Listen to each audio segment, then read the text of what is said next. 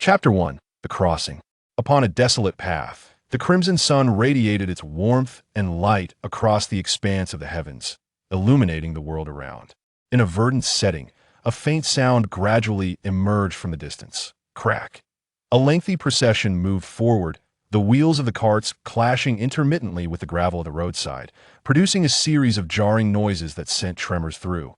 The vehicles at the forefront. The coachman, a middle-aged man with calloused hands, cautiously glanced back at the cart upon noticing its jolt caused by the stones, seemingly apprehensive about disturbing those behind him.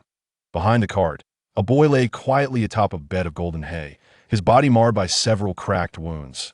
Although hastily bandaged, blood continued to seep from the injuries, staining the soft hay beneath him a deep red. As the cart jolted, the boy's wounds were agitated, transforming his previously tranquil expression into one of agony, as if he were engulfed by intense suffering. "What's wrong?" A low neigh from the horses accompanied the deep voice of a burly man at a knight escorting the convoy. Noticing the cart had come to a halt, approached the coachman on horseback to inquire. "Sir, it seems the cart's axle is damaged and will require some time for repairs," the coachman replied, his face marked by concern as he regarded the knight. Upon hearing this, the knight furrowed his brow, exclaiming, "What a nuisance!" that moment. It was midday. The knight looked up at the sky, feeling the scorching heat and hearing the weary breaths of those around him, ultimately commanding the convoy to pause for a respite in a shaded area while they took their meal. With the order given, the warriors accompanying the group displayed expressions of excitement, some eager to find a place to rest momentarily. Yet, despite their eagerness, their vigilance remained unwavering. After halting, several knights were dispatched to scout the vicinity to eliminate any potential hazards or traps. However, following the earlier collision, those aboard the cart began to rouse from their slumber. Stimulated by the sensations of pain throughout his body, Chun Ming gradually opened his eyes. Fatigue, pain, discomfort. As his consciousness sharpened, the anguish and weariness coursed through Chun Ming's mind, jolting his awareness and causing him to draw a sharp breath. "Where am I?" Feeling the fatigue and pain enveloping him, alongside the searing sensations emanating from various wounds, a sense of confusion arose within Chun Ming. Subsequently, a torrent of memories flooded his mind, completely overwhelming his current thoughts. These were the memories of a 13-year-old boy named Adir. In his recollections, Adir was born into an ordinary baronial family, the sole heir of a feudal baron with a domain. Exhibiting remarkable knightly aptitude from a young age, he had been sent 2 or 3 years prior to his father's kin, the Earl of Polia's castle, for training in this region. Count Polia stands as the unequivocal sovereign as a member of the Count's lineage. Adir's father naturally sought to align closely with him, thus sending Adir, the designated heir, to the Count's castle at an early age. This was done to ensure that he received superior training and education, while simultaneously expressing loyalty. I recalled this. The fatigue that had lingered in my mind gradually dissipated, replaced by a refreshing coolness that emerged after a fervent heat, awakening Chun Ming's tormented spirit. Indeed, I have traversed into another realm. Something viscous clung to his face. Adir wiped it forcefully, only to discover it was dry, congealed blood trickling down from his right ear to his chin, causing him considerable discomfort. Not only on his face, but his chest, left arm, and right thigh bore several deep wounds, radiating intense pain. Blood covered his body, with no opportunity for cleansing. This realization startled him, and he instinctively attempted to rise, only to find himself utterly devoid of strength. He could only prop himself up with his relatively intact right hand against the edge of the cart, managing to sit up with great effort. Damn it! What is this world coming to, that even 13-year-olds must battle on the front lines against those monstrous orcs, who appear far beyond the capabilities of ordinary men? Leaning against the cart's edge, Chun Ming struggled to lift himself, overwhelmed by the relentless waves of pain and fatigue, feeling powerless as he pondered.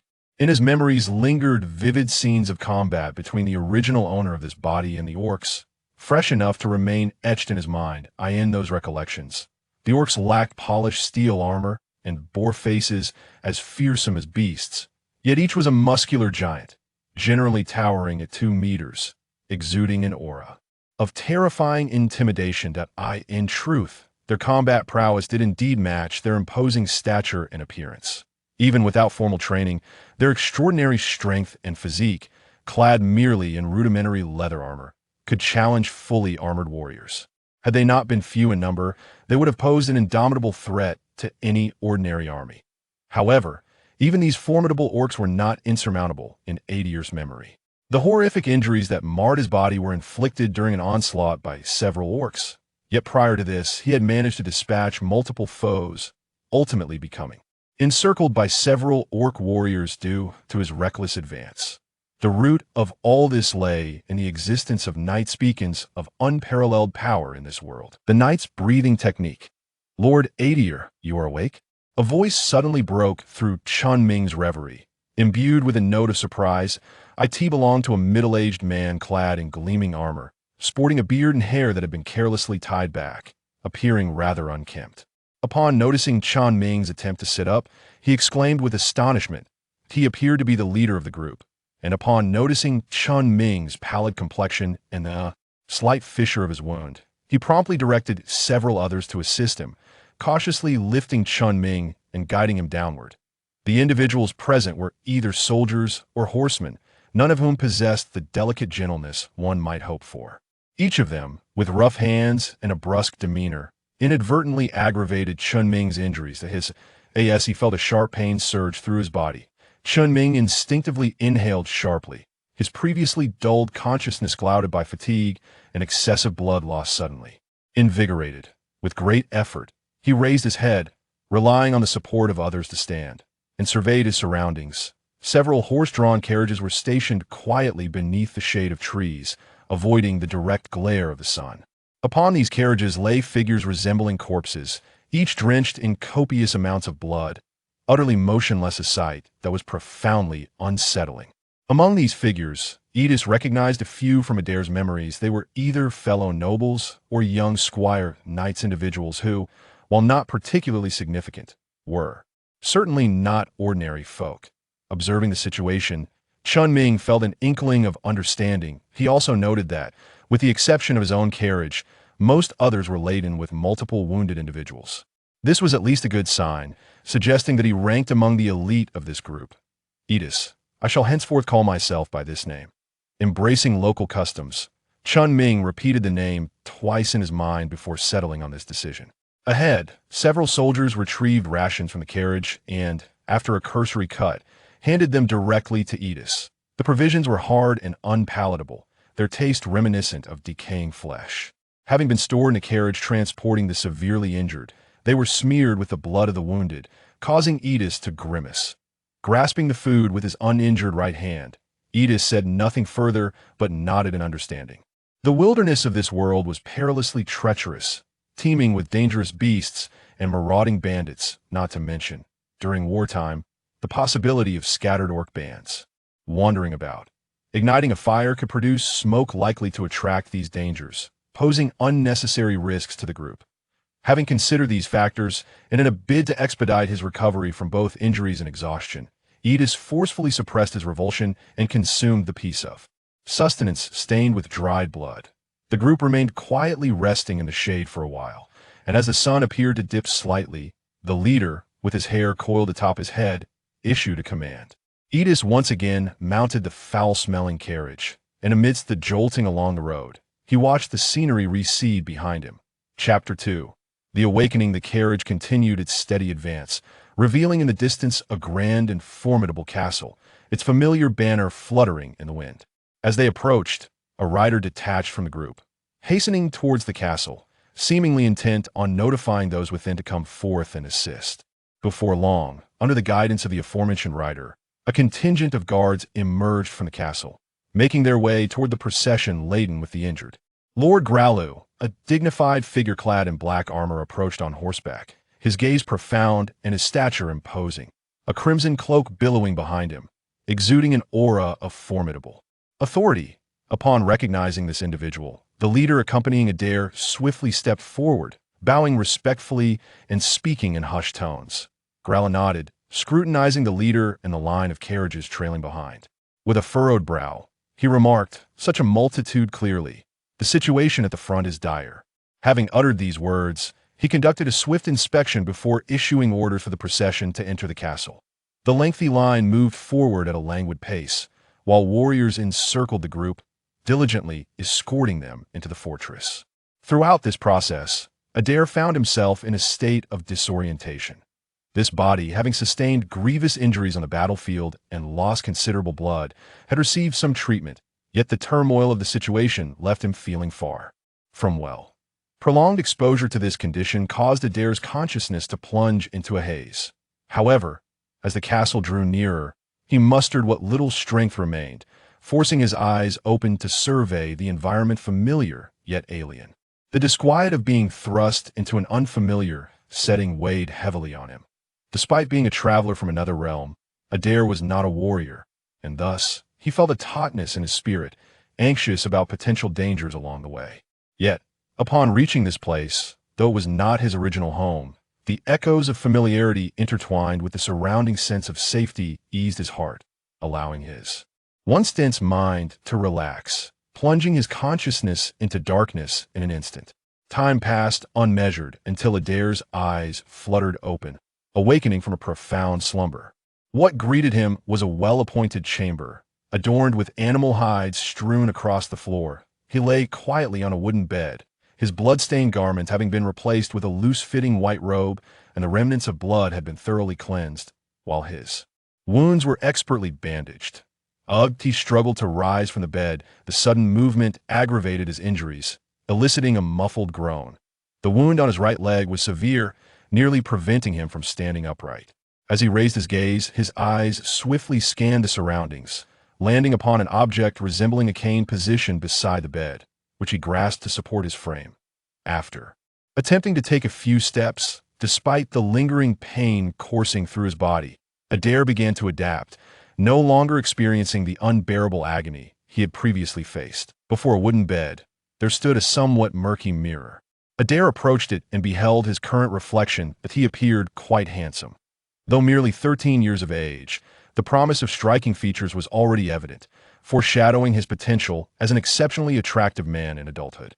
Draped in a flowing white robe, with bandages wrapped around the wounds on his left hand and thigh, his silvery hair cascaded freely, imparting a unique allure. What caught Adir's attention most, however, were his somewhat pointed ears, which left him momentarily bewildered. Bang! Bang!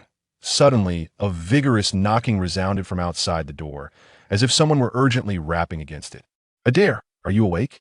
A voice filled with surprise and delight called out from beyond the door as it swung open to reveal a young man standing there with a cane in hand. Clad in a red robe, he appeared to be around 16 or 17 years old, with his right hand resting against the door and his left clutching a large silver bowl, from which steam was rising.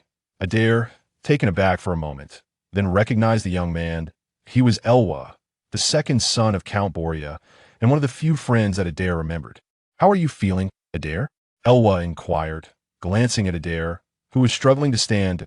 "I feel quite well," Adir replied, taking a deep breath as he leaned heavily on the cane for support, a gentle smile gracing his face. "What is it?" Adir asked, his curiosity piqued as he observed Elwa's expression. "News has just come from the front lines. Point 2 Baron's leading troops to reinforce have been ambushed by orcs in the wild, and all the soldiers, along with the 2 barons, have perished. The forces at the front are severely diminished, and there are no signs of the war concluding any time soon. It seems it will persist for a considerable duration." As Elwa stepped forward, he placed the steaming silver bowl on the table while swiftly explaining the situation to Adir. "Now, stop standing there and come see the delightful treasure I have brought for you." Before Adir could fully process the news, Elwa spoke with an air of mystery, gesturing toward the silver bowl on the table. Adir, intrigued, instinctively followed Elwa's gaze to the bowl. Within the silver vessel lay a clear broth, its purity unmarred by any cloudiness. Swimming within the liquid were 3 small silver fish that appeared to be alive. Puffs of steam billowed from the bowl, carrying an intensely rich aroma of meat that made Adir's throat involuntarily constrict, prompting him to swallow. "This is Silverbank's 1,000 fish, renowned for its healing properties. I happen to procure these 3. They should aid in your recovery," Elwes said, patting Adir on the shoulder with a smile that hinted a sense of pride. "Thank you," Adir expressed his gratitude, adhering to his customary memories. The other party nodded and replied, "I have some matters to attend to, so I must take my leave. Adir, you may rest here." With a brief farewell, he hurriedly departed. Once the other party had left, Adir slowly made his way to the door, shutting it firmly behind him before approaching the wooden table. In the silver bowl, 3 small silver fish appeared to be alive, frolicking in the broth, playfully chasing one another in the sizable bowl, creating a rather surreal scene. The broth, shimmering silver in hue, exuded a rich aroma of meat, yet it bore the clarity of pure, pristine water.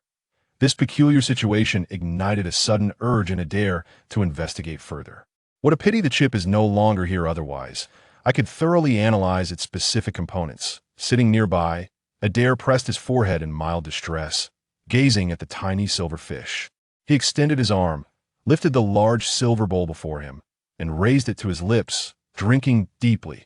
The taste of the pure silver broth was exquisitely sweet, imbued with a delightful meatiness that compelled Adir to consume it all in one go.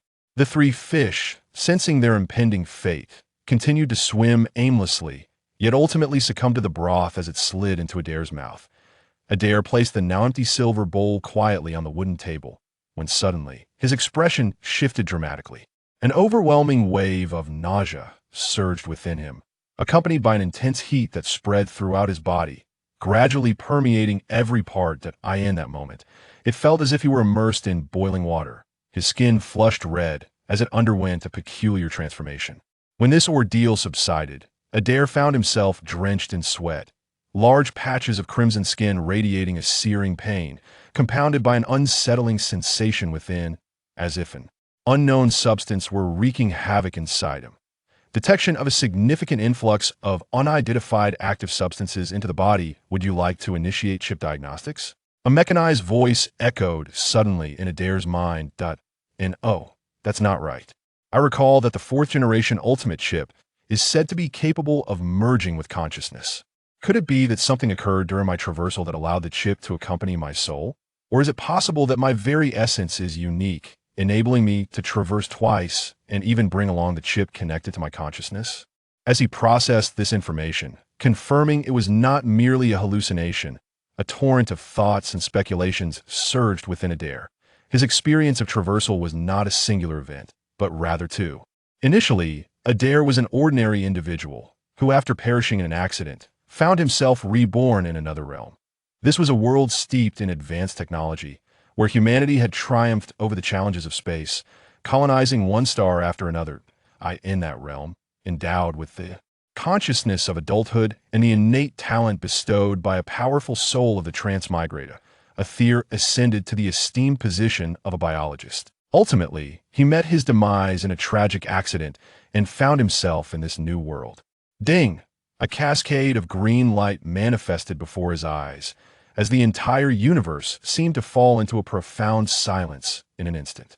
Everything, whether material or auditory, was meticulously dissected into an array of information within Adir's perception. Ding! Chip reboot completed, commencing internal condition assessment. Chapter 3. The Knight's Breathing Technique. Ding! The chip reboot is complete. Internal conditions are being assessed. As though his blood had congealed, his body momentarily stiffened. But it quickly returned to its normal state. Adir was not surprised. This was a standard reaction upon activating the chip. Having undergone the implantation process several times in his previous life, he was quite familiar with it.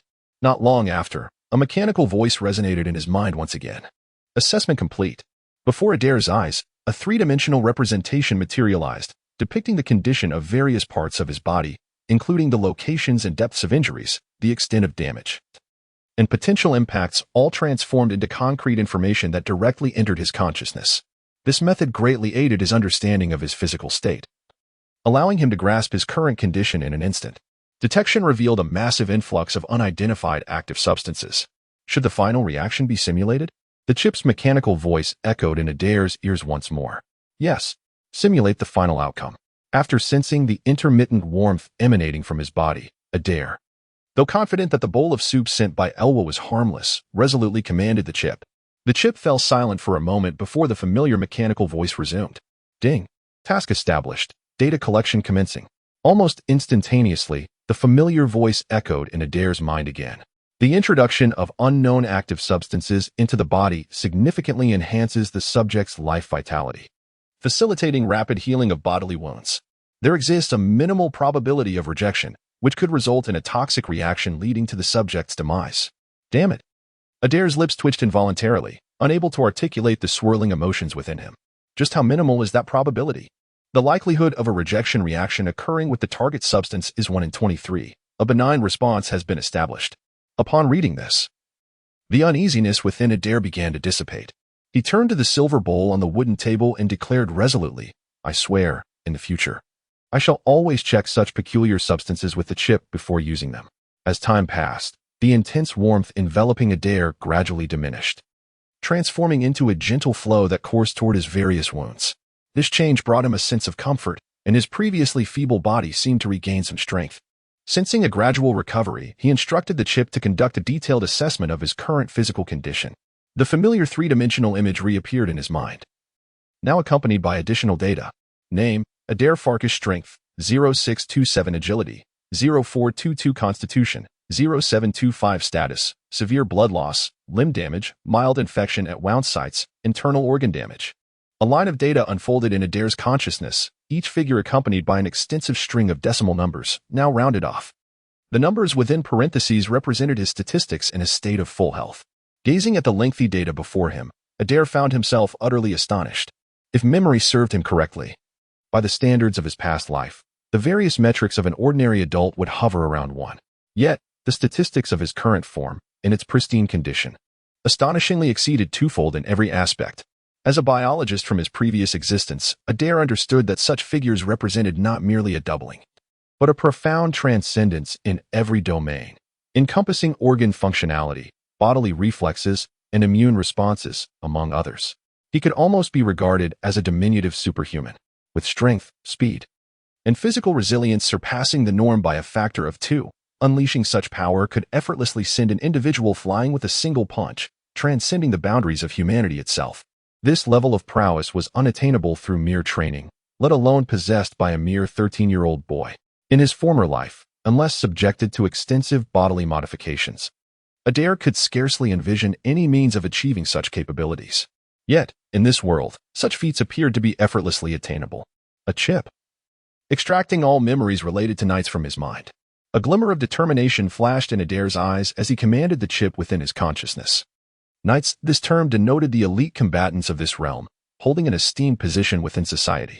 According to Adir's recollections, the knights of this world wielded formidable power. A fully fledged knight could single-handedly confront dozens of warriors, serving as a terrifying instrument of destruction. However, it seemed not everyone in this world was deemed worthy of becoming a knight. One must possess the potential to awaken the life seed to qualify for the knightly breathing techniques, thereby attaining the status of a knight-level combatant. Those devoid of such potential could not master the knightly breathing methods. Even if they attempted to do so, their efforts would be futile, relegating them to a life of mediocrity in a perilous world. A sense of relief washed over Adir, for his current body possessed the requisite qualifications, and it appeared he bore considerable talent, renowned in the vicinity as a prodigy capable of taking lives on the battlefield at the tender age of 13. It was only logical. Had he not been a genius, Count Polier would scarcely have permitted his second son to forge a friendship with Adir. The standing of knight-level warriors in this world seemed exceptionally elevated. Even those of humble origins could attain a knightly title and at least one estate as their domain, provided they were willing to ally themselves. Contemplating this, Adir's gaze gradually brightened. Despite having traversed realms once, the previous 2 worlds had been relatively tranquil. While life had not always been gratifying, there had been no significant threats to his existence. In stark contrast to this world, which had thrust him directly from the battlefield into chaos, arriving in such a tumultuous and hazardous environment, compounded by his grievous injuries, Adir had often grappled with a sense of insecurity. Yet, should he attain knighthood, he would possess the means to survive and perhaps flourish in this realm. As these thoughts coursed through his mind, a torrent of information surged into his consciousness, momentarily halting his reflections. Having perused these memories, Adir stood in place, his brow furrowing in contemplation. The knight's breathing technique necessitated a regimen of intensive training for mastery, and it appeared that such a pursuit was unattainable in the near future. The chip assessed the time required for his body's recovery. 97 days? Adir's brow furrowed once more. Was there no expedient method for his body to heal swiftly? He pondered aloud. Names of various herbs flashed in the chip's analysis: Naya grass, seven-flower blossom, dark nareroot. A plethora of both legitimate herbs and common mountain flora, all of which might prove beneficial to him. Sensing the influx of information in his mind, Adir hesitated not. Grasping his cane firmly in his right hand, and, albeit with a slight limp, he began to support his body as he ventured outside. Upon opening the door to his room, a rush of fresh air invigorated him, stirring his senses. In Adir's recollection, there existed a quaint garden nearby, where various flowers and plants were cultivated for admiration, likely containing some materials of use to him. The area appeared sparsely populated. He ambled forward slowly, encountering few individuals along the way, only a handful of servants passing by occasionally. He paid them no heed, continuing onward until a sound from the side captured his attention. Unbeknownst to him, he had arrived at an expansive training ground, typically utilized by knight apprentices akin to himself. The training area was vast, equipped with an array of weapons and apparatus for practice, with several servants respectfully standing by, ready to assist the apprentices at a moment's notice, typically devoid of many participants. The spacious training ground hosted merely 4 or 5 individuals engaged in practice. Adir's gaze swept across them, noting that they were all considerably older than he. The youngest among them perhaps 15 or 16 years of age, yet their level of training seemed inferior to his own. Chip, scan target data. Adir remained composed, refraining from greeting the others, choosing instead to observe quietly. Ding. Task initiated. The human body is a complete cycle composed of countless subsystems. Each component does not exist in isolation but rather interacts with others. By observing certain data points of another's physique and conducting a meticulous comparative analysis, one can infer aspects of their bodily condition. Chapter 4. Improvement. Unnamed individual, strength 17, agility 15, constitution 15, status, good. Unnamed individual, strength 18, agility 19, constitution 18. Status, good. Unnamed individual, strength 16, agility 18, constitution 2, status, good. In the training grounds ahead, several knight apprentices were fervently honing their skills, striving to enhance their capabilities. Although there was a vague comparison in memory, it paled in comparison to the stark clarity offered by data. Each of the apprentices before him was a warrior trained from a young age, the youngest among them being 2 or 3 years older than Adir, while the eldest was over a decade his senior. However, in terms of physical prowess, despite their superiority over ordinary individuals, they were vastly eclipsed by the 13-year-old Adir. This highlighted Adir's innate talent, firmly placing him at the pinnacle even among those endowed with knightly potential, undeniably deserving of the title of genius. Adir shifted his gaze to a corner of the training ground, where a young man of approximately 20 was engaged in practice. Clad in a black-fitted outfit and wielding a massive sword with wild abandon, his movements were precise, each action devoid of excess. As he swung the great sword with remarkable speed, generating a pressure that could be felt by Adir several meters away. Unnamed individual, strength 27, agility 24, constitution 23. Status, good. This individual's physical strength was the most formidable among the 5 opposite him, even before Adir sustained injuries, determining a victor would have required a confrontation. Ding.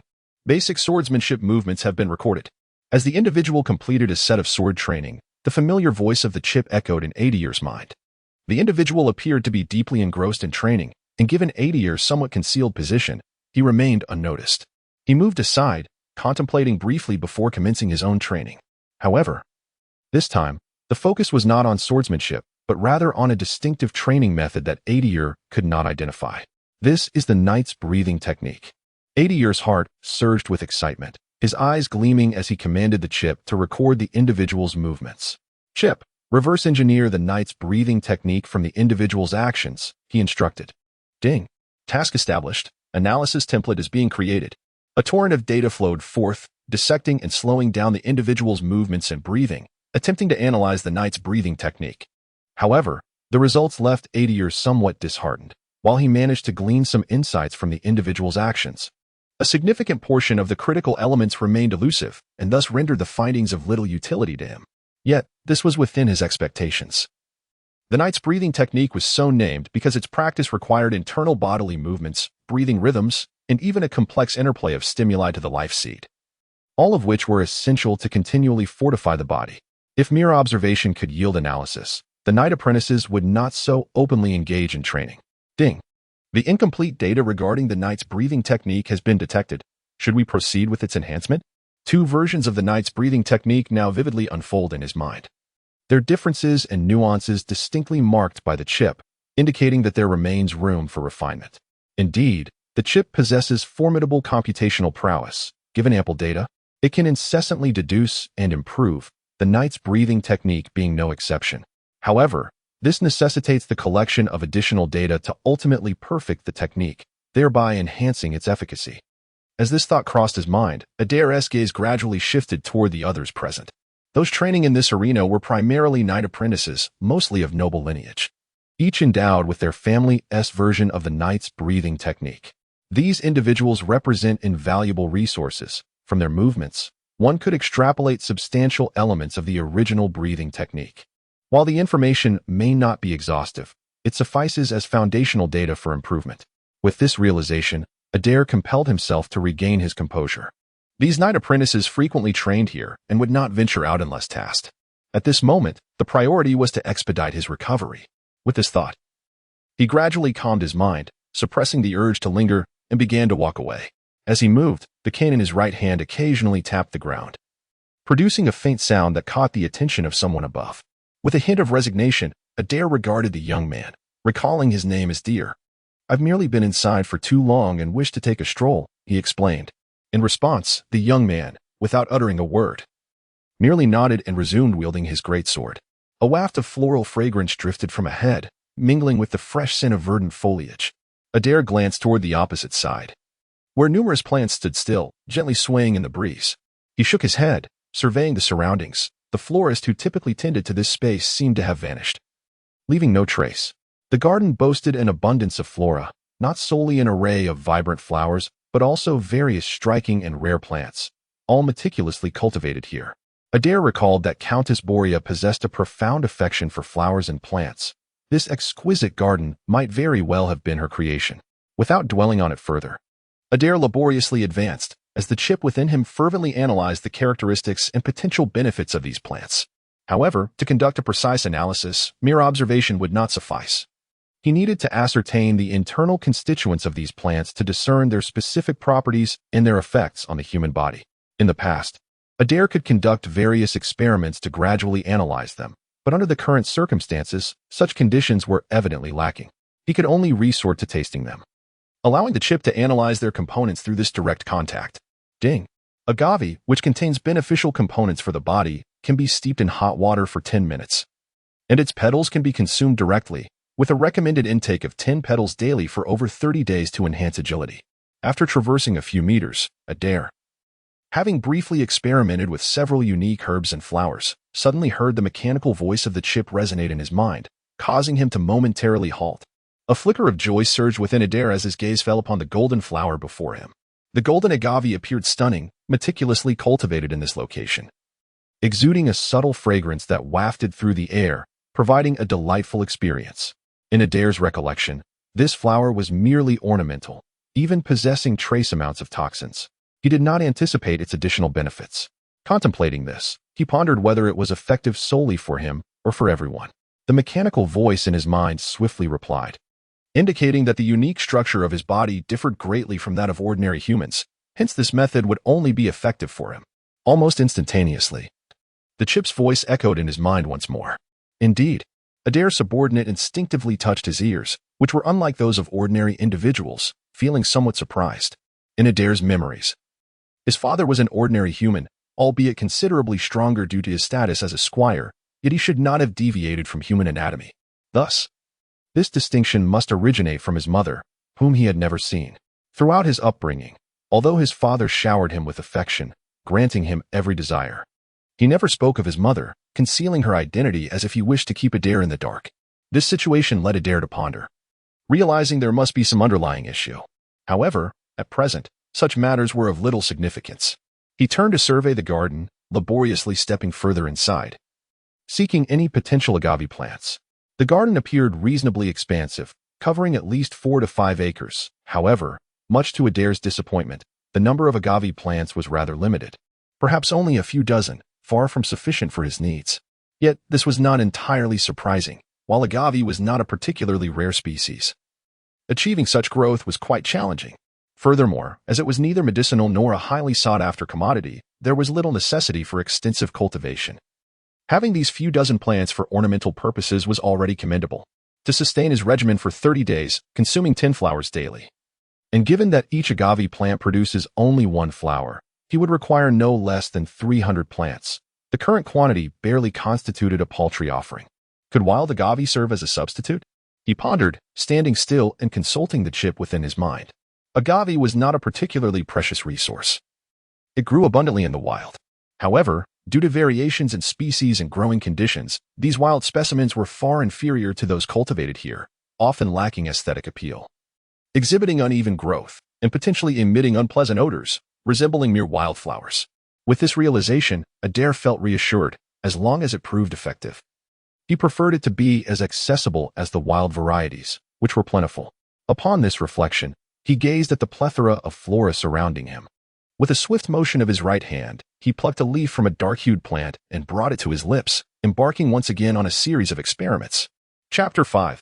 Restoration time seemed to stretch indefinitely as Adir found himself ensconced among a myriad of plants, appearing somewhat disheveled. His movements were peculiar. Despite the numerous wounds adorning his body, he occasionally bent down to pluck leaves or roots, chewing them with an odd expression. Fortunately, this secluded garden was typically devoid of visitors, alleviating his concerns about being observed in such a state. Though the garden was not excessively large, spanning 2 or 3 acres, it boasted a considerable variety of flora. Given his current limitations, attempting to sample every species was an impractical endeavor. I recall there are individuals who specialize in the procurement and care of these plants. I shall simply request that they send me a selection, Adir mused, surveying his surroundings with a hint of resignation. Fortunately, the specimens he had gathered thus far sufficed. This was the fruit of his labor. As a scion of nobility and a squire, Adir's training encompassed more than mere combat. He had also dabbled in the realm of herbal remedies and various concoctions, albeit not in depth, possessing at least a rudimentary understanding. Armed with this knowledge, coupled with the analytical capabilities of his chip, he effortlessly discerned the properties and components of the plants before him, arriving at a usable potion formulation. Ding! By utilizing primary ingredients such as the roots of the ney and the leaves of the madwa, and through a series of specific procedures, a complete potion could be created. Its anticipated effects included accelerating wound healing and expelling certain toxins. He decided to name it the healing elixir. With a sense of determination, Adir designated the potion's title, then turned to survey the garden once more, selecting sufficient materials from the myriad of plants. He wrapped them in a piece of cloth, awkwardly grasping it with his injured left hand. Supporting his weight with his right, he exhibited little desire to linger and promptly made his way outside. The servants and chefs in the kitchen were somewhat bewildered, yet they dared not question Adir's directives and swiftly vacated the premises, leaving him alone.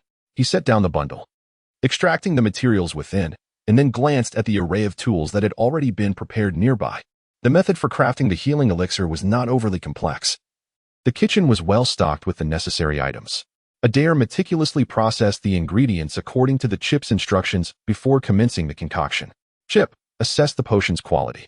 After a brief interval, Adir gazed at the bubbling, dark concoction before him and inquired of the chip. Ding!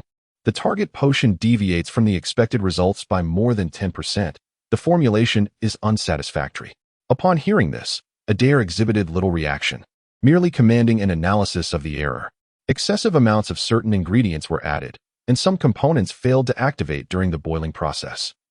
The mechanical voice echoed in his mind. After a moment of contemplation, Adir resumed his work, retrieving additional materials from the side to continue the formulation. Ding! Method of use. Ingest orally.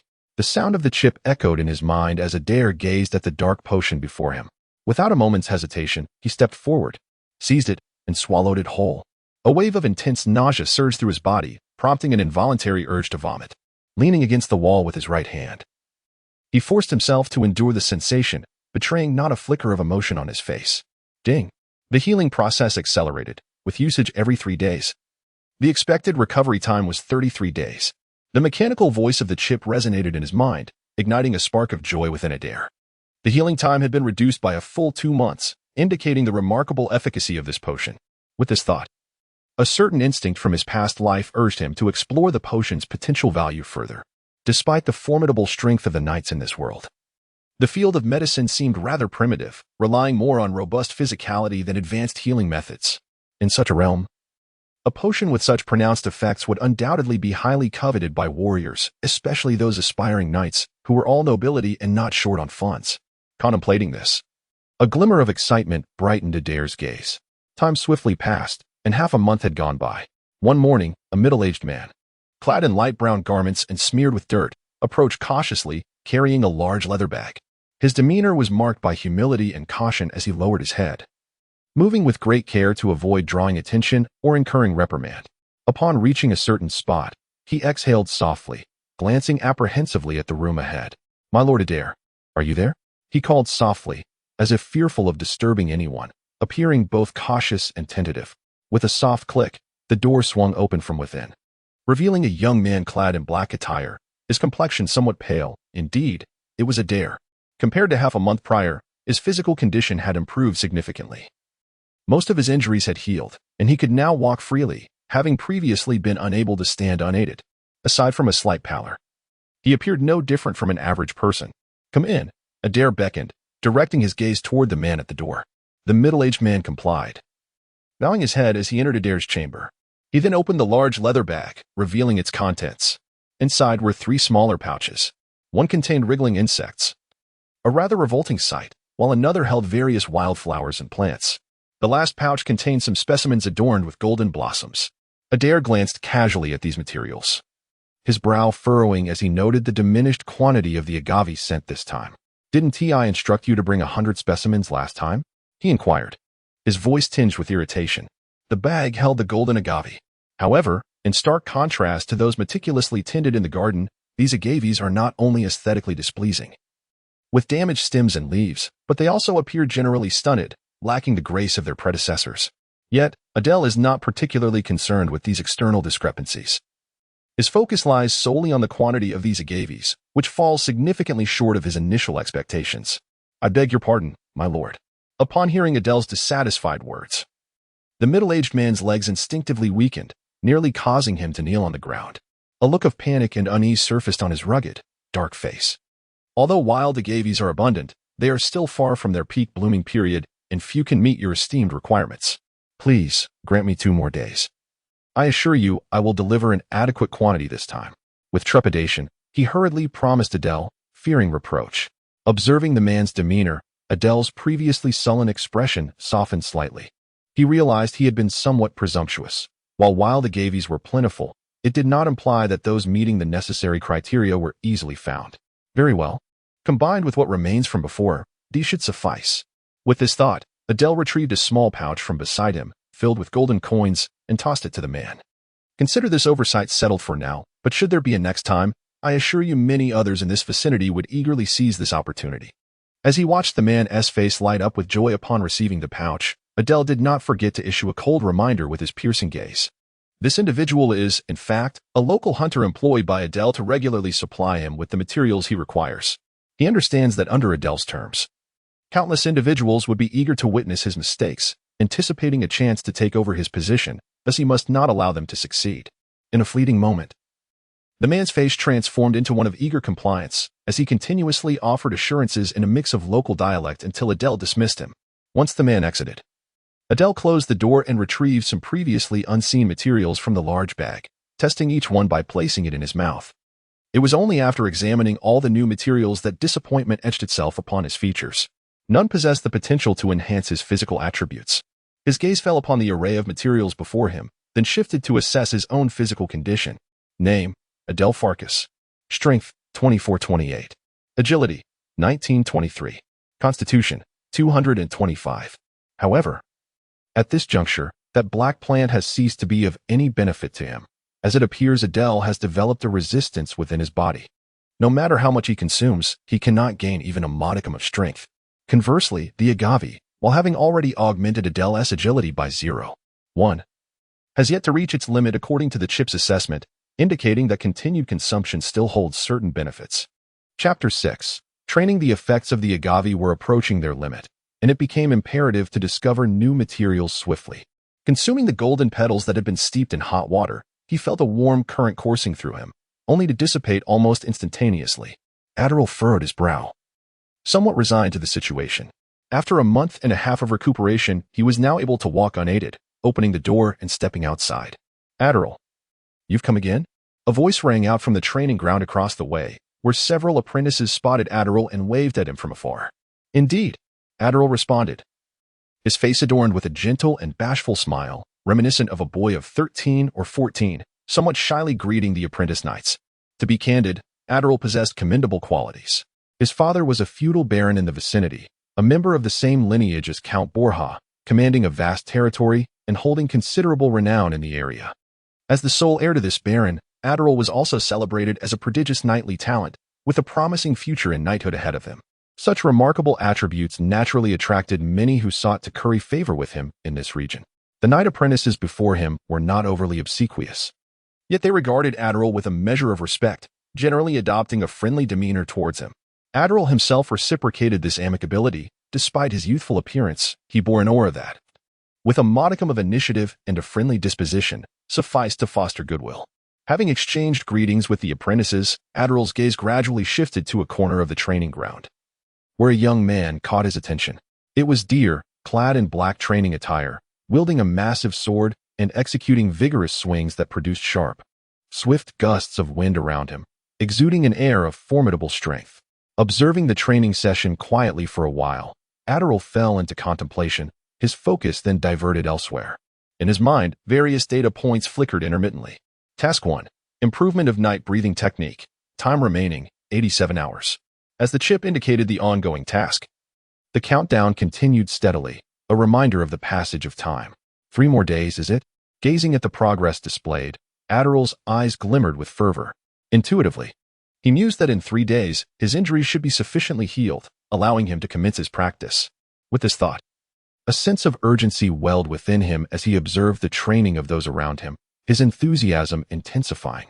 The current situation was becoming increasingly perilous. A series of troubling messages stirred Adir's unease, heightening his eagerness to regain his strength. He watched the apprentices train, forcing himself to quell his anxious feelings and regain his composure. Not yet. His body had not fully recuperated. Pushing himself too hard could lead to lasting injuries. A fleeting thought crossed his mind as he glanced at the others, exchanged greetings with acquaintances, and then departed without hesitation. 3 days later, in the early morning, Adir donned a loose-fitting black robe and stood in the expansive training ground, quietly observing the progress bar in his mind gradually diminish. Ding! The night breathing technique simulation has been completed. The mechanical voice of the chip resonated in his mind, sounding exceptionally comforting to Adir at that moment.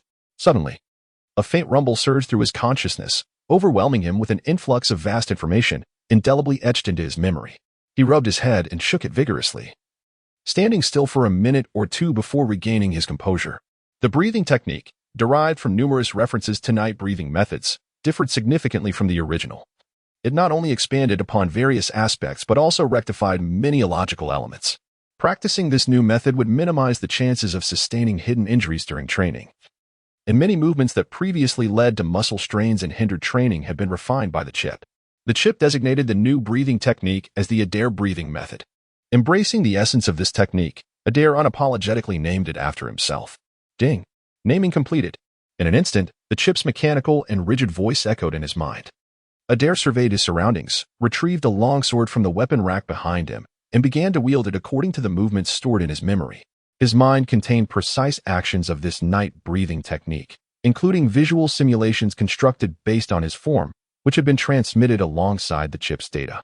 Armed with these mental images, even without someone guiding him step by step at the outset, Adir was capable of training independently. Ding! Incorrect arm movement. Deviating 3 centimeters upward from the accurate position, Adir swung the sword with his right hand, and the chip's voice promptly alerted him to his misstep. This was one of the advantages of having a chip, unlike others who required the patient guidance of experienced mentors to avoid developing erroneous movements. Adir could instantly identify and rectify mistakes, vastly enhancing his efficiency. For a technique like the night breathing method, which necessitates the harmonious coordination of internal and external movements, even the most seasoned instructors cannot always catch every error in real time, inevitably leading to some oversights in the gradual formation of improper habits. However, Adir encountered none of these issues. After several sequences of movements and through continual prompts and trial and error facilitated by the chip, He ultimately succeeded in executing a complete set of actions accurately. He was drenched in sweat, his handsome face glistening as droplets cascaded down. The Adir breathing method had been mastered. Completing it 100 times would enhance his strength by 0.1, agility by 0.2, and constitution by 0.2. In his mind, the chip's notification resounded. Such a significant enhancement? Adir was taken aback. Previously, the night breathing technique had been simulated by Adir using a chip, resulting in the conclusion that it would take over 1,000 repetitions to enhance his agility and marginally improve other attributes, a stark contrast to the current efficacy. He pondered that at such a pace, he might soon ascend to knightly status.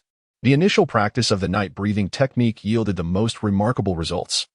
But as his body gradually adapted and his muscles strengthened, the effects began to wane.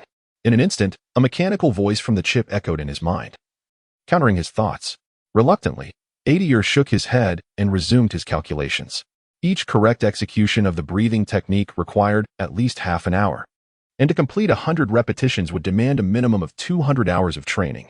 In that fleeting moment, he calculated this figure and, with a jolt of determination, grasped the sword beside him, recommencing his training. Time slipped away as he trained relentlessly, guided by the chip's continuous prompts, which led to a reduction in his errors and an increase in his training speed. When the sun ascended in the sky, a robust young man clad in a black robe approached the training ground, preparing for his own regimen.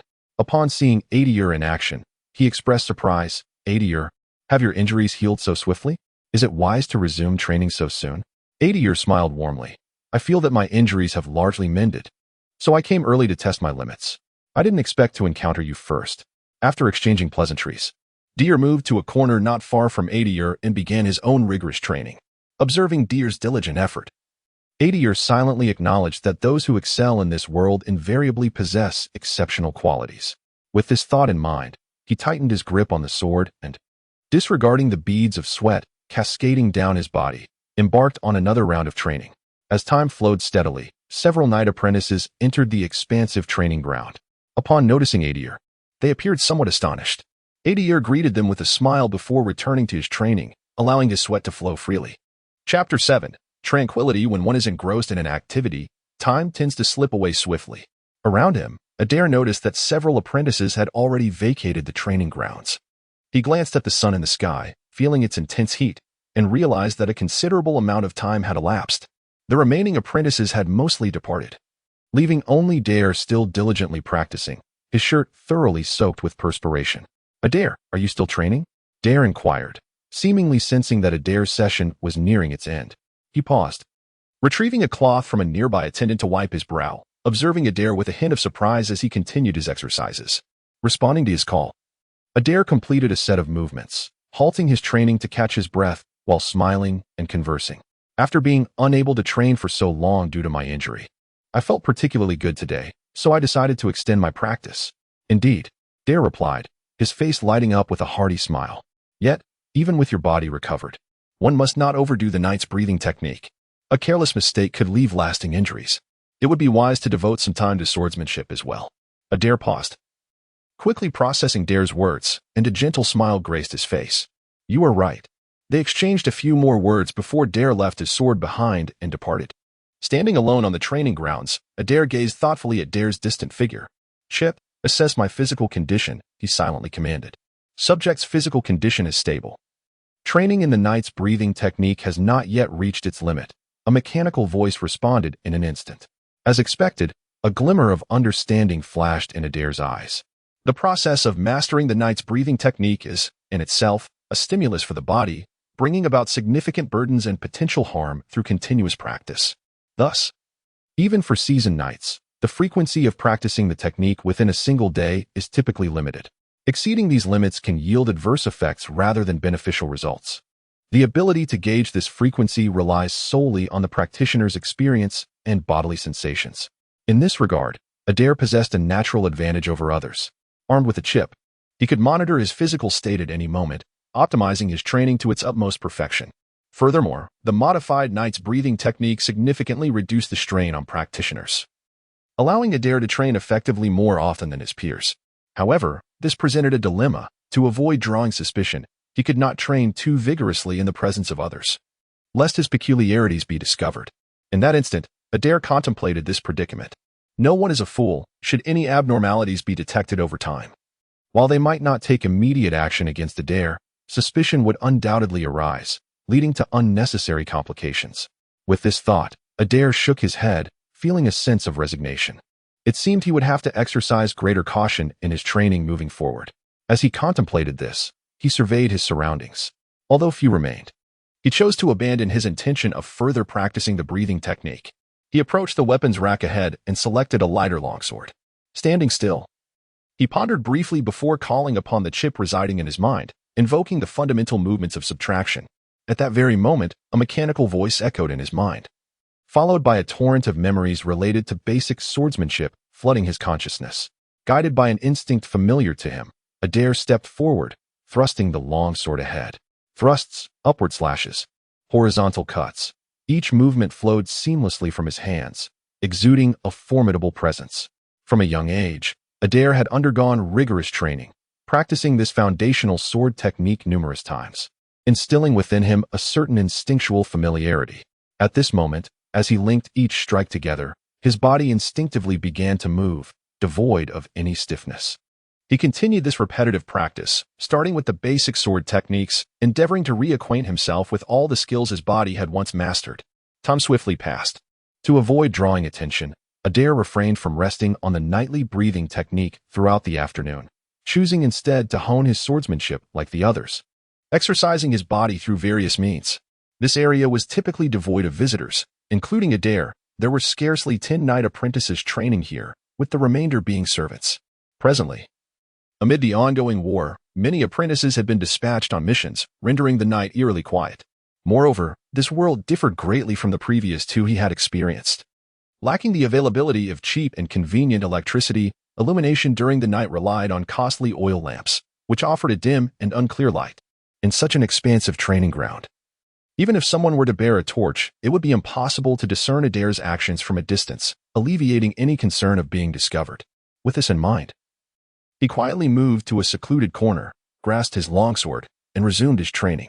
Perhaps it was due to the lineage of this body, but Adir found his vision remarkably sharp. Even in the darkness, he could clearly perceive his surroundings. Coupled with the presence of the chip, training in the night posed no challenge.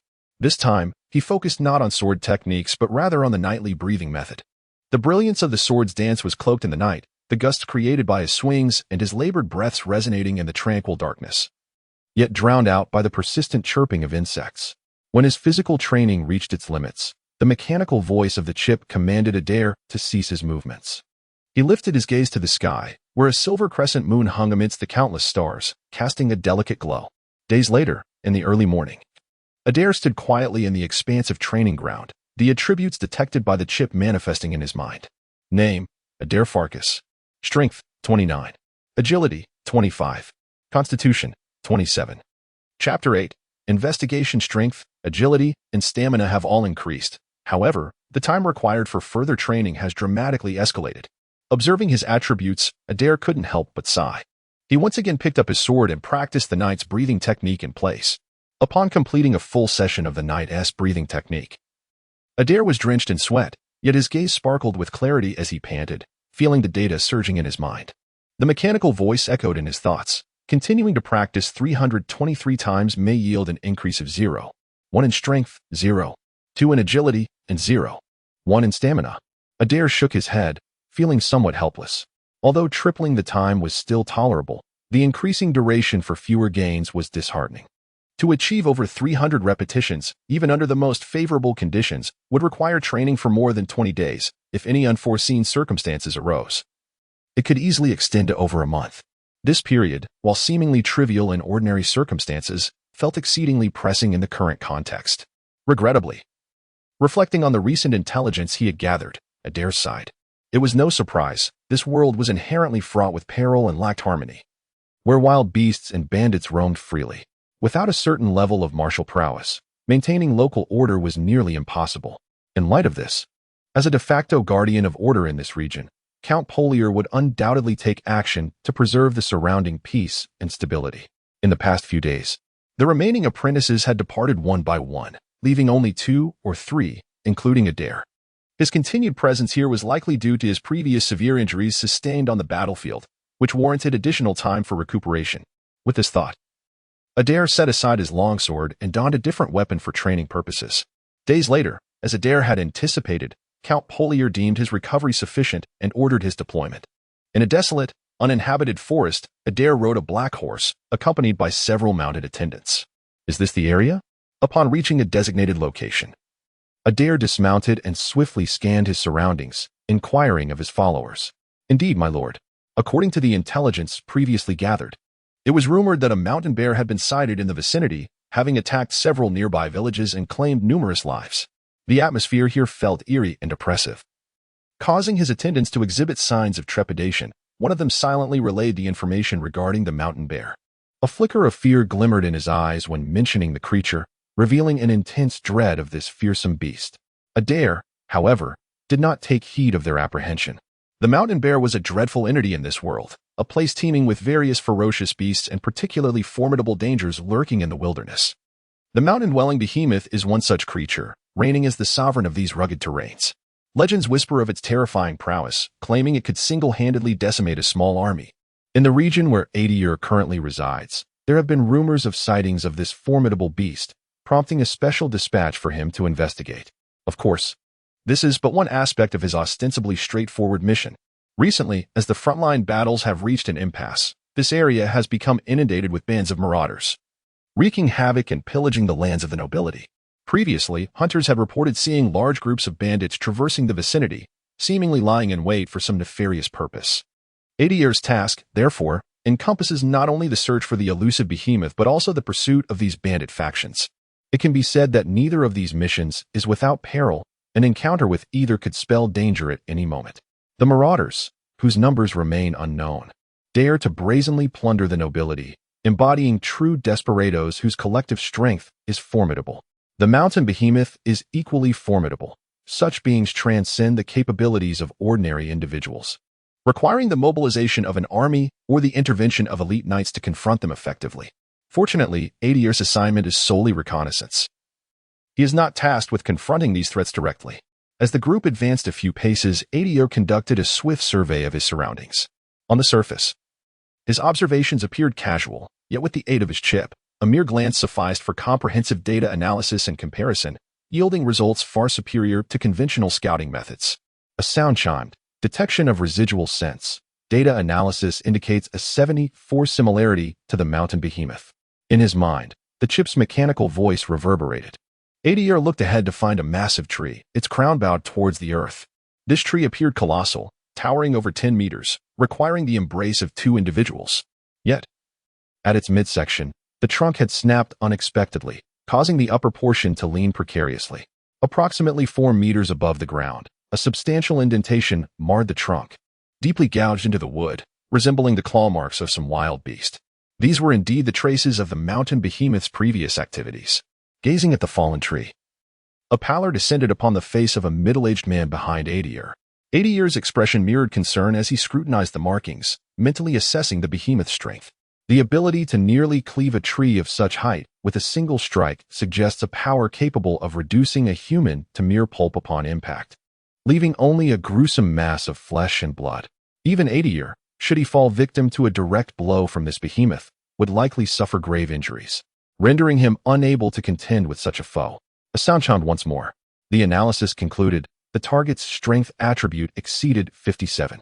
In his mind, the voice of the chip echoed simultaneously. A strength of at least 57 was undeniably a terrifying figure, an ordinary individual, unless they were a knight or an exceptionally strong knight apprentice, would likely succumb to a fatal blow from such power. A pallor swept across Adir's face. For this level of strength surpassed his capacity to confront. Even among the ranks of knights, not everyone could withstand such force. He lifted his gaze, earnestly surveying his surroundings. As the chip within his mind scanned through his eyes, diligently gathering information to uncover any lurking dangers, the chip within his body continuously relayed the analyzed data back to his consciousness. Ahead, approximately 4 to 5 meters away, he discerned a green protrusion, cleverly camouflaged within the surrounding scenery, yet easily detected through the chip's comparative analysis. Adir refrained from advancing. Instead, he gently raised his arm, quietly aiming his crossbow at the target. Account for the wind's friction. Adjust the arm's trajectory 3 centimeters to the right. This was precisely why Adir opted to carry a crossbow. As a knight apprentice with years of training, his physical stability was commendable. Coupled with the chip's analytical capabilities to compute resistance, he need not worry about the accuracy of his aim. With a soft sound, the crossbow string quivered, and an arrow swiftly launched forth, striking a target 8 meters away. It was a slender green snake, approximately 1 meter long, its entire body, including its eyes, a vibrant green, rendering it nearly indistinguishable in the forest. It appeared to be venomous. However, at that moment, an arrow had pierced its head, rendering it motionless. This was a green-eyed snake, known for its potent venom, capable of killing even a lion within an hour of a bite. Behind Adir, a hunter serving as a guide recognized the species and, with a tinge of fear, explained its nature to Adir. Nodding, Adir retrieved his arrow and grasped the snake's body. In an instant, as if jolted by electricity, the previously motionless snake suddenly writhed, opening its mouth to strike at Adir. The accompanying follower gasped in alarm, ready to intervene. An arrow, tainted with the snake's green blood, plunged down with terrifying force, severing the snake's head in an instant, which fell to the ground. Adir's expression remained unperturbed as he calmly dissected the snake's body, revealing a solid green mass within. Chapter 9. The unusual in the serene silence of the mountainous forest. Adir stood still, clutching a green solid in his right hand. This verdant substance, extracted from the body of a green-eyed serpent, resembled a stone, still smeared with the serpent's green blood, presenting a rather repugnant sight. Contemplating the green serpent stone, Adir took a moment to clean off the blood, ensuring it was non-toxic before cautiously tasting a small piece. Ding! Effective substance detected. After consuming 100 pieces, bodily enhancement initiated.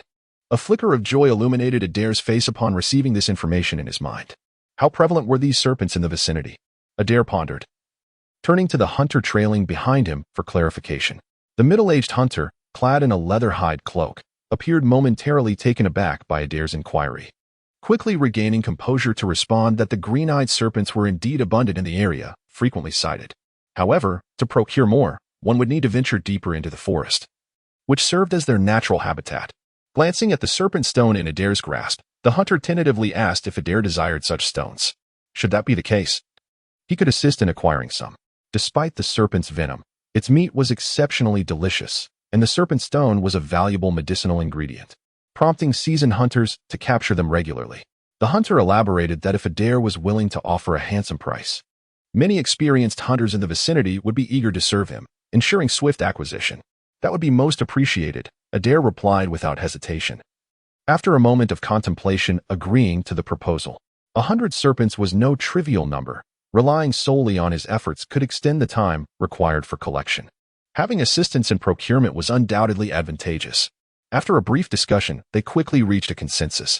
Adir offered a generous price of 1 gold coin per serpent, instructing the hunter to facilitate the acquisition. In these times, life for commoners was arduous. A single gold coin could sustain a family for a month with careful budgeting, an undeniably substantial sum for the hunters. As the heir to a barony, Adir received monthly remittances from servants to support his lifestyle, typically amounting to 100 or 200 gold coins. With the transaction settled, the hunter's face radiated delight, and subtle expressions of envy surfaced among the surrounding attendants. It was predictable that the hunter would earn a commission when trading with others. However, Adir paid little mind to this. Such dynamics were simply part of human nature. His sole interest lay in acquiring the desired materials, indifferent to the means employed in their procurement. Now that this area has been thoroughly examined, let us proceed to the next location, Adir declared, cautiously surveying his surroundings before addressing the others behind him. After an extensive search, aside from some traces of mountain bears, no other noteworthy discoveries had emerged. According to the analysis provided by the chip in his mind, the traces observed were predominantly from 1 or 2 weeks prior. Given the roaming nature of the mountain bear, it was likely that it had already ventured elsewhere. Gently caressing the sleek black stallion, Adil's gaze suddenly sharpened as the mechanical voice of the chip resonated within his mind. Ding! Unknown molecular presence detected, identified as an adult male human, quantity 3. Someone had recently been here. A shudder ran through Adil's mind.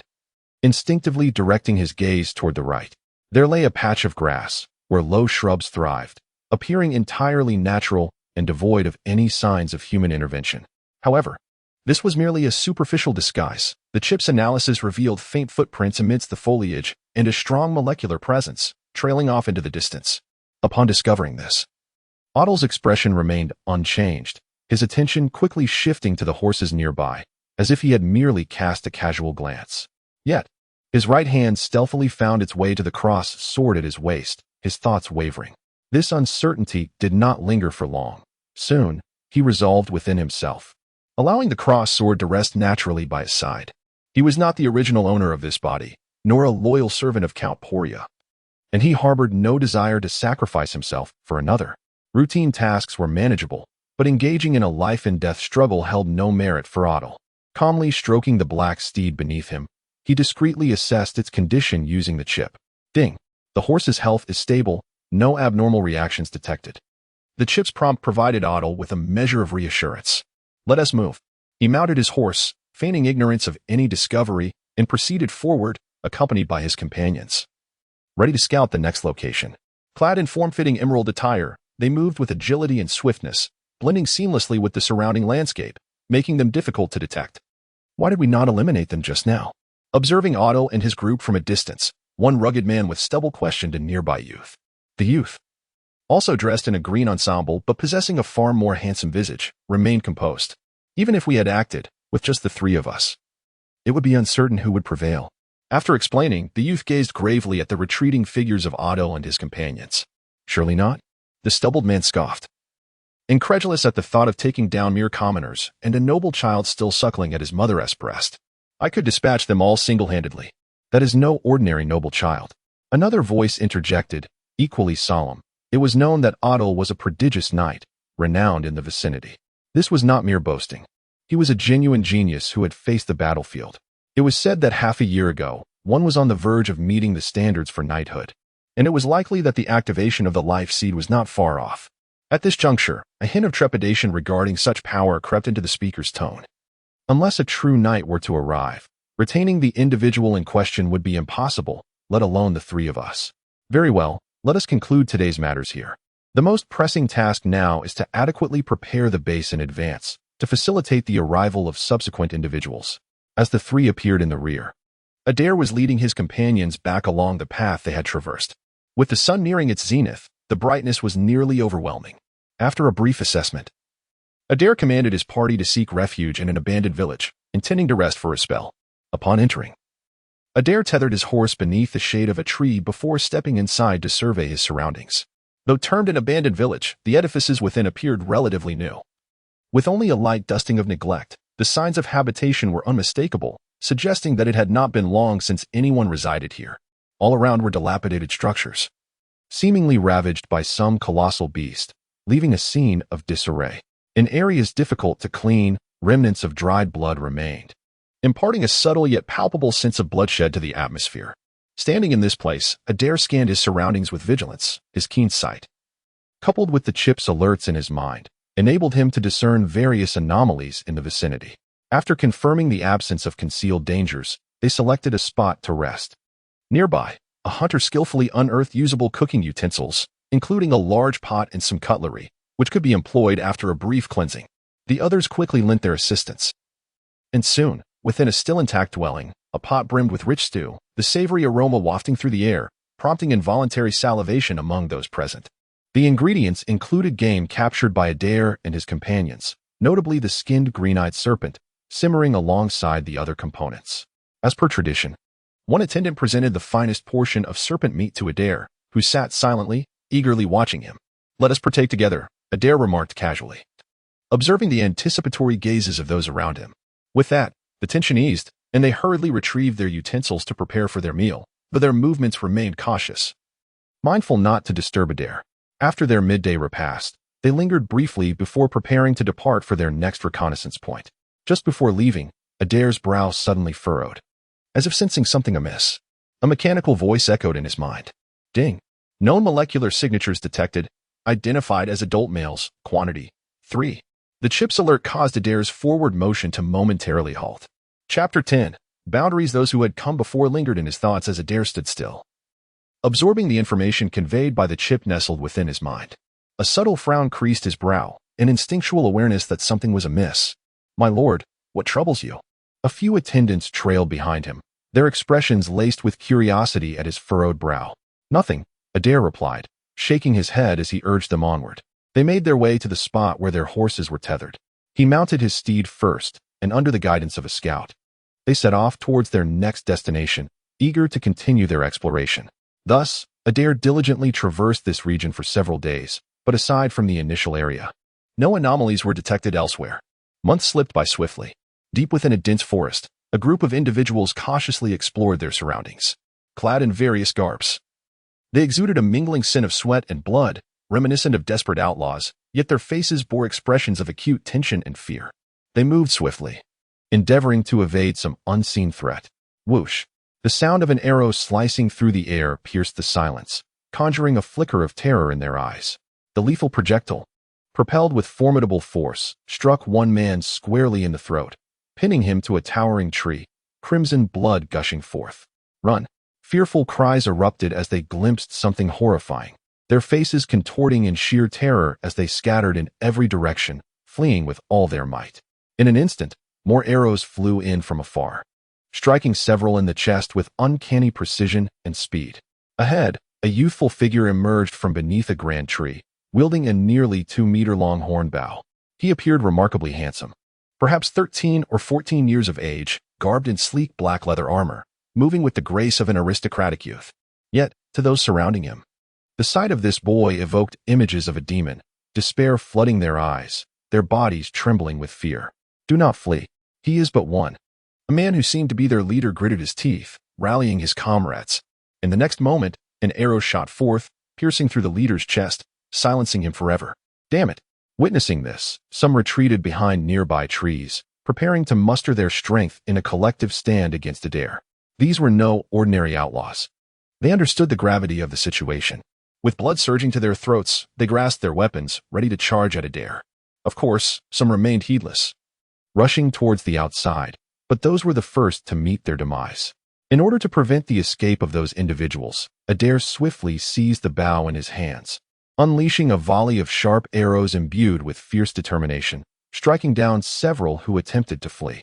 At that moment, the remaining individuals gathered, brandishing their weapons and charging at Adir with ferocious shouts. Setting aside his bow, Adir swiftly drew the crossed sword from his waist, slicing forward with brutal precision. A head fell from the air, leaving a headless corpse to tumble onto the ground. The skirmish concluded swiftly, with physical prowess nearly threefold that of an ordinary man. Adir's movements were imperceptible to his adversaries, who he dispatched with effortless ease. Extracting his sword from a lifeless body, Adir's expression remained unchanged as he advanced forward. Among the wounded, some were still clinging to life, writhing on the ground in their final throes. The most unfortunate was the first victim, impaled upon a large tree by Adir's arrow.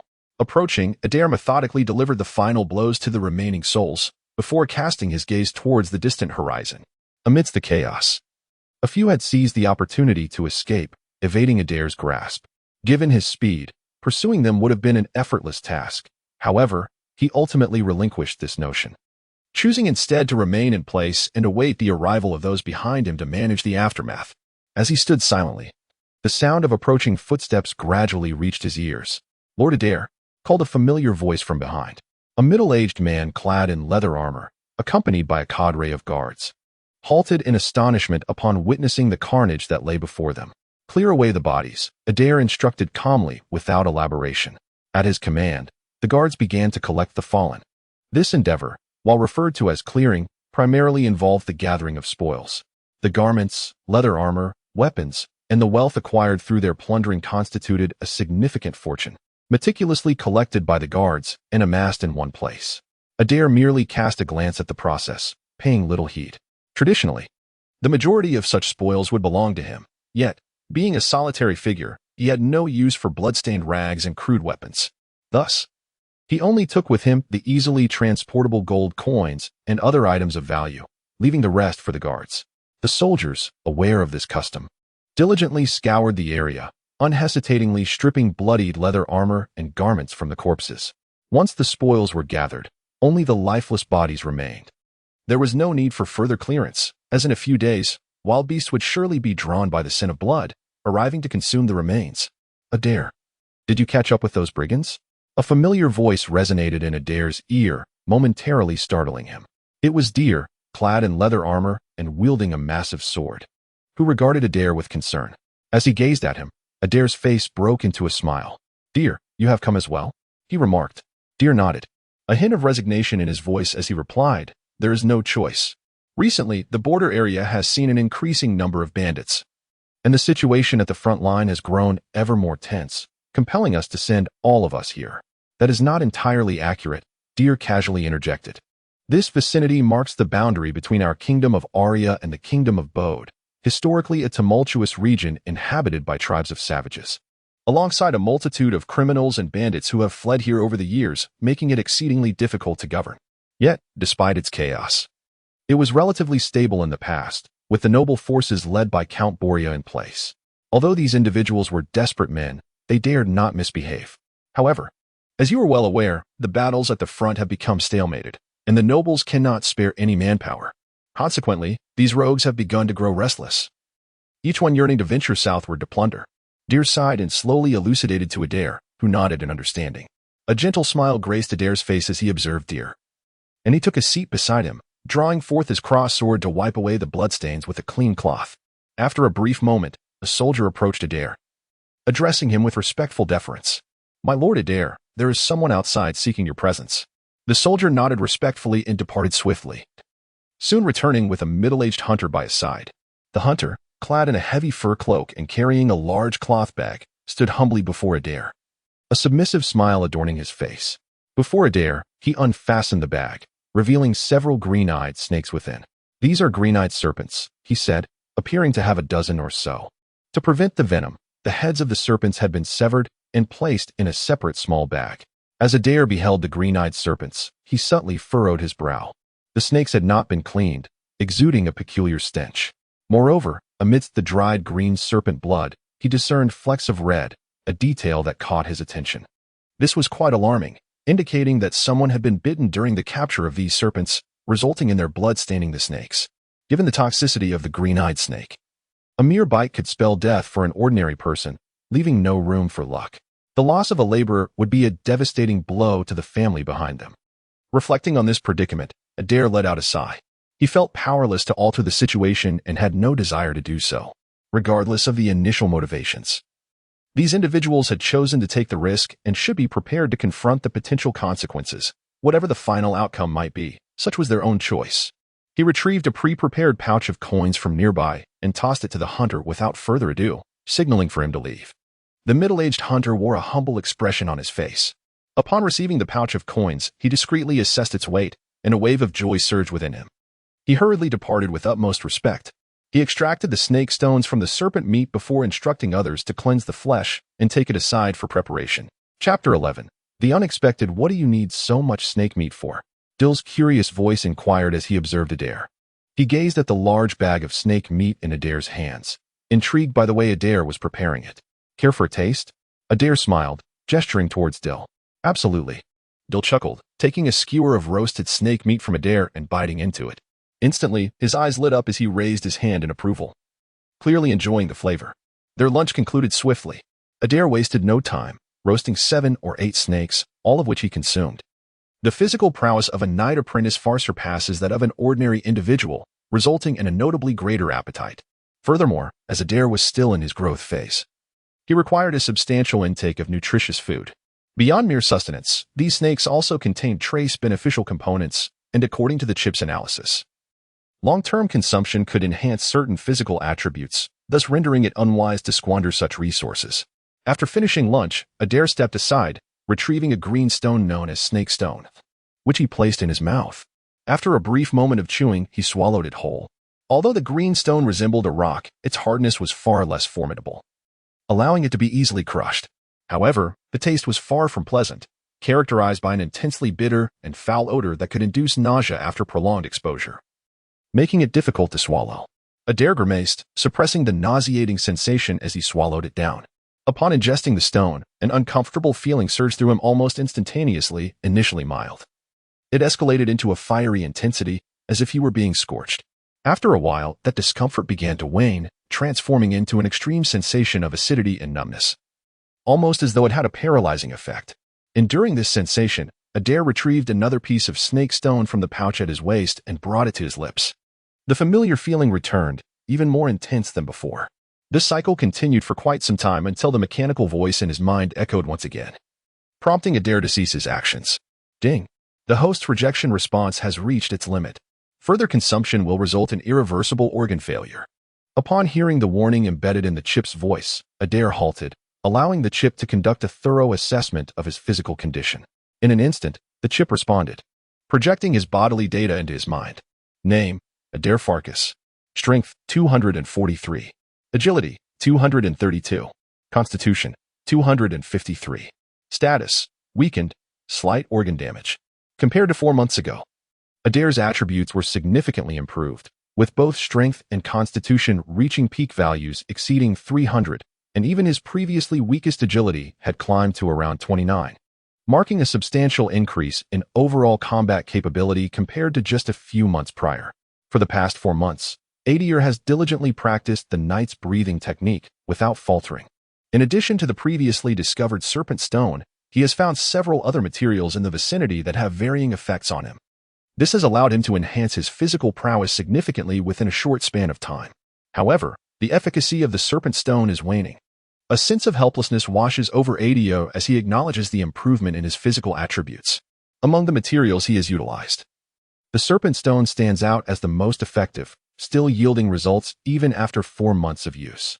Yet, with the enhancement of his physique, his body has developed a greater tolerance and adaptation to the serpent stone, leading to a diminishing effect that is nearly exhausted.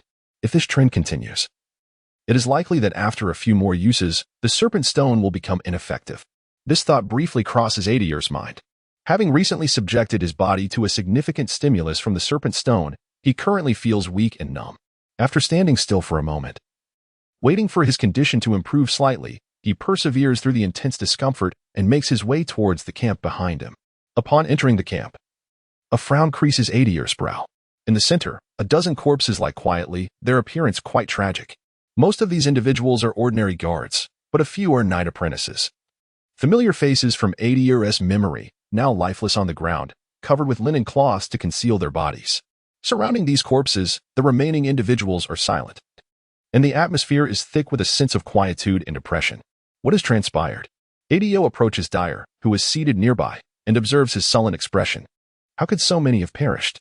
Dyer, momentarily taken aback by the sound, turns to see Adir, and his somber demeanor lessens slightly. There has been an incident ahead. Aladi and his group were ambushed, resulting in the loss of over 50 men, with only a few bodies recovered. As Dyer speaks, his expression darkens, and he gestures towards the corpses, visibly agitated. Upon hearing this news, Adir furrows his brow, maintaining a calm facade. Do we know who is responsible? He inquires. Not yet. But the signs at the scene suggest it bears the hallmark of Orcish tactics. It is possible that some orc stragglers from the front lines took the opportunity to ambush Aladi and his men, Dyer replies, shaking his head. Orcs? Adir instinctively murmurs to himself, then turns his gaze towards the corpses, despite the linen cloths covering them. Adir's keen eyesight and observational skills reveal the grim reality. The leather armor and garments that once adorned the bodies have been stripped away, taken as spoils of war. From the glimpses revealed of the individual corpses, it is evident that these remains are far from intact. Some of the heads are grotesquely mangled, suggesting they have been ravaged by wild beasts after death. The scavenging of these creatures has obliterated any marks that may have once been present on the bodies, leaving only faint traces to speculate upon their past. The only conclusion that Adir can draw is that these individuals likely perished 5 or 6 days prior, around the same time, and were likely dispatched by the same group. To uncover further information, one would have to engage in close proximity to the corpses, or even conduct an autopsy. As Adir pondered the possibility of dissection, his companion, Adir, glanced over, mistakenly believing him to be troubled, and spoke up. Adir, there is no need for concern. When our people first discovered these bodies, they already dispatched someone to Lord Borea's castle. I am confident that reinforcements will arrive shortly, so there is no reason to worry. With a conspiratorial tone, Adir lowered his voice, adding, additionally, I have just heard rumors that a true knight may be coming this time. A knight? Adir's interest piqued instinctively, and he turned to inquire, is there any concrete information? Which noble is leading the charge? It's still unclear, but among those remaining in the castle, there are only a few nobles left, Adir replied casually. Indeed. Adir nodded in agreement. The status of knights in this world is exceedingly high. They possess formidable strength and are scarce in number, even among Count Boreas' retinue. Their ranks are thin, as most have been dispatched to the front lines to battle the orcs. To Adir's knowledge, only 3 knights remain in the castle, one of whom is likely to lead the current expedition. With this thought, a glimmer of anticipation flickered in Adir's eyes. Since his arrival in this world nearly 6 months ago, although his physical prowess has significantly improved, he remains perplexed about how to activate the seed of life. Feeling a sense of power without purpose, the knight's breathing technique only outlines methods to stimulate life force and enhance physical capabilities. Lacking precise instructions on activating the seed of life, with only vague references available. In this context, Adir urgently seeks a genuine knight. Whether through direct inquiry or observation via a chip, he believes it could yield valuable insights. With this hope in mind, time passed swiftly. 7 days later, beyond the tranquil encampment, a long procession approached from the distance, arriving just as noon approached. This contingent numbered around 30 to 40 individuals, all clad in leather armor and wielding standardized weaponry, their formation remarkably more orderly than that of typical guards. However, the most striking figure was at the forefront of the procession. A middle-aged man clad in dark armor rode a magnificent white steed, his back adorned with a flowing red cape. Coupled with his resolute and commanding visage, framed by a mane of golden hair, he exuded an extraordinary aura. His expression was one of cold determination as he slightly nodded at the welcoming party within the camp, before proceeding forward with his soldiers in a measured stride. Only after their passage did the welcoming contingent dare to utter a sound. Chapter 12. The Limits of Life. To his astonishment, it was none other than Lord Fuller who had arrived. Observing the imposing figure of the middle-aged knight from a distance, a peculiar expression crept across Adir's face. Beside him, Atil mirrored this strange countenance. Indeed, this was quite unexpected. He gazed at the stern visage of the knight, his own expression revealing a semblance of bewilderment. This knight, as Atil recalled, served as the commander of the elite guard within the castle of Count Borea, tasked with the critical role of safeguarding the stronghold. Despite the current fierce battles raging at the front lines, this knight had never been reassigned. Furthermore, among the numerous knights under the Count's command, he belonged to the echelon of the most formidable. It was said that in the earlier conflicts against the Kingdom of Bode, he had personally vanquished 3 formidable enemy knights, earning him the Count's esteem and the honor of protecting his castle. With the tragic loss of his only child, it was no wonder that this knight wore a grim expression, even taking the drastic step of leaving the castle to lead a contingent to this site. This development promised to stir the atmosphere considerably. Contemplating this, Atil sighed inwardly. In such a tumultuous situation, the arrival of a top-tier knight left one pondering how the unfolding events would ultimately transpire. Shaking his head, Atil turned his gaze towards the knight's receding figure and, alongside Adir, made his way into the camp.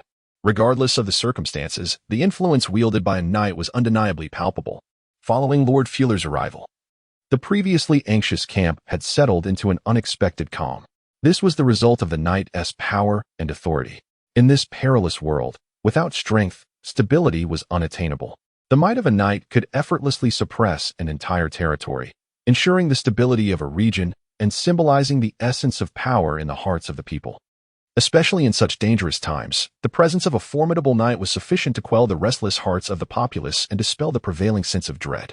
After accomplishing these tasks, he maintained a stern demeanor as he, accompanied by several individuals, approached the corpses laid out in the center of the camp, seemingly preparing to conduct an examination. Lord Fuller exhibited little reaction, his expression unyielding as he regarded the decaying bodies, even going so far as to touch the wounds with his own hands, displaying no aversion to the grotesque sight. The bodies, now beginning to rot, had lost much of their former appearance. Even the gaping wounds had become unrecognizable after being ravaged by beasts and the ravages of decay. A chip displayed the physical data of the deceased. Once the knight departed, Atil moved aside and addressed the chip in his mind. Name, Fuller. Strength, 47. Agility, 44. Constitution, 45. Ding. This life form poses a significant danger. In the event of conflict, the subject's survival probability is below 87. It is advised to maintain a safe distance. The data transmitted by the chip caused Atil to draw a sharp breath, leaving him profoundly shaken. How could this be possible? This physical prowess has shattered the physiological limits of humanity. He felt a profound shock within, his gaze fixated on the knight in the distance, gradually retreating, his face adorned with an expression of astonishment. As a biologist from a past life, he understood that, In this world, all forms of life possess inherent limitations. Humans, as sentient beings, are not exempt from this truth. These limitations are rooted in both physiological structure and genetic makeup, under natural conditions, barring countless years of effective evolution. Such boundaries cannot be transcended. In the technologically advanced world of his previous existence, genetic modification was a reality, allowing for the artificial overcoming of genetic constraints, thus creating gene warriors that surpassed human limitations. Is this the effect of activating the seed of life? To breach the natural genetic confines of the human body, allowing its previously capped physical strength to ascend once more, resulting in a qualitative transformation and elevation of life itself, rather than merely breaking limits. It is perhaps a unique form of evolution. Contemplating this, a surge of exhilaration illuminated his eyes, a fervent gaze directed towards the night. Regrettably, without the means to conduct research, he lamented the absence of a knight's corpse activated by the seed of life for dissection and analysis, which would undoubtedly unravel some mysteries. The instinct born from his former profession compelled him to rise with a fervor for inquiry. He shook his head, momentarily dismissing those impractical thoughts, and made his way to a quiet corner, preparing to train alone for a while. That night, under the command of the knight, the corpses that had been lying in the camp were dragged out and cremated. The searing flames blazed at the center, their glow reflecting upon the silent faces of many, casting their shadows upon the ground. Compared to the previous overseer, this knight exhibited a markedly greater aggression and strength. After several days of initial reconnaissance, he personally led a force to vigorously sweep through the nearby unruly tribes, severing their heads to hang at the camp's entrance as a means to intimidate surrounding foes. Such brutal practices are prevalent in this world, yielding effective results. In a remarkably short span, nearly all the troublemakers in the vicinity became aware of the knight's presence, rendering the area momentarily hushed, with signs that the previously chaotic situation was beginning to stabilize. Chapter 13. Orcs. As dawn broke, the sun once again ascended into the sky. In the warm embrace of sunlight, Adir rode a steed, accompanied by several companions, quietly surveying the surroundings. He instinctively furrowed his brow and halted a passerby to inquire about the situation. The combat strength within the camp had largely been assembled, including not only the elite warriors brought by Fuller from the castle but also several apprentice knights originally stationed there. Observing this formidable gathering, Adir sighed inwardly, and without further hesitation, he urged his horse forward. Ahead, he spotted Fuller standing among the inspection squad, still clad in his dark armor, exuding an aura of authority. As if sensing Adir's gaze, Fuller turned midway and nodded in acknowledgement. Adir then naturally joined a nearby line, where fellow apprentice knights stood, mirroring his own presence. He glanced around and noticed Deer among them, whose expression was unusually grave, betraying no hint of relaxation. Their current mission was to suppress the orc menace. And from the intelligence available, this particular band of orcs was formidable, necessitating the deployment of a significant portion of their forces. However, for Adir, these matters held little personal relevance. Days later, amidst a barren wilderness, Adir quietly followed the advancing troops, steadily moving forward. Upon reaching this desolate region, Fuller suddenly urged the men to quicken their pace. They must reach their destination by day's end. With this command, the speed of the procession increased once more. Yet, Adir frowned at the sight. Advancing at such a rapid pace through unknown territory posed considerable strain on their stamina, and should an unforeseen circumstance arise, they could easily falter. Not all within the company were cavalry, the majority of the soldiers were footmen. In this world, although warriors possess significantly superior physical conditioning compared to those of the past, traversing under the sun for such an extended period would inevitably lead to fatigue. Through his keen hearing, Adir discerned the sound of labored breathing emanating from the surrounding soldiers. He silently hoped that no mishap would occur. Mounted upon his horse, he gazed ahead at the rugged path, lost in thought. As they approached midday, nearing the base of a mountain, an eerie silence suddenly enveloped the area. This abnormality piqued the attention of all. Upon hearing this, Fuller instinctively frowned, his lips parting as if to voice something. Suddenly, a strange sound pierced the air. Adir's eyes widened. The sound was all too familiar. Was that the whistling of arrows?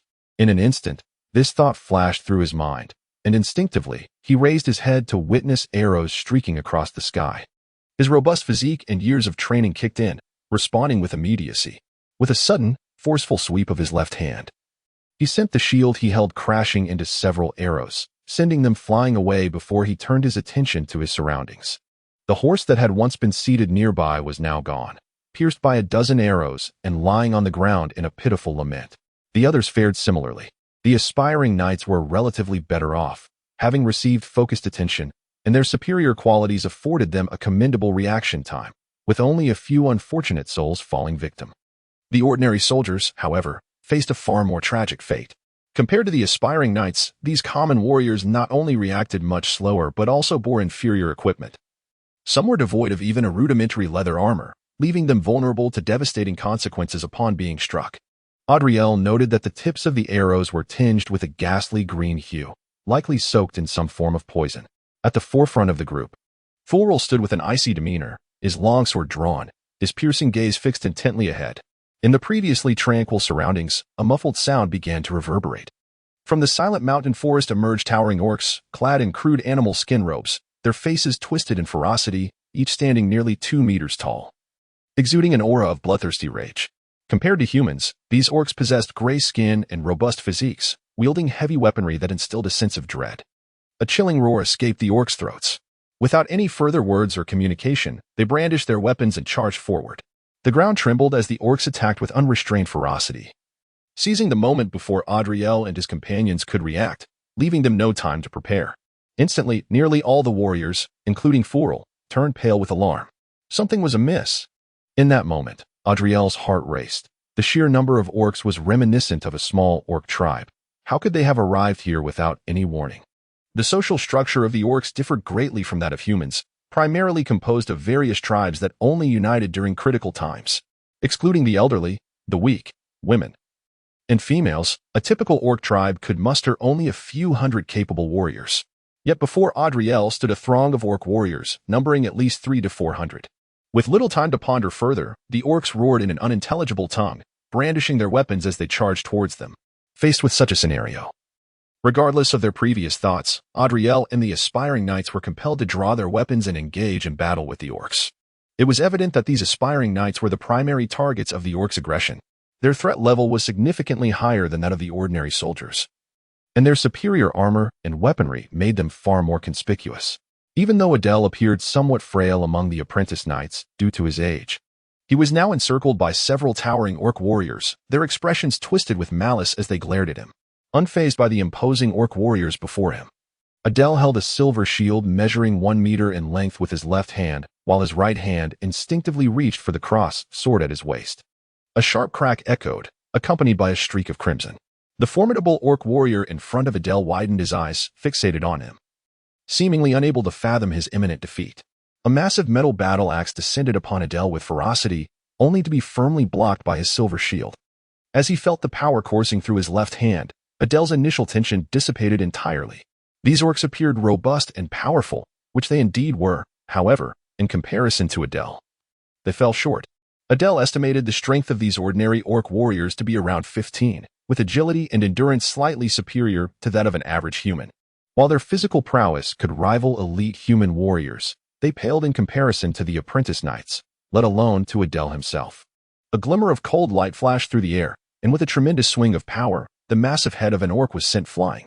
Without hesitation, Adir spun around and struck down with his sword, parrying the assaults of the remaining orc warriors nearby. Charging forward, he pierced the chest of several orcs, who were caught off guard and unable to react, their bodies collapsing to the ground behind them. A low growl emanated from behind Adir, swiftly accompanied by the whistling sound of a weapon in rapid motion. Instinctively, he raised his left hand to block, his shield colliding with a colossal sword.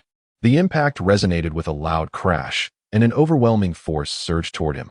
Adir felt a sharp pain in his hand and staggered back several steps before turning to see what was behind him. It was an orc warrior, towering above the average orc, nearly 2.5 meters tall, clad in crude leather armor, now half kneeling on the ground, seemingly having suffered from the recent clash. This was an orc champion, a formidable individual among their ranks, whose combat prowess was equivalent to that of an apprentice knight. Due to Adir's exceptional performance, several orc champions, weapons in hand, began to encroach upon him from all sides. Chapter 14, Confrontation. What should be done now? With a swift sidestep, Adir evaded a powerful strike from the orc warrior before him, his peripheral vision surveying the chaotic battlefield. Engaged in a fierce skirmish with several robust orcish combatants, his mind was consumed with this thought. Regardless of the initial provocation, The current circumstances had become painfully evident. Hundreds of orc warriors surrounded him, and the proportion of orc champions was alarmingly high, clearly indicating a premeditated assault, though the novice knights exhibited greater strength than the average person. The orc champions were formidable in their own right, boasting a significant numerical advantage. Even the formidable flaler knight found himself hindered by 3 exceptionally tall orcs, unable to extricate himself to assist his comrades. Each novice knight was besieged by multiple orc champions, relentlessly assaulted without a moment's respite. This dire situation caused Adir to furrow his brow. Bang! A resounding thud echoed. Adir raised his massive shield with his left hand, forcefully deflecting the weapon swung by the orc warrior before him. He glanced back, the chip in his mind rapidly calculating angles as he feigned a struggle against the orc champions, all the while gradually maneuvering towards the periphery. With the chip's assistance, he even had the capacity to observe the battlefield ahead. The combat before him was fierce. Flaler wielded a colossal sword, his stern visage radiating an intimidating presence, exuding an aura of aggression without uttering a word. Surrounding him were 3 exceptionally powerful orc warriors. Unlike their kin, these 3 orcs bore crimson skin and towered at over 3 meters tall, appearing as colossal giants when compared to Flaler. These were bloodthirsty orc champions, rare mutations among their kind, each capable of engaging a true knight in battle once matured. The presence of 3 such beings was a grave omen, encircling the Flaler knight. The trio of towering bloodthirsty orcs swung their weapons with such force that each strike generated a fierce gust of wind, enough to reduce an ordinary person to mere pulp upon contact. The combat prowess of the Flaler knight was equally formidable. His movements were far more agile than those of the bloodthirsty orcs, and he matched their strength. Each swing of his massive sword met the orcs head-on. His combat style was intensely aggressive. He had never retreated a single step, every clash a direct confrontation. His terrifying strength forced the 3 bloodthirsty orcs to continually yield, relying solely on their numerical superiority to engage him, persistently depleting his stamina. This ferocity and brutality in combat inspired the surrounding warriors, who gritted their teeth and charged at the orcs before them. None dared to hold back. Orcs and humans were entirely distinct species. While one might contemplate surrender in the face of a human army, there was no such option when confronting these orc warriors, without mentioning the existing animosity. Even communication presents challenges. These orcs are indifferent to one's noble status. Once captured, the ultimate fate remains unchanged. Amidst the fierce struggles of numerous warriors, the battle begins to reach a stalemate. Observing this situation, Adir finds himself engulfed in hesitation. To leave or to remain? This thought flickers through his mind. Unbeknownst to him, he has drifted to the periphery of the battlefield. Should he wish to depart, he could easily escape, as the speed of these orcs would be insufficient to pursue him. His gaze shifts to the center of the fray, where the Knight of Flaler wields a massive sword, forcing a bloodthirsty orc to stagger backward. In that moment, his resolve crystallizes. He cannot leave now. A silent affirmation resonates within him. Though the orcs appear formidable, they have yet to reach an insurmountable threshold.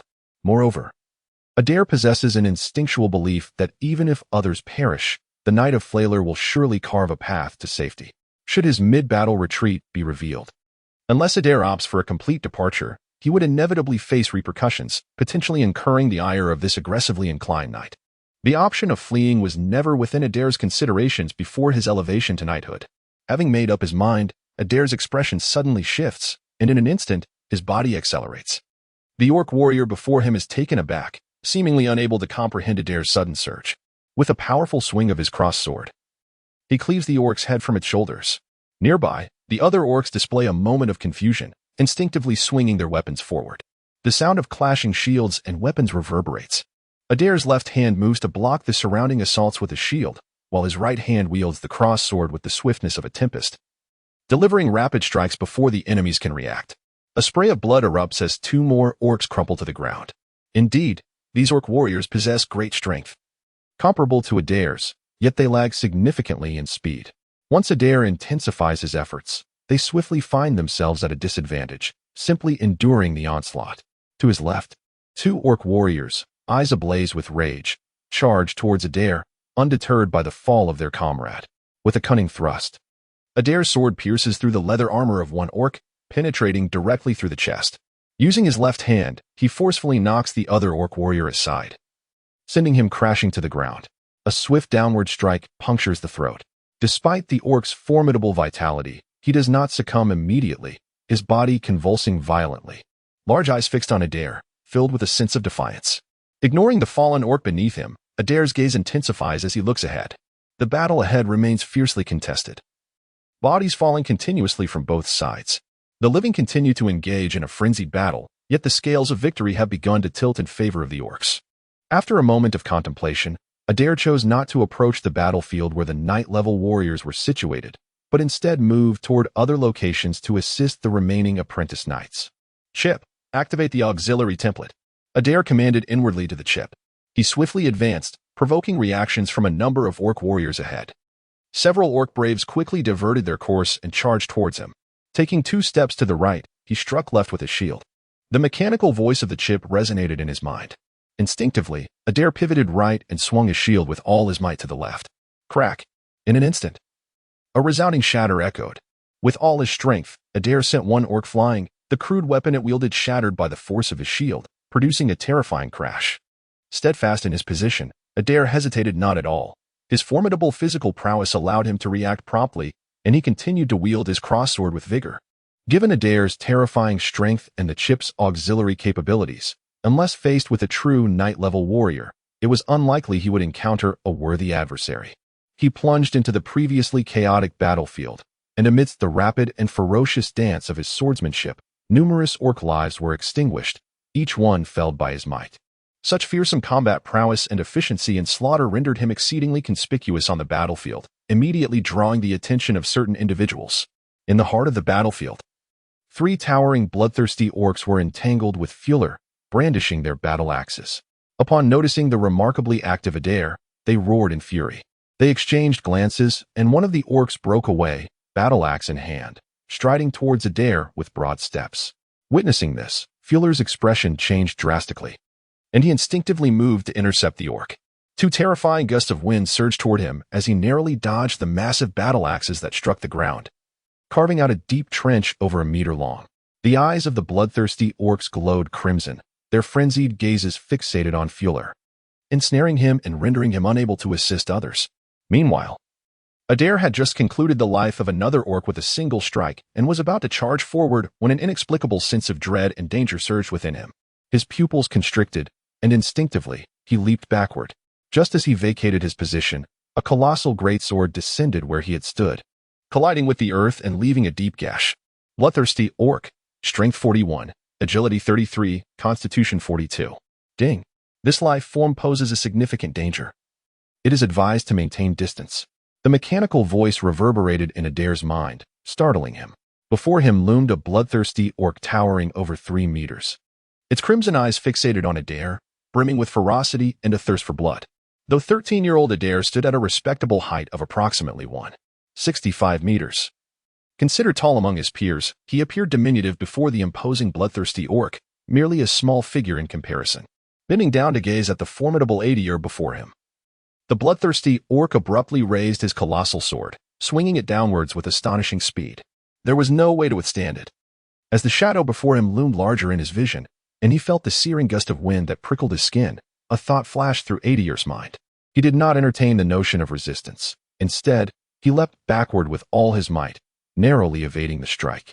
With a thunderous crash, the massive sword collided with the earth, its terrifying force shattering a boulder beneath, leaving a gaping pit 1 or 2 meters deep. He took 2 steps back and lowered his head. Before Adir could regain his footing, a mechanical voice echoed in his mind once more. Instinctively, he leapt backward and swiftly ducked his head. Above him, a chilling wind swept through as the colossal sword whistled perilously close, barely grazing his hair. One could only imagine that had he failed to evade just moments before, he would have met a swift and gruesome fate, cleaved in 2. Chapter 15. The Seed of Life stepped back 2 paces. The mechanical voice echoed within his mind. Adir swiftly retreated to the right, narrowly evading a powerful strike from the voracious orc before him.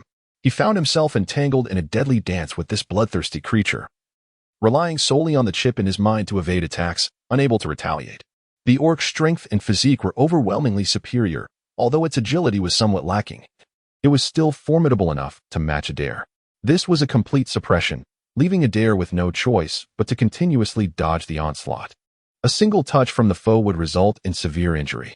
As the standoff persisted, Adir's stamina was rapidly depleting. The disparity in power between the two was so vast that maintaining his position required an immense expenditure of energy. A moment of carelessness could lead to being overtaken by the orc, with death being the only outcome. He was drenched in sweat. His movements now sluggish compared to their initial sharpness. Across from him, the orc strikes remained swift and ferocious after such a prolonged engagement. Its attack showed no sign of waning, but rather intensified. A loud thud resounded as a colossal sword struck the ground, leaving a deep gash in its wake. Adir barely dodged the blow when a deafening roar filled his ears. Alarmed, he instinctively thought, "This is bad." Without the luxury of deliberation, he swung his shield violently in the direction of the impending threat. A fist, thicker than a human thigh, crashed against the shield, producing a thunderous sound. Roar. The orc emitted a low, thunderous growl that reverberated through the air. Adir felt an overwhelming force strike his hand, sending him careening backward, nearly propelled off his feet. His left arm hung awkwardly, slightly twisted from the impact, unable to withstand such terrifying power. Cursed. Realizing the weakness in his arm, Adir strained to retreat and, once he regained his footing, wasted no time rolling to the side to evade further danger. Just as he vacated his position, a massive sword swept through the air, crashing down once again. This cannot continue, Adir thought, narrowly escaping the orc's assault. The disparity in physical prowess was too great. The orc not only overpowered him in strength but also vastly outmatched his endurance. If this continued, he would inevitably be worn down and defeated by the beast. Resolving himself, Adir clenched his teeth, biting down on his sword, while his right hand stealthily drew a dagger from his waist. The dagger was a muted black, interspersed with a sickly green hue, giving it a somewhat sinister appearance. This blade had been meticulously crafted by Adir, imbued with a potent toxin. Utilizing the venom of a green-eyed serpent as the primary ingredient, combined with a formula derived from chip simulations, the toxin was nothing short of terrifying. Adir once clandestinely conducted experiments on a group of bandits. A robust adult male, merely grazed by this short sword, would succumb to a swift death by poisoning within 3 minutes, leaving Adir utterly astounded. With this recollection, his gaze sharpened, his deep-set eyes fixating intently on the towering orc before him. A shadow rapidly expanded as a massive sword swung toward him once more.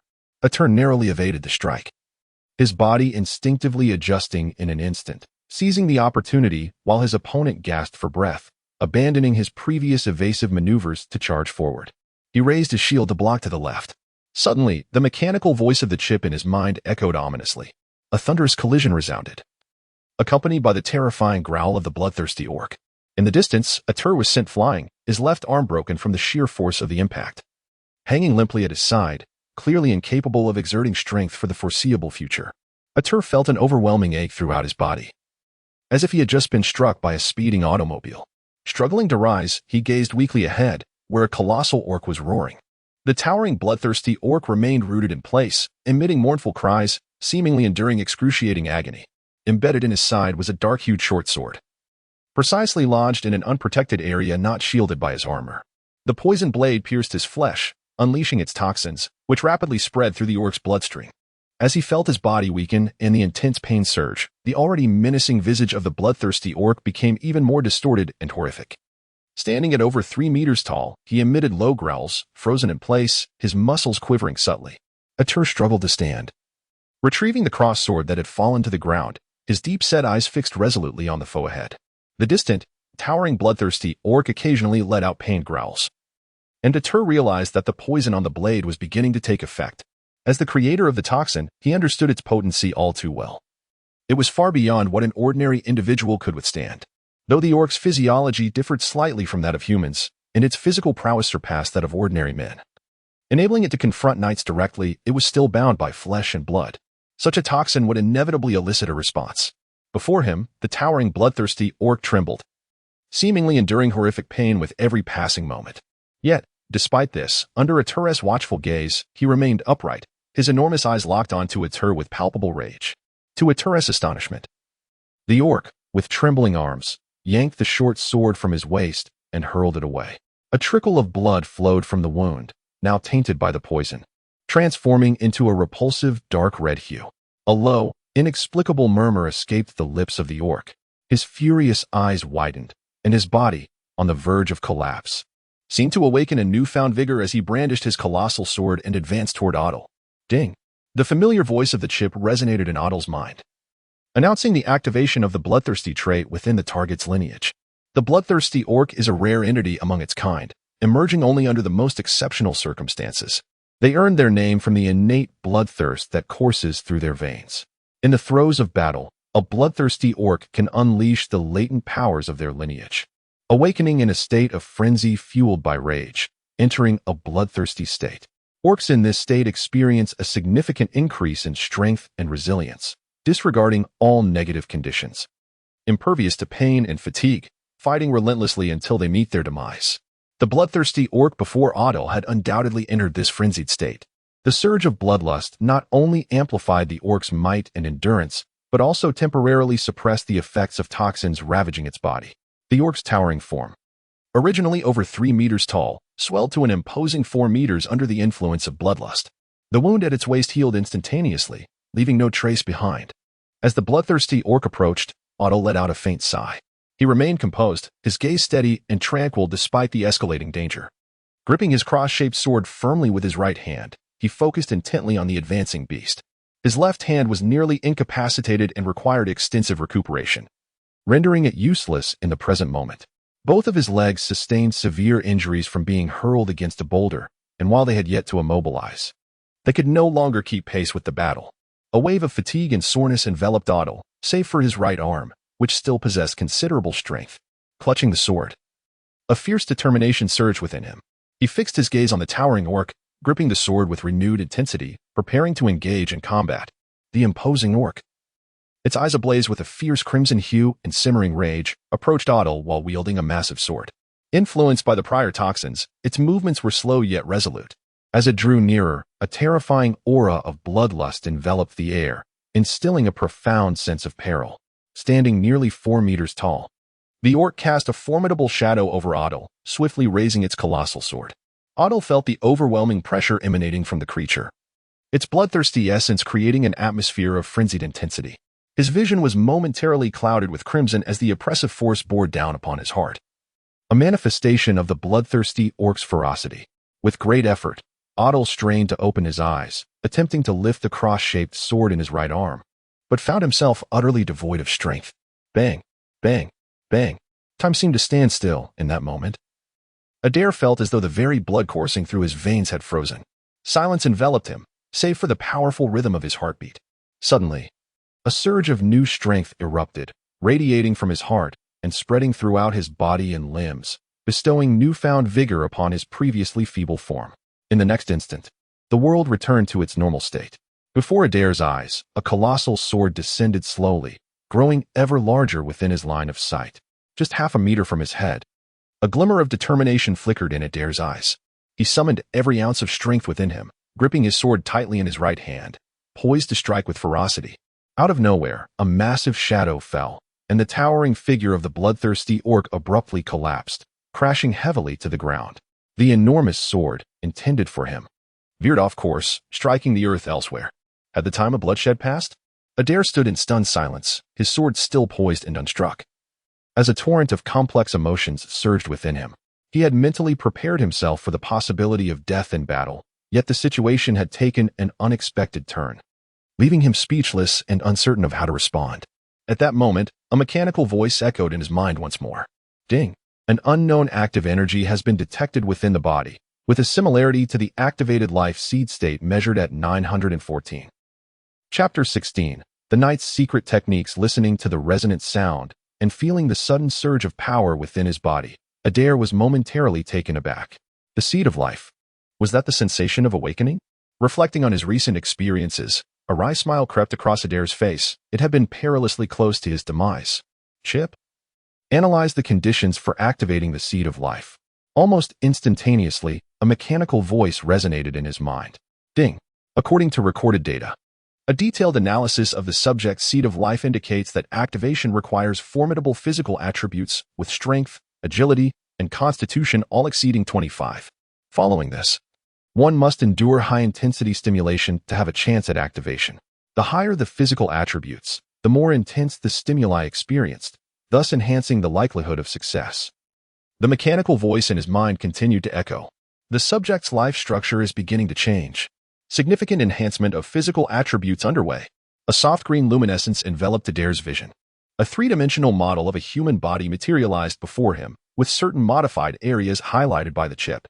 The fundamental structure of his body remained largely unchanged, however. Subtle alterations had begun to take shape, leading to a more meticulous optimization, rendering it seemingly more perfect than before, particularly at the heart, where the seed of life resided. The chip had marked significant alterations compared to its previous state. Indeed, after activating the seed of life, the essence of existence had transformed. The structure of his body underwent intricate changes, allowing his already exceptional physical attributes to be further enhanced. Gazing at the revealed body model for a prolonged moment, Adir finally spoke, turning his attention to his physical attributes. Name: Adir Farkas. Strength: 1434. Agility: 0933. Constitution: 2135. Within Adir's body, a potent force coursed through him, accelerating the healing of his wounds and swiftly restoring his dwindling strength and stamina. Though the pace was not excessively rapid, it surpassed the reliance on natural self-healing and provided immunity against minor ailments. Adir surmised that, in comparison to before, following the activation of the seed of life, his lifespan limit should now be considerably extended. Chip: designate this power as life energy. He commanded the chip within his mind. After completing this, he reached toward his waist, retrieving a small vial of black ointment, which he promptly bit into. This ointment, crafted from healing agents, was highly effective for treating injuries and alleviating minor toxins, and Adir had brought a substantial supply with him. The bitter flavor flooded his mouth, yet Adir paid it no heed, his gaze fixed on the distance. Previously, to enhance his combat efficacy and evade being encircled by other orcs, Adir had deliberately lured the enemy away from the battlefield, skillfully dodging until he had gained a considerable distance from the ongoing clash. No one believed that Adir could achieve victory. The bloodthirsty orcs possessed an innate ferocity, coupled with formidable physical prowess, surpassing even some of the mightiest knights. Under normal circumstances, it would be utterly unremarkable for them to dispatch an apprentice knight who had yet to activate their life seed. This understanding, combined with the fact that the battlefield was mired in a stalemate, resulted in few orcs venturing forth to disrupt their combat. Gazing down at his own legs, Adir observed that they were drenched in a vivid hue of crimson, rendering his form a grotesque tableau of flesh and blood. Such grievous injuries left him with diminished mobility, forcing him to advance at a sluggish pace. Contemplating this reality, Adir wisely dismissed any thoughts of re-engaging in battle. Instead, he sought a concealed vantage point from which to survey the unfolding conflict. He inherently distrusted placing his safety in the hands of others and would not idly await their triumph before seeking rescue. Should the orcs show any signs of gaining the upper hand, Adir would flee without a moment's hesitation. Fortunately, the situation at hand had not escalated to such dire straits. Retreating behind a large tree, aided by his keen eyesight and the analysis provided by his chip, Adir was able to observe the battlefield with clarity. At this juncture, the clash remained intensely contested, with both sides engaged in brutal combat, bodies strewn across the ground. To Adir's relief, the orcs were not prevailing. Instead, they were being repelled by the desperate efforts of the apprentice knights, who were fiercely contesting the ground. The architect of this stalemate was none other than Fuller. This middle-aged knight traversed the battlefield like a human beast, vividly illustrating the terrifying power of a peak knight to Adir. Previously, it had taken 3 bloodthirsty orcs combined to withstand this knight's might. After Adir lured one of the orcs away, the remaining 2 initially managed to contend with Fuller.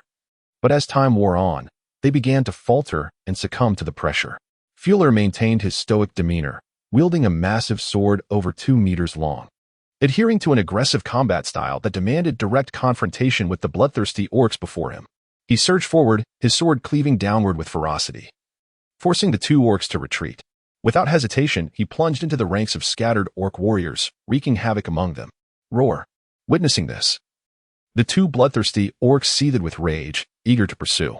Yet, as orcs, while their innate strength and resilience were formidable, they lagged considerably in speed compared to knights of equal standing, barely managing to keep pace with Fuller's movements, utterly powerless to thwart his assault.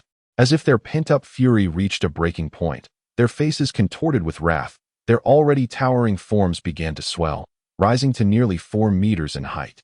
This was bloodthirst. From a distance, Otto, who had just endured a fierce battle, swiftly registered the scene before him and shifted his gaze towards the distant flailer. Sensing the tumultuous energy surging behind him, Flailer inhaled deeply, a sharp glint flashing in his eyes. His physique began to swell. Not as dramatically as the bloodthirsty orc in the distance, yet his aura intensified significantly in an instant. Ding! The mechanical voice echoed in his mind, indicating a rapid enhancement of the target's physical attributes, momentarily startling Adir. Crash! A thunderous collision resonated, so powerful that even Adir, positioned far away, could faintly hear it. Struggling to fend off the assault from the two orcs before him, Flailer took a deep breath, allowing his colossal sword to gradually lower. Inside him, the life seed vibrated rapidly, its life energy being swiftly extracted. Empowered by this life energy, the massive sword in his grasp emanated a faint green luminosity before he swung it down fiercely. Heavy slash. A subtle glimmer of pale green light flashed, and then the colossal sword descended rapidly, cleaving into the orc opposite him, whose incredulous expression spoke volumes. Roar! The orc's low growl erupted, infused with madness and fierce resentment. One of the bloodthirsty orc's weapon-bearing arms was severed cleanly, crimson blood gushing forth from the wound. The loss of a weapon-bearing arm equated to a significant reduction in combat capability. Facing an adversary like Flailer, the orc's fate was nearly sealed. Was that the knight's secret technique? Adir, who had been quietly observing from his concealed position, felt a sudden spark of realization. The knight's secret technique is a skill exclusive to knights, only wielded by those who have activated their life seeds.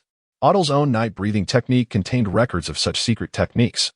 Yet he had not activated his life seed previously, and thus lacked the life force to utilize them. Chip, analyze the current state of the opponent. Adir commanded the chip within his mind. In an instant, the mechanical voice reverberated once more. Ding! The life energy within the target's body is erupting. The similarity to the documented life seed eruption stands at 895. Processing the information relayed by the chip and observing the opponent's current strength, Adir contemplated the simulated outcome of a life seed eruption. No wonder. Adir finally understood and continued to observe the arena. Upon the eruption of the life seed, Flailer's strength surged once more, rivaling that of the bloodthirsty orc now in a frenzy. Compared to before, the two bloodthirsty orcs bore injuries, one of them having even lost an arm, rendering them pitifully weak. In such a state, they were no match for Flailer, who swiftly dispatched them one by one. Having accomplished this, Flailer turned his attention to the battlefield nearby and charged forward without a moment's hesitation. With his prowess, after neutralizing the two bloodthirsty orcs, few stood a chance against him. Even the mightiest orc warrior cannot withstand for long before the pinnacle knight who has awakened the seed of life. Chapter 17. Vigilance. Unbeknownst to many, an unexpected battle was gradually approaching its conclusion, with a knight who had awakened the seed of life present. The outcome of the conflict was sealed the moment two bloodthirsty orcs fell. As comrades around him succumbed, despair flickered in the eyes of the orcs. Rather than disbanding, they unleashed their inherent ferocity, launching a desperate onslaught against the ranks led by Flailer, inflicting considerable losses upon his soldiers. By the time the skirmish drew to a close, few warriors remained standing. Indeed, this band of orcs was formidable, equivalent to the combined might of a small tribe, including 3 bloodthirsty orcs. And achieving victory was an arduous task. A multitude of warriors lay slain upon the ground, with the survivors primarily comprising the more robust apprentice knights. These individuals hailed from noble lineage, donned the finest armor, and wielded the best weaponry, and their superior physical prowess made their survival until the end a foregone conclusion. Observing the scene around him, Flailer fell into silence before gradually lifting his gaze toward another direction, a fierce light igniting in his eyes. It was the direction of Adir. Had it not been for Adir's valiant struggle to hold off that bloodthirsty orc, the outcome might have been drastically different. Even with Flailer's considerable strength, being encircled by a horde of orc warriors would have forced him to abandon the majority of his forces and flee alone. Reflecting on this, he let out a gentle sigh, a flicker of anticipation igniting within him as he strode forward, sword in hand. The ground, stained red with blood, had begun to dry, and the lifeless form of a towering orc lay still. Beside the corpse stood Adir, his legs a ghastly sight, clearly gravely injured. Upon witnessing this scene, Flailer's eyes widened, his previously stern demeanor crumbling away. He stared at Adir, momentarily stunned, before finally reacting, a tremor of excitement in his voice. "You have awakened the seed of life?" Hearing the distant voice, Adir weakly lifted his head, his pallor a testament to his significant blood loss. He remained silent, allowing a faint glow of life energy to emanate from him, dispersing that familiar aura. As he beheld Adir in this state, feeling the unique essence of the life seed, Fuller was momentarily entranced. The battlefield behind them was swiftly cleared. Being still in the wild, it was rife with ferocious beasts. The recent clash had likely attracted these predators with the thick scent of blood. The soldiers stripped the fallen warriors of their armor and weapons, collecting them, while the severely injured were laid upon the carts previously used for transporting provisions, Adir included. Once they departed, unfamiliar silhouettes emerged upon the battlefield. Clad in muted green uniforms more suited for concealment in the wilderness, they now stood quietly, observing the direction in which Adir and the others had vanished. Initially, one might have presumed that the arrival would merely herald an ordinary night, yet it turns out that it is none other than Fuller, renowned as the Lion of Fury. A tall, albeit slender man gazes into the distance, his expression remarkably placid. Encountering Fuller and his regiment of guards, this band of orcs seems unjustly doomed. Indeed. Another individual bears an expression of resignation.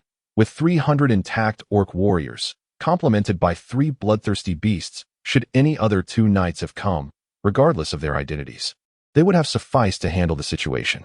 However, who could have anticipated that this time Fuller, the captain of the guards, would personally intervene? With his prowess, even without his elite guards, there is no doubt he would be impossible to detain. His strength, it seems, is not far from that of a grand knight. Unless the commander himself takes action, these orcs stand no chance of restraining him. The slender man shakes his head, a fervent confidence flickering in his eyes at the mention of the commander.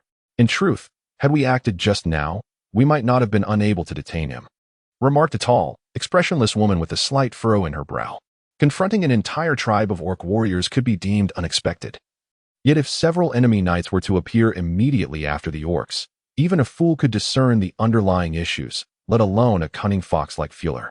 Should he grow suspicious, our arrangements may be exposed, thus introducing an additional layer of peril. What a pity! The woman furrows her brow, contemplating for a prolonged moment before articulating her thoughts. Meanwhile, on the other side, lying quietly in the carriage, Adir felt an unsettling presence. Just moments ago, he sensed someone lurking nearby. This thought flickered through his mind. Chip, transmit the recent footage, Adir commanded the chip residing in his mind. The speed of those individuals was astonishing, far surpassing that of an apprentice knight, clad in disguises for cover. Were it not for the chip's alert, under normal circumstances, Adir would have been oblivious to any anomalies. Upon analysis, the target's velocity exceeded human limits, with a 784 likelihood of being night level. All of them night level? The corners of Adir's mouth twitched as he glanced at the night Fuller before him, a sudden wave of trepidation washing over him. What consequences would have ensued had I chosen to leave directly instead of staying? This question abruptly surfaced in his mind. To fortuitously encounter them in the wilderness. While they silently observed the slaughter of orcs, it was evident that these individuals were foes, not allies. Perhaps even the orcs were mere puppets of theirs. Considering the worst-case scenario, they might have been lying in wait to ensnare them entirely, ensuring that no one escaped. As for why they allowed them to break free, Adir surmised that they had likely misjudged Fuller's strength, ultimately realizing they could not capture them all, which led to their concealed presence. Although the intentions of the other party remained ambiguous, an instinctive sense of crisis compelled Adir to make this decision. During their journey, at times of rest, Fuller would occasionally engage in conversation with Adir, sharing personal experiences and tactics, appearing notably amicable towards him. This shift in demeanor stemmed from a change in status. Adir had now activated the Seed of Life and, at the tender age of 13, had ascended to knighthood, nearly shattering the promotion record in this region, heralding a promising future ahead. Moreover, it was worth noting that Adir had previously risked his life to thwart enemies on Fuller's behalf. The confluence of these factors truly accounted for the change in the latter's attitude. Naturally, Adir welcomed this newfound camaraderie. To ensure Adir's safety, Fuller had even dispatched an additional squad of elite soldiers, guaranteeing that their journey remained untroubled by robbers or wild beasts. As Adir absorbed the exuberant cheers resonating around him, he quietly opened his eyes and gazed into the distance. The castle loomed tall and sturdy as ever, with groups of soldiers armed and stationed atop its walls. In the distance, a contingent of cavalry approached, escorting the wounded forward. However, this time, due to his significantly enhanced physical condition and the activation of the Seed of Life, Adir's injuries healed rapidly, allowing him to walk unaided into the castle, unlike the last occasion when he had to be supported. As the carriage drew near to the castle, Adir declined the assistance of a nearby soldier, disembarking from the carriage with resolute determination, following the lead of those before him as he entered the familiar stronghold. Chapter 18. Consultation. As dawn broke, sunlight illuminated the surrounding land. In the familiar training grounds, Adir stood alone, grasping a training longsword in his hand. Though there were once several servants in attendance, Adir had no need for them and had long since dismissed their presence. Having just completed his training, he stood there, drenched in sweat, his garments thoroughly soaked. Quietly, he wiped his brow with a piece of linen cloth, frowning as he sensed the changes within his body. Indeed, after activating the seed of life, the efficacy of the knight's breathing technique had diminished significantly. After assessing the training results with a chip, Adir let out a resigned sigh. The knight's breathing technique primarily aimed to stimulate the seed of life, continuously provoking the body and the seed to elicit the activation of life energy. However, once the seed of life was successfully activated, the effects of such stimulation waned considerably, rendering it nearly ineffective. Of course, with prolonged training, some benefits could still be reaped over time, but the pace was so sluggish that it became intolerable for Adir, often measured in years. According to the chip's analysis, even with Adir's multiple refinements to the dare breathing technique, any growth and attributes through training now required at least a year. Pondering this, he shook his head in resignation, his mind also ignited by a flicker of doubt. If the knight's breathing technique had lost its potency after his ascension, how then did those legendary knights achieve such formidable strength? Adir glanced at his attributes. Name, Adir Fakus. Strength, 38. Agility, 37. Constitution, 38. Compared to before, following the activation of the seed of life, his attributes undoubtedly appeared much more splendid. The life energy unleashed within him post-activation would gradually enhance his physique, allowing for a rapid improvement in his physical capabilities within a short period.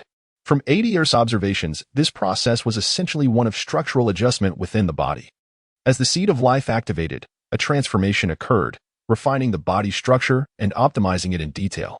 Once this meticulous optimization was complete, the explosive growth and physical prowess would cease, and due to the strengthened structure, the effects of subsequent training would also diminish.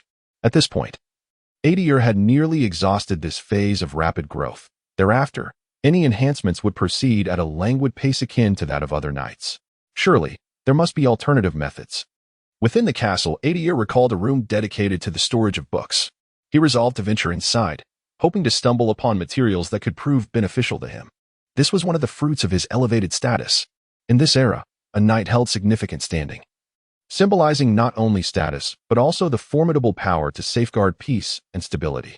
Becoming a knight is the ultimate aspiration for nearly every ordinary person in this world.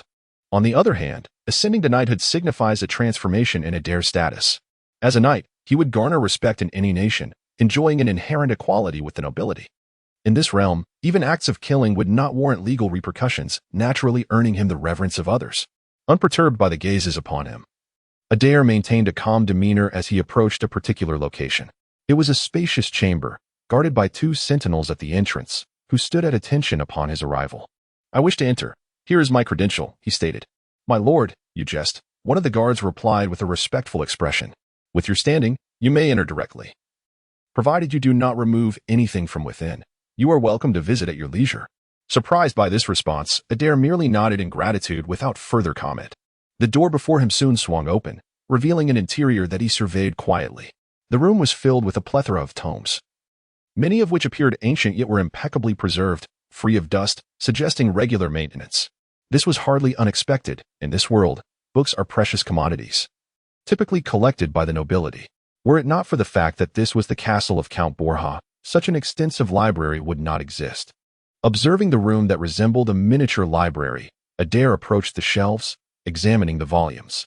The ages of the books varied significantly, with many appearing to be handwritten treasures, crafted from materials such as animal hides, parchment, and rudimentary paper, each distinct in its origin. Selecting a random volume, Adir began to leaf through its pages, gradually immersing himself in its content. It was a poem extolling a great war, seemingly recounting events that transpired in this region long ago. However, to Adir, 99% of the text consisted of nonsensical praises and embellishments, with the substance of the narrative occupying only a minuscule portion of the tome, leaving him exasperated. "Chip, record the information from this book, eliminating the superfluous content for direct transmission," he commanded calmly. Before long, a wealth of information surged into Adir's mind, as if he had recited it countless times, etched deeply into his memory. This was one of the chip's functionalities, aiding Adir in rapidly memorizing vast amounts of information while organizing it efficiently. With the chip's assistance, his pace quickened remarkably. He flipped through book after book, allowing the chip to capture the information for immediate transfer to his mind. Compared to traditional methods of memorization, this approach was undoubtedly far more efficient, enabling Adir to swiftly peruse one volume after another. Time slipped by unnoticed until he picked up a biography, and, upon glimpsing its contents, his interest was piqued. This is the autobiography of a formidable knight from the past, chronicling his life and the noteworthy secrets worth recording, all meticulously inscribed by the knight in this very tome. As he gazed upon this biography, Adir felt an insatiable eagerness to immerse himself in its contents. The term knight denotes those who have activated the seed of life, a title reserved for the powerful. To ascend to knighthood, one must possess the innate ability to awaken this life seed, a talent seldom found among commoners. The potential of a knight can be inherited by their descendants, which is why individuals of noble lineage are more likely to exhibit such abilities.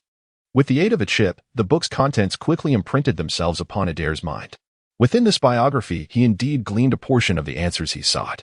Is it true that after activating the life seed, the sole path for a knight to further their progress lies in relentless combat? Pondering the information swirling in his mind, Adir spoke to himself in confusion. The former knight appeared to be immensely powerful and well-traveled. In his memoirs, he described various attributes of knighthood, including the journey following the awakening of the life seed and the power that surpasses knighthood itself. According to the knight's account, once the life seed is activated and one ascends to knighthood, the knight's breathing technique becomes nearly ineffective. To advance further, one must engage in ceaseless battles. Through intense and life-threatening combat, a knight's inherent potential is unleashed, gradually fortifying the life energy within their body and enhancing their physical capabilities. The autobiography recounted that this knight had fought countless battles and, by the age of 40, was nearing the pinnacle of knighthood, on the verge of becoming a great knight. Alas, the narrative abruptly ceased at this juncture, providing scant details regarding the great knight's journey. Unfortunately, it seemed that Adir's fortune had run dry, as the subsequent books he encountered were either poetry or miscellaneous notes, offering little of value and filled with mere drivel. Time passed, and as noon approached, he found that only half of the books remained unexamined. This remarkable pace was achieved with the chip's assistance. Were he to disclose this feat, it would undoubtedly astonish many. With his right hand gently massaging his slightly swollen and aching head, Adir pressed on, reaching for another book, prepared to continue his exploration. Despite the chip's facilitation of information transfer, the sudden influx of data still left him feeling somewhat uncomfortable, his head throbbing slightly. Chapter 19. Heritage Days Later. On a tranquil morning, as he traversed the corridor of the attic, he arrived at a grand hall. Surrounding him stood numerous guards, clad in armor, their sharp gazes revealing their prowess. Walking quietly, Adir's expression remained unchanged as he focused on the hall at the end, where an individual awaited his arrival. "Please follow me. The Lord is expecting you inside," said a young man in a black suit, resembling a servant, who smiled politely and respectfully guided Adir forward. Adir nodded, his countenance unwavering, as he proceeded behind the youth. "Please, enter on your own. His Excellency, Count Boria, is within." At a junction, the young man glanced apologetically at Adir as he spoke. "Thank you," Adir replied with a smile, advancing into the room. Inside, a tall middle-aged man stood patiently, awaiting him. "My lord." Without hesitation, Adir performed a half-kneel before the man. "Rise," came the authoritative voice from ahead, as the middle-aged gentleman turned to acknowledge Adir's presence. He spoke again. Adir stood, raising his gaze to discern the man's features. Before him stood a formidable man, appearing to be in his 30s, with a robust physique and a commanding presence.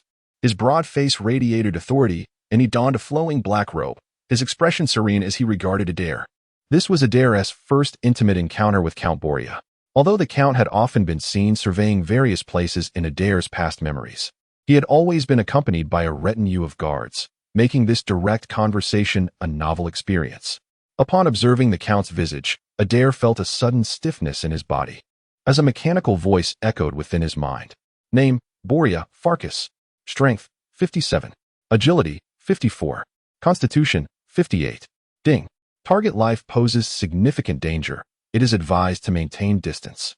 In an instant, the Count's physical data surged into Adir's consciousness, leaving him astounded. Such information. He was taken aback, grappling with disbelief. Having been reborn in this world for half a year, Count Boreas stood as the most formidable individual he had encountered, even surpassing the previously formidable Sir Flaerel. If Flaerel represented the pinnacle of knighthood, what level did Count Borea embody? Sensing Adir's unease, the Countess' face softened into a gentle smile, resembling that of a kindly elder. There is no need for such tension. Relax a bit. We share the same surname. Your father is my cousin. In truth, you may even call me uncle. Adir was taken aback but quickly composed himself, a warm and bashful smile gracing his features. Uncle Borea. Precisely. Seemingly pleased with Adir's demeanor. Count Borja smiled and nodded, remarking to Adir how swiftly time has passed. He reminisced about the day 3 years ago when Adir was sent to him by his father. So endearing and bashful, and he could hardly believe that he had so quickly ascended to knighthood. As he spoke, he moved behind Adir and retrieved a large, pristine black box, placing it on the table before him. Open it. It is a gift from me to celebrate your elevation to knighthood, he said gently. Much like a caring elder guiding a younger relative, Adir stepped forward and, under Count Borja's watchful gaze, opened the box to reveal its contents. Inside lay a sleek black long sword, gleaming softly in the light, its surface immaculate. This is a weapon forged from black ray steel? Adir mused, gently caressing the blade, its cold touch momentarily startling him. Black ray steel is a rare metal in this world, found only in a few enigmatic locations. Weapons crafted from this material are not only lightweight but also exceptionally durable and sharp, making them highly coveted. This sword before me, if indeed forged from black ray steel, could be worth at least 5,000 to 6,000 gold coins, equivalent to several years' worth of income for an ordinary baron. Indeed, Count Borja affirmed with a smile, acknowledging Adir's inquiry. This is, without a doubt, a weapon of black ray steel, one I fortuitously acquired during my youth on the battlefield and have preserved ever since. Come, pick it up and see how it feels. He encouraged Adir warmly. Without hesitation, Adir extended his right hand and grasped the black ray longsword. To his astonishment, the sword was even lighter than he had imagined, seemingly weightless, as if even a child could wield it effortlessly. Furthermore, as he held the blade, Adir felt a subtle enhancement in the flow of his life energy, a characteristic of black ray steel that facilitates a knight's ability to channel vitality with greater ease, allowing for the execution of knightly techniques with less exertion. It feels just right, Adir eventually expressed, sensing the harmony between himself and the sword. Since it suits you well, then accept it, Count Borja replied, nodding in approval. After a moment, he casually added, I have heard that you have been inquiring about your mother's condition with your father. Upon hearing this, Adir was momentarily taken aback.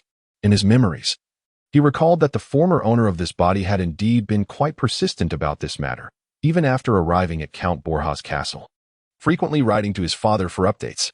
Accordingly, Adir nodded in agreement, feigning excitement as he asked, Might you have information regarding my mother's situation, my lord? Observing Adir's demeanor, Count Polyard could not help but smile. I have heard whispers of your father and mother's past. Your mother, in fact, hails from a distant realm, a being of the Fae. What? The astonishment etched upon Polyard's face appeared genuinely profound. While he had prepared himself for such conjectures, the revelation still caught him off guard. The so-called Fae are indeed a tangible species within this world, rumored to dwell on another continent, seldom seen in this realm. As he observed Adir's astonished expression, Count Polyard pondered for a moment before recounting a beautiful tale. The essence of the story revolved around a Fae who wandered into a foreign land and fell in love with a young human lord. The narrative was profoundly moving, almost deserving of a romantic epic. Throughout Polyard's narration, Adir listened intently, his face reflecting excitement as he absorbed every word of the tale. Alas, any love that disregards the opinions of others is bound to attract opposition. When you were but a child, those who disapproved of your father's union with a Fae attacked your mother, resulting in her tragic demise. You had a twin sister, who also perished during that fateful event. Since then, your father has been consumed by sorrow, developing a disdain for discussions surrounding your mother, which is why he refrained from sharing these matters with you. Now that you have matured, certain truths must come to light, since your father finds it difficult to convey. Allow me to relay this on his behalf, concluded Count Polyard. Across from him, Adir displayed a visage of sorrow and emotion, his eyes glistening with unshed tears, revealing his agitation. Slowly, he made his way outside, his countenance still draped in melancholy, until he retreated to his chamber. Once inside, he shut the door, and the sorrow and emotion that once adorned his face vanished without a trace. "What a nauseatingly trite and cliché love story," Adir remarked expressionlessly, quietly voicing his true sentiments. He held no belief in the tale spun by Count Polyard. In Adir's recollections, his father had always been a domineering and brutal man. Though he treated Adir with kindness, his lascivious and violent tendencies were notorious, often abducting village maidens and, in fits of rage, brutally killing those he had seized. Count Polyard likely felt uncomfortable casting aspersions on Adir's father, hence the embellishment of the narrative.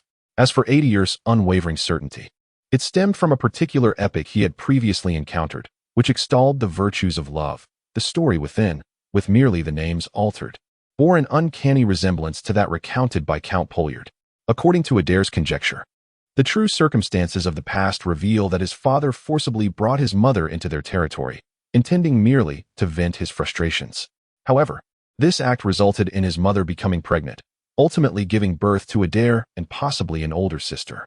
After several years, perhaps due to a lapse in vigilance, Adir's mother seized the opportunity to escape this place, taking Adir's sister with her. It remains uncertain whether they were ultimately murdered or successfully fled. Adir speculates that the likelihood of a successful escape is considerably higher, otherwise, it would have been more probable for his sister to have been left behind. If this is indeed the case, the inherent prowess of this body, coupled with the attention it receives from its father, becomes comprehensible. In this world, a reproductive barrier exists between elves and humans. Historical records indicate that the union of elves and humans rarely produces offspring. However, when such progeny does emerge, the half-elf inherits the combined virtues of both parents, resulting in extraordinary talents and innate genius. Despite the reproductive isolation between humans and elves, half-elves face no such limitations, enabling them to reproduce normally with either lineage, often passing down their formidable gifts. Adir's father, belonging to a lineage of diminished knightly aptitude, finds his noble bloodline nearly extinguished and has no descendants.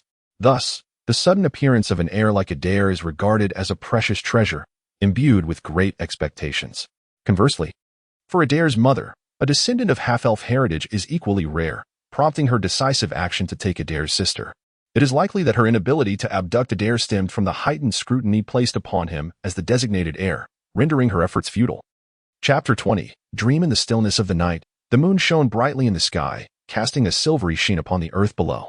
Beneath its luminous glow, a solitary figure named Adir traversed the desolate landscape, his form reminiscent of withering grass, arms hanging limply at his sides. As he wandered through the ancient, dilapidated edifice, a sense of bewilderment clouded his gaze. He seemed to have lost his senses, oblivious to the surrounding scenery, compelled only by an instinctual pull towards an unknown horizon. Passing by a time-worn tower, which bore the scars of centuries, its once functional structures now lay in ruin, rendered unusable by the passage of time. As he continued his quiet journey, the atmosphere around Adir began to blur. From the wall behind him, a ghastly visage of a woman emerged. Her face twisted in a terrifying and enigmatic smile. She fixed her gaze upon him and slowly advanced, extending a decayed arm as if yearning to reach out and touch him. "I've caught you," she rasped, her lips cracked and rotting, producing a tremulous yet fervent tone, akin to one who has encountered a sumptuous feast, her eyes glinting with insatiable greed and desire. Sensing the faint echoes of screams and wails behind him, an instinctive reaction prompted Adir to lift his head and glance back. There, a profound darkness loomed. The space contorted with ripples, and amidst this obscurity, a flicker of light gradually appeared. Under Adir's bewildered gaze, pairs of eyes suddenly widened, brimming with avarice and longing, exuding an aura of boundless negativity. Strange hissing sounds began to emanate from the shadows, and abruptly, a dread-inducing female visage materialized before him. The darkness enveloped his vision, and in the next instant, Adir's consciousness plunged into the void, rendering him incapable of perceiving anything further. Once again, the same dream. In the confines of his room, Adir murmured to himself, remnants of confusion and trepidation lingering in his eyes. What were those terrifying phantoms, the unfamiliar towers, and the desolate earth? He pondered, a sense of enigmatic uncertainty gnawing at his thoughts. Lately, he had been plagued by peculiar visions in his dreams, witnessing familiar yet alien structures, seemingly abandoned, ancient, and worn down. The land was rife with carcasses and fearsome beasts, along with those spine-chilling specters that pervaded the landscape. This was no ordinary dream. Contemplating the contents of his dreams, Adir spoke softly, the initial haze in his eyes gradually giving way to clarity. If it were merely a nightmare, regardless of its vividness or complexity, it could be dismissed as mere coincidence. However, experiencing the same dream for several consecutive nights transcended the realm of chance. Moreover, the sensation felt so authentic, as if these were not mere dreams but rather scenes he had genuinely lived through. At this moment, the light from the outside world began to gradually rise, heralding the dawn of a new day. Extending his arms, Adir gazed at the changing sky, a sudden, intense premonition swelling within him. The truths embedded in his dreams, along with certain realities, would soon unveil themselves before him. Rising and stepping outside, the refreshing air enveloped him as Adir swiftly made his way to the distant training grounds, ready to commence his day's regimen. He had always been a creature of habit. Although the efficacy of routine training had diminished for him, he still rose early each day, determined to seize every fleeting moment. After half a day's training, Adir sensed a shift in his breath, yet the life energy within him remained nearly stagnant, filling him with a sense of resignation. This ordinary training was proving increasingly futile. Monitoring his body through the chip, he observed the nearly non-existent progress with a heavy heart. The benefits of the night's breathing technique had seemingly reached their limit. Henceforth, if he wished to achieve rapid advancement, he would have to explore alternative methods. Should he consider actively requesting a deployment to the battlefield? A fleeting thought raced through Adir's mind, only to be swiftly dismissed. The prospect of voluntarily venturing to the front lines seemed far too perilous for him at this juncture. Unless absolutely necessary, he was reluctant to tread that path. As night fell, the surrounding lights dimmed, enveloping the space in an unsettling silence. Seated at his desk, Adir quietly contemplated various matters. As he pondered, time slipped away unnoticed until a sudden, piercing scream shattered his reverie. Instinctively, he turned towards the source of the sound, only to be horrified to find his body utterly immobilized. As if ensnared by some unseen force, unable to break free. From the periphery of his right eye, a shadow began to creep closer, gradually revealing its true form. A grotesque, decayed visage emerged from the darkness, twin black eyes glinting with insatiable desire and jealousy, fixated upon Adir. Under his gaze, the specter emitted a chilling laugh. Advancing towards him with a slow yet determined gait, a profound sense of dread surged within him. Adir felt a sudden chill, as if enveloped by a sinister force in an instant. Move. At that moment, confronted by the horrifying apparition approaching him, Adir strained every muscle, as if trying to extract the last remnants of strength from his body. Nevertheless, despite his desperate exertion, he could not shift even a fraction of an inch, as if bound by some arcane power. Before him, a colossal claw swiftly descended upon Adir, rending his chest open and leaving a trail of crimson in its wake. As the scent of his blood filled the air, the ghastly specter's rotting face contorted into an expression of satisfaction and greed, fixating its gaze upon Adir. Its monstrous maw opened wide, preparing to devour him whole, seemingly intent on severing his head from his body. A piercing scream suddenly erupted. A faint green radiance gradually materialized around Adir, liberating him from his dire state at the last moment, pushing away the terrifying specter before him. Adir's skin flushed slightly, and an aura of chilling intensity enveloped him in an instant. This was the state of a life seed erupting. In a critical moment, Adir resolutely activated the life seed within him, unleashing a surge of life energy that restored his capacity for movement. He felt an unprecedented power coursing through him, as if he possessed an inexhaustible reservoir of strength. Without a moment's hesitation, he swiftly drew the crossed sword from his waist and charged directly at the menacing specter across from him. A flash of sword light cut through the air, and the fearsome specter before him was effortlessly cleaved in two, appearing to possess no weight whatsoever. Yet, despite being severed, the dreadful apparition seemed unscathed, maintaining its previous form as it gradually reassembled in the air. No, this is wrong. Adir's mind finally grasped the unsettling reality of the situation. Chip? Scan my surroundings and transmit the imagery directly to my mind. He commanded the chip. The results of the scan left Adir frozen in disbelief. According to the chip's monitoring, there were no specters around him. The room was devoid of life. He was the sole entity present. Is this an illusion? The thought flickered through Adir's mind when he suddenly heard a horrific howl from the specter before him, which lunged at him with ferocious intensity. Damn. Adir narrowly dodged the attack, maneuvering within the confined space to evade further strikes. Though he was now certain it was an illusion, he dared not gamble with the potential fatal consequences of succumbing to it. After all, even an illusion could conceivably lead to death. especially under such bizarre circumstances. The specter's appearance, while terrifying, was not particularly swift relative to Adir. As he hastily evaded its onslaught, an overwhelming sense of unease deepened within him. A faint sound of footsteps behind him caught Adir's attention. Turning to look over his shoulder, he was struck by a chill as he beheld the scene before him. In the cramped room, faces had inexplicably appeared, each visage grotesquely decayed, exuding an unimaginable horror. As if sensing Adir's gaze, the specters gradually redirected their attention, all at once focusing intently on him, revealing a chillingly sinister smile. Darkness enveloped him, and before Adir could ponder further, his consciousness abruptly faltered, plunging him into profound obscurity. Where is this? Amidst the hazy darkness, Adir's awareness began to awaken. Before him lay a shadowy expanse, shrouded in mist that obscured all within. Yet, in this realm of darkness, Adir stood as the solitary beacon of light. He radiated a resplendent glow, his entire form appearing exquisite and translucent, exuding an unparalleled purity and clarity. Is this the depths of my soul? As Adir awakened, the surrounding space emitted a subtle ripple, a peculiar resonance that instantly enlightened him to his current circumstances. Chapter 21. The otherworld. Within the hazy expanse of darkness, a glimmer of light began to ripple gently. A familiar essence surrounded Adir, gradually calming his tumultuous spirit.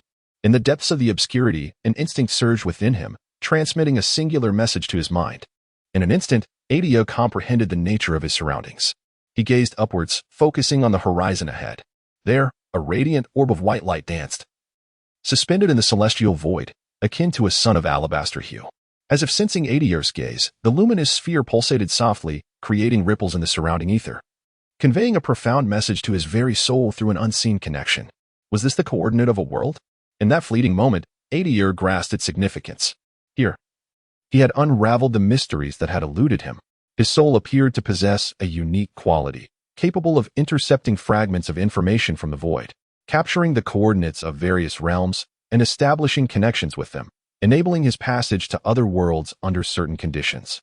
In his previous 2 lives, Adir, as an ordinary man, had transcended into different worlds twice, relying upon this extraordinary ability that resided within him, allowing his reincarnation in alternate realities. This power of traversal had always existed within his essence, but it had only recently been fully awakened, guiding him into this initial realm of darkness. Contemplating this revelation, Adir found himself in deep thought. He recalled the moments when peculiar dreams had plagued him, and a sharp intuition led him to discern a pattern within. Was this phenomenon a consequence of the awakening of the seed of life? The notion flickered in his mind just as the white sun before him emanated a brilliant light. This light was warm yet piercing, a radiance of the world devoid of tangible heat. Instinctively, Adir extended his hand towards the white sun. A crystalline sound of shattering echoed through the realm of pure spirit, and before him, a monumental door materialized, slowly creaking open, drawing him into its embrace. Before he could fully grasp the situation, Adir felt an immense force pulling him forward, rendering him powerless to resist as he was inexorably drawn through the portal. Beyond the threshold, a new world gradually unveiled itself to him. As his will began to resurface, light reappeared before his eyes. Adir abruptly opened them, a sharp glint flashing within, as he surveyed his surroundings. The scene that greeted him left him momentarily stunned. Before him stood an ancient tower, its height imposing yet dilapidated, seemingly abandoned for eons, ravaged by the relentless passage of time. Vegetation clung to its weathered walls, climbing the crumbling structure, while the gray surface was cloaked in a dense carpet of green moss. However, the subsequent sights compelled him to reconsider his initial assessment. In the distance, the earth trembled, dark soil quaking ominously as a colossal creature, measuring 3 to 4 meters in length, erupted from the ground. The creature possessed 8 elongated legs, each adorned with a sharp, backward-facing claw that appeared exceedingly menacing. Its overall anatomical structure bore a striking resemblance to that of certain insects, albeit on a vastly larger scale, rendering it quite terrifying. Thanks to his keen eyesight, Adir was able to discern the details of this monstrous insectoid with clarity. Instinctively, he sidestepped, utilizing the cover of the nearby structure to shield his presence. Typically, insects are not known for their exceptional vision, however. Adir was certain that this particular beast was an anomaly and might well detect him. Having just arrived in this unfamiliar locale, he had no desire to engage in an unwarranted confrontation with such monstrous entities. As he observed the creature retreating into the distance, an idea struck him, prompting him to silently invoke his chip.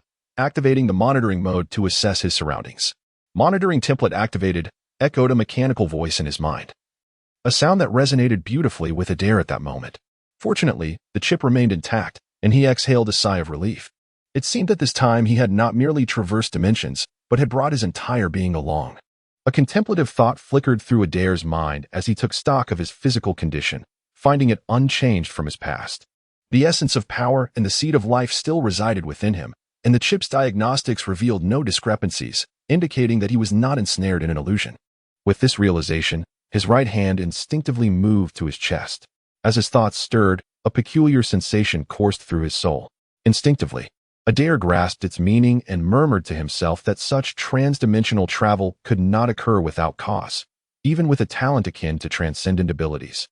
Energy was requisite for its manifestation. Shaking his head, he directed his gaze forward. The world before him bore some resemblance to that of his first life. Yet the level of technological advancement appeared significantly regressed, and the overall condition seemed rather bleak. He found himself standing beside a towering edifice, with a street extending behind him, reminiscent of a modern urban environment. After a moment of contemplation, Adir ventured toward the city ahead. Alone in this new realm, armed only with a sword and a handful of coins, he faced the daunting challenge of surviving without food or water for 7 days. In contrast to the desolate wilderness, he reasoned that securing provisions within a city would be comparatively easier. Moreover, he sought to unearth information about this world to better comprehend his surroundings. The city was not far from Adir, and within mere minutes, he had traversed its threshold. Yet, upon entering, an eerie atmosphere prompted him to frown. It was unnaturally quiet. This thought flickered through his mind as he surveyed the lengthy street before him. The thoroughfare appeared antiquated. Despite the presence of modern buildings, numerous wooden structures were scattered about, creating a disjointed appearance. The technological advancement in this world appears to be rather modest. As Adir passed by a building, he noticed a photograph on the ground. It was a simplistic black and white image depicting a couple with a young girl, approximately 4 or 5 years old, all beaming with joy. Beside the photograph lay 3 skeletal remains, the passage of time having rendered them unrecognizable: 2 females and 1 male, 2 adults and 1 child. One arm of the male skeleton extended outward, firmly clutching the photograph, having adhered to it over the years. Chapter 22. Reinforcement standing upon unfamiliar ground. Adir cast a slight glance downward at the 3 lifeless bodies sprawled on the earth, now mere desiccated remains. They must have perished at least 3 or 4 years ago. He murmured to himself. The chip embedded in his mind was rapidly processing information, analyzing the time of death and the precise cause of demise. After a moment's contemplation, he shook his head and picked up a black and white photograph from the ground, wiping it clean before tucking it away. Though I cannot alter your fate, at least I can remember your stories, he uttered softly before departing from the spot, gradually making his way down the street ahead. This city was peculiar. Enveloped in an eerie silence, it was devoid of any sound. Such a phenomenon was rare. Typically, even in the event of complete annihilation of the populace, there would be some faint signs of life lingering nearby. The profound silence that now enveloped the surroundings often signified a greater peril. Aware of this, Adir treaded lightly upon the street, his footsteps nearly inaudible. Before long, he arrived before a towering edifice. It was a grand structure, a testament to opulent construction, with inscriptions in an unfamiliar script adorning its facade. Although Adir could not decipher the writing, he surmised it to be a public venue, as evidenced by the multitude of remains strewn about its entrance. Numerous humanoid corpses lay scattered, their flesh mostly absent, leaving behind nothing but ghastly skeletons. It was evident that at some point in the past, a sudden calamity had compelled these individuals to flee from within, resulting in their remains sprawled outward. Yet, judging by their fate, it was clear they had encountered something dire, ultimately collapsing at the threshold without a chance of escape. Adir's gaze swept to the side. Centered around the building were numerous corpses, littering the path he traversed. Suddenly, a faint sound pierced the stillness from a distance, capturing Adir's attention. He turned his eyes toward the source, his acute vision enabling him to discern the unfolding scene. In the distance lay a body, relatively fresh, having succumbed not long ago. It was that of a woman, her form grotesquely mangled, reduced to a mere semblance of flesh and bone. Upon the remnants of her body, something writhed, emitting a slight, unsettling sound. After lingering in place for a moment, Adir advanced slowly toward the corpse. Soon, he arrived at the gruesome sight. On the remnants of flesh, countless tiny orifices were visible, from which green worms writhed, presenting a nauseating spectacle. Target organism detected with potent toxins.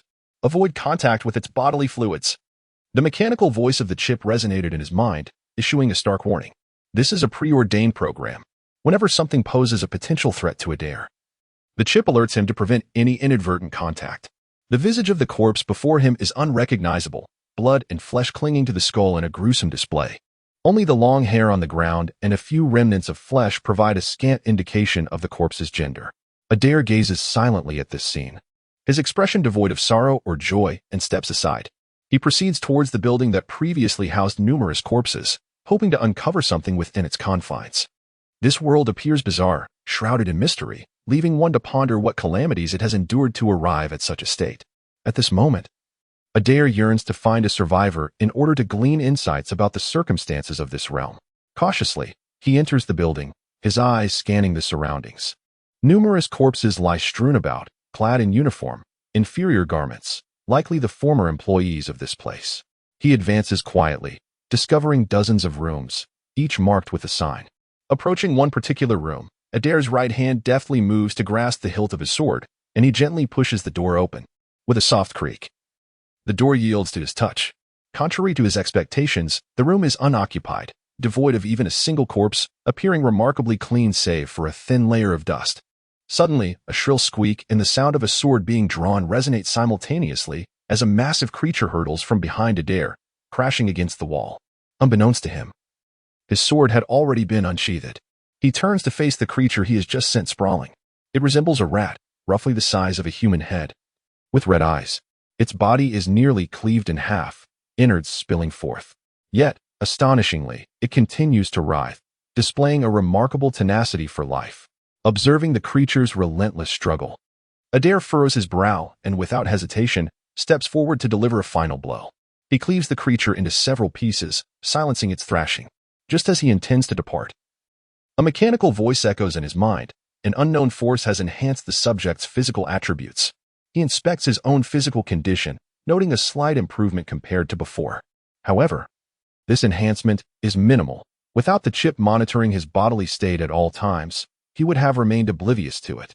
Could it be? Contemplating this revelation, he gazes into the distance. As the creature struggled on the ground, other life forms within the room have been roused and are now swiftly advancing towards Adir. They approach with alarming speed, reaching him in an instant, launching themselves from the wall, their mouths filled with menacing fangs. Adir remained utterly still, his right hand slicing down with a sword, cleaving the adversary in twain. Considering the formidable vitality of his opponent, Adir stepped forward to deliver several additional strikes, reducing the foe to mere fragments before he deemed the matter concluded. Once the enemy's life force had completely extinguished, a familiar chime resonated within his mind. As he perceived the notification, Adir contemplated the situation. For reasons unknown, the demise of life in this world bestowed upon him a subtle, yet enigmatic power, enhancing his physical prowess. This enhancement, though minuscule, so negligible that the average individual would scarcely notice, was undeniably present. According to the chip's assessment, to elevate even a fraction of his physical capabilities would likely necessitate the slaying of thousands of such beings, yet the phenomenon was tangibly real. With this thought in mind, Adir commanded the chip in his mind to analyze the underlying principles. However, the response was instantaneous, insufficient data for analysis. Adir was not taken aback by this reply. While the chip's analytical capabilities were indeed formidable, they were not omnipotent. To discern structural insights, a requisite amount of data and documentation was essential, rendering it impossible to achieve such understanding out of thin air. Chapter 23. Encounter. Standing still, Adir pondered silently for quite some time. After a while, unable to conjure any thoughts, he decided to abandon his musings and proceeded to search the room thoroughly. This chamber appeared to have been long abandoned, with dust coating the floor, suggesting it had remained undisturbed for several years. Within this space, Adir discovered several bookshelves adorned with numerous tomes, accompanied by labels inscribed in an unknown script. He casually selected one, brushing off the dust, and opened it. Chip, establish a task to analyze the written language of this world, he commanded mentally. Ding. Task 1 has been established, echoed a mechanical voice. As Adir rapidly flipped through the pages, the chip in his mind swiftly scanned the contents, recording all textual information into its database for subsequent analysis and comparison. This place seemed to have once been a library. After lingering for an extended period, Adir finally exited.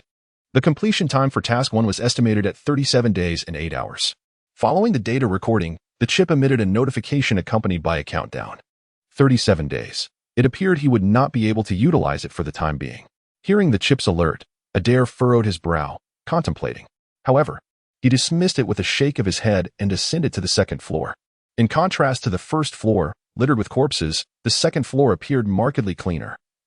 Although there were still remnants of death, they were significantly fewer. This level also housed numerous rooms, and Adir cautiously opened one of them. Inside, silence reigned. But instead of books, various pharmaceutical-like items were neatly arranged. A peculiar scent wafted through the air, causing Adir to pause. Venturing further inside, he noticed a severed arm, beginning to turn pale, resting on one of the shelves. This limb appeared diminutive, likely belonging to a young woman, severed cleanly by some unknown force. It seemed to have been cleansed, devoid of bloodstains, merely exhibiting a pallid hue. Most notably, the arm was remarkably fresh, having been detached only 3 or 4 days prior. Gazing at the pale arm, Adir analyzed the situation calmly. Observing the assortment of pharmaceutical-like items in the room, he contemplated the implications. This chamber was likely a storage area for medical supplies, where someone had been just days ago, leaving behind the severed limb. This also indicated the presence of survivors nearby, likely not far from this location. With this realization, Adir turned his attention to the other rooms, preparing to inspect them one by one in hopes of uncovering additional findings. He opened several doors, making new discoveries along the way. In some of these rooms, he encountered small insects. Adir attempted to eliminate these creatures, but found himself lacking the power he had previously experienced. Under the watchful monitoring of the chip, his body exhibited no signs of change. This situation stirred a sense of doubt within him. Must one extinguish a specific life form to reclaim the power he once possessed? With this perplexity weighing upon him, he approached the entrance to the next chamber. It was a door forged from steel, secured by multiple locks, an unusual sight that suggested a fear of whatever lurked within.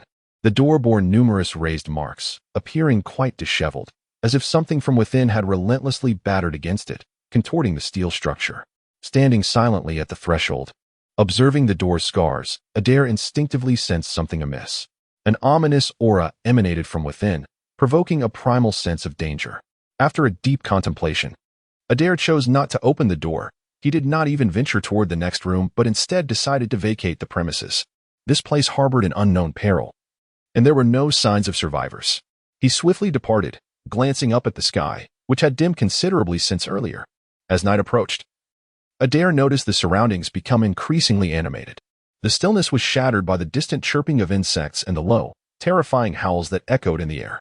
In an instant, the atmosphere had turned perilous, and as time progressed, it threatened to become even more dreadful. Contemplating this, Adir's initial intent to leave faltered. With nightfall imminent, it was evident that danger loomed larger, and departing might not be the wisest choice. With this thought in mind, he moved from his position into a seemingly sturdy room nearby, preparing to spend the night there. He closed the heavy steel door and secured it with some heavy objects, then quietly settled into a corner, refraining from making further noise. The world at night starkly contrasted with that of the day. Through his keen senses, Adir distinctly heard sounds emanating from afar, terrifying insect chirps intermingled with the low growls of beasts, resonating continuously outside. He could vividly imagine the scene outside, far more perilous than during daylight. Suddenly, he opened his eyes and stood up from the corner. In the distance, a woman's anguished wail pierced the air, accompanied by faint footsteps. Someone was nearby. The thought flashed through Adir's mind, and he slowly placed his right hand upon the sword at his waist. After a moment's hesitation, he ultimately decided to push open the door and step out of the room. By now, twilight had enveloped the landscape, though a sliver of light remained, sufficient to discern one's surroundings. In the distance, 3 figures were hastily approaching, seemingly pursued by some unseen terror. "Run!" A frantic shout echoed from afar. The trio, upon spotting the figure in front of the building, initially froze in shock. However, upon recognizing Adir, they exhaled a sigh of relief and shouted toward him. Their intention was to warn him, yet their efforts proved futile in the end. Adir could not comprehend the language of this world, nor the fervent cries of its inhabitants. However, observing their frantic demeanor, he could surmise their general intent. He chose not to flee. Instead, he quietly unsheathed his longsword with his right hand, his profound gaze fixed intently on an object in the distance. It was a colossal insect beast, reminiscent of a beetle, adorned with a glossy black exoskeleton. Yet its claws and mandibles were fearsome enough to instill dread in the hearts of onlookers. Chapter 24: The Confrontation in the Distance. The colossal insect beast moved with a swiftness that surpassed that of ordinary humans, swiftly closing the gap on the three individuals. If this trend continued, it would not be long before they were overtaken, and the consequences of such an encounter were all too clear. With this thought in mind, Adir ceased to hesitate and swiftly advanced. To the astonishment of the three individuals before him, Adir did not flee. Instead, he approached them. Instinctively, they wished to urge him to retreat, but their bodies, fatigued from exertion, found it difficult to vocalize their concerns. Each of them was drenched in sweat, their bodies radiating heat, clearly having run for an extended period and nearing exhaustion. A cool breeze brushed past, and in a flash, Adir darted past them, positioning himself behind. Suddenly, a resounding clash of metal echoed through the air. At that critical moment, under the horrified gazes of the trio, Adir wielded his sword and met the oncoming claw of the beast head-on, successfully parrying its assault. Witnessing this scene, a flicker of dread crossed their eyes. Had that strike not been intercepted, given the beast's formidable strength, the three of them would have surely been torn to shreds. Before them, Adir stood firm, studying the insect creature with a slight frown. He was acutely aware of the power behind his recent strike. Despite the blade crafted from black steel failing to sever the creature's claw, it had only sustained minor damage. The intensity of such strength was simply astonishing. Yet, to the three observers, Adir's prowess was even more unbelievable. Who was this individual capable of directly confronting an adult shellworm beast? One middle-aged man among them, gazing at Adir who stood before them, expressed both astonishment and dread, nearly unable to believe what he was witnessing. However, what lay ahead was even more unfathomable. Under their incredulous stares, Adir surged forward, his terrifying velocity rendering him little more than a blur in their vision. The sharp sounds continued as Adir, sword in hand, unleashed a burst of incredible speed. He had long since surpassed the limits of human capability. Even without exerting his full strength, he was beyond the comprehension of ordinary eyes. The massive insect beast before him barely had time to raise its claw before colliding violently with Adir. In that moment of impact, Adir exerted just enough force to sever the beast's claw entirely. A tremendous force reverberated through the air as the claw was cleaved off, prompting the creature to react instinctively and charge at Adir. Adir did not evade. His gaze remained sharp as he propelled a powerful kick forward. The three individuals behind him dared not witness the ensuing carnage and instinctively shut their eyes, already foreseeing Adir's grim fate. The beast before them stood at an imposing 2 meters in height and over 3 meters in length, its terrifying form exuding an undeniable ferocity that no ordinary person could hope to withstand. A resounding noise reverberated through the surroundings, yet no cries of despair followed. With a flicker of hope, they cautiously opened their eyes, only to behold an astonishing sight. Adir stood unwaveringly in place, his right hand gripping his short sword, exuding an air of formidable presence. Before him, a colossal insect beast was hurled into the air, emitting a mournful, low keening. Its strength was approximately 3, Adir deduced, analyzing the force he had just experienced. The speed of this creature was rather mediocre. Based on its prior performance, it was merely a tad faster than an ordinary person. Far from impressive. However, its strength was terrifying, nearly on par with Adir's power prior to activating the Seed of Life. As darkness enveloped the sky, the ominous low sounds intensified, creating a palpable atmosphere of danger. Adir sensed that perilous entities lurked among the surrounding structures, silently hiding in the shadows. With this thought, he tightened his grip on the sword, and a faint greenish glow flickered along the blade forged from black ruined steel. He dashed forward, striking the beast's massive form before it could react. With a heavy slash, the life energy coursed through the sword, transforming into a radiant arc that struck the creature decisively. The crack of its shell echoed as a large fissure appeared, shattering its once impenetrable defense and releasing a dark, viscous fluid. Yet, despite the grievous injury, the beast lay on the ground, emitting low, mournful sounds. Adir was tempted to deliver a finishing blow, curious if slaying such a creature would grant him access to the unknown power he sought. However, the sky grew ever darker, and the low sounds crescendoed to a peak. He sensed a colossal life form approaching from a distance, compelling him to refrain from lingering any longer. The scent of the insect's fluid had drawn other entities near. At that moment, the three individuals ahead of him paled, not daring to glance back, and sprinted forward in haste. Observing their frantic movements, Adir followed closely behind, heading towards a specific location. To his astonishment, the direction they fled led directly to the very building where he had previously sought refuge. Upon reaching the structure, they exhaled deeply in relief. It was only then that they noticed Adir trailing behind. As their eyes met, an instinctive look of surprise passed among them, revealing their astonishment. Due to the encroaching darkness outside and their distance from him, they had not discerned Adir's true appearance, mistakenly perceiving him as a tall, imposing figure. The Adir before them, however, appeared to be merely 13 or 14 years old, with a graceful and gentle countenance. Clad in an immaculate black robe, he presented an image of perfection that naturally elicited goodwill. Such a young child, in stark contrast to the formidable warrior one might envision battling fearsome beasts, defies all preconceived notions. Had one not witnessed it with their own eyes, who could fathom the terrifying prowess possessed by this seemingly innocent figure, leaving them utterly astonished? Yet, amid their astonishment, a sense of relief concurrently washed over them, alleviating some of their prior trepidation. In a world where order has utterly disintegrated, human morality proves to be an unreliable compass. In the presence of such a fearsome and powerful warrior, should they contemplate any malevolent actions, resistance would be futile. Adir's appearance and age suggest nothing more than that of a mere child, and simply gazing upon him evokes a sense of warmth, seemingly disconnected from the ominous nature of such beings. Chapter 25, Night within the tranquil confines of the towering edifice. The appearance of Adir prompted a shared glance among the three individuals, each simultaneously exhaling a sigh of relief. It must be noted that Adir's visage possessed an alluring charm and an undeniable warmth. Even though they were acutely aware that this individual harbored the formidable power to engage in combat with terrifying insect beasts, their initial trepidation and anxiety were significantly alleviated. Among them, the eldest of the trio, a middle-aged man, stepped forward and respectfully addressed Adir. Greetings. We are locals from this vicinity. May I inquire as to your identity? His inquiry was cautious, imbued with a palpable fear of inciting the ire of the youth before him. The other two stood in silence, merely observing Adir with a glimmer of anticipation in their eyes. Since the onset of the apocalypse, a myriad of monsters had emerged, inflicting grievous losses upon the inhabitants of the various kingdoms. A warrior of Adir's caliber, capable of engaging such terrifying creatures with bare hands, was an unprecedented sight to them. Establishing a rapport with him could potentially lead to a far more favorable existence in the days to come. However, the words spoken by the man were utterly incomprehensible to Adir.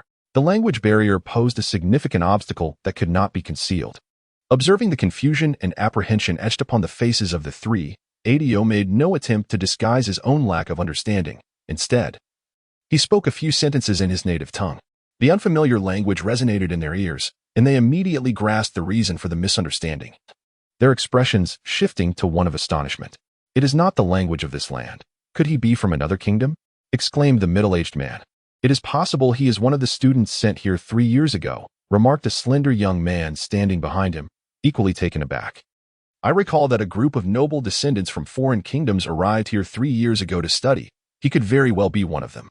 This child must be a formidable knight. I have heard that the distant kingdom of Aladu boasts a powerful order of knights. And they too sent many here 3 years ago," added a woman among the trio, her gaze upon Adir shimmering with intrigue. "These so-called knights cannot withstand even a firearm, let alone engage in direct combat with insect beasts," countered the young man beside her, shaking his head. "Enough," came a sharp reprimand from ahead.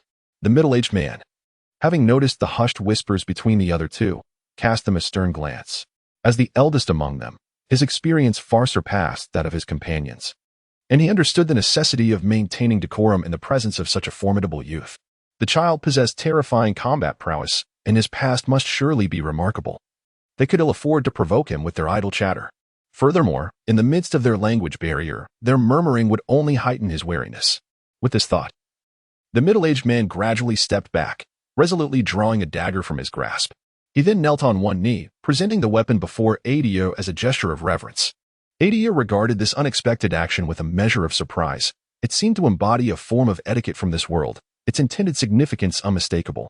Kneeling on one knee and surrendering his weapons, regardless of the world, this gesture conveys a profound sense of respect and submission, signifying one's harmlessness.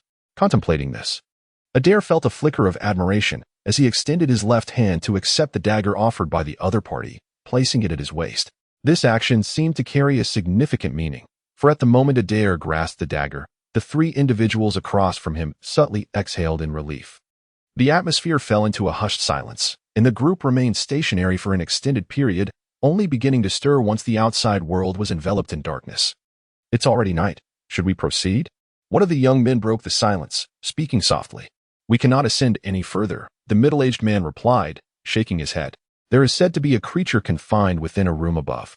If we venture up together during the night, we are likely to encounter something sinister." The presence of that creature lingered within the building. Ordinary monsters would not dare approach here. "If we endure the night, we can depart directly come morning." Upon hearing this, the other two nodded in silent agreement, expressing no further dissent. Lost in thought, the middle-aged man sighed softly, turning to gaze toward the distant staircase. A flicker of fear crossing his eyes. While they spoke, Adir quietly retreated to a nearby corner, closing his eyes to gather his thoughts.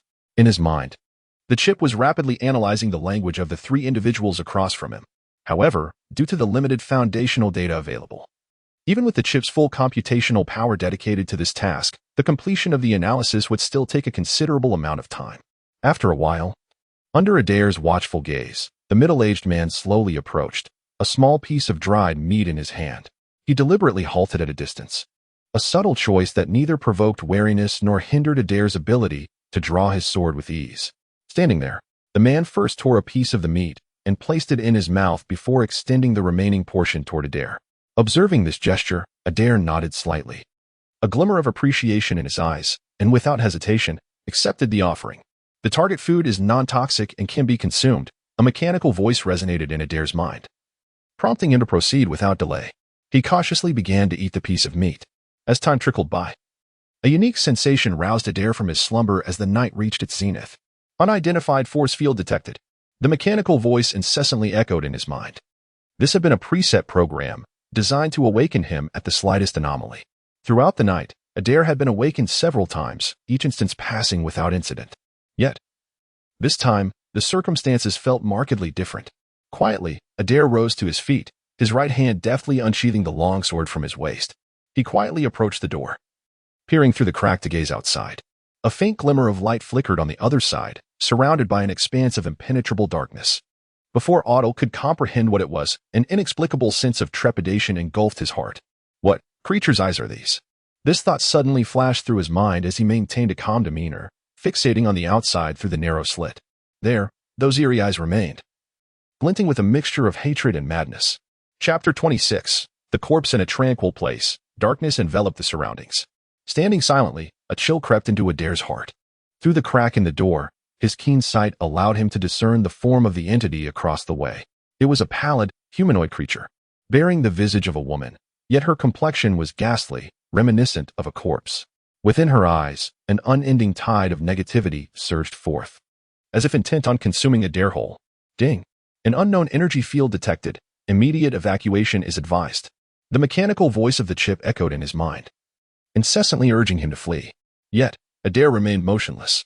The room was completely sealed, constructed with formidable strength, and outside the door, the humanoid monster loomed, showing no inclination to permit Adir's escape.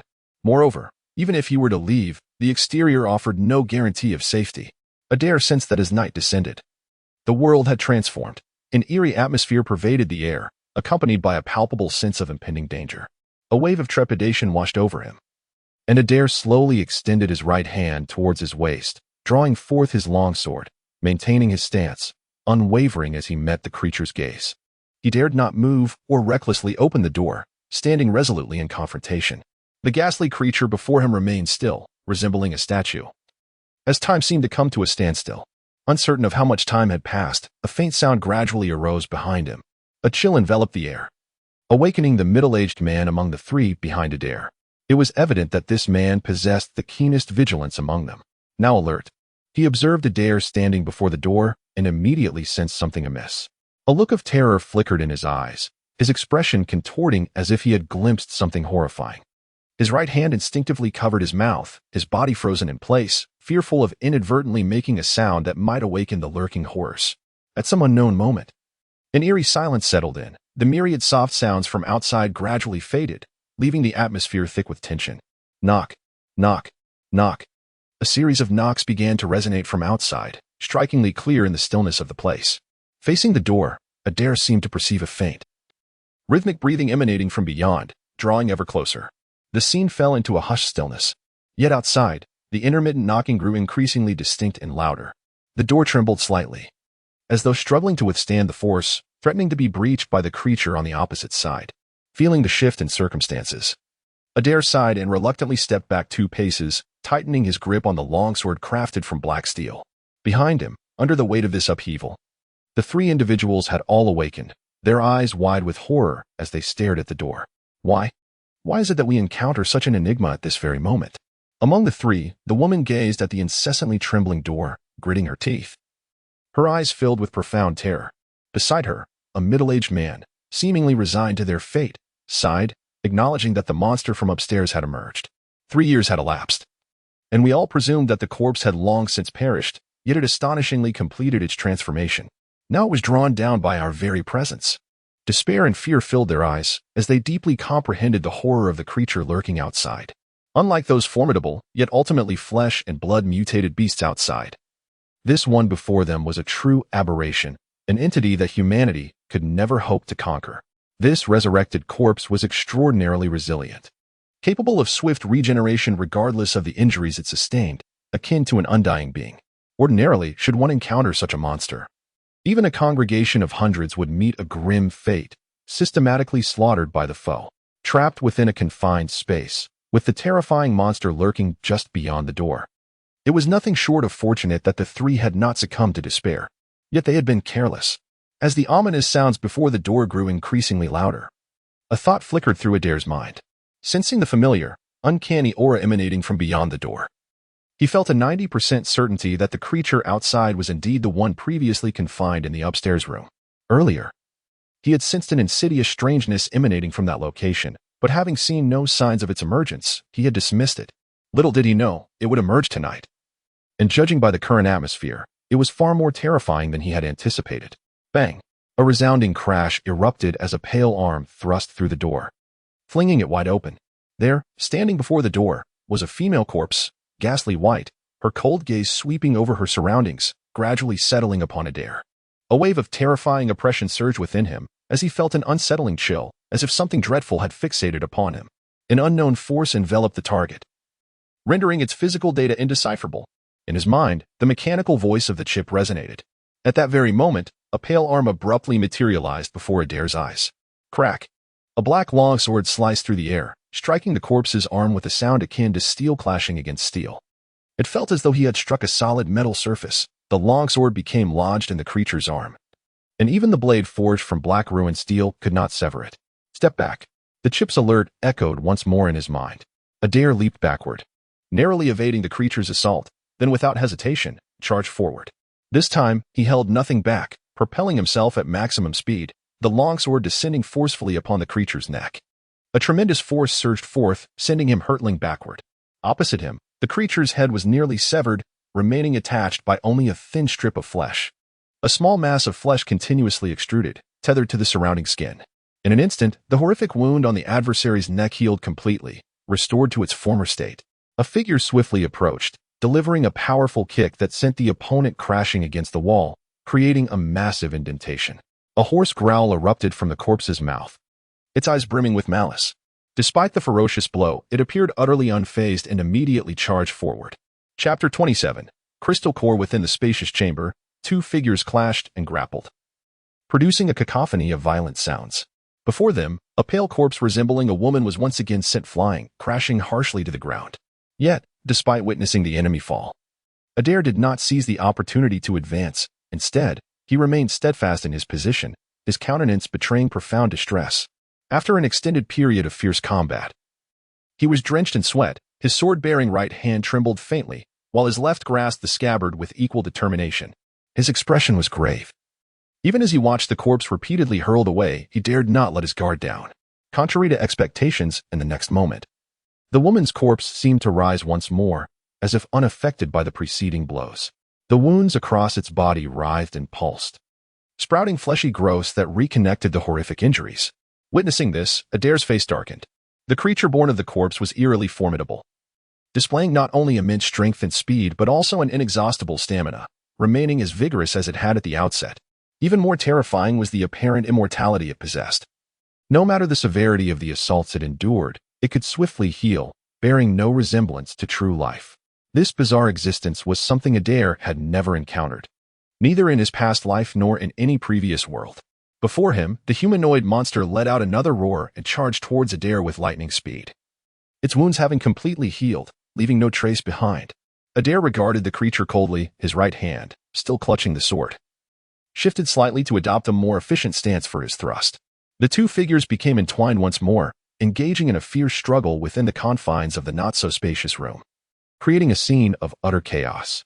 Meanwhile, the three local onlookers, who had been silently observing the spectacle, were rendered speechless. The two non-human monstrosities were locked in a brutal confrontation, each strike reverberating throughout the chamber, leaving sizable craters in the solid earth. Adir, reminiscent of a knight celebrated in poetry, battled valiantly against the humanoid beast. Each swing of his sword summoned a howling wind, etching profound marks in the surrounding air. To avoid being caught in the fray, the three observers retreated to a corner of the room, watching the unearthly duel unfold from a distance. What extraordinary warriors these were, capable of directly subduing the undead. As they gazed upon the entwined figures, a spark of fervor ignited in the eyes of the young man among them. So it was that such terrifying warriors could arise among humanity, standing boldly against grotesque horrors. Surely this was a prodigy from a prestigious knightly lineage. He had encountered similar descriptions in historical texts, which spoke of certain powerful knights who could face 100 foes on the battlefield, previously dismissed as exaggerations and myths. It now appeared to be a true account. Beside him, the woman's eyes gleamed with excitement, her gaze fixed on Adir as though she beheld a precious treasure. On the other side, observing the battle ahead, the middle-aged man leading the trio felt a surge of excitement mingled with a tinge of apprehension. Among the three, he was the eldest and most meticulous. Despite the exhilaration coursing through him, he remained vigilant, keenly watching the unfolding conflict. Through his observations, he discerned that Adir's stamina was waning, gradually losing its initial dominance as time elapsed. No matter how formidable one might be, fundamentally, they remained human. Despite possessing the strength to confront the undead in direct combat, they were still flesh and blood, susceptible to thirst, hunger, and fatigue. With the ongoing battle, even the mightiest knight would inevitably succumb, collapsing before the immortal adversary. Adir was acutely aware of this reality. As the fight progressed, his physical strength rapidly diminished, transforming from absolute supremacy to a mere ability to marginally suppress his opponent. A fierce determination flickered in his eyes as he watched the corpse across from him leap forward with ferocity.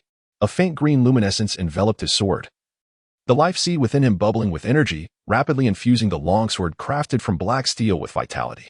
As Adir charged, the undead creature abruptly lifted its head, its eyes swirling with a tempest of negative emotions, a chaotic blend of madness and brutality. Remarkably, she did not evade or flinch. Instead, she reached out with her hands, seemingly intent on grasping Adir's sword. A piercing scream erupted, reminiscent of a woman's terror at the brink of death, resonating deeply within the soul. In an instant, the faint green light flashed, striking the outstretched arm of the corpse, severing it cleanly. The undead stood motionless, her expression a blend of vacuity and malevolence, her pallid form resembling that of a lifeless body. From the severed forearm, black blood began to ooze from the wound. Throughout the prolonged battle, this marked the first time an injury had remained unhealed. Effective. Sensing this shift in his adversary, a thought flickered through Adir's mind, and the weight on his heart lifted significantly. He raised his sword high, seizing the moment while his opponent remained stunned, and charged forward, a radiant brilliance gleaming upon the blade he wielded. The life seed within him vibrated intensely as all his life energy was channeled into this decisive strike. A pale green sword light flashed, and before him, the dazed woman began to topple, her grotesque head separating from her body and rolling away. As he absorbed the entirety of the scene, Adir let out a silent sigh of relief. This battle, having stretched on for so long, was becoming increasingly taxing even for a knight of his caliber. Should the stalemate persist, he would be left with no choice but to activate the life seed. Yet, the cost of such an activation was exorbitant, and unless absolutely necessary, Adir was reluctant to resort to that option. He turned to glance at the fallen bodies behind him, intending to inspect the ground, only to be struck dumb by a horrifying sight. There, on the ground, lay a pale, headless corpse, exuding an aura of dread. Under Adir's gaze, the body began to undergo a transformation. A faint glimmer of light gradually emanated from the corpse, akin to a flickering flame, fiercely consuming the remains as if intent on incinerating them entirely. A surge of warmth coursed swiftly through the body, permeating its entirety. The vitality that had been drained began to restore itself under the influence of an enigmatic force, granting him a modicum of strength. Thud, thud, thud. A gentle rhythm of heartbeats resonated incessantly in Adir's ears, while within his heart, a seed of life seemed to respond to an unseen stimulus, imperceptibly growing. Once all was quiet, Adir turned his gaze to the ground. The once pallid corpse had transformed. The flesh that had been so pale appeared to have been entirely consumed by the previous flames, leaving behind only the skeletal remains of a woman, lying still and silent upon the earth. Observing this scene, Adir furrowed his brow. He crouched down to examine the bones with meticulous attention. There were no signs of scorching upon the skeleton, as if it had endured the passage of time, weathering naturally into its current state. Exuding an aura of antiquity and authenticity, his hand gently glided over the bones, eventually resting just below the chest. There, he felt a small protrusion. It was a black crystal, approximately the size of a fingernail, shimmering with a faint luminescence, exuding an air of mystery. Clutching the crystal, the familiar voice of the chip echoed in Adir's mind. Analysis reveals the crystal contains unknown energy. Direct usage may yield beneficial effects. Chapter 28. The wilderness in the recesses of his mind. The familiar voice of the chip continued to resonate. Listening to this sound, Adir instinctively glanced at the crystalline object he held in his hand. The black crystal appeared translucent and radiant, emanating a profound and enigmatic light under Adir's gaze. A gentle warmth gradually spread from his hand throughout his body. Under the scrutiny of the chip, Adir's physical prowess was steadily enhancing, although the progress was slow. It had not ceased this time, suggesting that it could persist for an extended duration. The unknown energy would be depleted in 3 days. As if sensing Adir's bewilderment, the voice of the chip echoed once more in his mind. Adir stowed the black crystal core away before rising to his feet, casting a weary glance behind him. There, 3 indigenous people from this world were observing him with excited expressions. Their fervent gazes were unmistakable, even though communication was beyond their reach. Adir had little interest in acknowledging them. After a fierce battle, he felt utterly exhausted and ambled to a nearby corner to rest. Observing this, the 3 individuals cautiously approached. Peering at the lifeless body on the ground, it was the dead of night, and visibility was poor. They had previously hidden in the shadows, seeing only a limited view of the scene. Now, curiosity urged them forward to behold the true visage of the corpse. However, despite their curiosity, a thread of fear lingered in their hearts, compelling them to advance slowly and glance back at Adir, wary of the possibility that the body might suddenly spring to life. As they approached within a few meters of the corpse, they realized something was amiss. The once pale female body had now been reduced to nothing but bare bones. All flesh had vanished as if obliterated by some unseen force. This was the essence of the uncanny. The middle-aged man leading the trio struggled to maintain a calm demeanor as he remarked that the corpse had merely been an ordinary person in life. Had it not transformed into something bizarre, its current state would not be surprising. This was his first encounter with the aftermath of a bizarre death, a profound shock to his previous understanding. Before this day, he had never heard of anyone capable of combating the uncanny, let alone witnessing the end of such a phenomenon. Since the world had undergone drastic changes, countless deaths had forged the notorious reputation of the bizarre, not to mention facing them directly. Even mere survival from bizarre incidents was enough to grant survivors considerable renown. Warriors like Adir were unheard of in the memories of these 3, to them. He seemed as if he had leaped forth from another realm. The following day, as dawn broke, the group finally emerged from their quarters and stepped outside the building. At the entrance, a multitude of desiccated corpses lay motionless upon the ground, unchanged and still. Adir gazed into the distance, where yesterday's insect beast had once stood. Now, there lay only a pool of black bodily fluid and remnants. The majority of its form had vanished, likely devoured by other ferocious creatures. Peering further, he spotted a relatively fresh corpse, now reduced to a scattering of shredded flesh and bones, with parched crimson blood long dried up. Observing this scene, he couldn't help but shake his head, gaining a deeper understanding of the dire state of this world. Behind him, 3 individuals emerged from the building, their faces paling upon seeing the skeletal remains in the distance. Had it not been for Adir's timely assistance the previous night, they too might have met a similar fate. Torn asunder by the myriad of terrifying beasts that roamed the wild, with no hope for survival, Adir stood there in silence when a middle-aged man approached from behind. After the events of the prior night, they had grown somewhat familiar with Adir, and now, mustering their courage, they gestured earnestly, hoping he would accompany them in their departure. Despite the language barrier, Adir comprehended their intent and nodded in agreement. The three men instantly beamed with joy. The journey from the city to the nearby settlement was fraught with peril. Having Adir alongside would undoubtedly enhance their safety. They began to gather their belongings, particularly from the remnants of the insect beast, as even after being gnawed upon by predators, many materials remained salvageable. Adir observed their actions thoughtfully before joining them, carefully severing several of the beast's claws for collection. These insect claws were remarkably hard and sharp, not inferior even to the material known as black steel, thus holding some value for Adir's purposes. "Erui, we must depart," called the youth, glancing at the middle-aged man. Erui nodded, then regarded Adir, respectfully gesturing before leading the group away. In this world, it was unclear what had transpired in the past. Yet both the cities and the wilderness were teeming with various dangerous creatures. They navigated the city with caution, encountering some threats but managing to evade them skillfully. However, upon reaching the wilderness, the situation drastically changed. Here, the danger from wild beasts was omnipresent. Within just a few miles, Adir encountered several insect beasts wandering in the wild. Thus, 3 days later, on a vast plain, Adir advanced slowly, his black longsword drawn at his side. His expression remained calm, yet his eyes were icy, fixated on the horizon. Before him, 2 insect beasts stood, each towering over 2 meters with pointed horns, emitting shrill cries as dark bodily fluid dripped steadily to the ground. Behind them, grotesque human faces adorned their backs, and the viscous liquid flowing from their bodies created an unsettling and repugnant sight. In the wilderness, a nest of insect beasts obstructed their path, prompting Adir to take matters into his own hands to avert complications. He swiftly advanced, generating a gust of wind as he traversed a distance of 7 or 8 meters in the blink of an eye, confronting the 2 insect beasts head-on.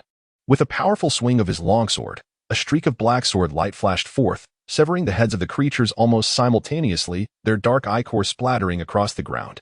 Given the resilience of the insect beasts, this initial assault was insufficient to bring about their swift demise, necessitating Adir to deliver several additional strikes before they lay still. Under the influence of an unidentified force, his physical prowess began to ascend. At the moment the 2 insect beasts ceased their movements, a mechanical voice resonated once more in his mind. A familiar warmth coursed swiftly through his body, vanishing almost instantaneously, barely perceptible in its brevity. Cheers erupted from behind, their numbers far exceeding 3. Not far away, Ari and a group of 7 or 8 individuals gazed at Adir and the lifeless forms of the insect beast with palpable excitement, though not their first encounter. Each instance evoked admiration for such a remarkable knight. Beside Ari stood a middle-aged man clad in armor, his eyes ablaze as he surveyed the scene. This individual had crossed paths with Adir during their journey, reputed to be a true knight who had once held a noble title before the world's upheaval. After being rescued by Adir, he chose to accompany them. The others in the group shared a similar fate, either having been saved along the way or drawn to Adir's formidable prowess, seeking refuge among him. These few were either knights or descendants of nobility, leaving Ari and his 2 companions, commoners, with no choice but to welcome their inclusion. Despite the cataclysmic changes to the world, with vast kingdoms collapsing in an instant, the nobility had not been entirely extinguished. Due to their military resources, these nobles, though suffering greatly with vast territories overtaken by various strange entities, still managed to maintain the safety of certain domains. The order of nobility had not fully disintegrated, and all individuals, including Ari and his companions, existed within the territories of the nobility, fostering a natural reverence for these figures. Indeed, as their numbers grew, the dangers of the wilderness escalated correspondingly. Consequently, those of lower status were largely cast aside in this perilous landscape. Chapter 29. The outbreak. A gentle breeze lingered in the air. Adir sheathed his sword, gazing silently at his physical attributes, standing motionless. Name: Adir Farkas. Strength: 49. Agility: 48. Constitution: 5. A series of data materialized before his eyes, compared to before. His stats had surged dramatically. This world remained oblivious to what had transpired in the past. The wilderness teemed with perilous life, and the group traversed through the treacherous terrain, encountering numerous dangers daily. Yet, all the mutated insect beasts they faced were ultimately vanquished by Adir. With each creature slain, Adir reaped a modicum of enhancement. Although the gains were not substantial, the accumulation over several days, amidst the slaughter of dozens of insect beasts, yielded significant rewards. Notably, the primary source of his enhancement was the crystal core he had previously acquired. Contemplating this, Adir slightly relaxed his grip on his left hand, revealing the dark crystal nestled within. It was nearing depletion. Sensing a faint warmth coursing through him, Adir sighed inwardly, clenched his fist, and concealed the black crystal, ensuring it remained hidden from view. Behind him, footsteps approached. A group of 7 or 8 individuals, witnessing the conclusion of the battle, hurried over, exclaiming in exhilaration at the sight of the 2 slain insect beasts. Adir, indifferent to their excitement, stepped aside, awaiting their forward movement. It was a pity for the 2 insect beasts. Had they been transported to the territories of other nobles, they would have been highly coveted. The knight, before departing, expressed regret as he gazed at the lifeless bodies, clearly reluctant to leave. The others shared similar sentiments, approaching the corpses to collect valuable materials before departing with palpable reluctance. Even the trio of Ares shared this demeanor. Such occurrences had become commonplace over the past few days. Initially, they had eagerly descended upon the insect beast's remains, but by now, they had grown desensitized. They continued their journey, and in the distance, signs of civilization began to emerge, albeit still bleak and desolate. Upon reaching this juncture, they were to part ways. At a crossroads, the armored knight addressed the others, stating that the Earl of Errol to the east was a distant relative, and he intended to visit his castle. He inquired if they wished to accompany him, casting an expectant glance towards Aerie and the others. Sensing his hopeful gaze, Aerie and the others exchanged glances, feeling somewhat helpless. They understood that his anticipation was not directed towards them, but rather towards Adir. Throughout their journey, Adir's formidable prowess had been evident. This youth, who had decimated countless terrifying insect beasts capable of annihilating villages, had saved innumerable lives. However, Adir's inability to communicate rendered him isolated from the others. From the outset, the 3 of them remained with Adir, and throughout their journey, they were the only ones capable of communicating with him, influencing each other in a manner that was evident to others. However, deep down, they did not wish for Adir to align himself with anyone else. Given Adir's demonstrated prowess, he was destined to garner attention wherever he went. If he could remain with them, their current relationship would undoubtedly yield immense benefits. Seemingly perceiving their thoughts, the middle-aged knight across from them silently cursed. Maintaining a composed facade as he continued to counsel, "I can understand your sentiments, yet I strongly advise you to vacate this place immediately. You may not realize it now, but our region is on the brink of an outbreak. That is impossible." In an instant, the expressions of Aerie and his companions shifted dramatically, their eyes flickering with fear as they regarded the knight. "Lord Alaral, please refrain from making such jokes or threats. It has been a considerable time since our area has been affected." Aerie's countenance turned ashen, visibly distressed.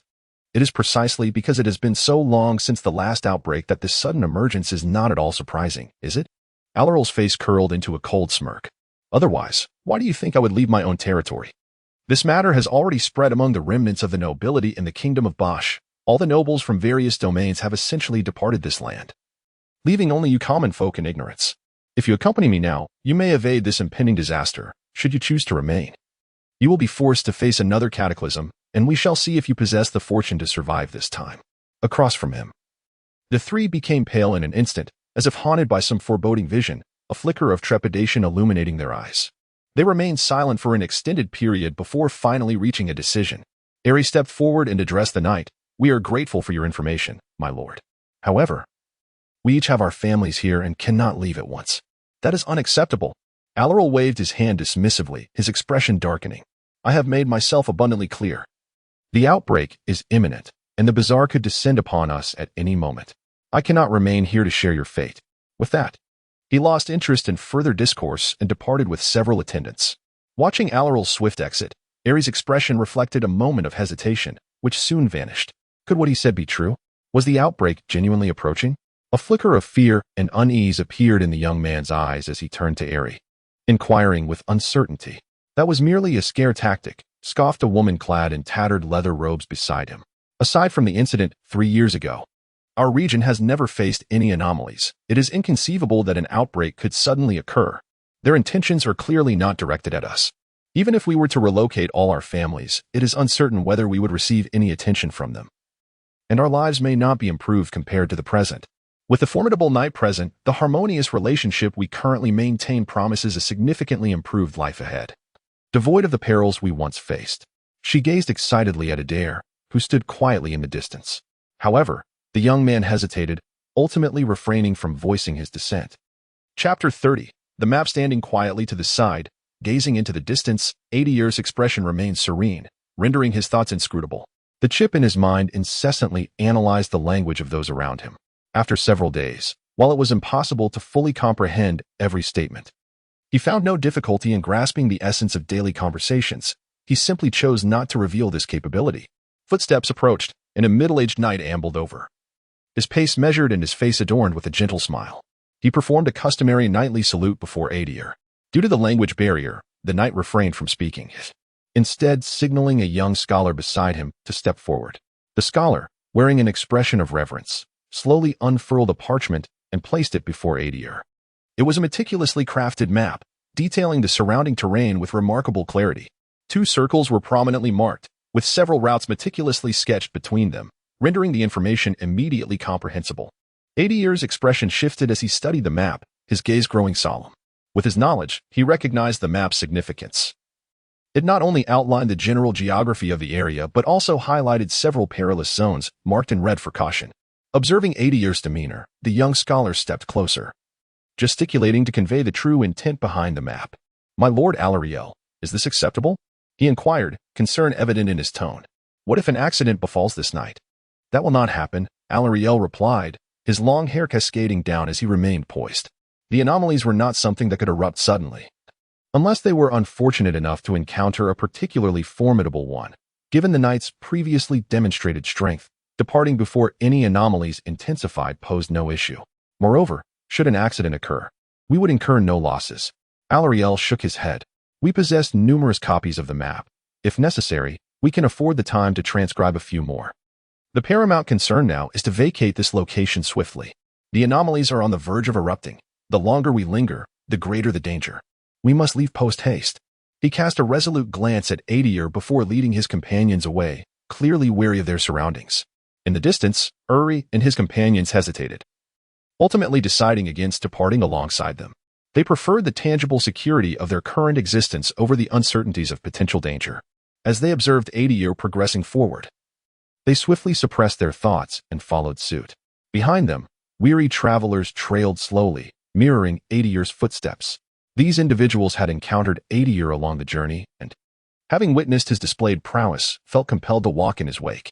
While this may increase the likelihood of exposure, in reality, it renders the situation considerably safer. With Adir leading the way, all the ferocious beasts along the journey have been hunted down, significantly diminishing the dangers they face. Even sustenance is readily available, as it can be procured from the carcasses of the beasts slain by Adir. Over the course of several days, a group of over a dozen individuals has begun to follow them. Adir pays them little heed, even showing a hint of indulgence. The gathering of such a multitude naturally generates a considerable allure for the mutated creatures, conveniently facilitating Adir's hunts without the need for seeking out these aberrations specifically. Of course, this approach has resulted in a notable increase in Adir's reputation among these individuals. "My lord, this is the village where we reside," Ari said respectfully as they gradually approached the village. "Ari, do not waste your breath. This lord cannot comprehend you," a young man beside him remarked, shaking his head. Initially, Adir not only lacked knowledge of the local language, but also seemed incapable of understanding their words, as though he had just arrived on this land. They privately speculated that Adir must be a powerful noble scion from a distant kingdom, who perhaps had only recently arrived in this country 3 years prior to the outbreak of calamity, which could explain his current condition. Although this explanation harbored some uncertainties, it sufficed to clarify Adir's situation.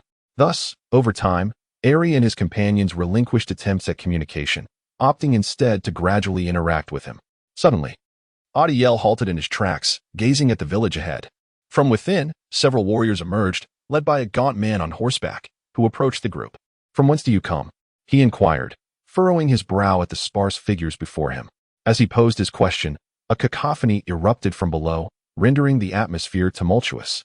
Observing this, Ari wiped the sweat from his brow and, accompanied by the 2 beside him, stepped forward. The 3 of them were villagers and thus recognized the man before them, quickly clarifying the circumstances. "Apologies, Lord Raman, though it is hard to believe." "This is indeed the truth," Ari sighed, wiping his brow in front of the other. "Let them enter," Raman shrugged, clearing the passage behind him. Allowing the individuals before him to proceed, then leading them to Adiel's side. Adiel observed the scene with calm composure, revealing no sign of peculiarity, merely watching quietly. Unnamed individual. Strength 13. Agility 11. Constitution 13. As the other approached within 5 meters of Adiel, the mechanical voice of the chip resonated once more in his mind. I have heard that you are a formidable knight. Raman, atop his horse, slowly closed the distance to Adiel, halting precisely 1 meter away. I too am a powerful knight. Shall we engage in a contest? Boom. A sharp sound suddenly rang in the air. Gazing at the figure before him, Adir unsheathed his sword with his right hand, his expression unwavering as he swept it to the right. A fierce clang of the blade resonated, slicing through the air for several meters, etching a profound scar. 3 to 4 meters deep, into the stone slabs beneath. Raman's demeanor swiftly transformed from one of disdain to sheer astonishment. Chapter 31. The events before Adir swiftly faded. Observing the over 2-meter deep sword scar beside him, Raman's expression crumbled. The haughty demeanor that adorned his face vanished, replaced by a respectful smile, as though he were in the presence of the most esteemed guest. Witnessing this transformation, Adir subtly shook his head, maintaining an inscrutable expression that concealed his true thoughts. He declined the offer of a horse from Raman, choosing instead to walk alongside him, progressing at a measured pace. As their party advanced, the village ahead gradually revealed itself, with structures scattered about, most appearing quite antiquated, seemingly erected long ago. Ari, escort this esteemed gentleman to that house over there, and ensure it is tidied up to his satisfaction. At the center of the village, Raman commanded Ari, instructing him to accommodate Adir properly. Instinctively, Adir gazed in the direction Raman indicated, spotting the imposing edifice, in stark contrast to the surrounding dilapidated dwellings. This structure appeared significantly newer, likely constructed within recent years, and the materials used were evidently of superior quality, making it a commendable residence within this modest village. In a bid to appease Adir, Raman not only placed him in this house but also dispatched several individuals to assist in cleaning the rooms and attending to various tasks. Over the ensuing days, Raman made it a point to visit Adir daily, undeterred by the language barrier that rendered their communication impossible. 3 days later, on a flat expanse, Adir paused after a session of sword training, taking a moment to rest. The seed of life within him had become increasingly vigorous, suggesting he was nearing a significant breakthrough. Sensing the vitality coursing through his body, Adir's left hand grazed his chest as he contemplated the transformation underway. This metamorphosis was propelling the seed of life to new heights. Reaching a certain threshold, and only one more step remained for its completion. A knight of great prowess? Adir mused to himself, then commanded the chip. Based on the current data, simulate and deduce the conditions for advancing to a knight of great stature. Simulation task completed. A mechanical voice echoed in his mind in an instant. To ascend to a knight of great stature, the fundamental prerequisites are for all physical attributes to exceed 5, followed by stimulating the body through special methods to facilitate the transformation of the seed of life, thereby enhancing physical capabilities. Stimulating the body? Adir pondered. What methods could achieve this? Through high-intensity combat or by administering specialized potions? The chip's mechanical voice responded once more. Upon hearing this, Adir's focus sharpened as he assessed his physical attributes. Name: Adir Farkas. Strength: 5. Agility: 49. Constitution: 5. These were the fruits of his labor over the past few days, bringing him tantalizingly close to meeting the foundational requirements for advancement. Reflecting on his attributes, Adir shook his head, lifted his sword, and strode purposefully forward. Compared to the knights of the previous world, Adir possesses a considerable advantage in this realm. He does not need to risk his life on the battlefield to stimulate his body. Instead, he can achieve progress by continuously hunting the mutated monsters. Although the advancement is gradual, it has ensured his safety for an extended period. His walking speed surpasses that of ordinary individuals running, and before long, he arrives at the outskirts of a village. There, several warriors stand guard, and upon seeing Adir approach, they regard him with reverence, watching him depart. Hurry! Go inform a few others. Soon there will be corpses to collect, one of the guards exclaimed excitedly after Adir had moved on. Immediately, someone set off towards the village, returning shortly with a few individuals who mounted their horses to follow Adir from a distance. Ding! Continuously hunting 17 night-level insect beasts will enhance all attributes by 0.1. The mechanical voice of the chip echoed in his mind once more. Beneath a towering tree, dark as night, Adir stood silently, delivering a powerful kick that sent a 3-meter-tall insect beast flying, crashing violently against a massive boulder. Its enormous body was pierced by the sharp edges of the stone, rendering it lifeless. 17 more to slay. Hearing the chip's voice resonate in his mind, Adir sighed softly, feeling a twinge of helplessness. While the wilderness teems with monsters, the vast majority are feeble creatures. Unless he slays thousands, the benefits remain meager. Although formidable mutated beasts do exist, many exude an aura of danger even he can sense, making the search for suitable prey a challenging endeavor.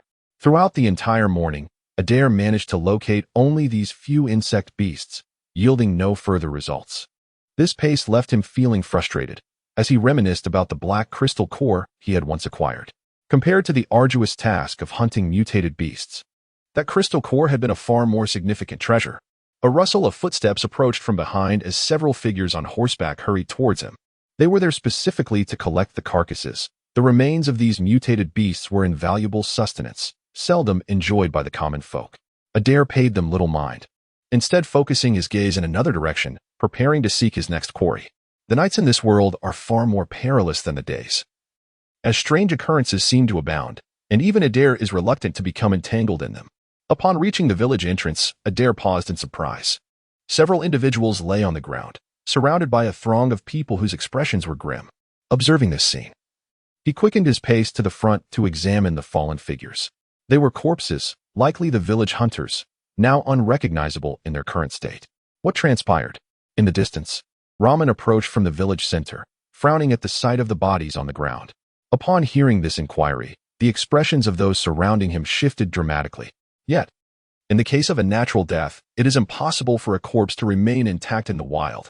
Within a single night, various creatures would dismantle the body. Contemplating this, Raman's countenance darkened, and his outstretched right hand began to tremble slightly. Suppressing the terror that surged within him, he led his companions to examine several corpses.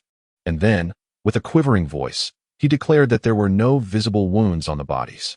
Upon hearing this, those around him turned pale, as if they had encountered a plague, and instinctively recoiled from the sight of the corpses, their eyes reflecting an unspeakable dread. Immediately take these bodies for cremation, and no one is permitted to approach the wooden cabin by the river from now on, Raman commanded, his face ashen, as he struggled to contain his fear.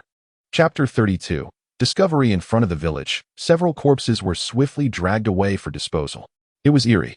Standing beside Raman, a middle-aged man spoke with a trembling voice, asserting that it was undoubtedly the work of the supernatural, having insidiously encroached upon our vicinity. Nonsense! Raman shot the man a glare, observing the troubled expressions of those around him. He felt compelled to speak up. Everyone, do not be afraid. Our village is sufficiently populated. As long as we do not provoke those places, these malevolent entities will not seek us out. With a stern countenance, he uttered these words and then took his leave with the others, leaving the remaining villagers standing in silence.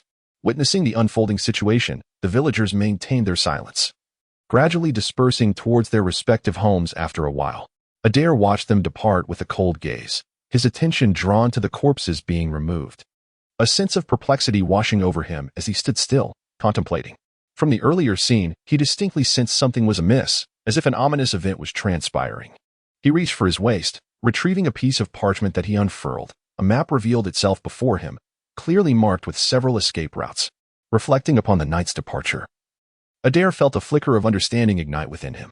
The following day, as dawn broke, an inexplicable sensation of unease stirred him from slumber. Adir opened his eyes, sensing a connection to a world deep within his soul, radiating a unique energy. Compared to the previous realm, this world undoubtedly suited Adir far better, promising swift advancement without the sluggish progression that plagued other nights. Contemplating this, Adir's gaze deepened as he looked into the distance. It approaches, he murmured to himself, a glimmer of excitement flashing in his eyes. During the previous night, through his keen perception, he had distinctly sensed an unusual presence infiltrating the village, one that had yet to dissipate and seemed to lurk in the depths. For others, this signified peril, but for Adir, it heralded opportunity and bounty. The effect of that crystal core still lingered in his thoughts. As the day swiftly passed, dusk approached, and within a wooden cabin, a cacophony of discussions and disputes erupted. What shall we do? Irit's face was pale as he addressed the other two within the cabin. The village is abuzz with rumors. The supernatural has spread. Before him, a young man wore a forced smile, looking rather strained. It should be fine, right? As long as we don't venture into those forbidden areas, nothing will happen. She breathed heavily, wiping the sweat from her brow, her complexion ashen. Listening to her words, Adir fell silent for a moment, then slowly lifted his gaze. What if the outbreak truly has begun? This statement hung in the air like a forbidden incantation, instantly draining the color from the faces of the other two. Surely not, the young man stammered, glancing at Adir, his shirt drenched in sweat. Meanwhile, the woman fell into an unexpected silence, uttering not a word. Observing this scene, Adir sighed, recalling the events of yesterday. You all must be aware of the grim occurrences, the bodies. Were they not taken by Lord Raman for cremation? The young man inquired, perplexed. Cremation. A distorted expression crossed Adir's face, a blend of fear and sardonic amusement. If only they truly had been cremated. Do you not realize? Raman and the others have vanished. Just this morning. Not only have they disappeared, but their horses have also been taken.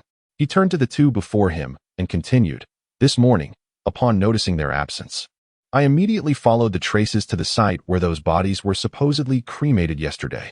Do you know what I discovered? The fire still burns. Among the scattered firewood, those very bodies lay there intact. Aside from their clothes being burned away, not even a scrap of skin was scorched. Those corpses have mutated, rendering them impossible to incinerate. Upon realizing the anomaly, Raman and his companions abandoned us and fled. As he concluded, Adir shouted, his face contorted with a tumult of fear, resentment, and rage. What? The two before him stood frozen, their minds swirling in chaos at Adir's outburst. Now is not the time for doubts.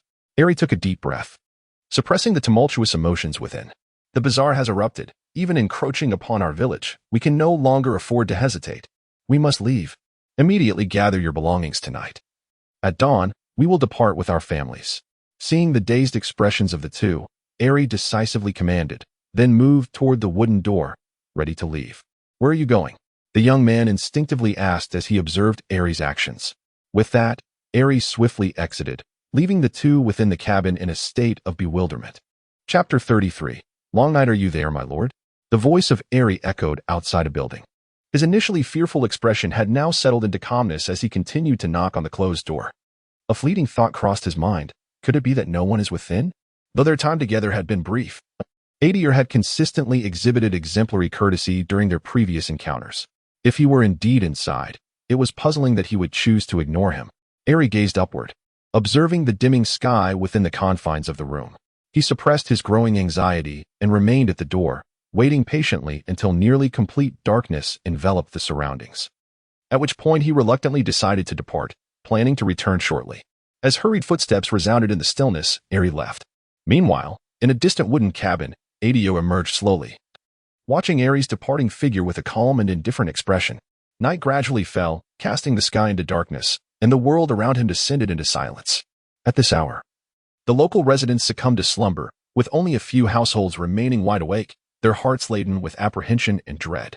Inside the wooden cabin, several individuals paced anxiously in the hall, their eyes filled with an uncontainable sense of fear as they gazed at the encroaching night. Just then, the door swung open, and Adir's towering silhouette stepped inside, his countenance somewhat grim. Did you find that knight? Upon his entrance, several individuals simultaneously inquired, their faces etched with urgency. Observing the anxious expressions around him, Adir wore a heavy frown and shook his head somberly. I wanted the clearing in front of the village, but I did not find him. Damn it. A middle-aged man spat, his teeth clenched. He must have abandoned us and joined Raman and the others. After all the care we have shown him, that wretched foreigner. A coward, utterly useless. His expression twisted in anger, he stood there, unable to restrain himself, venting his fears and fury. Once they finished speaking, a heavy silence descended upon the room, an oppressive atmosphere thickening the air. Adir sighed, observing the scene. Do not be so disheartened. The situation may not be as dire as you believe. That knight is a good man. If he intended to leave, he would surely remember to inform us, rather than abandoning us without a word. With that, he opened the wooden door and stepped out, his figure gradually fading into the darkness. The crisp sound of knocking resonated through the stillness, jarringly out of place in the quiet environment. A sudden chill crept up from behind him, startling him and causing a sense of unease to wash over him. It is far too quiet. This thought flashed through his mind. At this late hour, while the surroundings were typically serene, there had always been faint sounds of chirping insects. Yet now, all those sounds had vanished, leaving only the sound of his own breathing and heartbeat. No, something is amiss. A sudden shock coursed through him as he faintly discerned several subtle gasps emanating from behind. A wave of dread surged within him, and upon turning to face the source, He was nearly overwhelmed to the point of fainting at the sight before him. In the depths of the night, several ghastly, pallid corpses stood silently behind him, their eyes gleaming with a feral and frenzied light. A piercing scream erupted from the vicinity, only to vanish swiftly, fleeting enough to almost be mistaken for an illusion. I have arrived too late. In a distant corner, listening to the distant cries of despair, Adir sighed and quietly approached. With his keen eyesight, even from a distance of several meters, he could clearly perceive the scene unfolding ahead. Before the dwelling he once occupied, the corpse of Adir lay motionless on the ground, its expression frozen and contorted in a horrific grimace. Surrounding the body, several humanoid, ghastly creatures were smeared with blood, voraciously devouring the flesh of the corpse beneath them, nearly pulling out the intestines from their own bellies. As if sensing Adir's presence, the movements of these grotesque beings abruptly halted, and they slowly turned to face him. These were naked corpses, their garments reduced to charred remnants, exposing their ghastly white skin. Their eyes glinted with an insatiable thirst for blood as they beheld Adir's approaching figure. There were 4 in total. Recognizing the familiar pallid faces before him, Adir furrowed his brow, unsheathing the sword at his waist with a swift motion. In that instant, a white figure materialized before him, colliding with his blade and being sent sprawling away. A deep growl reverberated in his ears. Yet Adir remained unfazed as he delivered a fierce kick to the left. A powerful force surged from his foot, sending another white figure crashing to the ground. With agility nearing a score of 4, it resembled the creature he had encountered previously. Sensing the speed of the corpse before him, Adir gauged the situation and thrust his sword toward a corner, engaging in battle with the other 2 entities. A gust of sword wind howled past, striking one of the creatures on the shoulder and severing its arm. However, in the next moment, flesh began to regrow at the wound, and with a roar, the creature retrieved its severed limb and reattached it, swiftly regaining its form, causing Adir's eyelids to twitch. In comparison to the formidable monsters found in the wilderness, these corpses were not exceedingly powerful. Yet, as a bizarre form of being, they possessed boundless stamina and, to a certain extent, an immortal essence, which rendered them particularly troublesome. Without discovering an accurate method to combat them, even those far superior in strength could only succumb to their relentless attrition in the end. Contemplating this, Adir summoned the life energy within him, gradually channeling it into the sword he wielded. As the life energy enveloped it, the black blade was gradually shrouded in a faint green hue, imparting an unmistakable sharpness. Adir surged forward, the surrounding air swirling violently in response to his swift movement, propelling him ahead with great force. Before the corpses on the opposite side could react, he had already dashed before them, his longsword descending forcefully in a brutal slash. With a devastating strike, the shockwave from the life seed within him surged forth, unleashing the full power of the knight's secret technique. Chapter 34, The Phantom Boom. A fleeting glance at the lifeless body on the ground did not halt Adir's advance. He brought his longsword crashing down with ferocity. Roar. A chilling growl reverberated in the air as the corpse, with its ghastly pale visage, lunged crazily towards Adir. It moved with remarkable speed, reaching Adir in an instant, its ghostly hands grasping forward, seemingly intent on seizing the living before it. A surge of force surged towards him, prompting Adir to deliver a fierce kick to the creature's chest, leaving an ominous dent that appeared truly horrifying. He pressed down with his foot, pinning the body to the ground as his right hand swung the longsword with deadly precision, cleaving downwards. Black, viscous blood oozed forth as the life energy surged, utterly annihilating the humanoid monstrosity beneath him, preventing any chance of revival. Only one remained. Adir pivoted, directing his gaze towards the final adversary. There, the last humanoid creature lay with its limbs severed, its torso quivering incessantly, grotesque flesh buds sprouting forth, a sight that sent shivers down one's spine. One wondered if decapitating it would allow it to survive. Observing the body at his feet, Adir's expression remained impassive as he summoned a gust of wind with his longsword and struck downwards. This particular assault, he deliberately refrained from channeling his life energy, relying solely on the sheer might of the blade. Thud. It struck as though colliding with a solid metal surface, the sharp blade meeting the corpse's neck with a resounding clang. Though the longsword penetrated the flesh, it became lodged midway, failing to sever the head completely. With an expressionless demeanor, Adir withdrew the sword, exerting his strength anew, striking once more. This time, he held nothing back. The full force of a peak knight was unleashed in this singular blow. A crisp sound echoed as the pallid head was severed from the body, promptly kicked aside by Adir, denying it any chance for regeneration. Having completed this task, he stepped aside to quietly observe the corpse's reaction. The once pale body was now devoid of any human semblance, its limbs and head detached, forcibly separated. From the jagged wounds, grotesque flesh buds continued to sprout and writhe, transforming the entire form into a mass reminiscent of pliable clay. Its severed limbs and head, too, retained vitality, becoming increasingly animated, enveloped in the grotesque growths, writhing incessantly. Oh, indeed a monster. Witnessing this scene, a chill graced Adir's countenance as the black longsword in his right hand shimmered with the light of life energy. He stepped forward, thrusting his sword into each mass of flesh. As the life energy spread through the grotesque clumps, their vitality swiftly waned, softening into mere ordinary flesh. With the demise of these bodies, a miraculous spectacle began to unfold. From these corpses, a faint light flickered gradually, ultimately enveloping the entirety of the remains, igniting like a roaring flame that illuminated the surroundings. In the images recorded by the chip, after death, the corpses seemed to be influenced by some unseen force. As their flesh rapidly decomposed and vanished, yet no light emerged. A mere illusion? The next moment, he shook his head, relinquishing the pursuit of this question. Having arrived in this bizarre world, the multitude of uncertainties that had accumulated within a mere few days was already overwhelming, and answers remained elusive. He proceeded onward, groping among the bones of several corpses, where he discovered 4 black crystals. Compared to the singular crystal core he had previously obtained, these 4 were considerably smaller, each merely half the size of the former. As he grasped these cores, a gentle warmth began to flow through his body via direct contact. An announcement echoed in his mind, subject affected by unknown forces, physical attributes enhancing. Simultaneously, a chilling female scream pierced the air from a distance, capturing Adir's attention.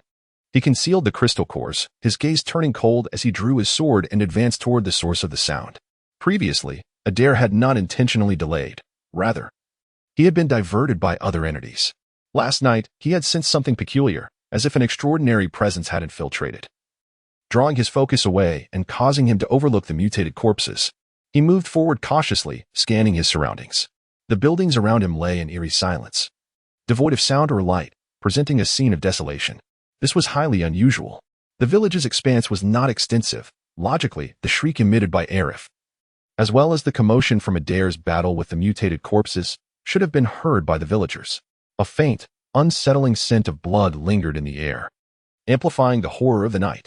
Adir treaded carefully, a long-forgotten sense of danger rising within him, a profound unease striking at his heart. As if warning him of an impending threat, an unknown force field is enveloping the area. Immediate evacuation is advised. The mechanical voice of the chip urged him to flee. Adir suddenly froze, slowly raising his gaze. On top of a towering building, a female figure stood silently, her long hair cascading down to her ankles, an unsettling sight. As if sensing Adir's scrutiny, she gradually lifted her head, revealing her visage. It was a decayed female face, on which white worms writhed grotesquely, repulsive and horrifying. In the depths of her rotting visage, blood-red eyes glinted with boundless negativity, gazing at Adir with a mix of hatred and madness. A piercing and terrifying scream erupted from her lips, reverberating through the surrounding space, infused with a chilling malevolence that made Adir's heart race. Was that scream she had uttered earlier? Adele felt a jolt in her mind, as if the piercing scream had ensnared her very soul, leaving only that thought lingering in her consciousness. A shadow darted towards her with alarming speed, a claw larger than that of an ordinary human reaching out to grasp her, seemingly intent on crushing her skull in one fell swoop. Chapter 35. Aftermath. Around him, the space shimmered with ripples. Before his eyes, a ghostly woman emitted a piercing scream, infused with an eerie power that struck deep into the soul. Adir felt a resounding thrum in his ears, as if his head had been struck by an unseen force, plunging his consciousness into a state of chaos. Yet, despite the haze clouding his mind, the instincts honed through years of combat training remained intact. Sensing imminent danger, his longsword instinctively slashed forward, conjuring a sharp arc of light in an attempt to repel the looming threat. The two figures collided swiftly, accompanied by a fierce gust of wind. Adir's sword penetrated the figure before him without the slightest sense of resistance. What? A flicker of astonishment crossed Adir's face as he beheld the scene. The blade of his sword had thrust into the phantom's form, yet it felt as though it had merely encountered a wisp of air. In the next moment, a wave of excruciating pain surged through him, accompanied by an overwhelming chill. Detecting unknown force field. Please evacuate immediately. The mechanical voice of the chip echoed in his mind once more. Reacting instinctively, Adir propelled himself away, covering several meters in an instant, distancing himself from the spot. He gasped for breath, shaken by the horrific apparition before him, haunted by the sensation he had just experienced. If he had not reacted in time, he might have met his demise. Moments ago, Adir had felt enveloped by the entity's power. A sudden wave of coldness and pain had washed over him, clouding his thoughts and leaving him vulnerable. Had it not been for the chip's warning that jolted him back to awareness, he might have remained in that dazed state until the specter claimed him. Reflecting on the recent encounter, a chill flickered in his eyes. Physical attacks were futile. Was it not a corporeal being? A profound agony gnawed at him, not originating from his body, but rather emanating from a mental realm. The air was filled with a howling sound, accompanied by the woman's shrill scream, evoking an instinctual tremor within him. For an ordinary person, the mere sound would suffice to render them lifeless, transforming them into mere shells of existence. However, Adir's resilience to such auditory assaults was considerably stronger than that of an average individual, though he still felt discomfort. Summoning his will, he began to move slowly, narrowly evading a claw that lunged at him. A faint green hue began to flicker along the blade of his black sword as he summoned life energy in an instant, delivering a fierce strike to the side. A horrifying scream pierced the air as a slight wound appeared on the specter, dark energy dissipating like spilt blood. Effective. Adir gritted his teeth against the deafening roar surrounding him, hastening his steps to evade. After sustaining a blow from his sword, the phantom seemed to go into a frenzy, relentlessly pursuing Adir as he dodged its frantic attacks. They chased each other here, two fleeting shadows darting rapidly in all directions, covering an indeterminate distance in a mere moment. Suddenly, a thunderous roar erupted from the houses behind them, and amidst the ghostly howls, one of the structures collapsed. Adir swung his sword backward, summoning a gust of blade wind that swept aside the portion of the building that was toppling toward him. Upon executing this maneuver, his movements inevitably faltered for a brief instant, allowing the specter before him to seize the opportunity and pounce forward. In that moment, a deafening noise erupted. Accompanied by a piercing scream, the terrifying apparition staggered backward, a massive fissure appearing in its chest.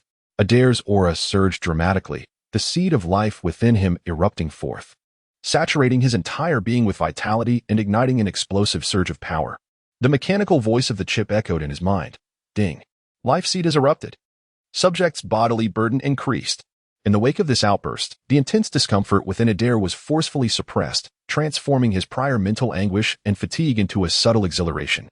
However, in this state, the life energy within him would deplete rapidly. If the battle did not reach its conclusion within a limited time, it would yield dire consequences for his body.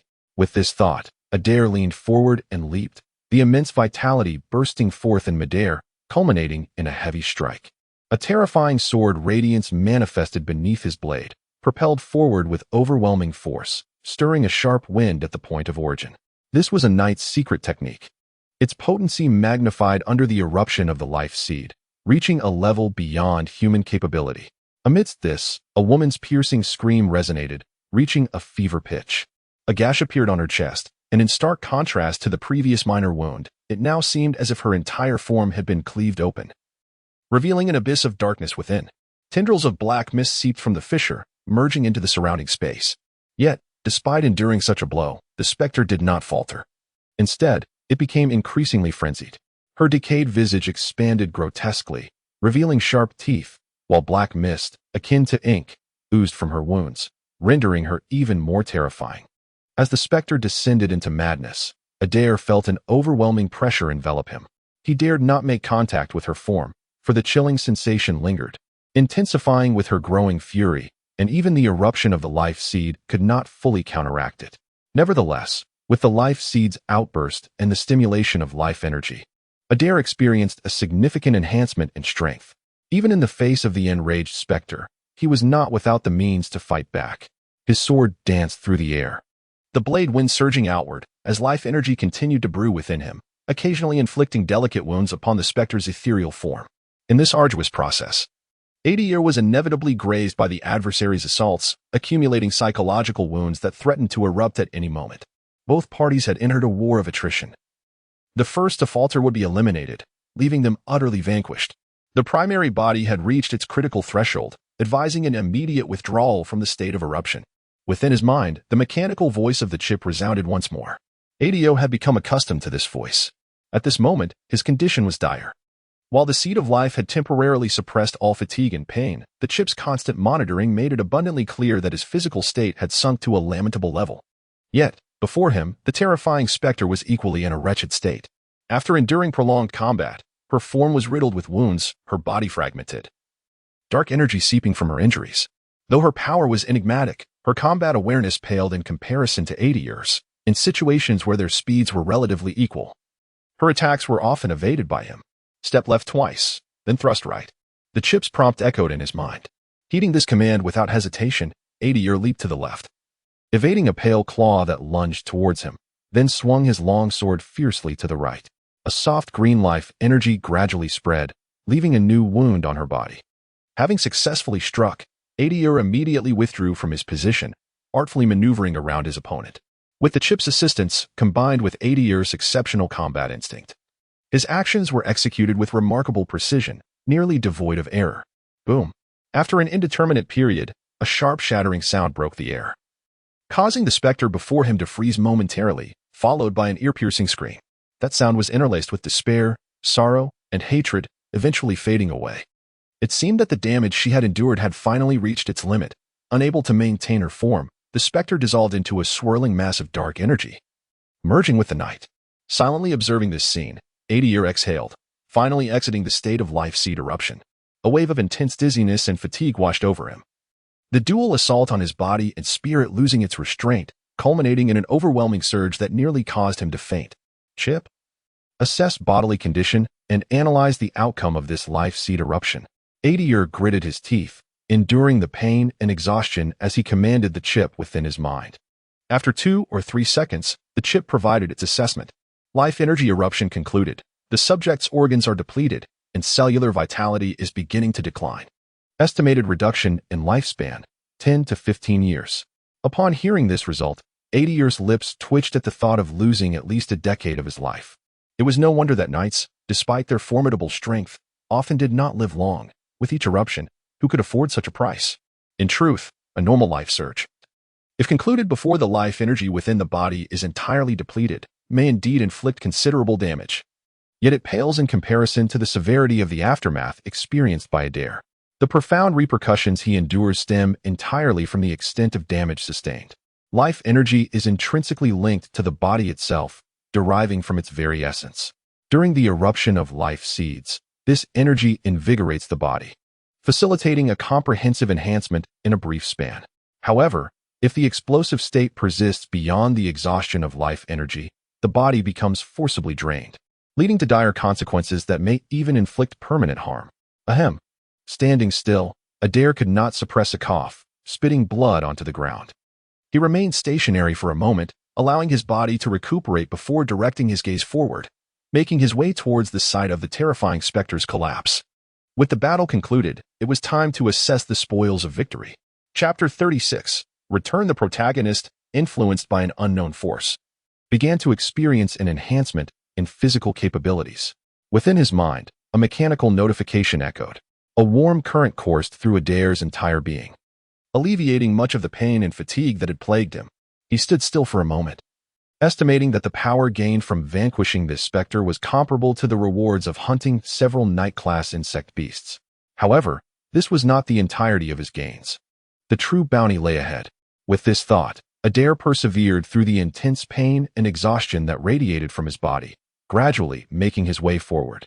At the site where the specter had fallen, he bent down and meticulously searched the ground, ultimately retrieving a crystalline core. This core was roughly the size of a fingernail, emitting a soft crimson glow in the darkness, reminiscent of a ruby. Crimson? Adir pondered aloud, holding up the ruby-like core. Although its size was modest, an immense power coursed through it, far surpassing that of the cores he had previously acquired. He estimated that this singular pale red core might well equal the entirety of his recent gains. Suddenly, a violent tremor resonated from the direction of the village, accompanied by the sound of heavy footfalls. Adir instinctively tucked the core away and turned towards the source of the noise. At the village gate, a colossal shadow loomed over a vast area, slowly advancing towards the center of the village. Thanks to his inherited keen eyesight from the elves, Adir discerned the true nature of this shadow. It was a giant, towering several meters high, its body covered in excess flesh, resembling an enormous, rotund figure that was making its way into the village. The sheer size of this behemoth brought with it great weight, with each step. It left massive footprints that reverberated throughout the village.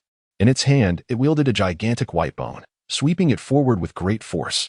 Crash! A resounding tremor erupted as several buildings were directly obliterated by the giant's sweep, leaving nothing but a field of debris.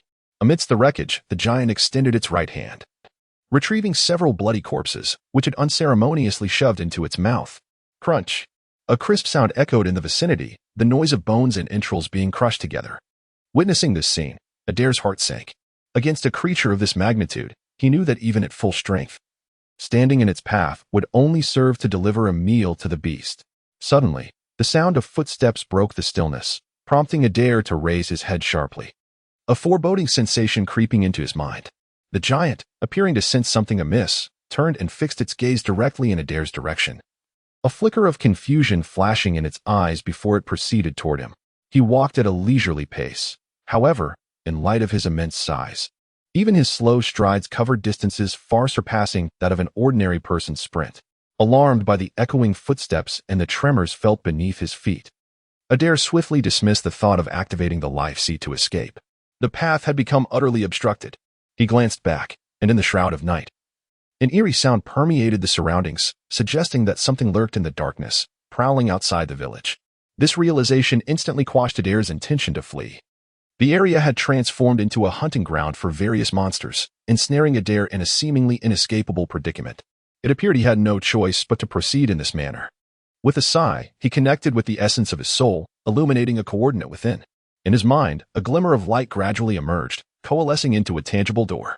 As Adir's thoughts guided it open, a radiant glow enveloped him, rendering his form increasingly ethereal. A ferocious growl resonated from ahead. As it drew nearer, the giant finally detected Adir's presence and emitted an excited low roar. In an instant, its speed surged, the massive thighs, thicker than that of an elephant, pounded the ground, leaving deep impressions. Approaching Adir, the giant extended its right hand, poised to grasp him directly. A putrid stench mingled with the odor of decaying flesh, assaulted Adir's senses as he gazed upon the giant's decayed form and the exposed white fat on its belly, his expression remaining unchanged as he slowly closed his eyes. With a thunderous clap, a colossal hand descended. The next moment, the giant stared in bewilderment at the black soil clutched in its grasp, unleashing a deafening roar of fury. In the dead of night, within an empty room, a figure suddenly materialized in place. Sensing the eerie auras dissipate, Adir opened his eyes, surveying his surroundings. The familiar scenery rendered him momentarily dazed. The fresh air, tinged with a hint of fragrance from the few potted plants outside, filled the space. It was night, and the subtle chirping of insects surrounded him, creating an atmosphere of tranquility and ease, starkly contrasting the terror of his previous location.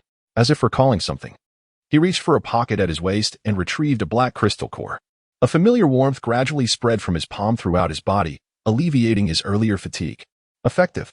Recognizing the core's potency, a flicker of joy crossed Adir's eyes, and a weight lifted from his heart. He stood in place, murmuring to himself, a glimmer of determination illuminating his gaze. As he concentrated, a coordinate slowly emerged in his mind, albeit dim and unresponsive to his mental waves. Upon making contact, a stream of information promptly resonated from the essence of his soul. It will take at least another 5 years to accumulate enough energy for a single journey through time. As the information flooded his mind, Adir's expression darkened considerably. The previous 2 journeys had completely drained the power he had amassed over his past 2 lives. And to embark on another voyage, he would have to start anew. However, the duration required for this accumulation evidently surpassed Adir's expectations, feeling excessively protracted. Standing still, Adir shook his head in resignation, letting out a sigh. Chapter 37. The Wound. The following day, at dawn, soft footsteps echoed outside the door. A middle-aged maid gently pushed the door open, broom in hand, preparing to enter, when she unexpectedly noticed a figure within. In the spacious room, a young lad sat quietly at a wooden table, holding a pale blue cloth as he meticulously polished a black longsword. Upon catching sight of the maid at the threshold, he turned and beckoned. "You may enter." "Yes." The maid nodded respectfully, her initial apprehension easing slightly as she cautiously stepped into the room. Hearing his words, She felt a touch of confusion but still nodded affirmatively. Glancing at the few gold coins before her, joy welled in her heart. She promptly bowed to Adir, swiftly collected the coins from the table, and exited. Once her figure faded from Adir's view, he rose thoughtfully, murmuring to himself, "It has been 8 days. It seems the flow of time in both worlds is quite similar. I must remain vigilant henceforth." He stood in silence for a moment until the sound of footsteps echoed from outside once more. "Adir, my brother." Boisterous and familiar tones emerged from beyond the door. Under Adir's gaze, Count Boria's second son, Elwa, approached from a distance. Clad in a crimson shirt and wielding a long sword at his waist, he appeared impeccably groomed. A sincere smile adorned his face as he hastened toward Adir. As Elwa drew closer, Adir could not help but display a warm smile. "Elwa, what brings you here?" The moment Elwa's hand rested on Adir's shoulder, Adir's body tensed instinctively, a primal urge to shake him off surging within him. Elwa, however, seemed unconcerned, merely chuckling as he remarked, "Next time you leave the castle, be sure to inform the guards. The situation outside has become rather tumultuous. Lingering too long can be perilous." Adir nodded, curiosity piqued as he inquired, "Has the front line situation deteriorated to such an extent that even the castle's surroundings are unsafe?" "Not quite," Elwa replied with a smile. "While the battles at the front remain stalemated, reports suggest they are nearing conclusion." After conveying this, he patted Adir's shoulder once more. "Take some time to rest here. In a couple of days, orders may arrive for you to lead a team to quell the scattered orcs." Adir nodded and escorted Elwa to the door before halting. In the early morning, Adir rode a white horse, making his way to a clearing outside the castle. There, a group of warriors had gathered, forming ranks. Among them, Adir spotted a familiar figure. At the forefront of the assembly stood a tall, imposing middle-aged knight clad in black armor, a serious expression etched upon his authoritative visage. Lord Forel. At the sight of this knight, Adir swiftly advanced to the front of the ranks, calling out loudly to him. Upon hearing a familiar call, Fuller turned to face Adir, a smile gracing his lips. "Adir, it has indeed been a long time." Adir returned the sentiment with a respectful smile, addressing his counterpart. Simultaneously, he directed a command to the chip in his mind. "Chip, analyze the physical data of the individual. Name, Fuller. Strength, 3347. Agility, 3144. Constitution, 3345. Upon observing these figures, Adir let out a sigh. It had been over half a month since their last battle, and the aftermath of Fuller's life seed eruption had yet to fully dissipate. If one were to disregard the effects of the life seed explosion, Fuller's current combat capability barely surpassed that of a newly promoted knight. This, in a way, underscored the predicament of Count Polia, who had to dispatch even a severely injured knight, indicating a notable scarcity of capable subordinates. Of course, Fuller was not alone in his plight. Adir, too, found himself in a similarly dire situation. Name, Adir Fakus. Strength, 3551. Agility, 335. Constitution, 3753. These statistics were a result of Adir's prior life seed eruption. Although they appeared more favorable, the reality was far grimmer than Fuller's condition. After all, Adir's physical attributes were considerably superior, and to have fallen to such a state was a testament to the severity of the consequences. Reflecting on this, Adir quietly reached for his waist, retrieving a black crystal core, which he held tightly in his palm. A familiar warmth began to flow from the core, permeating throughout his body, enhancing his physical attributes while accelerating the healing of his injuries. Soon, very soon, he murmured softly to himself. As he stepped to the side of the group, attuned to the changes within him, a profound premonition stirred in his heart. He sensed that when his injuries were fully healed, it would coincide with his ascension to the rank of a great knight. Chapter 38. The adjustment period. Raindrops fell gently, and outside, a torrential downpour was gradually waning, nearing its conclusion. "The rain is about to cease," exclaimed a watchful warrior in the camp, glancing at the sky. Soon, as the rain began to diminish, a contingent of cavalry emerged from the encampment, galloping rapidly in a specific direction. Among them, Adir rode a magnificent white steed, silently following alongside Sir Furel, uttering not a word, merely advancing resolutely. The entire troop consisted of mounted warriors, their pace swift as they pressed onward. Before long, a village came into view in the distance. Nestled beside a forest, it appeared modest in size, yet wisps of dark smoke began to rise ominously from beyond, hinting at troubling events. "Stay vigilant. Prepare for battle." Sir Furel's expression hardened at the sight of the smoke, and he drew the sword that hung from his horse, shouting commands. In an instant, the sound of swords being unsheathed echoed, mingling with the thunderous clatter of hoofs. They swiftly charged towards the village, witnessing the chaotic scene within. Debris lay scattered across the ground, with flickering flames intermittently illuminating the wreckage. Outside the ruins, a band of marauders, clad in various garbs, wreaked havoc, seemingly oblivious to their impending doom. At the sight of the approaching army, their instinct was not to resist, but to flee, scampering into the nearby woods with the confidence of familiarity with the terrain. A battle concluded swiftly. In the heart of the village, Adir entered a room where Sir Furul stood before a wooden table, intently examining a map. Lord Furul, I have gleaned most of the details, Adir spoke softly, observing the imposing knight. The incident in this village occurred earlier today. According to survivors, a band of wandering orcs swept in, dispatching the stationed warriors, followed closely by the marauders who plundered in their wake. Listening to Adir's report, Sir Furul instinctively furrowed his brow. Is it mere coincidence? It seems so, interjected a voice from beside Sir Furul. A middle-aged warrior, standing attentively, continued, reports indicate that these wandering orcs have recently crossed from Baron Affalin's territory. Considering the time and distance, it aligns quite accurately. Let us devise a way to locate the encampment of these orcs, Sir Furul said, rubbing his forehead in apparent frustration. The influx of marauders and orcs from the border has surged, and our forces are stretched thin. We must resolve this swiftly and proceed to the next location for suppression. At this juncture, a thought struck him, and he inquired, have there been any updates from the front lines regarding Lord Adir? That is reassuring, Sir Furul sighed in relief, a glimmer of joy flickering in his eyes. With his Black Knights present, our burden shall be considerably lighter. The Black Knight Order, one of the most formidable armies within the dominion of Count Polia, is personally commanded by the fabled knight known as Adir, reputed to be the mightiest in the northern lands, and is tasked with external conquests. The only force that can rival this army under Count Polia's command is the elite guard, stationed year-round within the castle and led directly by the Count himself. However, the elite guard is bound to the castle, only to be mobilized by the Count, rendering the Black Knight Order the true backbone of the territory. In this campaign, they have been deployed to the front lines to lead the noble coalition against the Orc Alliance. Flairel, as the commander of the castle's elite guard, can only mobilize a select few of his finest, rendering him incomparable to the Black Knight Order. Time swiftly passes. As night descends, Adir sits quietly in an open space, contemplating his bodily data. Name, Adir Farkas. Strength, 4255. Agility, 4154. Constitution, 4257. After several days of relentless influence from the crystal core, Adir's physical attributes have significantly improved. And under the nurturing of that mysterious power, his injuries are also healing rapidly. According to Adir's estimations, in approximately 4 to 5 days, he will fully recover from his wounds. Reflecting on this, he extends his left hand, opening his previously clenched fist to reveal a black crystal core. This core has nearly been depleted, having shrunk to the size of a grain of rice after days of continuous absorption.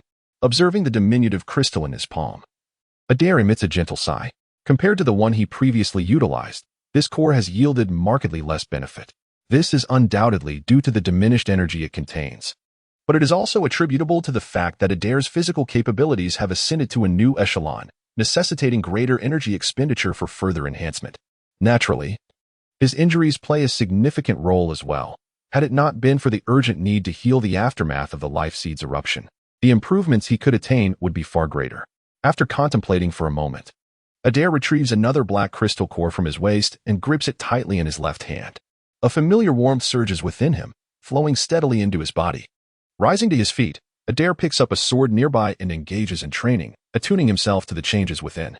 In the chip's analysis, he discerns that new, intricate organs are gradually developing within him, as the life energy inside stimulates an increase in vitality, heralding an impending metamorphosis. This marks the adaptive phase prior to a knight's ascension to a greater knight, as his body undergoes a gradual adjustment, facilitating a fundamental transformation of life essence. Chip. Assess bodily data and analyze the time required for the adaptation phase. Adir commands the chip within his mind after concluding his training. Streams of data flash before his eyes, rapidly coalescing into a three-dimensional representation, detailing the various organs of his body along with comprehensive data analysis. The anticipated time remaining for the transformation is 6 days and 7 hours. After a while, the mechanical voice of the chip resonated once more in my mind. Chapter 39. The power of combat. In the brief span of merely a few days, time slipped away unnoticed. At dawn, as the sun began to rise, Adir approached the edge of the camp, sword in hand. Before him lay a level expanse, deliberately designated as a training ground for the warriors, which also served as Adir's usual practice area. At this early hour, enveloped in the soft glow of morning light, the surroundings were devoid of any onlookers. Adir quietly made his way to the periphery and slowly drew his sword. With a swift motion, the blade sliced through the air, producing a sharp sound that resonated in his ears, accompanied by a gust of wind as it whistled forward. A crack suddenly appeared on the 2-meter-high wooden post a few meters in front of him, clean and precise, without any splinters flying off. Witnessing this, Adir felt a surge of understanding. He gradually raised his hand, momentarily activating the seed of life within him, unleashing a mysterious power that had recently awakened. Sparkling silver light manifested in his palm, glistening radiantly under the sunlight, swirling around his arm in a dynamic dance. Adir stepped forward, gazing at the imposing wooden post, and clenched his fist, delivering a powerful strike. The resounding impact echoed through the air. The firmly anchored wooden post trembled violently, as if struck by an immense force.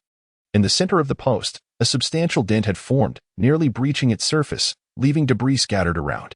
Is this the essence of combat energy? The power belonging to the great knights? Adir murmured to himself, observing the aftermath of his own exertion. After days of recuperation, his injuries had fully healed, and the seed of life within him had rapidly matured, propelling his body through a swift transformation, culminating in the conclusion of his adaptation period. This newfound strength, referred to by others as combat energy, was an exclusive attribute of the great knights, wielding formidable might. However, why was my combat energy silver in hue? Standing still, he gazed at the wisps of combat energy emerging from his palm, pondering whether it was influenced by that unknown force or perhaps a consequence of his half-elven heritage. He recalled his silver hair and could not help but speculate. Previously, Adir had diligently sought information regarding knights, sifting through numerous texts and gathering first-hand accounts from seasoned knights such as Flairel. The consensus from these sources was similar, according to the records and narratives. The life energy emanating from a typical knight should manifest as a striking white. As for individuals like Adir, their uniqueness could only be attributed to their lineage. Not dwelling on this query for long, Adir moved aside to continue experimenting with his newfound power.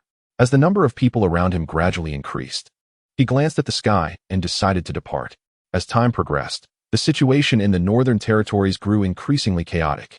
Due to prior excessive troop withdrawals, the soldiers under Count Boria had been nearly entirely dispatched to the front lines, leaving scant defenders scattered across various locations. Only Flairel and a handful of elite warriors were available to quell disturbances. At noon, the sound of galloping hooves echoed across the wilderness. Adir, they have arrived. Beside Adir, the exuberant voice of Elhua resonated in his ear. He mustered his spirits and gazed into the distance, where a golden lion banner unfurled majestically. At that moment, the castle gates creaked open slowly, revealing Count Borja, elegantly attired, a fine sword at his waist, wearing a broad smile as he stepped forth with his entourage. Flanking him, the Knight Furlar bore a serious countenance, leading the loyal guards who trailed closely behind the Count's figure. In the distance, several knights detached from their ranks, hastening toward Count Borja. Akadila, my friend. As he drew nearer, Count Borja's face lit up with joy upon recognizing the familiar figure approaching, seemingly elated by the return of his companion. I knew you would bring me tidings of victory and joy, would you not? Before him, a robust man clad in white armor approached on horseback, his expression mirroring the Count's delight as he listened to Borja's words. He appeared handsome and radiant, though an air of arrogance lingered about him. Upon seeing Count Borja personally advance, he exhibited no signs of trepidation, responding with a natural ease. Indeed, my friend, observing the knight's casual demeanor. A flicker of displeasure crossed Count Borja's eyes, though he skillfully concealed it, merely laughing heartily as he congratulated him. This is Lord Akadila, truly valiant. Standing beside Adir, Elha gazed at Akadila conversing amiably with his father, admiration and reverence etched upon his face. In contrast, Adir wore a solemn expression, his gaze fixed on the distant army, his heart weighed down with gravity. In the distance, a cohort clad in black leather armor stood silently, each knight stained with the hues of battle, suggesting they had just emerged from a fierce conflict, an aura of indomitable spirit enveloping them. This was arguably the most formidable army Adir had encountered in this realm.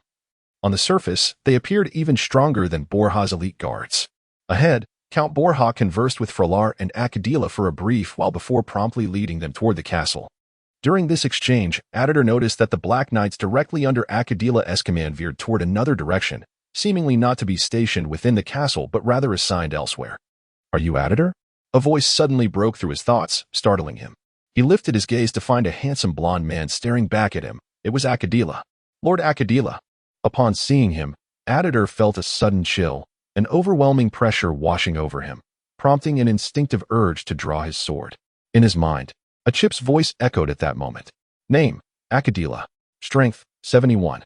Agility, 68. Constitution, 73. Ding. This target poses a significant danger. It is advisable for the subject to maintain distance. In that instant, Adir's heart raced, his finely honed muscles tensed, and an intense combat instinct surged within him, readying him for battle in the blink of an eye. In comparison to Count Polier, a fellow knight of considerable stature, the present figure of Arcadia is immeasurably superior.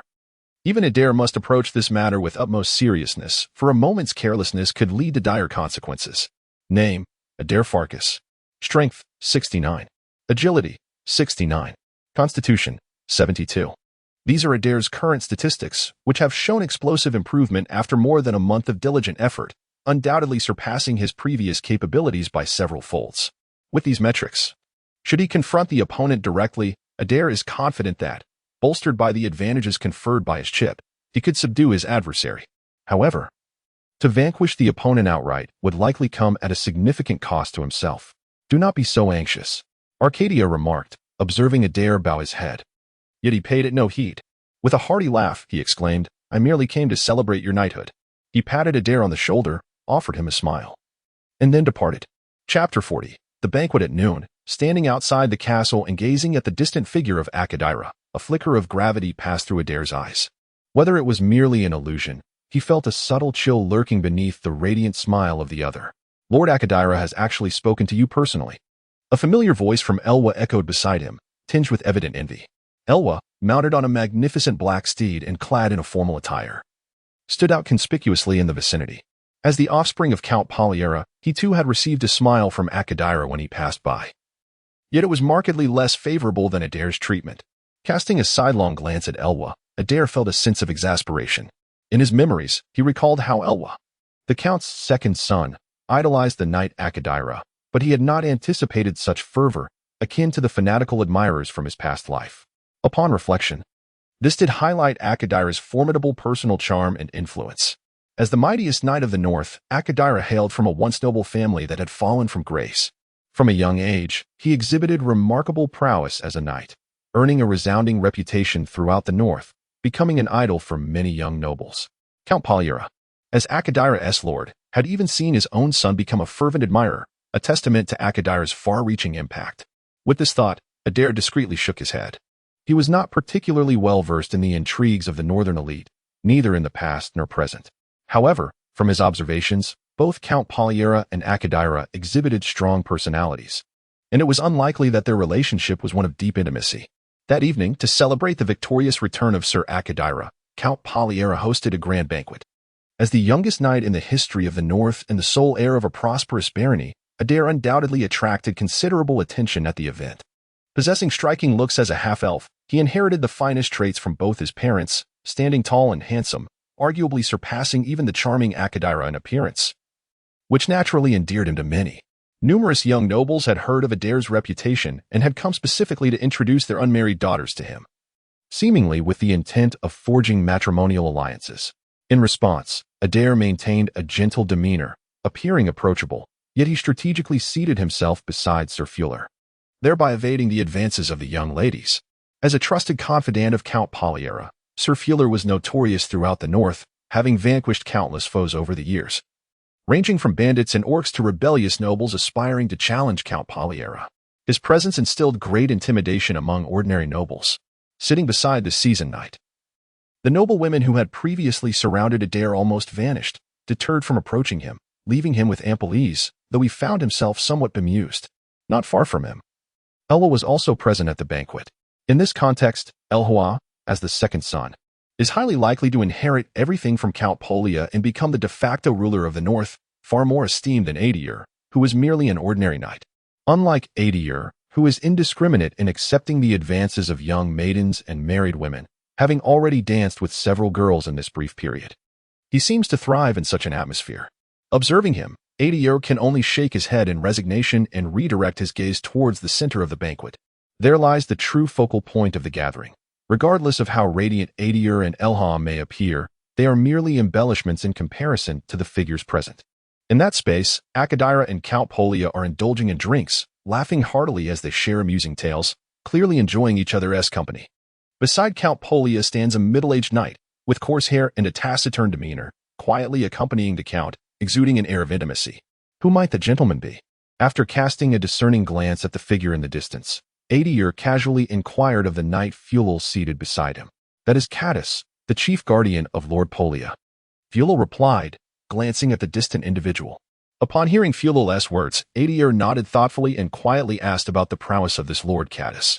Among squire knights, he is fairly competent, though he cannot be compared to a true knight. Fulal shook his head. Caddis is an accomplished fighter. He met the standards for knighthood in his youth, but has since failed to achieve further promotion, and now, it seems, hope has all but faded. He is fiercely loyal to Lord Polia, having fought valiantly on several occasions, sustaining grave injuries. Thus, although he has not ascended to knighthood, he has been elevated to the position of chief guardian. Advancement to knighthood demands exceptional physical prowess and vitality, generally speaking. If an ordinary human has not achieved promotion by the age of 30, the likelihood diminishes significantly. The distant Count Polia appears to be at least in his 40s, and under normal circumstances, it is improbable that he will ever attain knighthood in this lifetime. Listening to Fulal's explanation, Adir nodded, though a subtle chill flickered in his eyes. In his mind, the mechanical voice of the chip resonated. Name, Caddis, Strength, 51, Agility, 5, Constitution, 52. This is far beyond the so-called physical attributes of a squire. It clearly indicates that he has reached the pinnacle of knighthood, barely meeting the standards of a great knight. In the entirety of the North, aside from Adir and Count Polia, it is unlikely to find another warrior of such formidable strength. There is something amiss with this Caddis. Observing the reticent Caddis in silence, Adir felt a fleeting thought cross his mind. In this world, the status of a great knight is beyond the comprehension of ordinary people. In any nation, they are entitled to a noble title and corresponding lands. Such a formidable warrior has quietly disguised himself as a squire. Even ascending to the position of chief of the guards for the ruler of the North, there must undoubtedly be a compelling reason behind this. Chapter 41. Improvement. Was it the Count of Polia who deliberately concealed the news, or were there other reasons? He gazed into the distance at Polia, pondering this question. Among these two possibilities, Adir leaned towards the latter. The reasoning was quite simple. Sir Flar, as the commander of the Royal Guard, had fought alongside the Count of Polia for many years, rendering him an unequivocal ally.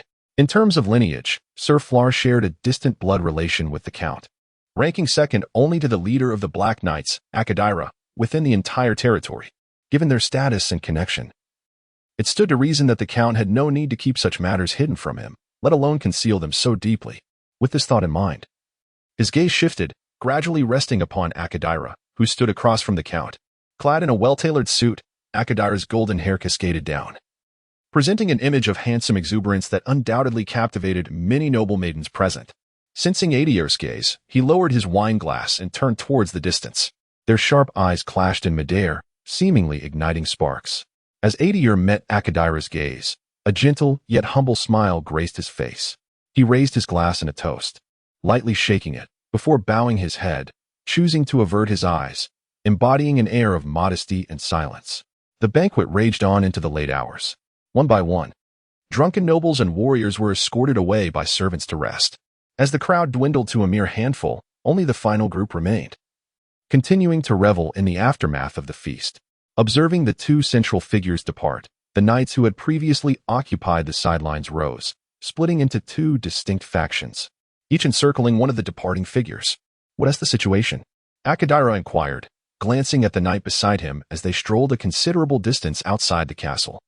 His expression remained calm, his posture erect. Though somewhat disheveled and reeking of alcohol, he exuded an undeniable air of valor, entirely unlike a man who had succumbed to inebriation. "Perhaps," One could argue that he had never truly been drunk. His earlier display of drunkenness had been a mere act. Among the four, the most challenging was undoubtedly that old fellow, Flar. You've overlooked one. Don't forget that newly knighted Adir. It still counts as 5, interjected another. That cannot be the same. Previously, the speaker dismissed the newcomer, asserting that a knight who had barely been promoted for 2 to 3 months likely hadn't even completed his adjustment period. I could easily deal with him with one hand. Do not underestimate this knight. Although he has recently risen through the ranks, his strength is certainly not to be trifled with. He may even be close to matching Flar, Adir remarked with a shake of his head. How could that be possible? Exclaimed several knights following Adir, their eyes gleaming with disbelief. It is indeed true. My intuition cannot be mistaken. The pressure this child exerts upon me is profoundly intense, almost unfathomable. Adir spoke slowly, a cold smirk appearing upon his face. If memory serves, he is still several months away from his 14th birthday. A 13-year-old knight of remarkable prowess, the blood of this half-elf is undeniably potent. With such innate talent, I find myself reluctant to eliminate him. His expression grew increasingly frigid, and the youthful visage bore no concealment of murderous intent. Beside him, a knight hesitated, suggesting, since my lord has recognized his potential, perhaps we could send someone to test the waters and see if we might sway him to our side? Futile, Adir replied, his countenance unchanged, his voice icy. Have you forgotten that this child is of the same lineage as that ancient Borlia? Why would he assist us, mere outsiders, against his own kin? Moreover, do you not recall? Just recently, at the front lines, we deceived those noble coalitions alongside the orcs. If I am not mistaken, Baron Echelon met his demise in that very encounter, surrounded and ultimately slain by a horde of orc warriors in a most brutal fashion. We have only just orchestrated the death of his father, and now you speak to me of sedition? At this, Adir shook his head, arriving at a conclusion. Throughout the north, anyone might be swayed, but not Fuller and Adir. Meanwhile, Adir wandered alone along a narrow path, the silence enveloping him, devoid of any company. It was now the midnight hour, and the sporadic chirping of insects interrupted the stillness of the night. Unbeknownst to him, he arrived at a familiar clearing, the site of his past training. This once familiar ground was now deserted. After a brief moment, Adir reached the center of the training area. Drawing his sword from his waist, lost in contemplation, the knightly techniques he once mastered now seemed rather rudimentary at the level of a grand knight. While they might suffice against those of knightly rank, against someone of Adir's caliber, they would likely prove ineffective. Contemplating Adir's imposing figure and formidable physical prowess, Adir stood still, deep in thought. Chip, initiate task, refine knightly techniques based on the existing data. After a moment's pause, he commanded the chip within his mind. In an instant, a vast flow of information materialized in his consciousness. The insights and experiences he had gleaned from his past use of knightly techniques, as well as those he had observed from others, flooded into his mind, serving as foundational data for the enhancement of his abilities. Task established successfully. Estimated completion time, 4 days and 3 hours. A mechanical voice resonated in his mind. Adir stood in place, training for a while before departing. Several days later, on a crisp morning, the mechanical prompt in his mind roused him from slumber. Ding. Simulation complete. Listening to the familiar mechanical tone, Adir slowly opened his eyes, touching his forehead before fully comprehending the situation. Chapter 42. Command standing still. Absorbing the torrent of information flooding his mind, Adir rubbed his forehead. Initiate simulation template. After a brief interval, as the swelling sensation in his brain began to subside, he commanded the chip within his mind. In an instant, a vast stream of data materialized before him. In an empty space, a model of Adir's physique was conjured, wielding a longsword. He swung the blade forward, unleashing a surge of formidable fighting energy that erupted in a brilliant display, enveloping a radius of several meters in a silvery realm. This was merely a simulation conjured within his mind. Leveraging the chip's immense computational power, the effects of the secret technique could be perfectly replicated and transmitted into his consciousness. Another wave of information surged into his mind, consisting of a multitude of accurately simulated movements, all flawlessly conveyed to Adir. As he absorbed the chip's depiction of the secret technique, Adir nodded in approval. The power and stability had at least doubled, making it sufficient even at the level of a grand knight. Building upon the original knight's secret technique and infusing it with an explosive effect, he named it Silver Radiance, inspired by the shimmering fighting energy that burst forth like an explosion. After pondering for a moment, he opened the door and stepped outside. He made his way to a vacant area, seemingly devoid of any other presence. This was a secluded spot Adir had stumbled upon, rarely frequented by others, and undoubtedly more suited to his practice than the shared training grounds of the knight apprentices. Drawing his sword, he began to execute the movements as conveyed by the chip. The life energy within him began to flow with each motion, gradually coalescing around his form, gathering and combining. When this state reached its peak, Adir struck the massive boulder before him with great force. A delicate radiance emanated from his position, and under the impetus of the seed of life, his internal energy solidified, transforming into a more potent fighting aura that surged outward. The silver radiance erupted, sweeping forward and enveloping the space 2 to 3 meters ahead of him. Crack, crack. In an instant, the boulder appeared to bear an immense pressure, and under the influence of the fighting energy, a series of sword marks emerged. At the center where Adir's longsword had struck, a substantial pit formed, surrounded by a dozen deep gashes. Estimated deviation, 415. Echoed the mechanical voice of the chip in his mind. Adir was not taken aback by this. Achieving such a result on his first attempt was commendable. Standing resolutely, he commanded the chip once more. After several iterations, the flow of information in his mind gradually diminished. He resumed his practice, raising his sword and advancing forward, refining his previous errors, and repeating the process of harnessing the secret technique. Time whisked by, and over the course of a month, much had transpired. The multitude of bandits and roving orcs that once plagued the northern territories has inexplicably vanished, seemingly retreating in fear of the formidable reputation of the region's most powerful knight. In an instant, the previously dire security conditions improved markedly, allowing the northern nobility to breathe a collective sigh of relief. Consequently, Adir ascended to new heights. His title as the mightiest knight of the north firmly established in the hearts and minds of those around him. Nobles and knights began to regard him with favor, some even asserting that Adir's prowess surpassed that of Count Berea. A new sentiment emerged in the north, suggesting that as long as Adir remained, unrest would not befall the land, garnering widespread support from the lesser nobility previously troubled by marauders and orcs. Adele, a command has been issued. A familiar voice suddenly echoed from the distance. Standing in the training grounds, Adele turned to see Elwer approaching, drenched in sweat and clad in a tight black outfit. It's still unclear, Elwer replied, shaking his head as he drew near. The order has just come down, and I've only just learned of it. It seems that with various regions conducting campaigns against the surrounding bandits and orcs, my father intends to dispatch you as well. Elwer shrugged, adding, as you know, things have been chaotic lately. The local nobility has been thoroughly intimidated by those bandits. That is indeed the case, Adele responded with a smile, nodding in agreement. This is, in fact, a rather commonplace task. After pondering for a moment, Adele turned to Elwer and inquired, what exactly is the nature of this mission that necessitates your presence? It is said that a particularly formidable bandit group has been unmasked, possessing considerable strength, and requires a concerted effort to suppress. Elwer explained, meeting Adele's gaze. This time, you won't be going alone. Several knights from the castle have been summoned to accompany you on this mission. However, I am not privy to the specifics. As I haven't been following these matters closely, just casually inquired. Elwer shook his head as he spoke. Is it truly necessary to deploy multiple knights for the hunt? Adele instinctively furrowed his brow at Elwer's words. The strength of a knight is formidable.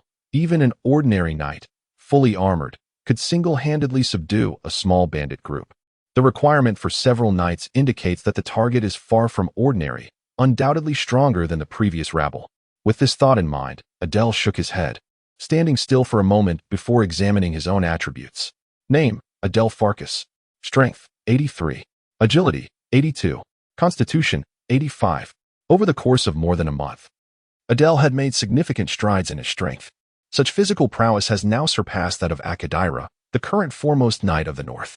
Although physical attributes do not solely define one's overall strength, it is indisputable that, under normal circumstances, the physically stronger party holds a distinct advantage. This is also the source of Adel's confidence. With such strength, the vast majority of dangers can be disregarded, even when confronted with the onslaught of a great army. As long as one does not engage head-on, it is still possible to flee. Ensuring one's own safety is not an issue. Chapter 43. The turmoil as dawn broke. Rays of sunlight gently spread across the earth. At the edge of a desolate forest, the sound of galloping hooves echoed through the air. Ahead lay a vast plain, marked unmistakably by signs of human presence that could not be concealed. Have we arrived? A middle-aged man murmured to himself, frowning as he surveyed the scene before him. Clad in dark white armor and mounted on a black steed, he exuded an imposing presence, reminiscent of a formidable knight. A robust man, appearing to be in his 30s and similarly armored, approached from behind, riding at a leisurely pace. Following them, Adir trailed behind, equally engrossed in examining the traces ahead. "Yes, Lord Gru," he responded, his focus unwavering. The plain appeared eerily tranquil, despite the multitude of marks scattered across it. The individuals who had once occupied this space had long since vanished, leaving only emptiness in their wake. Adir took the lead, casually scanning the surroundings in hopes of uncovering valuable information from the evidence present. He detected a plethora of unknown scent molecules, the analysis indicating the presence of adult males. Upon reaching this location, a mechanical voice echoed in his mind once more. Momentarily taken aback, Adir gazed intently towards the distant west, lost in contemplation. This direction was indicated by the chip. As he continued his examination, the molecular signatures of the group extended westward, leading into the depths of the distant forest. The direction is incorrect, Adir pondered, a spark of realization igniting within him. Prior to their departure, he had meticulously studied the terrain of the area.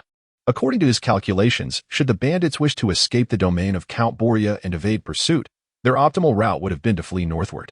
"Lord Adir, the results of the examination are in," a voice called out, drawing Adir's attention. He turned to see a middle-aged man approaching, flanked by others. This was his deputy, Isola, also a formidable warrior. Based on the evidence at hand, Isola asserted with a serious expression, "It appears the bandits have indeed headed north." Adir's penetrating gaze met Isola's, reflecting a calm intensity that nearly unsettled his deputy. "This," Isola stammered, his expression clouded with uncertainty as his eyes drifted to the side. Following his gaze, Adir turned towards the direction from which they had come. Observing this exchange, Adir regarded his deputy with a composed demeanor, addressing the others, "Accompany me to investigate elsewhere." "What?" Isola replied, bewildered by Adir's intent. "I believe I just spotted figures moving to the west. Perhaps some of the bandits remain and have taken refuge there," Adir casually remarked. His peripheral gaze fixated intently on Isola's countenance. As he expressed his readiness to venture westward, Adir distinctly observed a sudden change in the previously tranquil expression of Isola. He stood rooted in place, forcing a smile as he addressed Adir. "My lord, we have thoroughly examined the surroundings. Those bandits have indeed fled to the north. There can be no mistake." Before he could finish his sentence, he caught sight of the unwavering calm in Adir's eyes, prompting him to bitterly amend his words. "Very well, if you insist, my lord." With a nod, Adir raised his right hand and slowly advanced on horseback, seemingly prepared to investigate the west. Observing Adir's movements, Isola seized the moment as he turned, discreetly signaling before hastily mounting his own horse to follow. As they proceeded, the surrounding warriors mounted their steeds and swiftly pursued Adir. Before long, they traversed the expansive plain, crossing a small river and arriving at the edge of a forest, where they dismounted to continue on foot. Here, numerous human tracks reemerged, almost blatantly revealed before them. Witnessing this scene, Adir instinctively furrowed his brow, his attention captivated by the unfolding spectacle as he approached. Meanwhile, the other warriors advanced quietly, encircling him unbeknownst to Adir. Suddenly, the sharp sound of a sword being drawn resonated, a glimmer of steel flashing through the air, vibrating with a pulse of life energy. A black longsword erupted from its sheath, crashing forcefully against the drawn sword behind Adir. Utilizing knightly techniques, "Who are you?" A shadow before him swiftly retreated, seemingly unable to withstand the force of their earlier clash, stumbling back several paces. Gazing at the youth before him, Isola felt a surge of shock, a flicker of astonishment crossing his eyes as he regarded Adir. "Who am I?" "I am, of course, your subordinate, Lord Adir." Not long after, as he listened to Adir's words, a cold smirk appeared on his face. "I do not recall having a knight-level subordinate." Adir's expression remained placid, devoid of any tumult, as he regarded the individual before him with an impassive countenance, stating, "Now, tell me, who sent you? You have clearly been a knight for some time, yet you feign the appearance of a recent elevation. What is your true intent?" Isola's face bore a chilling demeanor, a flicker of apprehension flashing in his eyes. Clearly, Adir's strength exceeded his expectations, far surpassing that of a newly minted knight. This led him to harbor doubts, suspecting that Adir had long since attained knighthood but had concealed it until now, revealing his true prowess only recently. Chapter 44, The Upheaval at the Edge of a Forest. A young lad stood quietly. Opposite him, A dozen warriors gazed somberly ahead, their expressions taut with anxiety, as if on the brink of a formidable battle. Indeed, the situation warranted such apprehension. A knight-level adversary, unimpeded by an equal, could effortlessly vanquish a dozen elite warriors. There was little doubt about that. "Are you from Adir?" Adir suddenly inquired, his eyes fixed upon Isola. Although Adir boasted of being the foremost knight in the northern territories, the number of knights under his command was limited. It was unlikely that he would dispatch 2 knights for a mere skirmish here. As Adir spoke, a flash of sword light erupted beside him, and a figure darted forth with astonishing swiftness, clad in light green leather armor that blended seamlessly with the surrounding foliage. This individual seemed to have mastered a unique technique. Moving soundlessly, sensing the gust of wind from the sword, Adir subtly shifted his body, evading the strike amid the onlookers' astonished gazes. The vibrant green energy emanated from the sword, gradually coalescing as it lunged towards Adir from an unexpected angle. In an instant, the short distance of mere meters had vanished. Just as the sword was about to pierce Adir's chest, he deftly retreated a step, and a surge of dark sword energy flickered to life in his hand. Clang! The swords collided with a ferocious impact, the clash resonating through the air as life energy surged and clashed violently. With a slight exertion, Adir unleashed a tremendous force from his blade, sending the assailant hurtling backward. The knight's secret technique was abruptly interrupted, and the figure felt a sharp pain in their chest, followed by a spray of blood as they crashed to the ground. Adir and his opponent's movements were so rapid that, by the time everything had transpired, only Isola among those present had managed to react. He charged at Adir, sword in hand, showing no signs of restraint. His aura sharpened instantly, and his body resonated with a rhythmic thumping as the life seed within him erupted, solidifying his muscles and amplifying his formidable presence. Target entering life seed activation state. Immediate interruption required. The mechanical voice of the chip echoed in his mind. Calmly observing the oncoming threat, Adir raised his sword slightly before delivering a powerful downward strike. The blade descended with a terrifying force, its life energy coalescing into a devastating blow, rivaling the might of a peak knight's full power, enhanced by Adir's own extraordinary physical prowess. A chilling gust of wind surged forward, striking Isola and causing his expression to shift as he sensed the imminent threat of death. "I can't withstand this." In that fleeting moment, this thought flashed through his mind, prompting him to leap aside with all his might, narrowly evading the lethal strike. A tangible gust akin to a sword's edge ravaged the air before him, cleaving into a grand tree several meters away and leaving a 2-meter-deep gash in its bark. Witnessing such formidable power, cold sweat dripped down Isola's brow. Had that blow struck a human form, even encased in heavy armor, it would have undoubtedly cleaved him in two without a hint of hesitation. Observing the individual before him evade the attack, Adir remained unperturbed, his expression still composed. He advanced a step forward, his remarkable agility allowing him to close the distance in mere seconds, standing before the cluster of warriors. The sound of steel piercing flesh resonated as several heads soared into the air, followed by the thud of headless corpses collapsing, a scene of astonishing efficiency. Although the warriors before him were commendable, with their rigorous training and superior physique, adorned in leather armor, they posed no resistance against Adir. Their reaction times were dreadfully slow. Even upon witnessing Adir's movements, their bodies and minds could not synchronize, let alone keep pace with him. The rudimentary leather armor offered some measure of protection, yet Adir's mastery over his own body and precision ensured that he never struck at their defended areas. With the aid of a chip, Adir could swiftly analyze his adversary's vulnerabilities, ensuring that each strike landed in the most advantageous and effortless manner, devoid of hesitation. Had it not been for their sheer numbers encircling him, these warriors would have posed little threat to Adir, as several swords sliced through the air, aimed at him. The remaining warriors seemed to finally grasp the gravity of the situation and closed in on him.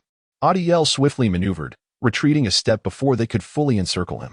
With a powerful sweep of his sword, he struck one warrior's chest plate, sending him crashing to the ground with a pained wail. Behind him, Isola exchanged a glance with another knight, seizing the opportunity to charge forward and join the fray against the ordinary warriors. With the two knights collaborating, Adir felt the pressure intensify, his previously efficient slaughter momentarily slowing. However, it was merely a brief deceleration. In an instant, Adir's speed surged once more, and he appeared before Isola. Isola's face registered surprise, and instinctively, he raised his sword to strike. Yet, before he could fully react, an icy sensation gripped his chest. A dark sword pierced through him, emerging from his back. Adir's grip tightened, and the life energy coursing through the blade dissipated, wreaking havoc upon Isola's internal organs. You. Isola gasped, his eyes wide as they fell upon the black blade lodged in his chest. He parted his lips as if to articulate something, but as his strength waned, the words escaped him, and his body succumbed, toppling backward. After his demise, the once vibrant state of life seeds erupted into oblivion. Returning to its original form, silently withdrawing his sword from the lifeless body, Adir turned, gazing at the few remaining warriors behind him. A serene smile gracing his lips as his warm-up concluded. Upon speaking these words, his right hand gradually ascended, a glimmer of silver aura slowly materializing. Opposite him, the lone knight, feeling the shimmering silver light, widened his eyes, his heart consumed by despair. The sharp silver radiance flickered, an immense life force roaring within, gradually transcending into strands of battle energy. Confronted by this power, more terrifying than mere life energy, the knight's complexion drastically altered. Impossible. You are a grand knight. His eyes reflected disbelief and fear, struggling to comprehend such a reality. Ordinary knights, no matter how talented, require the full development of their bodies in adulthood to meet the standards for advancing to knighthood. Those who ascend to knighthood before maturity are unequivocal geniuses, akin to the Northern Realm's foremost knight, Adir.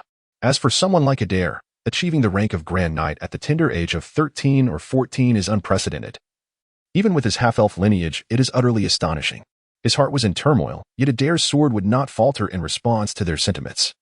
Points of silver light flickered upon the ebony blade, revealing a myriad of sword marks imbued with formidable battle energy. In an instant, the world within a few meters before Adir transformed into a silver expanse, battle energy rampaging within, a terrifying force striking all present in a heartbeat. Silver radiance. Adir's nightly secret technique erupted, showcasing its might for the first time. Crash. The distinct and heavy sounds of bodies hitting the ground resonated in Adir's ears. At this moment, no one stood before him. All had been swept away by his earlier strike, now sprawled on the ground. This was the first time he had employed this technique in actual combat since he devised it, and its efficacy appeared quite impressive. Even the pinnacle of ordinary knights, when faced with this move, would meet a fatal or grievous fate if they failed to evade in time. Merely grazing them would suffice. However, while the power had significantly increased, so too had the consumption of energy. Adir remained stationary, gauging his stamina. If he exerted himself fully, the life energy within him could sustain him for a maximum of 5 or 6 uses, after which the force would diminish, failing to reach its peak potential. Nonetheless, that would suffice. With this thought, he turned and strode forward. Before him lay a multitude of corpses on the ground, silent and still, appearing lifeless. Some of the warriors previously grazed by the knightly technique lay in a wretched state, their bodies cleaved by the sharp battle energy, nearly severed in two. Observing the sea of bodies, Adir walked directly to the farthest point, arriving at the place where the green-armored knight had fallen. At this moment, a knight clad in pale green leather armor lay quietly on the ground, his armor marred by several distinct cracks that extended deep into his body. Observing the lifeless form, Adir furrowed his brow. Previously, although this knight had been at the center of his assault, Adir had not exerted excessive force, given the knight's formidable physique. It was perplexing that he had succumbed so swiftly. Had he resorted to suicide by poison? He crouched down to examine the body, and after a thorough analysis facilitated by the chip in his mind, he arrived at this conclusion. Shaking his head at the scene, Adir had initially intended to spare the knight's life in hopes of extracting some information from him. To his surprise, the knight had chosen a resolute and fierce demise, thereby severing any possibility of inquiry. With all avenues for questioning closed off, he resigned himself to scouring the lifeless corpses for any clues. Unperturbed by the gruesome sight, Adir began rummaging through the bloodied bodies, collecting any items of interest he could find. Other kingdoms? He muttered to himself after a while, as he surveyed the assortment before him. A substantial pile of gold and silver coins lay at his feet, a considerable portion of which bore designs unlike those of the Arya Kingdom's currency. This world was vast, and each nation issued its own currency. While most were based on gold and silver standards, they still exhibited unique characteristics. The coins of the Arya Kingdom were engraved with a 7-petaled flower entwined with vines, symbolizing the royal family's dominion over the realm. In contrast, the coins before him bore the image of a great bear and others depicted a soaring eagle, each varying in weight as well. Some bore the hallmarks of the northern kingdoms. Upon further scrutiny, Adir reached a decisive conclusion. The insignias on the coins were predominantly royal crests or portraits of founding kings, easily recognizable. This revelation elicited no surprise from Adir. The training and cultivation of knights were not pursuits for the ordinary individual. Beyond the innate limitations of knightly talent, the sacred breathing techniques exclusive to knights were unattainable for the common folk, not to mention the myriad other prerequisites involved. Even among the nobility, only those with ancient lineages and illustrious ancestors could possess such knightly breathing techniques. The purple floral patterns and the marless serpent indicated noble origins from the kingdom of Bod. In this moment, a clear line of inquiry began to form amidst the myriad uncertainties, enough to prompt Adir to speculate about the current situation. With this thought, he rose to his feet and cast a glance around. Aside from the collection of coins, there were also several valuable trinkets among the gathered items. Of course, the armor and weapons worn by the warriors, though somewhat battered, would surely fetch a handsome price if sold. Particularly, the armor and long swords worn by those two knights were exquisite masterpieces, each capable of equating to several years' worth of income from a typical knight's domain. After a moment of contemplation, Adir sheathed the two long swords and secured them on his steed, then swiftly mounted and galloped towards the horizon. Adir raced directly towards the castle of Count Borea, unwavering and relentless along the way. Chapter 46. Rebellion time trickled by imperceptibly. One night, Adir quietly exited the encampment behind him, accompanied by two knights. They moved swiftly, soon distancing themselves from the camp and arriving at a secluded location. There, several figures stood waiting, having evidently lingered for some time. As they sensed the approaching footsteps, they turned their gazes towards Adir. Adir, you have arrived. A deep voice resonated from ahead. Emerging from the shadows, a few figures slowly approached Adir and his companions. They were warriors clad in pale green leather armor. Their expressions devoid of warmth. Even in the presence of the legendary First Knight of the North, Adir, their faces betrayed no hint of fear. Standing behind them was a remarkably youthful young man.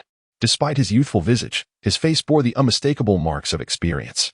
So, you summoned me. What is the matter? Adir inquired, a rare flicker of apprehension in his gaze as he regarded the young man. As a collaborator, he was acutely aware of the formidable power possessed by this seemingly young individual, one that was undoubtedly on par with his own. Upon hearing Adir's call, the young man named Sol turned, his expression calm as he regarded Adir. I have come to inform you that the previous plan is nearly complete. Except for a few elusive targets, all those we dispatched have been eliminated by our forces. Elusive targets? Adir seized upon Sol's choice of words, responding with a hint of confusion. The half-elf who escaped, the young knight you specifically warned us about, Sol remarked, a note of admiration in his tone. It is truly remarkable. To deal with this child, I dispatched two capable knights and a small squad of elite warriors, only to have them all vanquished by him alone. It is hard to fathom. At his age, I was already a knight myself. Humph. Adir scoffed, expressing his dissatisfaction. I had cautioned you all to pay heed to this child. It seems my words fell on deaf ears. In response, Sol shook his head, continuing. What is done. Dwelling on it serves no purpose. I have come specifically to remind you that the next phase of the plan can commence. His demeanor regained its composure as he gazed at Adir. Over the past month, under your guise, our men have infiltrated the vicinity. Prolonging this further benefits no one. Our inside source within the castle is ready. In 7 days, we shall initiate our actions. Then it will be our turn to take the stage. The dialogue continued to resonate in that secluded place, and after an indeterminate passage of time, Adir finally emerged from the shadows, the two knights still following closely behind him. Days later, on a sunlit morning, Count Polier sat quietly in his hall, contemplating a hefty stack of parchment. Recent unrest in the north had increasingly burdened the effective ruler of this region, leaving him somewhat flustered. In the northern territories of the Adir Kingdom, the Farkas family had reigned for nearly a century. Although nominally still part of the Adir Kingdom, it resembled an independent principality in all but name. As a frontline borderland adjacent to several northern kingdoms, the north had never been particularly tranquil, often embroiled in conflicts with neighboring realms, plunging the area into chaos. It was only after Polier assumed control of the Farkas family that the tumultuous state of the north began to improve, as he adeptly brought order to the realm, firmly securing it under his governance. However, in recent times, the situation had deteriorated significantly. First, the orc insurrections in the northern mountains siphoned off considerable resources and energy, followed by a surge of brigands and orcs at the borders, further disrupting the region's stability. This realization weighed heavily on his mind, breeding an unprecedented sense of fatigue. At nearly 50, Polier had entered the twilight of his years. His vigor and physical strength had waned considerably. Perhaps, once the current turmoil subsided, it would indeed be time for Elva to take the reins. This thought flickered through his mind, leaving him feeling even more weary. Gradually, the sound of the wind began to fill the air behind him. As he registered the noise, Polier slowly rose, sensing something amiss. "Caddis!" he suddenly called out. Hearing the familiar voice of his captain of guards, a wave of relief washed over him, and he instinctively turned towards the source of the sound. Crack! In that instant, the unmistakable sound of a sword unsheathing echoed sharply, accompanied by a fierce gust of wind that rushed towards Polier, causing a sharp sting to cross his face. Before his eyes, a sword materialized, almost grazing his cheek. Polier's heart raced as he felt the blade thrusting towards him, and he instinctively lunged sideways.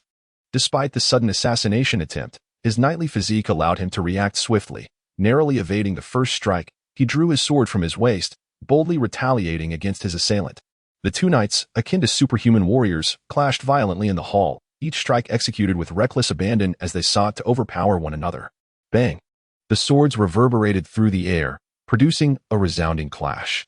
Utilizing the force of the impact, Polier and Caddis momentarily separated, granting him a brief respite. "Why?" he shouted angrily at Caddis, his expression contorted with intense fury. "Polier, do you remember the girl you killed over a decade ago?" Caddis's face twisted into a terrifying grimace. "That was my sister." Upon hearing these words, Count Polio was momentarily taken aback, and before he could fully comprehend the situation, he was suddenly engaged once more by Caddis, who lunged forward, resuming their previous skirmish. Chapter 47, The Battle Boom. A thunderous crash reverberated through the air at this moment.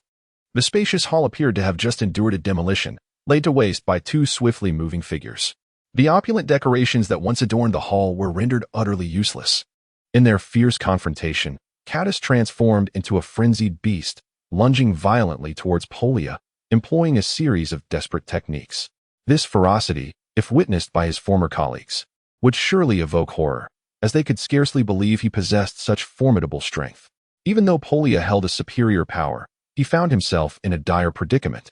Relentlessly pushed back by Caddis, nearly cornered in the hall. Their strengths were not vastly different. Under ordinary circumstances, though Count Polia could subdue Caddis in a direct encounter, he could not claim to emerge unscathed, as he would undoubtedly sustain severe injuries. Moreover, their differing preparations played a significant role in the skirmish. Caddis had evidently come prepared, clad in robust full armor, whereas Polia, in his light attire, was at a distinct disadvantage. The longsword struck against the opponent, and what should have been a devastating blow was merely a wound, dulled by the armor's protection. Both combatants were formidable knights, as they fought with their lives at stake. Their opposing auras clashed, embodying a power that could instill fear in ordinary knights. Clang! The sound of swords colliding rang out once more. In an instant, the two figures collided fiercely, their swords engaging in a brutal exchange, the energy of their auras intertwining and clashing. "Caddis, submit to your demise," Count Polia bellowed. His face contorted with rage as he gazed upon his former captain. He strained with all his might, the veins on his arms bulging with effort as he pressed forward relentlessly. Opposite him, Caddis showed no signs of yielding, gripping his sword with equal ferocity, pushing forward with a raw tenacity that betrayed no fear of the blade poised before him. Both were resolute and valiant warriors, seasoned by countless battles. Even in the face of such peril, their hearts brimmed with unyielding courage as they exerted their full strength in a direct clash. This was an exceedingly perilous contest of strength. Should either party falter, the sword before their faces would swiftly plunge downward, unhesitatingly piercing through the other's skull. "Die!" Count Polia growled, intensifying his efforts, pressing forward with reckless abandon. His physical prowess far surpassed that of Caddis, marking him as a formidable presence even among great knights. Unlike Caddis, who had only just crossed the threshold of knighthood, the balance of power shifted. The swords, locked in a fierce struggle at their center, began to descend relentlessly towards Caddis's head. With a sidelong glance, Caddis remained utterly unperturbed, resolutely pushing forward to withstand the downward thrust of the longsword before him. The blade pressed menacingly against him, nearly grazing his face as it continued its descent. It was over. Count Polia's face contorted into a grotesque grin as he bellowed with wild abandon, channeling all his strength into the attack. Yet, in the next moment, an overwhelming wave of weakness surged within him, causing him to momentarily falter. A streak of sword energy sliced through the air, thrusting forward with ferocity. Instinctively, Polia sidestepped to evade it. The fierce energy cleaved into the floor of the hall, leaving behind a deep gash. In the midst of this chaos, a long sword suddenly lunged forth, grazing Polia's shoulder and drawing forth a crimson line of blood. Polia felt a searing pain radiate through his body, jolting him from his previous stupor. Have you realized? Across from him, Caddis addressed Polia calmly. Did you truly believe my years as your chief guard were in vain? Had I not waited for this day, I would have had countless opportunities to eliminate you. Rest in peace, Polia. His expression remained serene as he regarded Polia's plight, a flicker of satisfaction glimmering in his eyes. Your wealth will be divided among your enemies, your castle will fall to invaders, everything you hold dear will be lost, including your very life. The Farkas family, which has dominated the northern lands of the Arai kingdom for nearly a century, will finally meet its demise with your generation. Before him, Count Polia clutched his shoulder, his complexion ashen and unnaturally pallid. A relentless wave of weakness surged from within him, even as a great knight. He felt utterly drained, the long sword in his grasp weighing heavily upon him. Die. Observing the state of Count Polia, Caddis sighed inwardly, yet he showed no mercy. Launching his attack without hesitation, a fierce, pale energy surged forth, unleashing terrifying power as it barreled towards Polia. Should this strike land, even a great knight would meet a fate of being cleaved in twain, with no room for reprieve. Sensing the impending force, Count Polia remained motionless, seemingly resigned to his fate, standing still in place. The long sword continued its relentless advance, but just as it neared its target, Caddis' expression shifted dramatically. Energy, wild and frenzied, surged forth at that moment, clashing violently against him. Before him, Count Polia staggered slightly, his aura suddenly escalating, the pallor of his face briefly returning to normal. He stepped forward with great effort, inhaling deeply, then swung his sword with ferocity. The violent energy erupted from his strike, gradually forming a vortex that enveloped Caddis. This was the full force of a great knight's life force unleashed, the power of a knight's secret technique blossoming, its latent strength causing Caddis to blanch in response. Boom! A shadow was instantly propelled backward, continuing its retreat for a good 7 or 8 meters before gradually coming to a halt. At this moment, Caddis's armor lay completely shattered, his body drenched in blood, resembling a gruesome sight as if he had been soaked in a torrent of crimson. Life explosion. Polia, you are finished, he uttered laboriously, struggling to rise from the ground while gazing at Polia before him. The life explosion of a great knight differs significantly from that of an ordinary knight. Due to the overwhelming potency of their life energy, the life explosion of a great knight manifests with even greater strength, yet the strain on the body is correspondingly intensified, and the after effects are magnified several-fold. In Polia's current state, although he could temporarily suppress the negative impacts on his body following the life explosion, once he ceased this state, the ensuing after effects, compounded by the toxins he had previously endured, would be sufficient to claim his life, merely a matter of time. Contemplating this, Caddis propped himself up with one arm and, after a strenuous effort to stand, hastily fled towards the hall's exit, choosing not to engage Polia any further. Behind him, as he observed the distance growing between himself and Caddis, Polia's body stirred slightly, as if he intended to pursue, but ultimately he could not close the gap. He swiftly exited the life explosion state, a flash of dark gray crossing his face, plunging him into a state of terrifying weakness, relying solely on the longsword in his hand to keep himself upright. Chapter 48. Elhua staggering out of the hall. Caddis was met with the sight of several guards approaching from a distance. Upon seeing him, drenched in blood, they were taken aback and hurried forward, their expressions tinged with caution. Before they could reach him, however, flashes of sword light erupted around, and several figures charged forth, swiftly dispatching the guards. These were imposing silhouettes. Though clad in guard attire, their aura exuded a distinct prowess far superior to that of the guards. At the forefront of this group stood a tall knight, donned in full armor.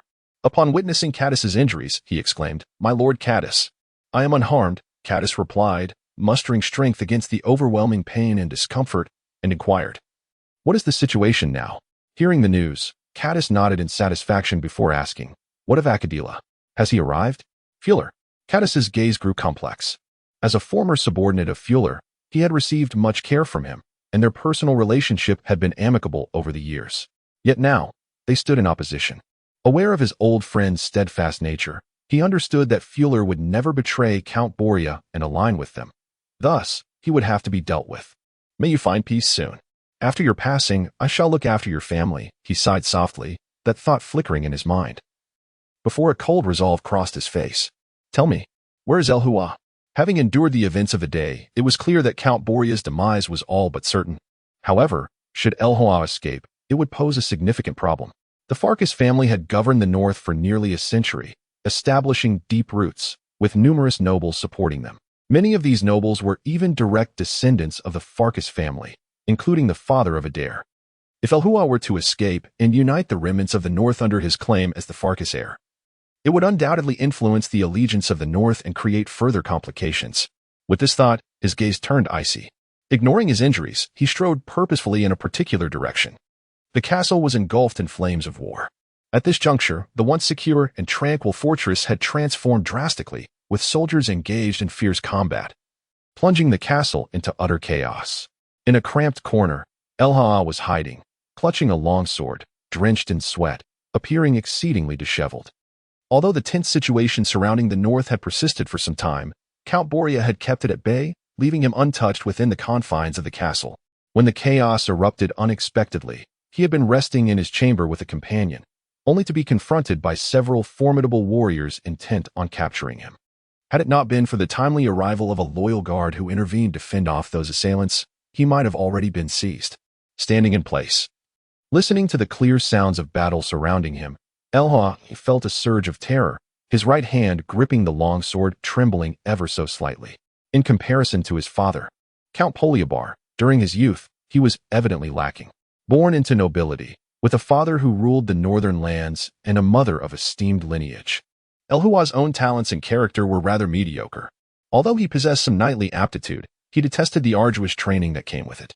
Even when Count Poliabar compelled him to train, he had only managed to become slightly stronger than the average man, likely unable to defeat even a seasoned warrior. As time passed, Count Poliabar had largely abandoned the hope of nurturing him into a knight, instead opting to prepare several talented relatives to support him, one of whom was Adir. Count Poliabar had only 2 sons. The elder had ventured far away, as the sole remaining heir. Elhua had been sheltered from danger throughout his life, never having faced the threat of combat. Such an experience felt like a nightmare to him, leaving him in a state of disarray, unable to regain his composure. Suddenly, a shout echoed from afar, jolting Elhua from his reverie.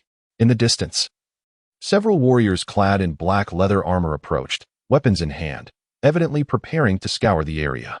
What should I do? As he sensed the footsteps drawing closer, a wave of fear surged within him, cold sweat beading on his forehead. Though the space was sufficiently vast, there were few places to conceal oneself, and they would soon reach his location. Feeling the urgency, Elhua gritted his teeth and boldly stepped out from his hiding place, fleeing toward the distance. There, it's Poliabar's heir. An excited shout erupted from afar as the warriors quickly pursued his retreating figure.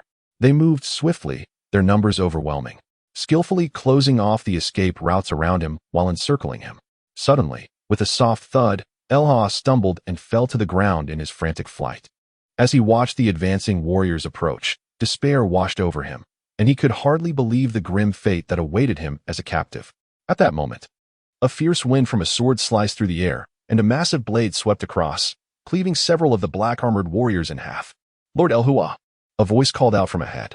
Startled, Elhua lifted his gaze to see a tall and imposing middle-aged knight standing before him, clad in full armor. The knight wielded a colossal sword that seemed heavy, effortlessly dispatching the black-armored foes. Red, dried blood marred his armor, the source unknown. As he swiftly moved to Elhua's side and helped him to his feet, "Knight Flural, where is my father?" Elhua inquired urgently, finding a semblance of hope in the presence of the formidable knight. "I do not know," came the reply. In the midst of Elva's disheartened gaze, Fuhrer shook his head. The situation had become dire, yet Lord Polia had yet to make his appearance. Chapter 49. The arrival at the castle. The castle was on the verge of collapse. "We must urgently seek Lord Boria and depart from this place at once." Standing before him, Flaler's expression was grave as he lifted Elvera, who had collapsed to the ground, and swiftly moved aside while speaking. His pace was swift, cutting a path with the prowess of a peak knight, complemented by the warriors guarding him, making it seem as if nothing could obstruct his advance. Flaler continued until they reached a flat expanse, where he halted his rapid progress, his demeanor heavy with concern as he gazed ahead. The sound of heavy footsteps resonated from the corner ahead, accompanied by the faint clinking of armor and weapons. This was the unmistakable noise of a large contingent advancing, preparing to intercept them. Flailer had been mentally prepared for this outcome, although a tightness gripped his heart. His countenance remained calm as he silently observed the front, gradually raising his massive sword. The chaos engulfing the castle was profound. Yet Elvira's objective was of such magnitude that the enemy would stop at nothing to block their path. Under Flailer's watchful gaze, a battalion of elite warriors swiftly approached, obstructing their way. At the forefront of this battalion stood Caddis. His numerous wounds had been roughly tended to, and the blood that once flowed freely had dried and been washed away, leaving only the remnants of his injuries. Lord Flailer, upon seeing Flailer and Elvira from a distance, a smile crept across Caddis's face as he hastened towards them. Caddis. At the sight of his familiar figure, Flailer felt a slight relief wash over him, lowering his massive sword slightly as he prepared to step forward. Suddenly, a fierce wave of danger surged within him. He perceived a flash of sword light before him, imbued with overwhelming power, transcending even the capabilities of a knight. You, gazing at the familiar silhouette before him and sensing the violent energy. Flailer's expression shifted dramatically as he instinctively retreated. A blade of light cut through the air, imbued with pale energy, swiftly grazing his chest and leaving a gash. A trickle of blood began to seep down, and disbelief clouded Flailer's features as he recognized the once familiar aura of his subordinate. Caddis, you. Flailer, I apologize. Caddis replied, observing Flailer's shocked demeanor without seizing the opportunity to strike. He remained contemplative. Surrender now. At this juncture, the majority of knights within the castle have turned against you, and Count Borea himself is gravely wounded and will soon perish. You have no hope left. Surrender at once, and I assure you a Baroness title along with lands. Witnessing this scene, Caddis felt a slight sigh escape his lips. As a former subordinate of the opposing side, he understood Flailer all too well. The latter was typically obstinate and serious, with conservative views, and he was exceedingly harsh towards his subordinates, a significant flaw indeed. However, as a traditional knight, the greatest virtue of the opponent lies in his unwavering loyalty, impervious to the sway of others. It appears that I must engage you directly. A myriad of thoughts flashed through his mind, and with a calm demeanor, Caddis let out a slight sigh. At that moment, a sudden gust of sword energy illuminated the air, slicing through space and emitting a brilliant white light. Upon witnessing this gleam of the sword, Flailer instinctively recoiled to the side, yet his body could not keep pace with the speed of his opponent's strike, resulting in a gaping wound on his shoulder. Had it not been for the protection of his sturdy armor, this blow alone could have rendered one of his arms useless. He felt a sharp pain coursing through him, and before he could fully comprehend the situation, a figure abruptly appeared before him. It was Caddis, who had swiftly closed the distance, wielding his long sword with lethal intent as he struck fiercely towards Flailer. The oncoming blade's wind howled, stinging his face and igniting a profound sense of peril within him. Clang! The sound of metal colliding echoed through the air. In a critical moment, Flailer swiftly raised his right hand, hoisting his massive sword high to deflect the blow. At that instant, the clash of weapons resounded as the two figures darted across the ground, moving with astonishing speed. After a brief yet intense exchange, a muffled thud resonated as one figure was sent hurtling backward, crashing heavily to the ground. In the next heartbeat, Flailer quickly regained his footing. Drenched in sweat from the exertion of battle, his expression grave as he regarded Caddis before him. At this juncture, Flailer found himself in a precarious state. His complexion had turned pale, and several wounds adorned his body, oozing blood. His armor was in tatters, having previously shielded him from numerous attacks. Yet its defensive capacity had nearly reached its limit. Yield, Flailer, you are not my match.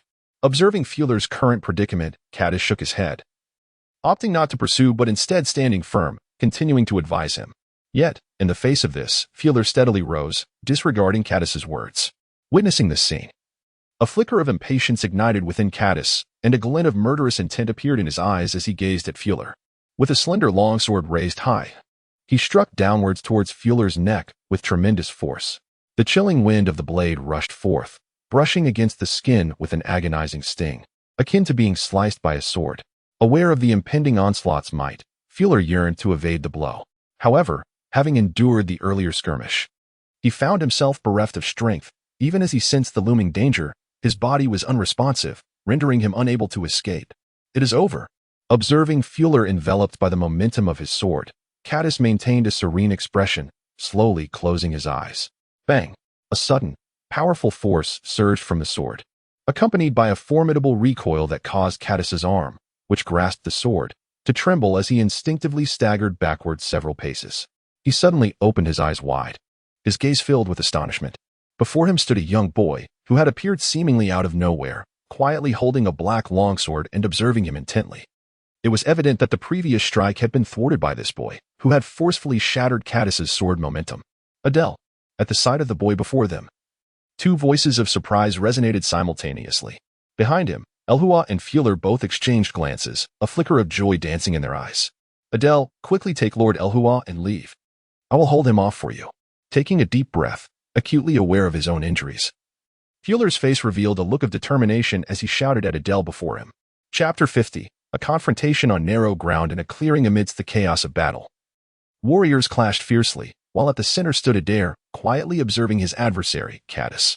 Beside him, Flare suddenly displayed a resolute expression, then without hesitation charged forward, seemingly intent on buying Adir precious time to escort Elwa to safety. Witnessing this scene, Cadis's gaze flickered momentarily, and his body trembled slightly, yet he refrained from advancing.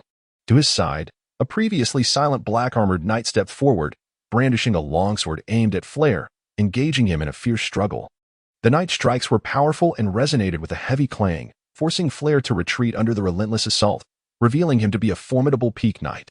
Now, it was just the two of us left, observing Flare becoming ensnared and gradually losing ground. Cadis sighed inwardly before turning his attention to Adir and the figure of Elwa standing behind him. A faint white aura of energy began to manifest around him. Though still somewhat pale, it unmistakably signified his status as a Grand Knight, commanding respect from all present. Watching this unfold, despair gripped Elwa's heart, and fear flickered in her eyes. Grand Knights of such caliber were exceedingly rare across any kingdom. If knights could protect a domain and suppress a territory, then Grand Knights had the strength to single-handedly uphold a minor war, unless restrained by others of equal might or overwhelmed by a multitude of warriors. Otherwise, they remained virtually untouchable. In the entire northern region, only the renowned First Knight, Akadara, and Count Borea were known Grand Knights, and now another stood before them. Facing Adir, Cadis wasted no words, advancing swiftly to deliver a powerful strike, his sword enveloped in a pale aura, thrusting fiercely at Adir. This was a near full-force strike from the Grand Knight, employing the power of knightly secret techniques, an assault no ordinary knight could hope to withstand, leaving them with a fate of either death or grievous injury. As the attack approached, Adir stood calmly, his gaze steady upon Cadis, seemingly oblivious to the immense threat before him. Adir! Elwa instinctively shouted from behind, her fear palpable as she beheld the unfolding scene. Before her words had fully escaped her lips, a brilliant flash of light erupted. A surge of silver energy erupted forth, instantly creating dozens of sword marks as it surged forward, colliding with Cadis's assault. Silver radiance! The shimmering silver light flickered incessantly, emanating a far denser and more potent energy than Cadis's own, effectively thwarting his attack. Cadis's expression turned to one of horror as he gazed at the suddenly appearing Adir, shock coursing through him. Clang! The sound of swords clashing resonated at that moment, as two powerful knightly secret techniques collided, their opposing energies clashing and erupting before them. In an instant, the confrontation revealed the stronger of the two forces. Cetus suddenly expelled a mouthful of blood, and in an instant, multiple new wounds appeared on his body, causing him to be propelled backward, crashing violently against a wall several meters away. As a formidable knight, his vitality was remarkably resilient, even after sustaining such a severe blow. He struggled to rise, gazing at Adir in sheer disbelief. At that moment, the attention of everyone present seemed to freeze, their eyes irresistibly drawn to the young man ahead. Filled with astonishment, before Elha, a figure stood serenely, his expression composed, unaffected by the collective scrutiny of the onlookers. Surrounding him, wisps of faint silver energy floated around his form, hinting at an extraordinary power. Adir, are you a great knight? Elhua stammered, his face a mask of shock as he absorbed the sight before him, feeling the ethereal silver energy emanating from Adir. The impact of this revelation was overwhelming for him. In the span of a single day, Elhua felt as if everything he had known had been turned upside down. The once peaceful castle erupted into chaos. His formidable father vanished without a trace, and the prospects seemed dire. Now, even his childhood friend appeared transformed, suddenly embodying the essence of a great knight. All of this left Elhua in a daze, as if he were trapped in a horrifying nightmare. Before him, Adir did not pause. With his sword in hand, he took a step forward, swinging it directly toward Fuller. The faint silver energy coalesced on the blade, manifesting into a tangible sword aura that surged forward with intensity. Several meters away, the black-armored knight, engaged in combat with Fuller, felt a sudden shift in his demeanor. Sensing an overwhelming wave of danger surging from the depths of his being, prompting him to halt his actions. The air vibrated with the sound of clashing swords, resonating ominously. Taking a deep breath, he stepped back, and with a fierce swing of his longsword, he unleashed a surge of life energy, enveloping his blade in a faint green hue, clashing against the solidified sword aura to neutralize the attack. Seizing this opportunity, Fuller escaped the knight's entanglement, retreating hastily to Elhoa's side.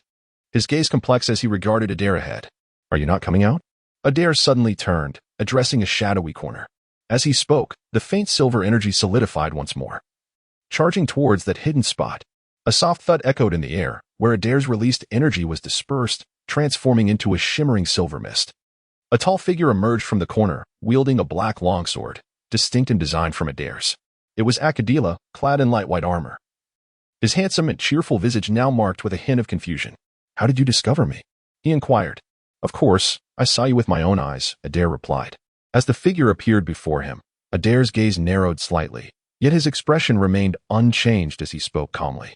His words, of course, were mere fabrications. Akadira concealed himself expertly, seemingly employing some arcane technique, exuding not a trace of aura. Even Adir failed to detect anything amiss at that moment. His awareness of the opponent stemmed from the chip in his mind, though he could not divulge such details. Akadira, naturally, was skeptical of this explanation. However, having only casually inquired, he refrained from probing further, his eyes intently fixed on Adir in the distance. He had witnessed the prior eruption of power and the chillingly potent silver aura emanating from Adir, and had long since gauged his formidable strength. This was no mere knight on the cusp of ascension like Cadus, but a genuine knight of exceptional prowess, a prodigy, given his age. "Akadira, you two have betrayed." Behind Adir, Flaler glared at Akadira from afar, fury blazing in his eyes. "Lord Borea has not been harsh with you. Why would you act in such a manner?" "Not harsh?" Akadira scoffed coldly, a smirk playing upon his lips. "Flaler, you and I are not the same, though your surname is not Farkas. Your mother and your wife are both of the Farkas lineage. To Borea, you are undoubtedly one of his own. And what of me?" He pointed to himself, the derisive smile on his face growing more pronounced. "My ancestors were once marquises. Though now fallen, my lineage is no less noble than others. As a knight of the realm, I have established the Black Knights with my own hands, contributing countless deeds to Borea's cause. Yet, how much land have I acquired in return? The Farkas family is far too numerous, having utterly divided the territories of the north, leaving no room for outsiders to intervene. What they refuse to grant me, I shall seize by the sword." "You." Flaler's complexion instantly turned ashen. The truth of Akadira's words was undeniable. The Farkas family's dominion over the north had been excessively tyrannical, and those noble families lacking Farkas blood had been subtly repressed. Over the course of nearly a century of Farkas rule in the north, rebellions by external noble families had never ceased, yet none had ever been as devastating as this. With even Akadira, the foremost knight of the north, leading the charge. "Akadira, my lord." Behind Adir, Elhua gazed at Akadira in disbelief. He had always idolized this foremost knight of the north, yet he never anticipated that his hero would stand against him, spearheading a rebellion. Adir. Meanwhile, Akadira, ignoring the reactions of others, fixed a gaze filled with complexity and gravity upon Adir. "You truly astonish me. In the annals of the kingdom of Arya, it is said that the legendary king of Ayad ascended to knighthood at the age of 15, 2 years later than you. Regrettably, were you not a member of the Farkas family, I would undoubtedly devise a means to compel your surrender." He initially expressed admiration, but then his tone shifted abruptly, becoming somewhat stern as he imparted a piece of disconcerting news. "Your father, Baron Ezelin, has recently met his demise, having fallen by my hand." Upon uttering these words, he lifted his gaze forward, his icy stare fixed upon Adio's visage. However, contrary to expectations, there was no sign of rage or loss of composure evident in Adir. His countenance remained serene, even in the face of such devastating tidings, merely pausing momentarily. Unbeknownst to him, the so-called paternal bond with this world held little emotional weight for Adir. The news of the man's death would scarcely elicit a reaction, even if he were to witness it unfold before his eyes. Akadira believed that, as a member of the Farkas family, surrender to these traitors was inconceivable. Yet, had he attempted to sway Adir earlier, there was indeed a possibility that Adir might have acquiesced. After all, given the current circumstances, with Akadira and his cohorts advancing with formidable intent, and the uncertainty of what forces might still be backing them, it was plausible that Count Polia's side could prove inadequate. Thus, for Adir, aligning himself with the rebellious faction to avert danger would bear no psychological burden.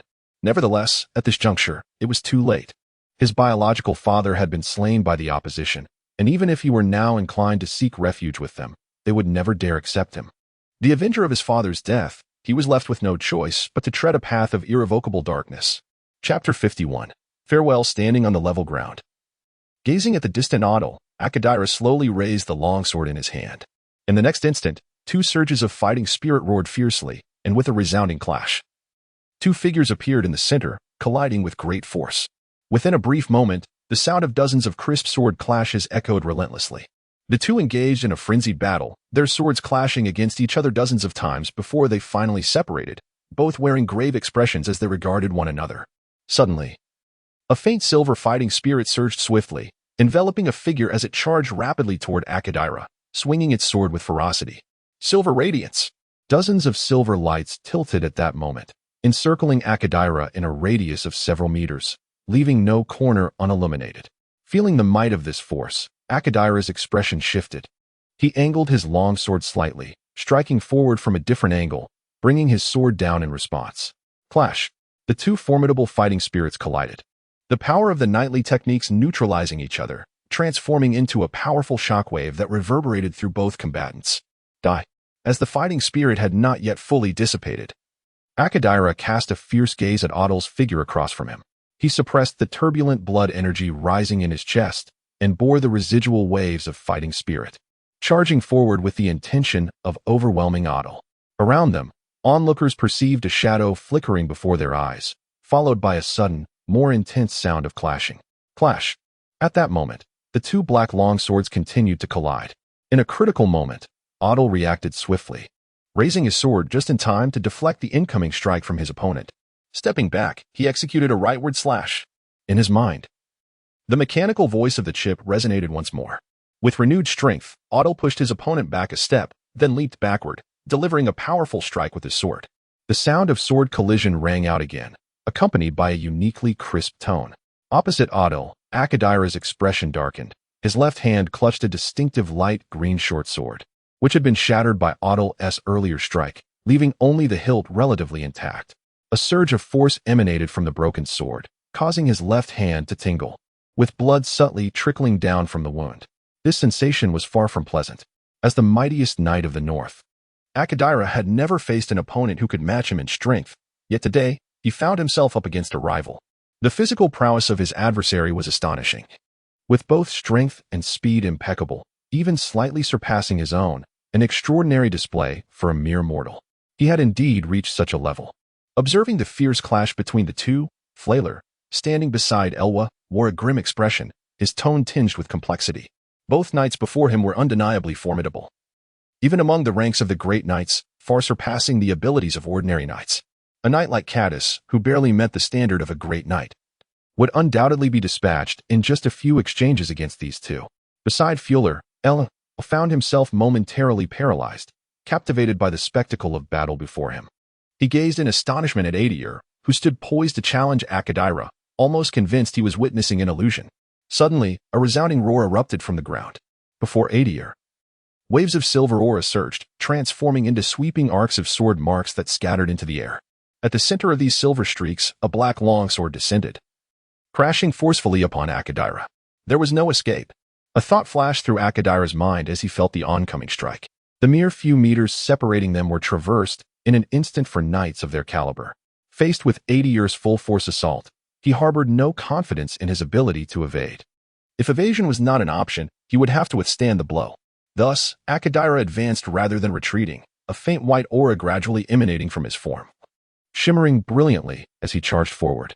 In a blur, a terrifying collision ensued, the sound of impact reverberating through the air.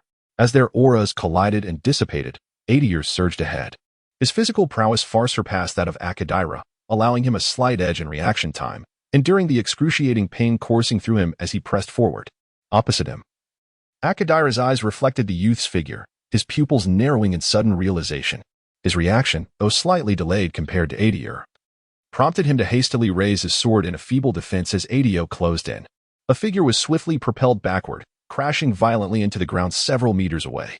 It was Akadira, who had just borne the brunt of Adir's close-range onslaught, cracks appearing on his armor. The impact of the aura at such proximity would have stripped away layers of skin had it not been for his protective gear. Lord Akadira.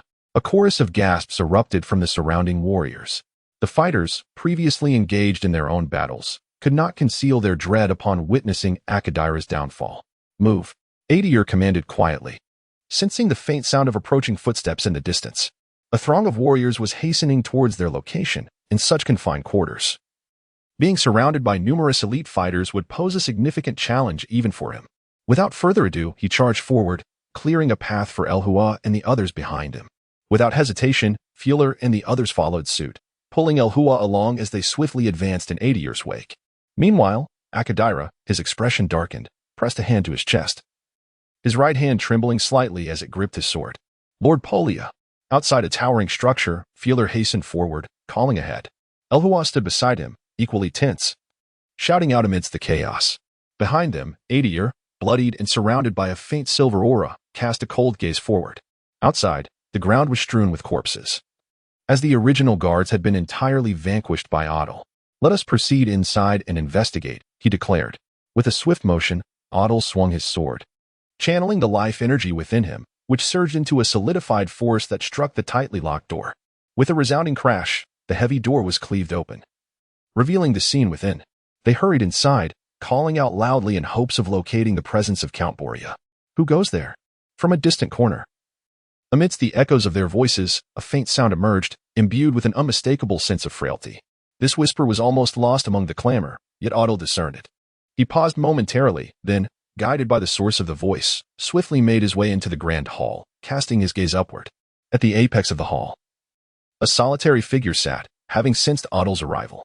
With a weary turn, the figure gazed back at him. It was Count Boria, who appeared to be in a dire state, with dark crimson blood seeping continuously from his body. His complexion was ashen, marked by an unhealthy pallor, and his form had grown somewhat bloated, covered in grotesque blackish-red blisters that were both repulsive and terrifying. P.S. I recommend a new book by my friend, Infinite Shuttle. And here is a brief synopsis. In the pursuit of ultimate power and the quest for eternal life, all obstacles shall be reduced to ashes. Chapter 52. The Sorcerer A. Ethel sat quietly in the front, gazing weakly at Ethel standing in the distance. Borja struggled to speak, appearing somewhat strained. He perceived the faint silver aura surrounding Ethel and sensed its unique power. His previously calm eyes now reflected a complex turmoil, evidently lost in thought. However, at this juncture, nothing else mattered. Borja sat there silently, issuing a faint sigh, his demeanor weary and pained. Observing his condition, Ethel felt a twinge of sentiment.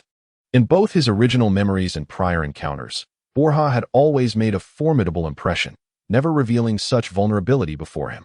The target's body was rapidly deteriorating, with internal organs suffering irreversible damage, on the brink of collapse and death.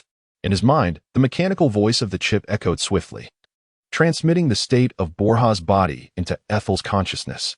Is there a solution? He inquired of the chip within his mind. Detection recovery requires the following medicinal treatments: genetic serum, second-grade methadone, advanced restorative medication. In an instant, several solutions emerged in his mind. But they either demanded an abundance of high-level medicines from his previous life or the utilization of advanced medical technology, which was utterly unattainable in this world. Listening to these conditions, a bitter smile crossed Ethel's face, expressing his helplessness regarding Borja's condition. Lord Borja! A fervent cry rang out from the side. Accompanied by the sound of hurried footsteps, Fulrul and others swiftly approached, shouting in disbelief upon seeing Borja's state. At this moment, the sight was indeed tragic. Compared to the previously commanding and composed Borja, he appeared as a different person altogether, leaving them in shock. Seeing their expressions, Ethel shook his head. After a moment of contemplation, he drew his sword and walked towards the hall's exit, silently guarding the door. He had little interest in the conversation between Borja and Fulrul. For him, having protected Elha and others to this point, Witnessing Borja's final moments was already fulfilling his duty, a way to repay the care he had received from Borja before. After this, he had made up his mind.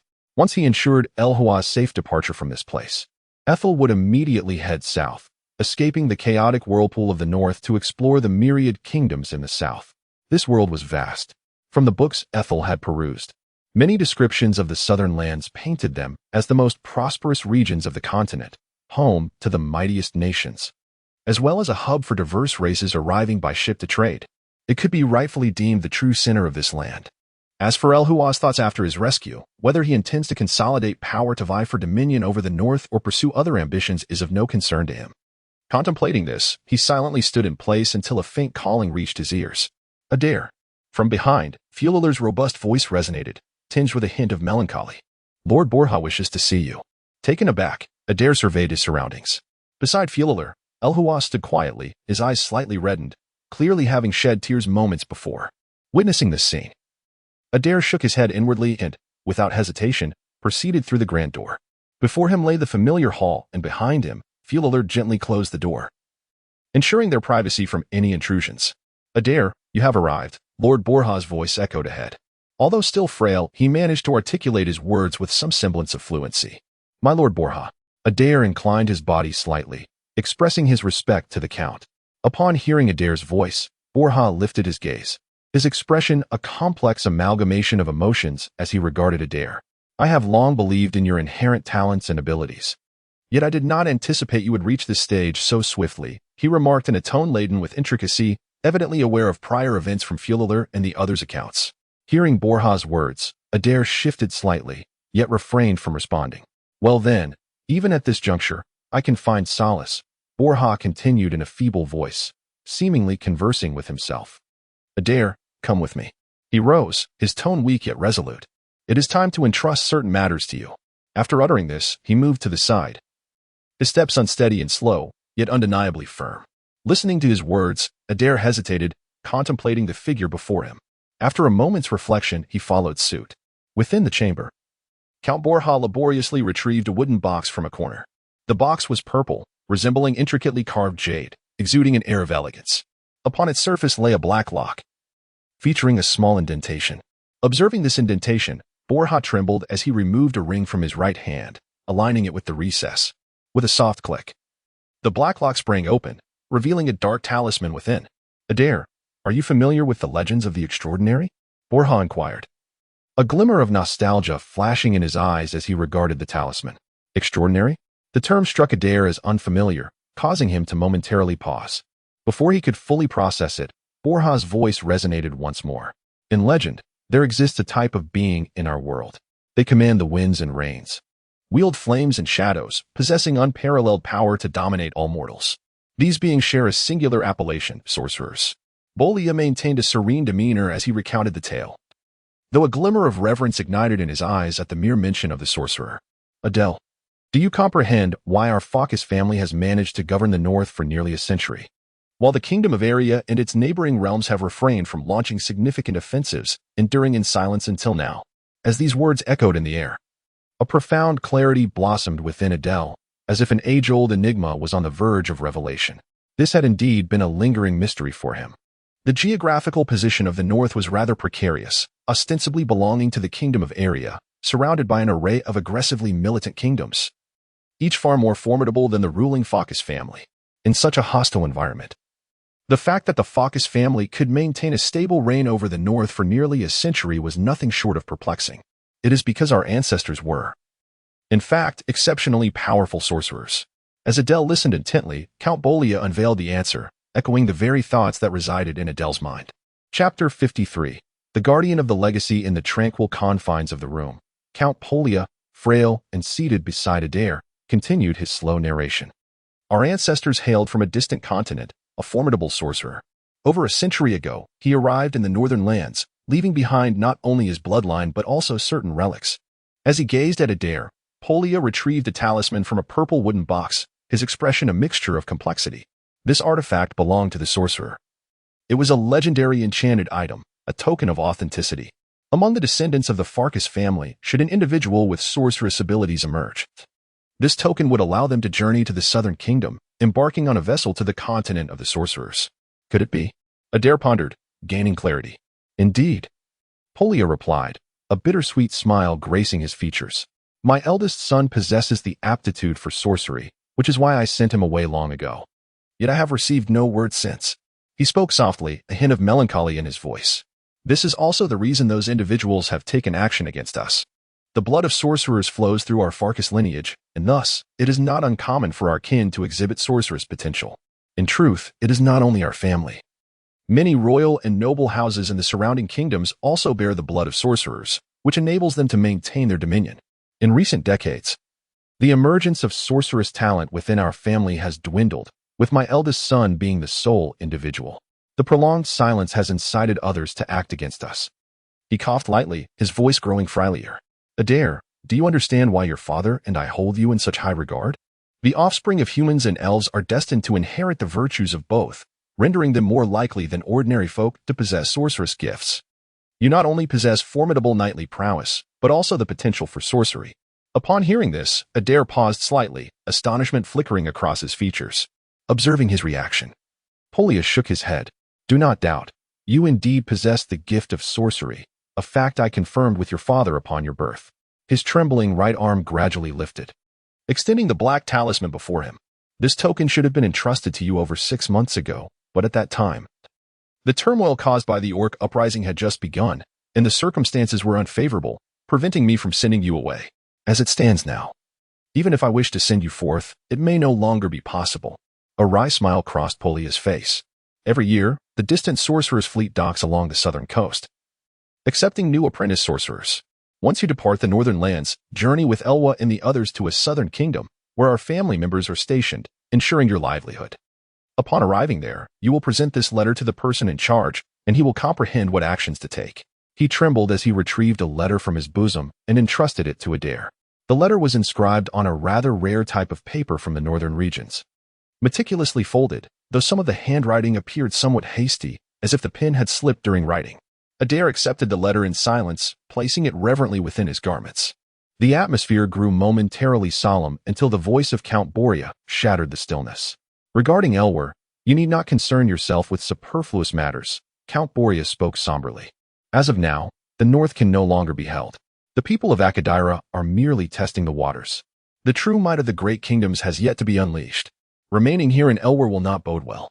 For years, our family has wielded considerable influence among the kingdoms of the south, although we may not rival the north or replicate past glories.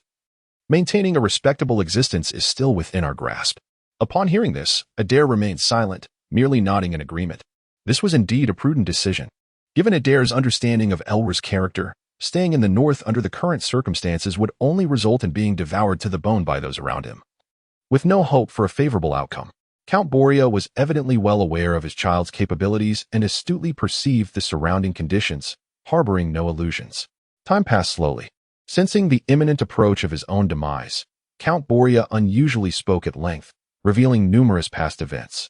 Aware of the emotions emanating from the man before him, Adir wisely refrained from interrupting, only occasionally posing questions. According to family records, the continent we inhabit is, in comparison to others, rather barren. Lacking in both resources and a conducive environment, a land forsaken by wizards. The realms of those wizards lie on other continents, fraught with perils far more terrifying than our own. Unbeknownst to him, Count Borea began to speak of Adir's mother, murmuring softly. Refugees? Adir inquired, perplexed. Indeed, refugees. Count Borea replied, shaking his head. Upon regaining some clarity, he asserted, decades ago, in the land of the elves, a dreadful catastrophe erupted. Within a mere few years, several elven kingdoms collapsed, and a multitude of elven refugees were captured by slave traders and sold nearby, your mother being among them. All we know is that your mother hailed from a minor noble family in one of those elven kingdoms. Before him, Count Borea continued to murmur, though his voice grew fainter, soon to fade into silence. Adir stood quietly for a moment, and when the voice ahead had completely vanished, he let out a sigh. At that moment, a strong hand suddenly reached out and rested upon Adir's shoulder. A sudden jolt coursed through Adir's heart, instinctively urging him to wrench his hand away. Yet he remained motionless. Adir. Before him, Count Borea's voice emerged, raspy yet resolute. He grasped Adir's shoulders, seemingly summoning the last vestiges of his life force to cry out. Promise me. Take care of Elhua. Boria clung desperately to Adir, his shout echoing with all the strength he could muster. His visage twisting into a ghastly and terrifying mask. His gaze bore into Adir's, a flicker of pleading shimmering in his eyes. The atmosphere grew heavy with silence. Adir. Absorbing Count Boria's words, fell into a contemplative hush. As moments drifted by, Boria's life was swiftly ebbing away before him. The grip on his shoulders waned. Approaching the inevitable end. Observing the sorrow within the depths of Boria's eyes, alongside the fading glimmer of vitality, Adir sighed, standing resolutely as he spoke. I will do my utmost, he murmured softly, locking eyes with the man before him. As his words lingered in the air, an arm fell limply at last, surrendering its final trace of strength. Chapter 54. Departure. In the desolate chamber, a lifeless arm dangled, having slipped from Adir's shoulder. A life had thus extinguished. Feeling the weight of this moment, Adir lifted his gaze to the corpse before him. The body of Count Polier had grotesquely transformed. Its form now covered in dark red blisters, rendering it swollen and unsightly. Dark crimson blood oozed relentlessly from the surface, saturating the garments and presenting a horrifying spectacle. Witnessing this scene, Adir sighed softly and rose silently.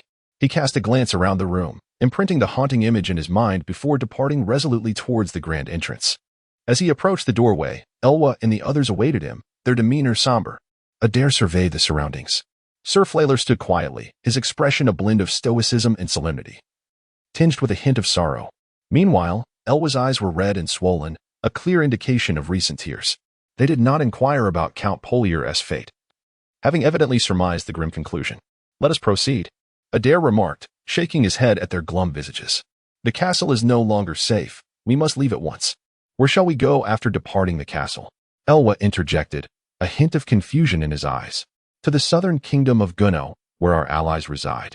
They can ensure our safety and sustenance, Flaler replied, evidently prepared for the forthcoming journey. With a consensus reached, the group swiftly exited the estate. Seizing control over the castle's forces for a brief moment longer, Flaler, invoking Count Polier's orders, summoned some of the elite guards and hastily gathered essential supplies for their departure. Let us go beside him. Adir, drenched in blood, sat astride a black steed, exuding a potent scent of iron. This was a remnant of the chaos during their escape from the castle. The perimeter was already besieged in the tumult of their exodus. Adir had plunged directly into the enemy ranks, breaking through the besieging forces at the gates, leading Elwa and the others to safety. Trailing behind, Sir Flaler rode, surveying the surroundings and directing the troops. A handful of warriors advanced beside them. Though few in number, merely 300 or 400, they were the most elite soldiers under Count Polier. Each a formidable warrior. With such elite fighters, the support of Flaler, a knight of unparalleled prowess, and the substantial wealth extracted from the castle, Elwa's status and livelihood were assured. Should Adir eventually embark on the path of the sorcerer, with Flaler's guidance and the consolidation of the Farkas family's influence across other kingdoms, a formidable lineage could be established, potentially avoiding decline. They were on the verge of leaving their ancestral domain.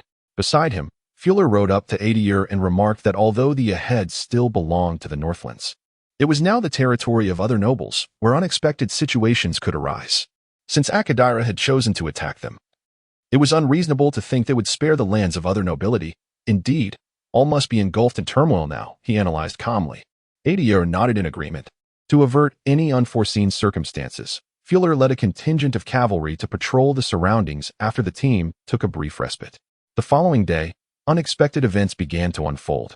Within the domain of a minor noble, they encountered a contingent of other nobles who, upon seeing Elhua and his companions, were filled with excitement and sought to join their ranks. After some inquiries, Adir and the others learned the reason behind this. It turned out that just days prior, the entire Northlands had been assailed by armies.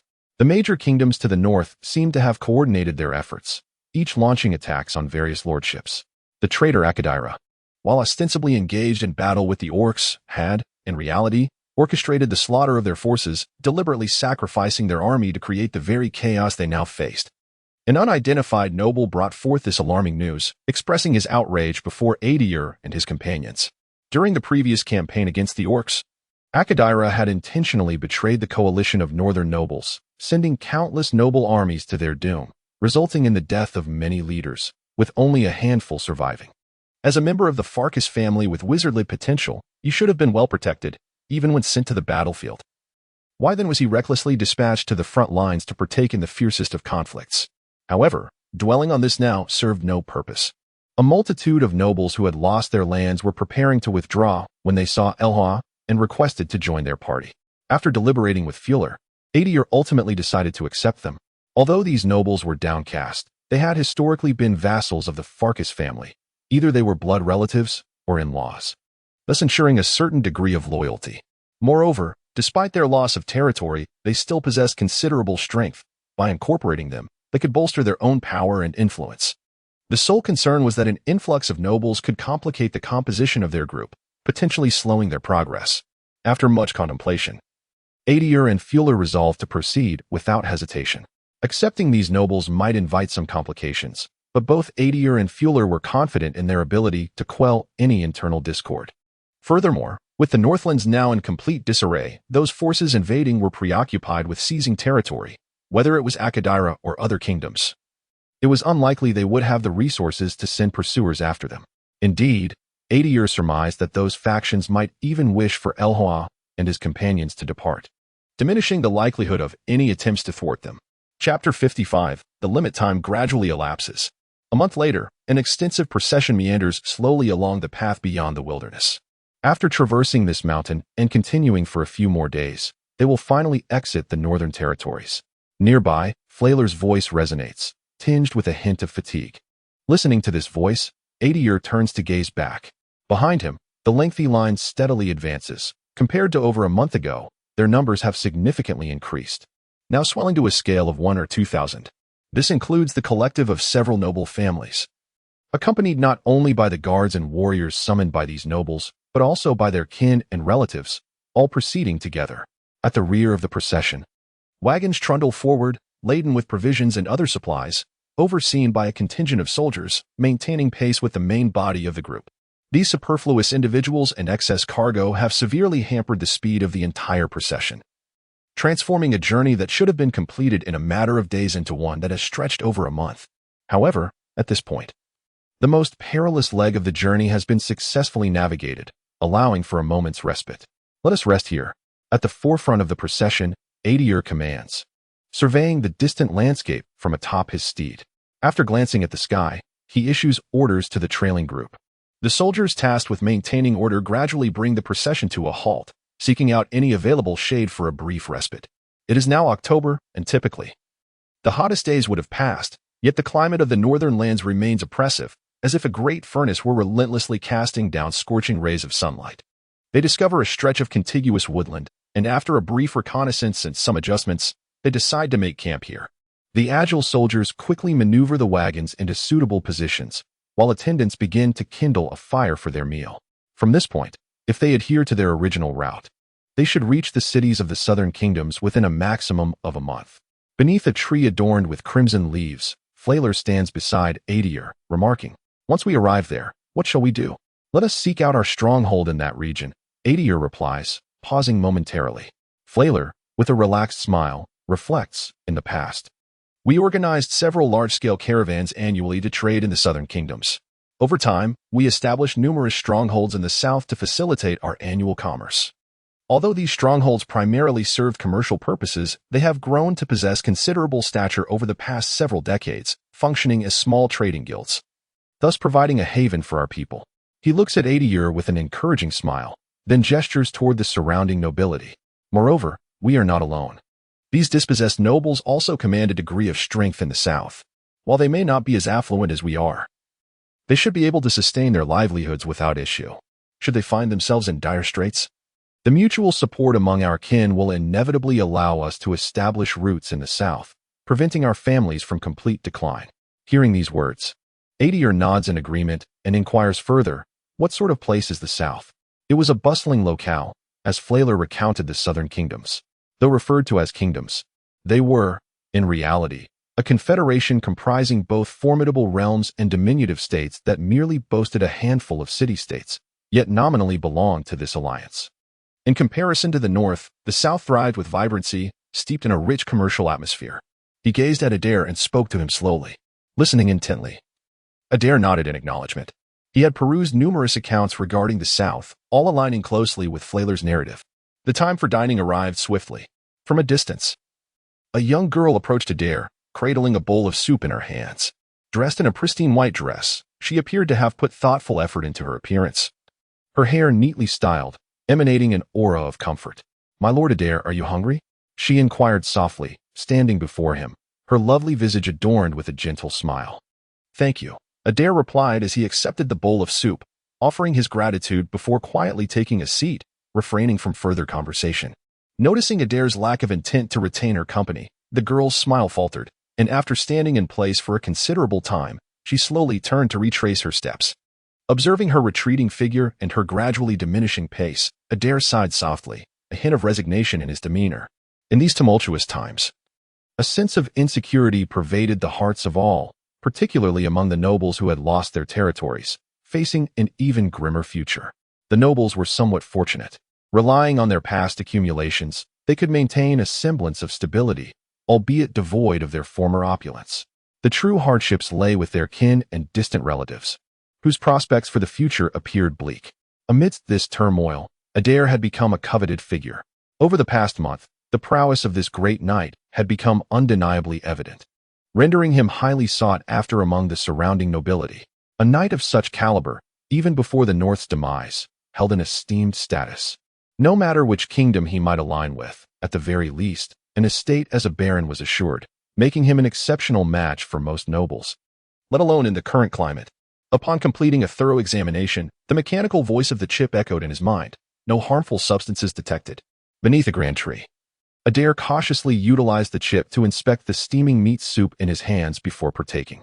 He consumed his meal with remarkable speed, and before long, he set aside the now empty bowl, grasping his sword and stepping forth into the distance.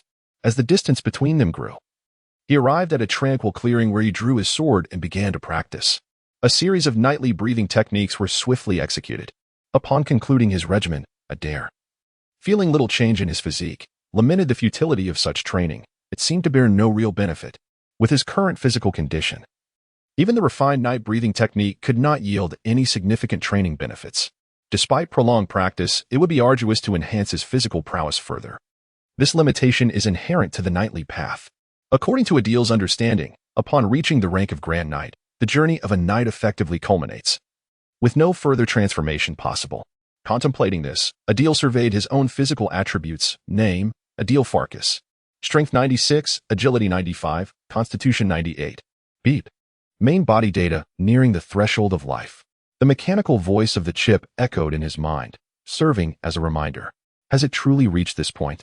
Adir felt a sense of helplessness as he processed the chip's alert. His current statistics had escalated to a terrifying level, one that no ordinary Grand Knight could achieve, regardless of their training regimen. Yet, at this juncture, Adir's physical capabilities were nearing their current limit. Due to the constraints imposed by one's physical structure and the essence of life, the growth of individual strength is inherently capped. It is akin to a mere human, no matter how muscularly developed, being unable to compete with the strength of an elephant. The training of the night breathing technique signifies a transformation of life's essence. When an ordinary person ascends to knighthood, the accumulation of life energy and rigorous training gradually alters their internal structure, rendering it more perfect and optimized, thereby elevating their physical constitution and essence of life. Strictly speaking, a knight embodies a more perfected individual, while not entirely divorced from humanity. Their life level markedly differs from that of an ordinary person, resulting in a more potent limit to their strength. The scenario for a Grand Knight is similar.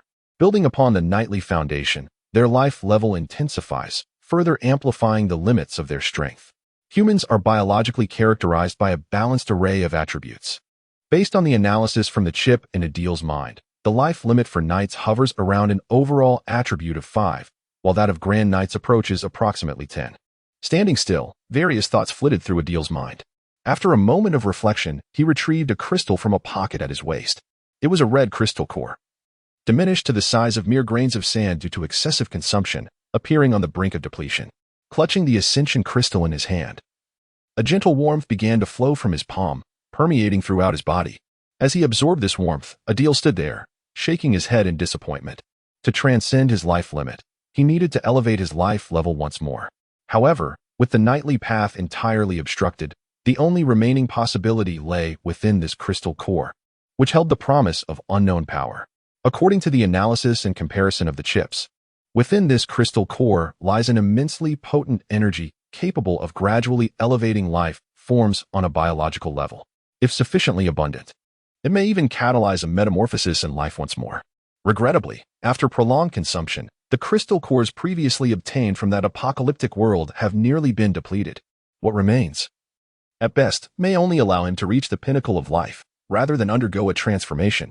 With a mere thought, a flicker of starlight began to materialize in Adir's mind. This represented the coordinates of the apocalyptic world, now appearing quite dim, indicating that the accumulated power was still insufficient.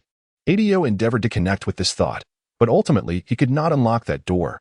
He was only met with instinctual messages revealing the time required for the remaining energy. It seemed that this was the only possibility left. In resignation, he withdrew a black talisman from his pocket, murmuring softly to himself. The talisman, round and seemingly ancient, bore the marks of time, with intricate patterns etched upon its surface.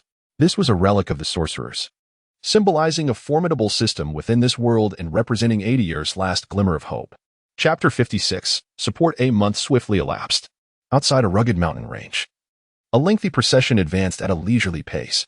Their movement was slow, comprising an unusual mix of individuals. Not only did they carry a substantial amount of supplies, but there were also numerous children and ladies among them, resembling a migrating group rather than a dedicated caravan.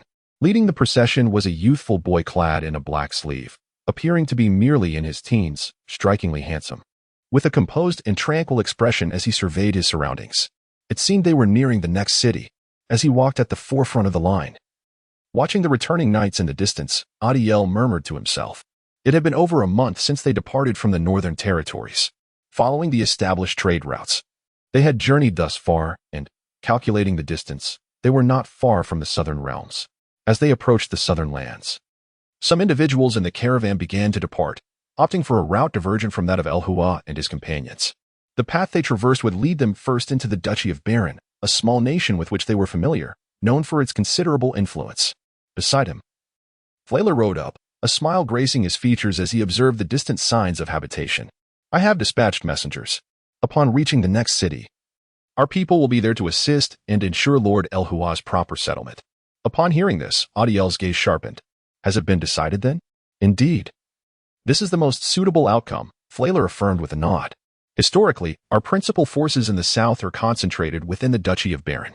Once Lord Elhua arrives there, he will immediately assume control of all familial assets in that region. Our preparations are thorough.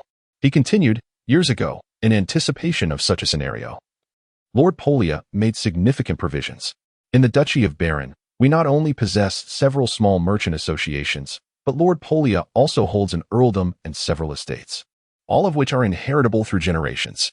With these holdings, even if we were to lose the north, Lord Elhua would still retain his noble status, enabling him to embark on a new life here with stability. Flayler's expression radiated ease as he spoke to Adir. Such phenomena are commonplace. As nobles in this tumultuous and perilous world, one typically maintains several contingency plans to ensure the continuity of their lineage in times of family distress, preventing complete decline. If this is true for ordinary nobles, it is even more so for a prominent family like the Farkas. Lacking any form of backup would indeed be remarkable. Thus, hearing this, Adir felt no surprise, but instead countered with the question, what are Elhua's own sentiments on this matter? He turned to Flayler, inquiring. Following the turmoil of the Northern Rebellion and the tragic loss of his father, Elhua, once characterized by his vivacity, had suddenly plunged into despair. The individuals within the caravan were all too willing to share in this sentiment.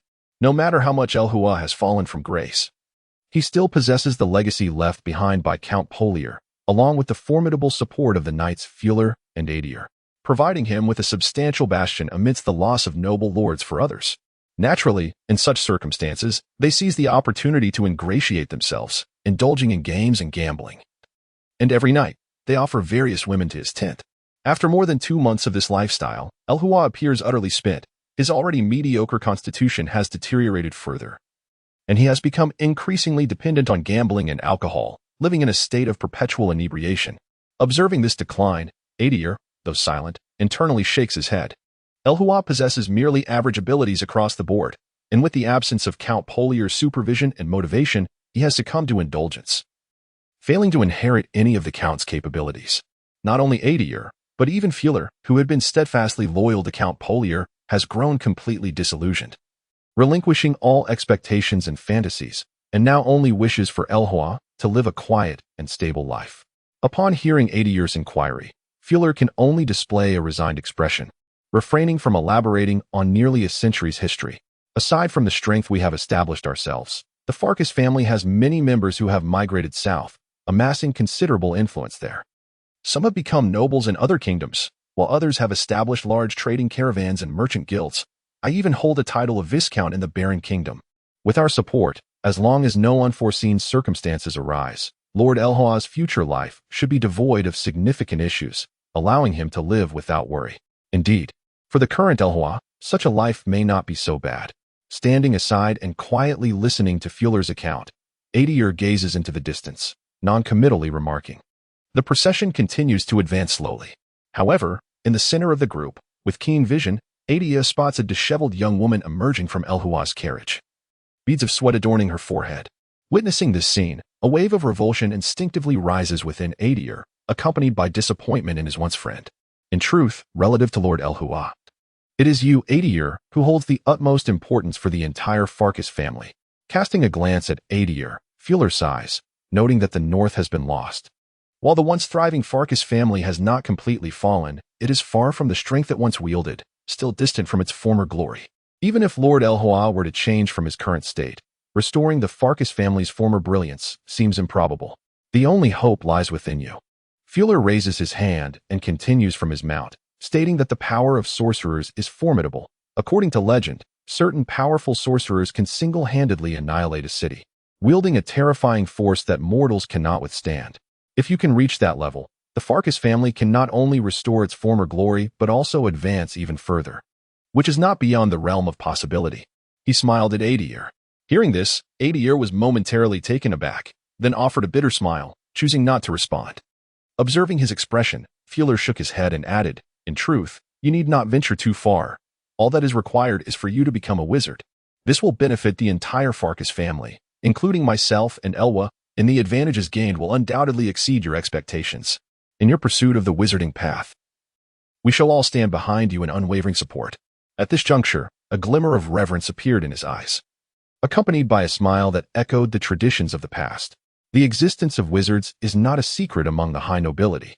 In times gone by, whenever a member of the Farkas family exhibited wizardly potential, the entire clan would rally to support them, ensuring that those with such talents could progress further.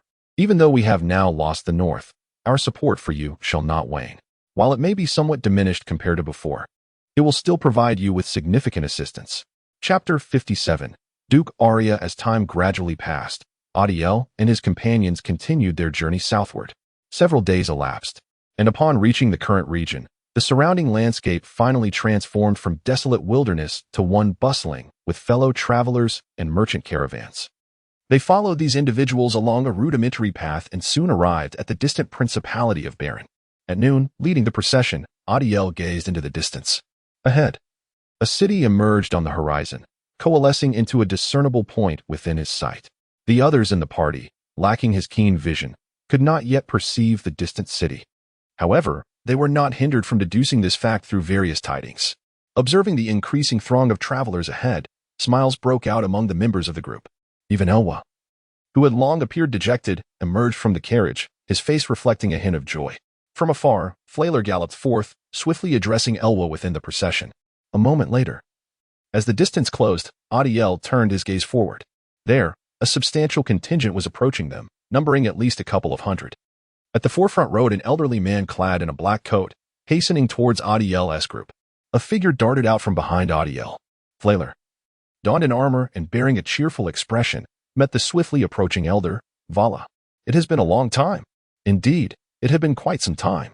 The elder, upon seeing Flailer, managed to muster a smile on his previously solemn countenance. They reached the center of the two formations, swiftly dismounted, and exchanged warm embraces before attending to other matters. "I am already aware of the developments. What of Lord Polier's child?" Vala inquired, gazing at Flailer with a hint of nostalgia. Upon mentioning Elwa, Flailer's expression darkened slightly as he stood in place and replied, "Lord Elwa is still resting in the carriage behind." Observing Flailer's demeanor, Vala contemplated thoughtfully, gradually shifting his gaze towards Flailor's rear. His eyes, sharp and discerning, scanned the front of the procession until they landed upon Adir, at which point they sparkled with recognition. Could this be? He queried Flailor, his tone laced with curiosity. Indeed, Flailor affirmed with a nod. This is Adir, the child of Baron Ezelin, and a most rare half-elf. Half-elf? Upon hearing this, Vala's eyes gleamed even brighter, fixating intently on Adir as though he were a priceless treasure. Behind him, a middle-aged man clad in noble attire followed closely, similarly scrutinizing Adir from afar with fervent intensity. Noticing this display, Flailor interjected, "May I ask who this is?" "Greetings, I am Lord Sidru." The middle-aged noble replied with a gentle smile. "Ah, it is indeed Lord Sidru." Before the middle-aged noble standing before them, Flailor's face suddenly reflected a mix of awe and admiration. It was unexpected that Duke Ari would send someone this time. As descendants of wizards, the members of the Farkas family extend far beyond just Count Borea's lineage. The true stronghold of the Farkas family lies in the south, where numerous branches exist, some of which are even more powerful than that of Count Borea. Duke Ari represents one of the strongest branches, directly ruling over a small principality with formidable strength, surpassing that of the originally ruling Count Borea of the north. Listening to Flailor, Sidru wore a bitter smile. The bloodline of their ancestors had thinned considerably over the ages. In the past century, the number of individuals with potential within the family had dwindled, necessitating careful attention to each one.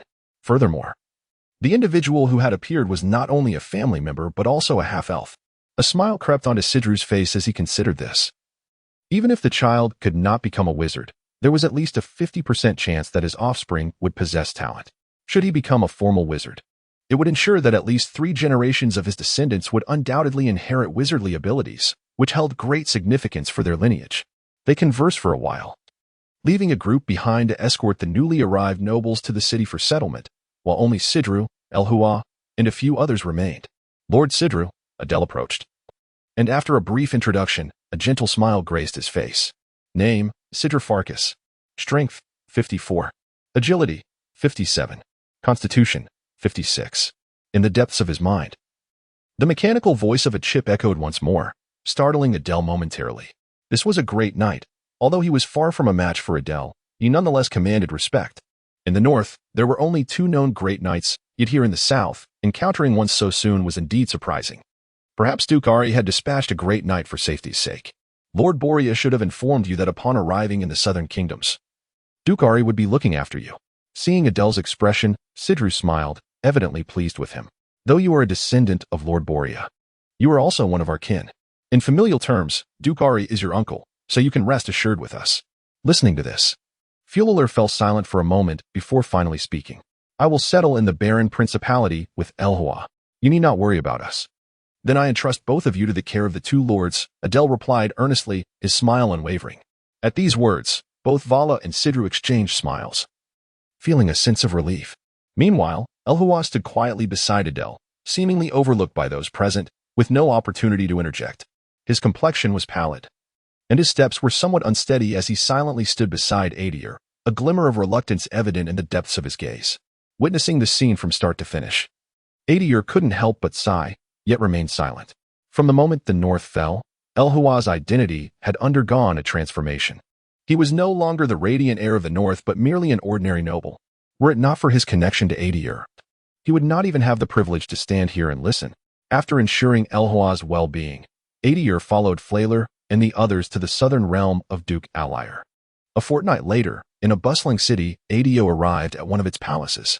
Nearby, Varla and Sidra stood quietly, seemingly awaiting someone. After a while, a middle-aged man appeared ahead. He was a tall figure with an imposing demeanor, clad in blue leather, who approached Adir. "Lord Alir," a voice echoed from beside them. Upon seeing the middle-aged man, Varla and Sidra responded without hesitation, making Adir aware of the man's identity. "Are you Adir?" The man scrutinized Adir, his stern visage softening into a genial smile as he inquired. In response, Adir exhibited a hint of nervousness, his expression betraying a degree of unease as he nodded affirmatively. Observing his demeanor, Alir maintained his warm smile and addressed Adir amicably. After conversing for a while, Adir's tension gradually dissipated, and he appeared much more at ease. At that moment, he rose, retrieving a letter from his pocket. "This is a letter from Uncle Borhoff for you." he stated as he extended the letter toward Adir. Taken aback for a moment, Adir quickly regained his composure and accepted the letter from Adir, standing still as he began to read. Adir had previously perused the contents, which primarily detailed information about the North and the reasons for its downfall, with little else mentioned. At the end of the letter, there was a particular note regarding Adir and Elha, urging Adir to take care of them, due to his grievous injuries before his demise. The handwriting in the letter appeared hasty, yet it was still legible.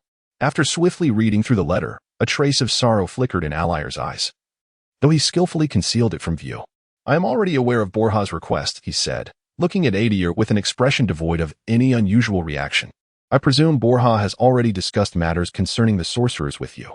As Adir nodded, Adir continued, "Every year, the fleet of sorcerers arrives in the south to collect apprentices from various sorcerer families, taking them to another continent. Calculating the time, there are still 2 to 3 months until the arrival of the wizard fleet. I would like to recommend a book titled The Astrological Affairs Administrator. Here is a brief introduction. If your life is far from satisfactory, I am here to unveil the mysteries for you." The author has completed a 1,000,000-word novel, ensuring their credibility. Upon review, I found the prose to be quite splendid, though the overall style leans more towards the realm of the second dimension, which may not appeal to the average reader. However, for those who appreciate this aesthetic, I encourage you to save it. Chapter 58. Excess as dawn broke. Sunlight bathed the earth in its golden glow. In a spacious room, a strikingly handsome youth sat quietly upon a wooden chair, engrossed in the pages of a book. His reading pace was remarkably swift, in stark contrast to others who read languidly. He seemed to flip through the pages with such rapidity that one might question whether he could truly comprehend the content. "The record is complete. Transmission commencing." As he turned the final page, a mechanical voice echoed in his mind once more. Simultaneously, a torrent of information surged forth, flooding his memory. Shaking his head to dispel the momentary haze brought on by the transmission, he picked up another book, perusing it with remarkable speed. Before he realized it, the entire collection of books laid out upon the wooden table had been perused. "That is enough for today." Observing the nearly exhausted shelf of books, Ariel found himself in a moment of reverie. Unbeknownst to him, over a month had elapsed since his arrival here. During this time, he had not been idle. Situated in a bustling southern region, the Duke of Adir's collection of books far exceeded that of Count Polia, containing an abundance of rare tomes and precious materials that, if laid bare, could furnish several small libraries. Such collections epitomize the erudition of the nobility, symbolizing their strength in history. Drawing from his past life as a researcher, Ariel possessed a greater capacity for solitude than others, finding joy amidst the cold pages of books and the wealth of knowledge they contained. This mindset, coupled with the formidable learning capabilities endowed by his chip, enabled him to thoroughly digest the text before him over the course of the month. Gently arranging the various books on the table, Ariel then approached to assess his physical attributes. Name: Ariel Farkas. Strength: 101. Agility: 99. Constitution: 102. The body has reached its physical limits. The cold voice of the chip resonated in his mind. Over the course of a month, under the influence of the residual red crystal core, his physical attributes had finally reached their peak, attaining a state of unassailable prowess. As for the red crystal core, it had been consumed long ago. Reflecting on this, Ariel felt a twinge of helplessness. He picked up his long sword from the table and exited the room, swiftly making his way to an open training ground. This was a dedicated training arena prepared by the Duke of Adir, equipped with various training apparatus, and attended by dedicated servants, truly a splendid arrangement. In fact, the Duke had previously mentioned that should Ariel desire, he could even summon a Grand Knight to serve as his sparring partner, procuring individuals to engage in sword practice, a rather extreme proposition.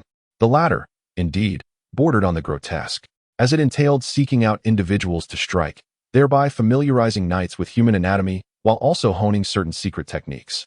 It is said that some ancient techniques of murder necessitate the testing of one's swordsmanship with flesh and blood, with certain ruthless knights deriving amusement from the act of killing as a form of practice.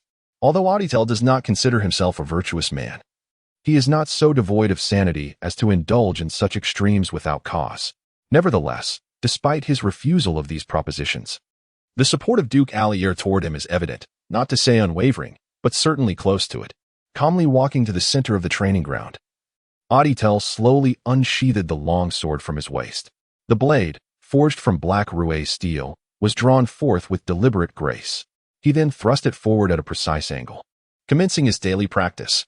With upward slashes, direct thrusts, and sweeping cuts, a series of fundamental movements flowed seamlessly from Aditel's hands, devoid of the awkwardness typically observed in the training of others.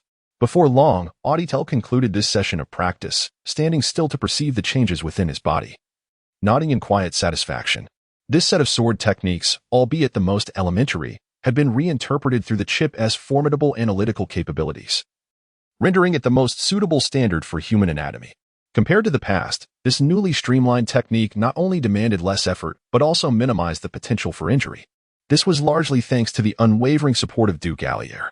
With such backing, a wealth of invaluable resources, ranging from nightly breathing techniques to esteemed advanced swordsmanship, was made accessible to Aditel.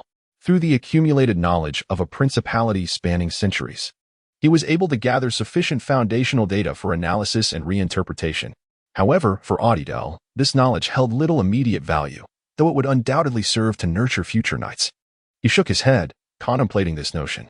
After a moment of stillness, as if recalling something, he approached a nearby corner, raising his longsword with his right hand and slowly bringing it down toward his left arm. In this strike, he exerted minimal force. The sword descended gently, slicing through the air with a faint sound.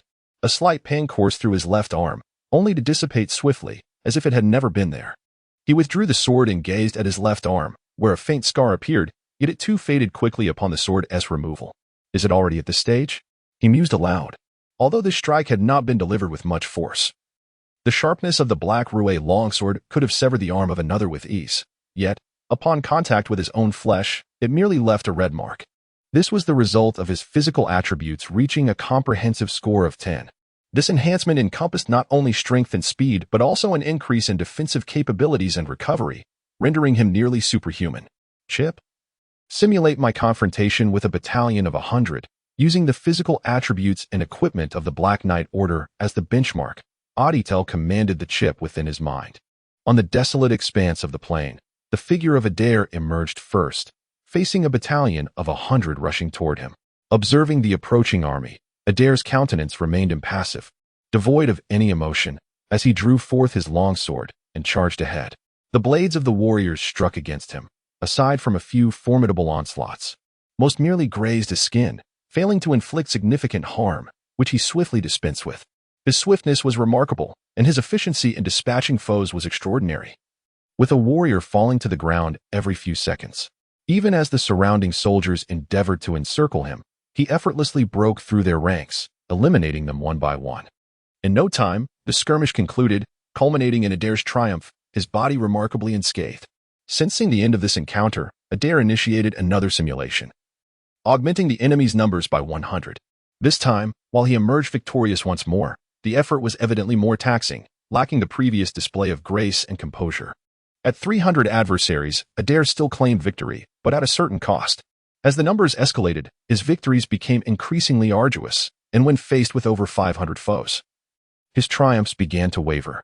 After several simulations, the outcomes were either a Pyrrhic victory or his demise after slaying the majority of the enemy warriors.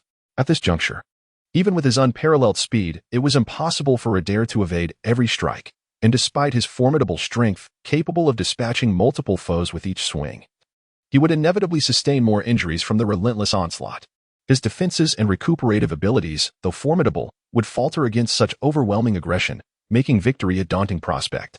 It seemed that this was the limit of the great knight's prowess.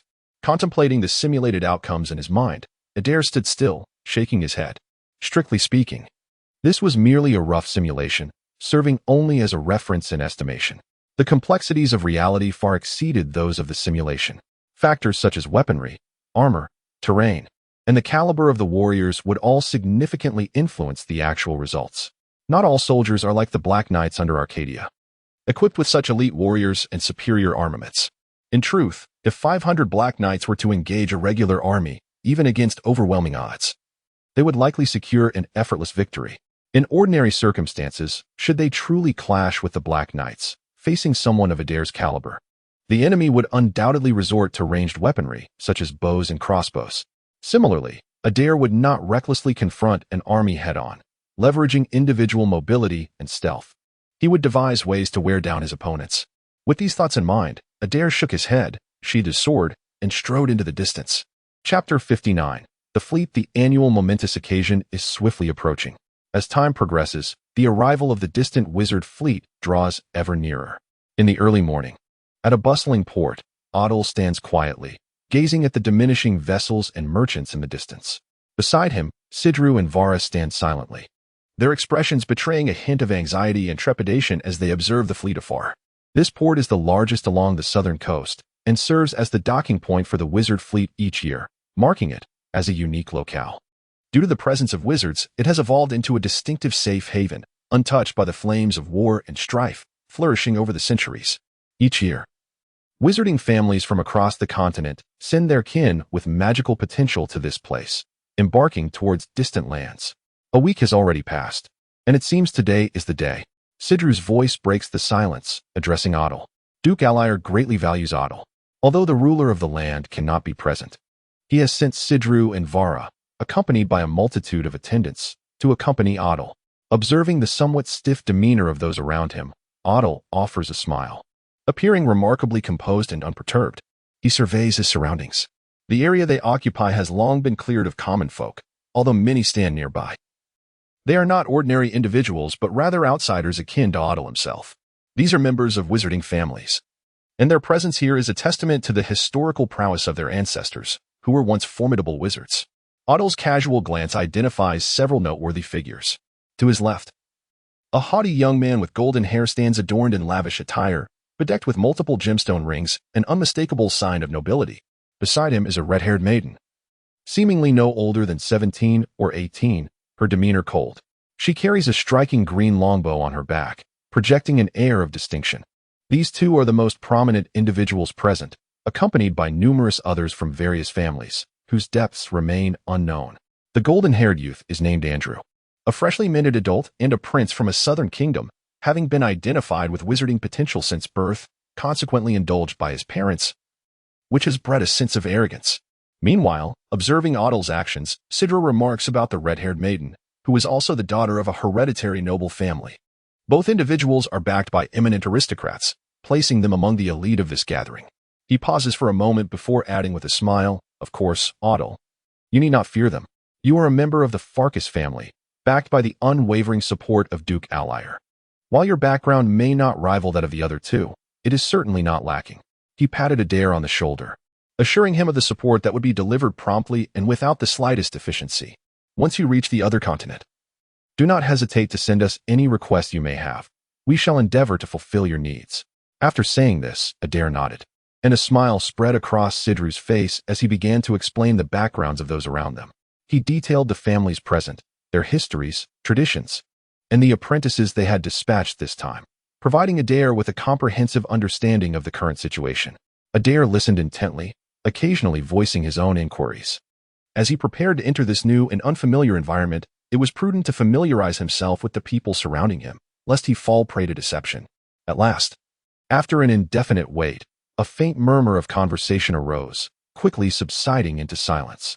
Everyone turned their gaze towards the horizon, where a massive black ship was gradually approaching across the endless sea, appearing no different from ordinary cargo vessels.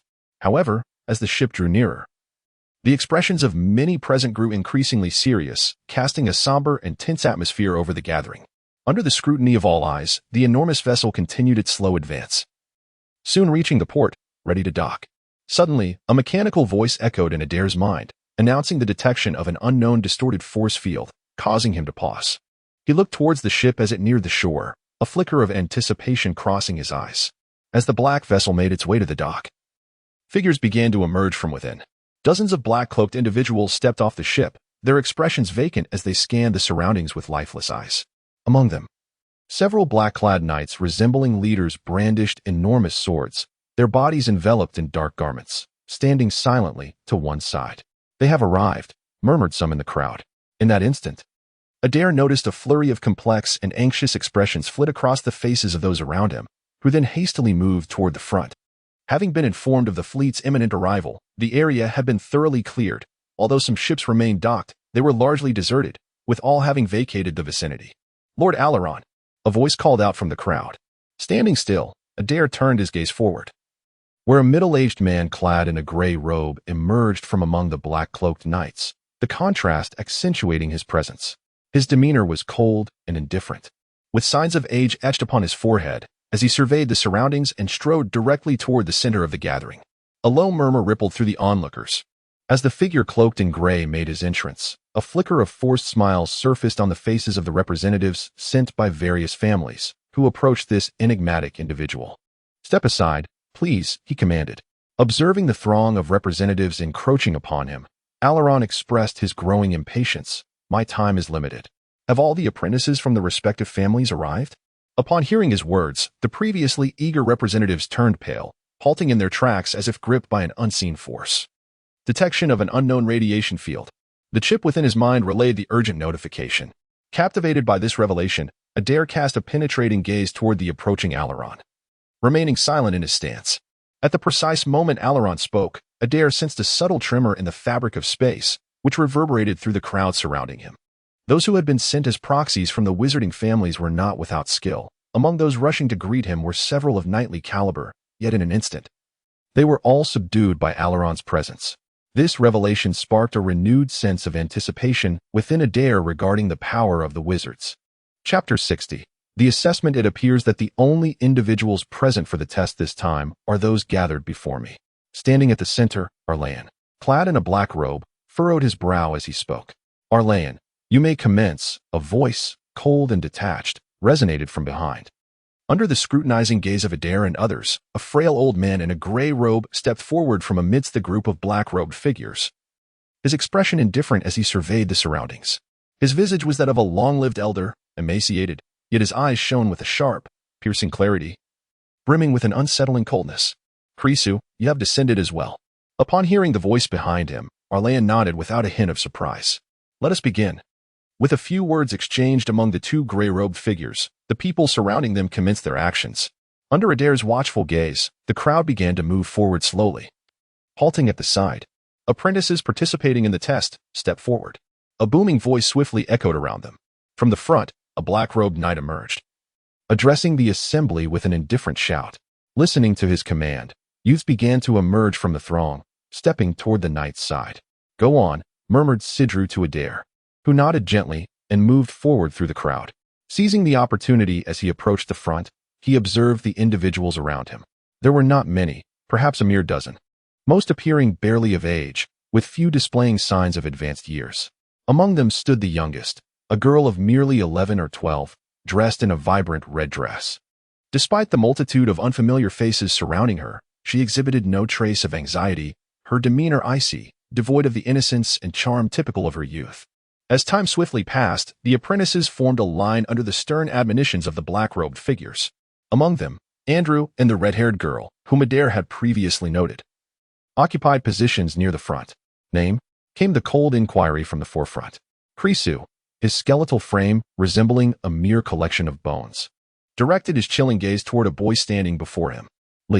Leon, the boy stammered, visibly anxious, his eyes betraying a flicker of fear and trepidation.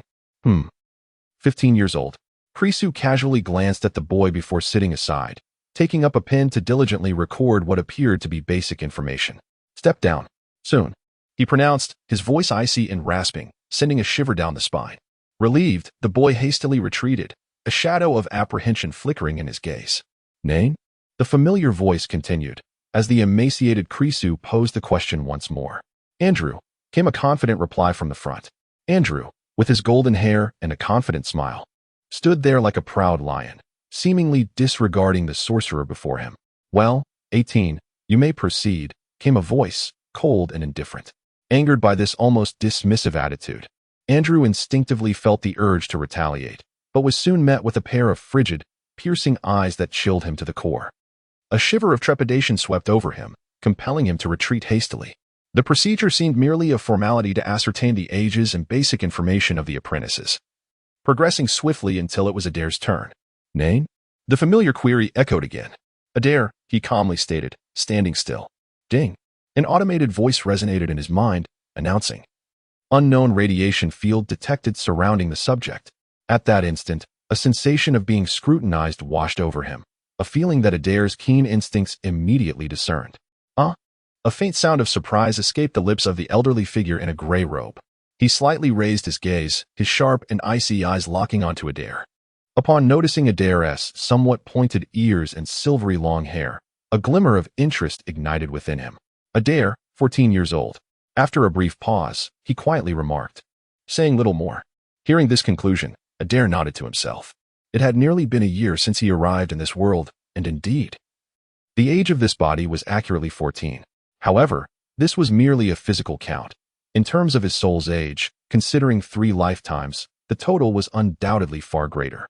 Thus, it was evident that the assessment was solely concerned with the physical, not delving into the depths of the soul, which relieved Adir greatly. Yet, the evaluation was far from over. Meanwhile, another figure in gray stood at a distance, preparing to conduct a more significant assessment for the apprentices. In contrast to the mere age verification taking place here, the evaluations on that side held much greater importance, potentially determining an apprentice's lifetime achievements. With this in mind, Adir inhaled deeply and gradually walked towards the distant figure. "I am finished here. You may begin," he heard Alaron quietly state from the sidelines, followed by the cold, rasping voice of Krisu. Nodding in acknowledgement, Alaron turned to Krisu, saying, "Let us commence." As he spoke, he rose silently, though his gaunt frame was not imposing. In that moment, he captured the attention of all present. Under the watchful gazes, Alaron retrieved a black crystal, a round gem, roughly the size of a human head, within which a profound power coalesced, resembling the eye of a colossal being. The eye of the underworld beast, though regrettably, it was on the verge of complete ruin. Gazing at the circular crystal in his hand, and sensing the power it harbored, Alarion sighed contemplatively. Were it not for its considerable damage, it would have been impossible for the 2 apprentice wizards to have brought it forth. Beside him, Krisu's voice chimed in, reminding them that an intact eye of the underworld beast is a priceless treasure worth at least 10,000 magic stones. Enough of the trivialities, let us commence. Gently placing the black crystal upon the wooden table, Alarion proclaimed to those gathered around. Chapter 61. Qualifications. As a voice gently resonated, the already tense atmosphere around became even more solemn and stifling. Under the watchful gaze of the figure in black robes, the surrounding apprentices gradually advanced, forming an orderly queue. Their expressions conveyed palpable anxiety. With the exception of a few, most wore taut faces, their hearts heavy with solemnity and apprehension. "Come forth," Alaron's voice echoed ahead, addressing the apprentices in line. At the forefront, a youthful prince with tousled brown hair, appearing barely of age, inhaled deeply and hastily stepped forward. "Place your hand upon this crystal," came the familiar directive from Alaron as he regarded the apprentice before him. Complying with the instruction, the brown-haired youth swiftly positioned his hand atop the crystal orb before him. "Close your eyes and attune yourself." Ethereal whispers filled the air, resonating in the ears of the apprentice, laden with profound suggestion. Under the watchful stares of the surrounding crowd, the once tense visage of the young man gradually softened, his eyes gently closing as if he were silently reciting an incantation. As time trickled by, subtle shifts began to manifest within the depths of the obsidian crystal. Gradually, a faint glimmer emerged from within the shadowy depths, a fragile light akin to a flickering candle that could extinguish at any moment, yet undeniably present, clearly discernible against the dark orb. "First-tier qualification." Alaron spoke softly, his tone imbued with unmistakable disappointment as he observed the flicker. "Step aside." After a moment's pause, witnessing the young man's delayed reaction, Alaron waved his hand dismissively. 2 figures in black robes swiftly approached and seized the boy, escorting him to the side. The sound of his body colliding with the ground echoed sharply. Alaron's expression remained impassive as he continued. Hearing his command, the apprentices behind eagerly stepped forward, initiating their own assessments in turn. Seizing the opportunity, Adir cast his gaze into the distance. As the apprentices commenced their evaluations, figures from the wizarding families moved restlessly in the background, their faces equally etched with anxiety and trepidation, revealing that their own tension was not markedly less than that of the apprentices. Among them, Adir discerned Sidru and Vala, both equally anxious as they observed him, pacing restlessly. Witnessing this scene, Adir sighed inwardly.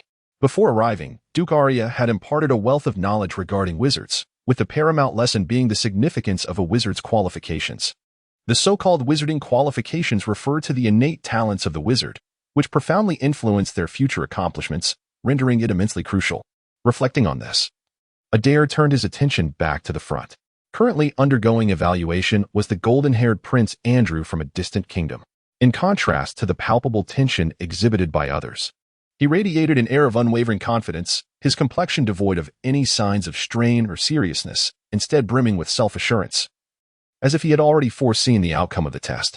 Given the stature and background of his counterpart, it was entirely plausible that he had privately undergone testing beforehand. Under the watchful gaze of the assembly, the black crystal before him emitted a brilliance far surpassing that of those who had come before. Observing this result from a distance, the members of the Andrew family quietly exhaled in relief. As a prominent family ruling a principality, they possessed the means to gauge an individual's general aptitude. Yet they were met with unexpected outcomes, only able to ascertain a rough estimation, with the possibility of errors. Thus, witnessing the final result, a significant weight lifted from their hearts. They felt invigorated. Indeed, a third-tier aptitude. From afar, upon sensing the testing results, Alaron expressed a hint of surprise, regarding Andrew with a newfound admiration as he instructed him to stand behind. Hearing his words, Andrew's face illuminated with a confident smile as he strode forward, exuding a sense of pride. He was justified in his pride, for a wizard's aptitude is a crucial criterion, with each level affording distinct privileges. A third-tier aptitude is already commendable. With sufficient effort, even without the backing of a powerful family, there exists a 10% chance of ascending to a formal wizard. In comparison to the meager promotion probabilities of others, this figure is indeed remarkable, warranting the label of a prodigy. In the distance, whispers of astonishment began to ripple through the crowd upon receiving this news. Envious, jealous, and excited glances converged upon Andrew, making his smile even more radiant. Observing the scene, Adir shook his head. Thus far, 10 apprentices had been tested, yielding 7 with first-tier aptitude, 2 with second-tier, and only Andrew with a third-tier. This truly was. He shook his head, displaying a hint of resignation. After a moment, under his watchful eye, a red-haired girl, carrying a pale green longbow, approached to take her turn. A brilliant light slowly emanated from the black crystal, and upon witnessing this, the girl named Cities let out a quiet sigh of relief. She too possessed a third-tier aptitude, seemingly even stronger than Andrew's, and was similarly summoned by the 2 figures in gray robes to join him. Although the pace of testing was not particularly swift, it was not slow either, and soon it was Altair's turn to step forward. Without uttering a word, he approached and placed his hand upon the black crystal. A unique sensation began to emanate from his palm, accompanied by a distinctive warmth that gradually enveloped his entire being. As he closed his eyes, the voice of Alaron began to resonate in his ears, penetrating deep into his consciousness, causing Altair's awareness to blur. A detection of an unknown radiative force field was noted, possessing a potent hallucinogenic effect on the subject. At that moment, the mechanical voice of a chip echoed in his mind, abruptly jolting Altair's previously hazy consciousness into clarity. With his peak knightly physique, Adir exhibited a remarkable resistance to the enigmatic power emanating from the figure cloaked in gray, significantly surpassing that of ordinary individuals. He only felt a slight weariness, not yet fully succumbing to the influence. At that moment, the awakening of his chip jolted him into clarity. Adir stood still for a moment, contemplating, before relinquishing his willful resistance, allowing the unknown force to gradually envelop him. A vague sensation washed over him, akin to the disorienting feelings experienced within a dream, accompanied by a profound sense of isolation and loss. In this haze, Adir beheld an expansive, profound sky. The atmosphere was suffused with deep gray mist, while celestial bodies twinkled around him, casting their luminous glow upon his being. 4th-tier qualification. A voice echoed before him, shattering the spell of his stupor. Adir opened his eyes, gazing at the scene before him.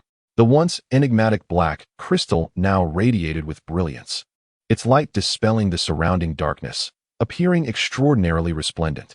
Before him, Alaron's expression shifted, astonished to discover that Adir was indeed a half-elf. A peculiar glimmer of interest flickered in his eyes as he marveled at the rarity of a half-elf possessing 4th-tier qualifications. The union of elf and human lineage often yields extraordinary prodigies. Such qualifications, while astonishing, are not beyond comprehension. From behind, Krisu's hoarse voice resonated, tinged with a hint of surprise. You should join me at the rear. Observing Adir's stillness, Alaron's tone softened, a rare gentleness gracing his demeanor as he addressed him. Adir nodded calmly, gradually making his way to the back of the 2 figures cloaked in gray. In contrast to the meager 1/10 probability of ascending with 3rd-tier qualifications, the chances of advancement with 4th-tier qualifications soared to nearly 50%. This indicated that Adir's future held significant promise, barring unforeseen circumstances. He possessed at least a 50% likelihood of becoming a full-fledged wizard, a reality that could not be overlooked. Furthermore, this represented the pinnacle of potential attainable by an ordinary individual. As for the fifth-tier qualifications, they were beyond the reach of common folk, existing solely among the progeny of powerful wizards. Adir himself felt a sense of astonishment regarding his qualifications. Prior to arriving here, he had gleaned extensive knowledge about wizards from Duke Adir. Wizardly qualifications are exceedingly rare. Even the most basic first-tier qualifications do not frequently manifest within wizarding families.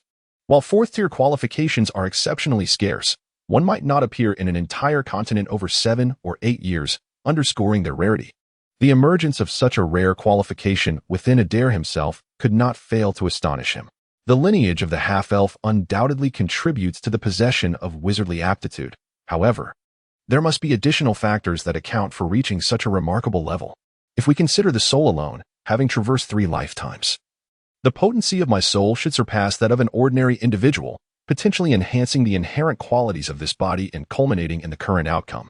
Furthermore, the crystalline cores acquired in the previous realm may, while fortifying the body, also reinforce other aspects, thus possibly influencing my innate abilities to a significant degree. Though his mind was awash with thoughts, he revealed no outward expression, standing calmly behind Adir, silently joining the 2 individuals from before. In the distance, accompanied by a chorus of excited whispers, the gaze of many converged upon Adir. Among the crowd, Adir spotted Sidru and Vara, who were looking at him with immense fervor. Surrounding them, members of other wizarding families regarded Adir with equally fervent eyes. As a member of a wizarding family, Adir held considerable allure for them. With a qualification of the 4th tier as a half-elf, Adir is poised for a significant advancement to a formal wizard in the future. Once he ascends to the rank of wizard, as a half-elf, his progeny within 3 generations will inherit wizardly aptitude, and the proportion of descendants possessing such qualities will undoubtedly increase, rendering him immensely appealing to the wizarding families present. Chapter 62. The voyage time trickled by relentlessly. In front of him, as the last apprentice concluded their assessment, Adir rose, casting a glance at the 3 individuals behind him.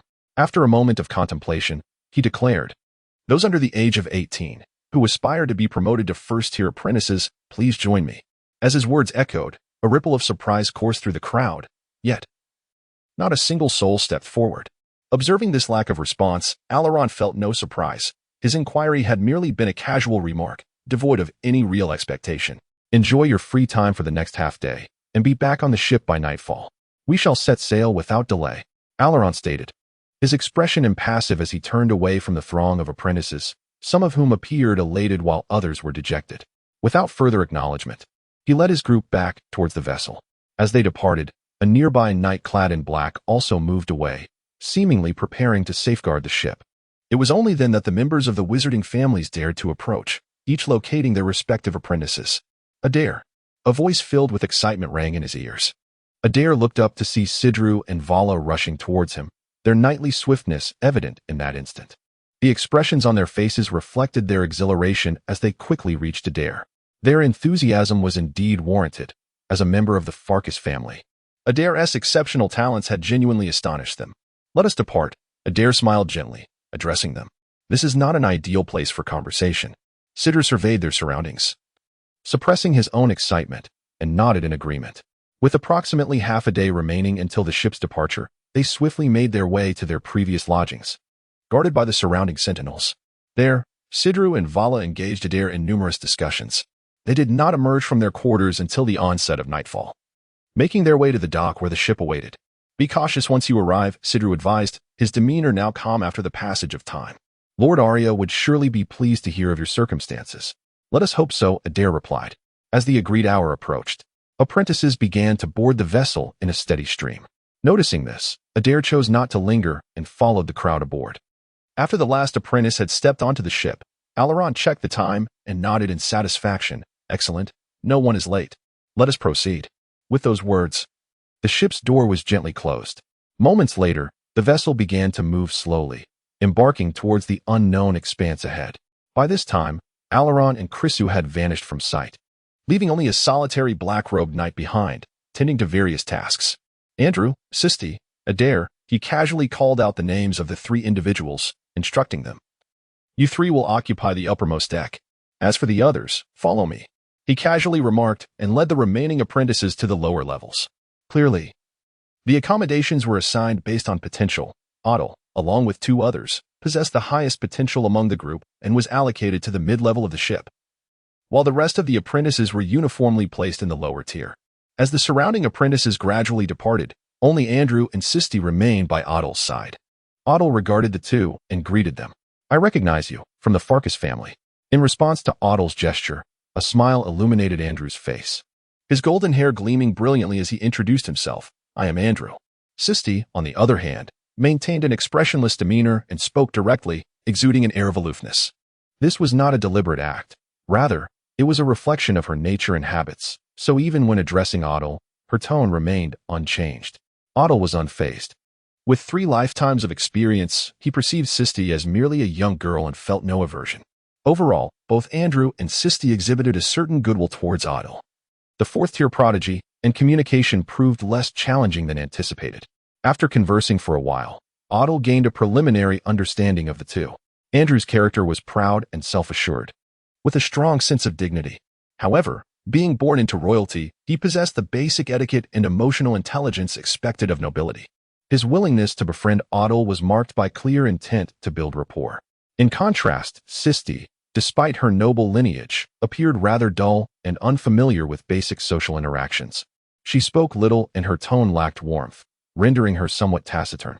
With a soft creak, the wooden door gently swung open, revealing the interior of the room. The space was quite spacious. Although situated on a ship, the decor was commendable, not significantly inferior to Adir's previous living conditions. While prolonged sailing could induce seasickness, Adir's current level, being closer to the bottom, mitigated this concern. He entered his room, hung his sword by the side, and promptly closed the door. Half a month later, to Adir's astonishment, the ship gradually docked at a port. Outside, Alaron and Creasa disembarked, seemingly prepared to conduct tests on another group of individuals. "Are you not surprised?" In the distance, Andrew approached, wearing that familiar radiant smile. Though the ship appeared ordinary from the outside, it was, in fact, specially crafted for wizards. It was said that wizardry was employed during its construction, allowing for remarkable speed in its voyages. He stood there, contemplating before saying, "According to our family records, although the journey requires stops at various ports, it generally takes less than 3 months from our departure to reach the final destination. It has already been half a month." It was truly hard to fathom. Upon hearing this, Adir could not help but sigh, marveling at the power of the wizards. He had previously perused some texts that indicated that traveling from the mainland to the wizard's domain by ship would typically require no less than 3 to 4 years. Although the vessel beneath their feet was specifically dispatched by the wizards to collect apprentices and was undoubtedly faster than ordinary ships, Adir had initially thought it would take at least 6 months to arrive. He was astonished to learn it would only take 3 months. This speed exceeded Adir's expectations, igniting a spark of curiosity within him. "Look, another batch of apprentices is arriving," Andrew's voice continued from beside him. Adir glanced into the distance, where a group of apprentices, faces etched with anxiety and tension, awaited the evaluations from Alaron and others, reminiscent of their prior demeanor. "My father mentioned that the wizard's ships sent to collect apprentices actually follow different routes each year." Standing on the deck, Andrew observed the apprentices awaiting their assessments, a hint of disdain flickering in his eyes. Though the fleet arrives annually, the routes they traverse are never the same. In this maritime region, there are 3 distinct pathways. Aside from our current mainland, which serves as one of the fixed points, the other locations require at least 3 years to be visited again. This meant that the individuals before them had likely been waiting for at least 3 years. A mix of disdain and pity surfaced in Andrew's gaze as he spoke slowly. "Given this, why don't the wizards send out more fleets?" Adir inquired, puzzled. "Because it is not worthwhile," Andrew replied, shaking his head. "The area we inhabit is referred to as an archipelago in the world of wizards. The number of islands within this maritime expanse is nearly incalculable. Even the mainland we occupy is merely considered a somewhat larger island in the eyes of the wizards. Among these islands, the bloodlines of our noble families are predominantly concentrated on those larger landmasses, which are naturally more significant compared to the countless smaller islands." As he spoke, he gestured toward the distant port and the apprentices arriving for evaluation. Aside from a select few descendants of local wizard apprentices, the majority were ordinary individuals chosen as apprentices, who could hardly compare to them. Upon hearing this, Adir nodded in understanding. The probability of finding wizard apprentices among commoners was not only minimal but also, in most cases, their qualifications were exceedingly weak, rendering them inferior in every aspect compared to those born into wizard families, and thus, they remained largely overlooked. In truth, if one's ancestry does not possess the lineage of a formal wizard, then among ordinary individuals, even if one is endowed with wizardly potential, they are typically confined to a first-rate qualification. A second-rate qualification is already regarded as the pinnacle of extraordinary talent. The emergence of a prodigy like Andrew, with a third-rate qualification, is almost beyond the realm of possibility. Contemplating this, Adir gazed into the distance. Unlike his cohort, this new group of apprentices had no time to linger. Following their evaluations, they boarded the ship without hesitation. Adir casually observed them. Among the 7 apprentices embarking, each bore an unmistakable hint of disappointment and despondency, reflecting the sentiments Andrew had previously expressed. The outcomes of their assessments were far from favorable. Chapter 63, Credentials. More than 2 months later, as the scenery swiftly receded before him, Adir stood silently on the deck, gazing into the distance. Behind him, a group of apprentices quietly gathered around him. Compared to when Adir first boarded the vessel, there were now many more individuals aboard. Over the span of 2 months, the ship had docked at numerous locations, each hosting between 3 to 8 apprentices, all of whom were brought onto the ship, thereby augmenting the number of apprentices aboard. However, as Andrew had previously remarked, the number of exceptionally talented individuals among the recently boarded apprentices was exceedingly scarce. Out of over 100, only one with third-tier qualifications had emerged, ultimately assigned to Adir's vicinity. This is the final stop. After this, in a few days, we shall reach our destination, Andrew remarked, holding a cup of fruit wine, his demeanor imbued with excitement. Indeed, it is coming to a close, Adir echoed, offering only a brief acknowledgement. A moment of silence enveloped them until a voice broke through the stillness. Adir, once we arrive, which academy do you intend to join? A woman's voice inquired, sounding somewhat stiff, akin to a formal greeting. Turning to his right, Adir beheld Sisti standing there, her gaze fixed upon him. The red-haired maiden donned a modest red and white long robe, her expression marked by indifference and rigidity. At that instant, Adir felt a gentle tap on his left hand. Glancing over, he saw Andrew beaming at him, his smile imbued with a peculiar significance, as if encouraging him towards something. I'm not quite sure yet. Is there a specific protocol?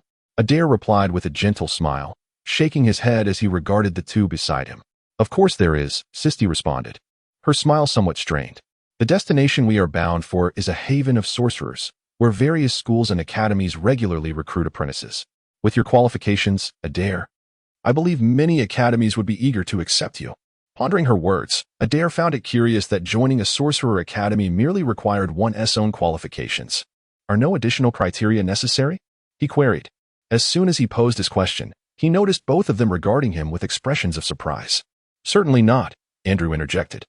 For those of average qualifications, joining those sorcerer academies requires not only sufficient talent, but also the payment of tuition fees.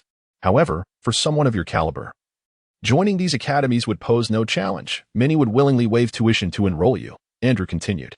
Beyond these conventional methods, it is said there exists another approach, Sisti added. Certain powerful sorcerers create unique enchanted items as credentials, which they bestow upon select individuals. Should one acquire such credentials, they would gain direct access to the tutelage of the corresponding wizard, and may even receive certain gifts from them. According to records, a wizard capable of bestowing credentials is at least of the formal wizard rank.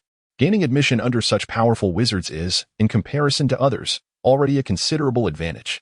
Upon hearing this, Adir instinctively reached for his chest, recalling the black talisman bestowed upon him by Count Borea. As the Count had explained, this talisman was an enchanted artifact crafted by a wizard, a relic inherited from the ancestors of the Farkas family, and undoubtedly served as a credential. Adir had initially thought that such credentials were not exceedingly rare, but now he realized he had underestimated their worth. Otherwise, the envy in the voices of Andrew and Sistine would not have been so palpable. Maintaining an impassive demeanor, he stood his ground, engaging with them word for word, gradually gleaning intelligence about the wizarding continent. On this continent, competition among wizards is equally fierce, with various factions and academies often embroiled in disputes, far more intense than in other realms. Depending on their organizational structures, wizards can be categorized into wandering sorcerers, schools, and academies, among other distinctions. Wandering sorcerers are those mortals who have, without a doubt, acquired some measure of wizardly heritage, as well as wizards who, for various reasons, find themselves isolated. They often suffer from a lack of heritage and resources, resulting in generally weaker abilities. Schools are typically formed by wizards who gather around shared ideologies, often characterized by master-apprentice lineages, with varying levels of strength. Some are formidable, while others are feeble. Yet they generally consist of a small number of members and do not actively recruit apprentices. In contrast, academies represent the true backbone of wizardry, often emerging from a singular school or wizarding family, amassing a considerable number of wizards and actively recruiting apprentices. Apprentices like Andrew and Sistine typically find their way into these academies. However, those who join in this manner often begin their journey under the guidance of advanced apprentices rather than dedicated mentors. Only by advancing to higher apprenticeship ranks before a certain age may they attract the attention of a mentor who would take them under their wing. Otherwise, they must resort to self-funding their education by attending lectures from formal wizards, which demands substantial effort and financial resources at every step.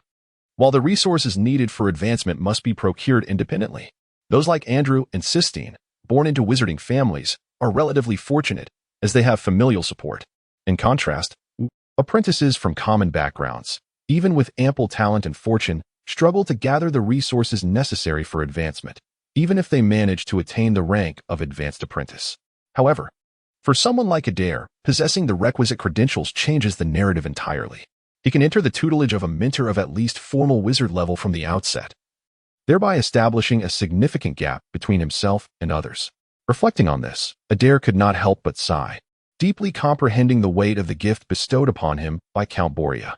I fear that among the entire Farkas family, this token may be the last remnant of its kind in my possession. Athel stood in place, and this thought fleetingly crossed his mind. When he had been with Duke Adir, although the latter had shared many tales concerning sorcerers, he had not mentioned anything regarding this token. It now seems that this token must have been discreetly preserved by the lineage of Count Boreas, intended for the benefit of future generations. The plan was to bestow this token upon a promising descendant, thus granting them the opportunity for greater ascendance. Athel surmised that this token was originally meant for the direct descendants of Count Boreas. However, in recent times, individuals within the Farkas family possessing sorceress aptitude have become exceedingly rare. The only one to have emerged, the eldest son of Count Boreas, reportedly exhibited only mediocre sorceress potential, which ultimately led to Athel being favored at the last moment. Chapter 64. Arrival. After several days, as the vast ocean began to fade from view, distant land gradually emerged, easily discernible to Adir and his companions. Are we nearly there? Adir pondered this thought as he gazed at the distant terrain. Beside him, the other apprentices stood silently, their faces betraying a hint of excitement upon sighting the land ahead. Cheers erupted from behind them, some apprentices whispering in celebration, creating a cacophony around them. This is merely the first stop. Once we reach it, we must part ways. A feminine voice interrupted, laced with a touch of melancholy. Adir turned to see a red-haired girl clad in a crimson robe approaching him slowly. A smile adorned her face, significantly improved from her earlier demeanor, though still somewhat rigid. A subtle expression was now discernible as she quietly regarded Adir. Which wizarding organization do you intend to join? She inquired softly as she reached Adir's side. I plan to join the Tower of 10 Rings. I have relatives studying there who can provide me with some guidance, Andrew replied, his gaze fixed on the distant continent. I believe I shall go to the House of Ember, Sisti added. What about you, Adir?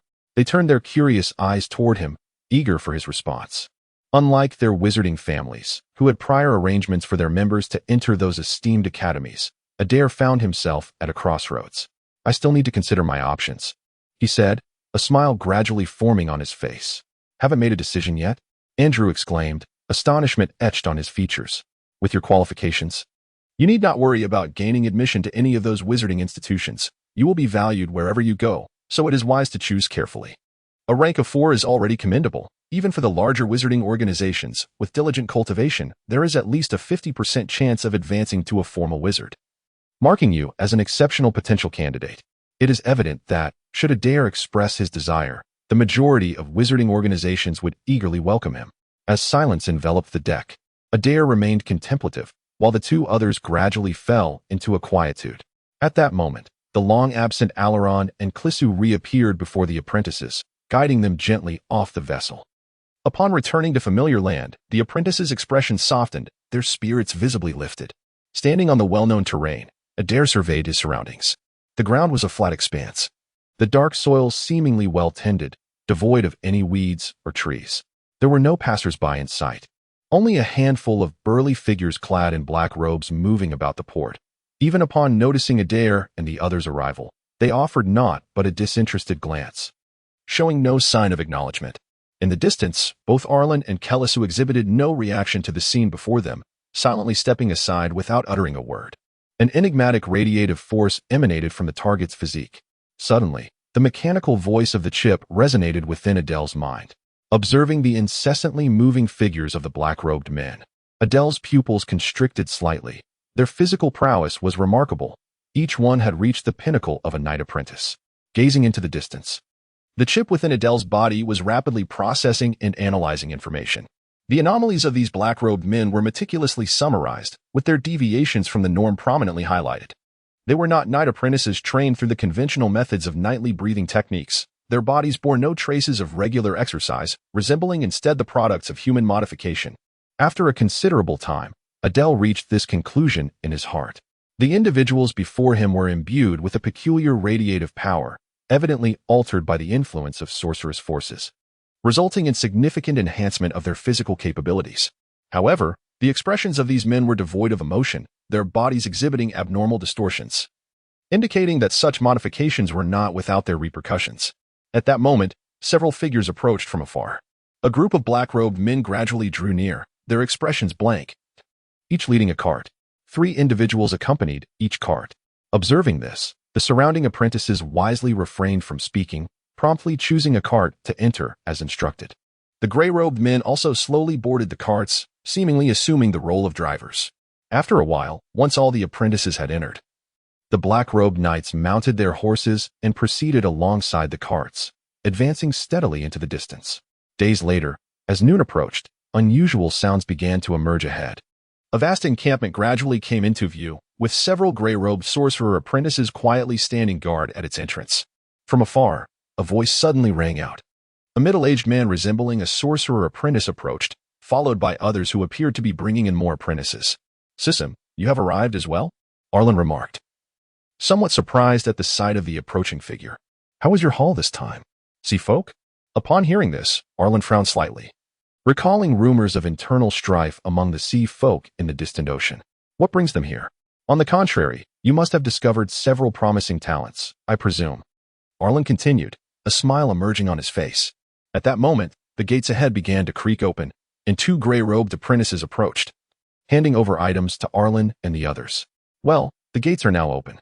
You may enter at your leisure," Arlen stated, glancing at the apprentices behind him as he held the items in his hands. Chapter 65. Uraldo Academy. With a gentle sound, the door ahead gradually swung open. 2 wizards clad in gray robes silently stepped aside, patiently awaiting the unfolding events, seemingly indifferent to the throng of apprentices before them. "Let us proceed," murmured Adir, surveying the surroundings. As several gray-robed wizards departed, the multitude of apprentices exchanged glances, then advanced, entering through the grand portal. Flowing with the crowd, Adir and his companions blended seamlessly into the throng. "We have arrived," a hushed chorus emanated from those around. Coming to a halt, Adir gazed forward. Inside the spacious encampment, numerous distinct outposts lay quietly arranged, each exhibiting its own unique style and design.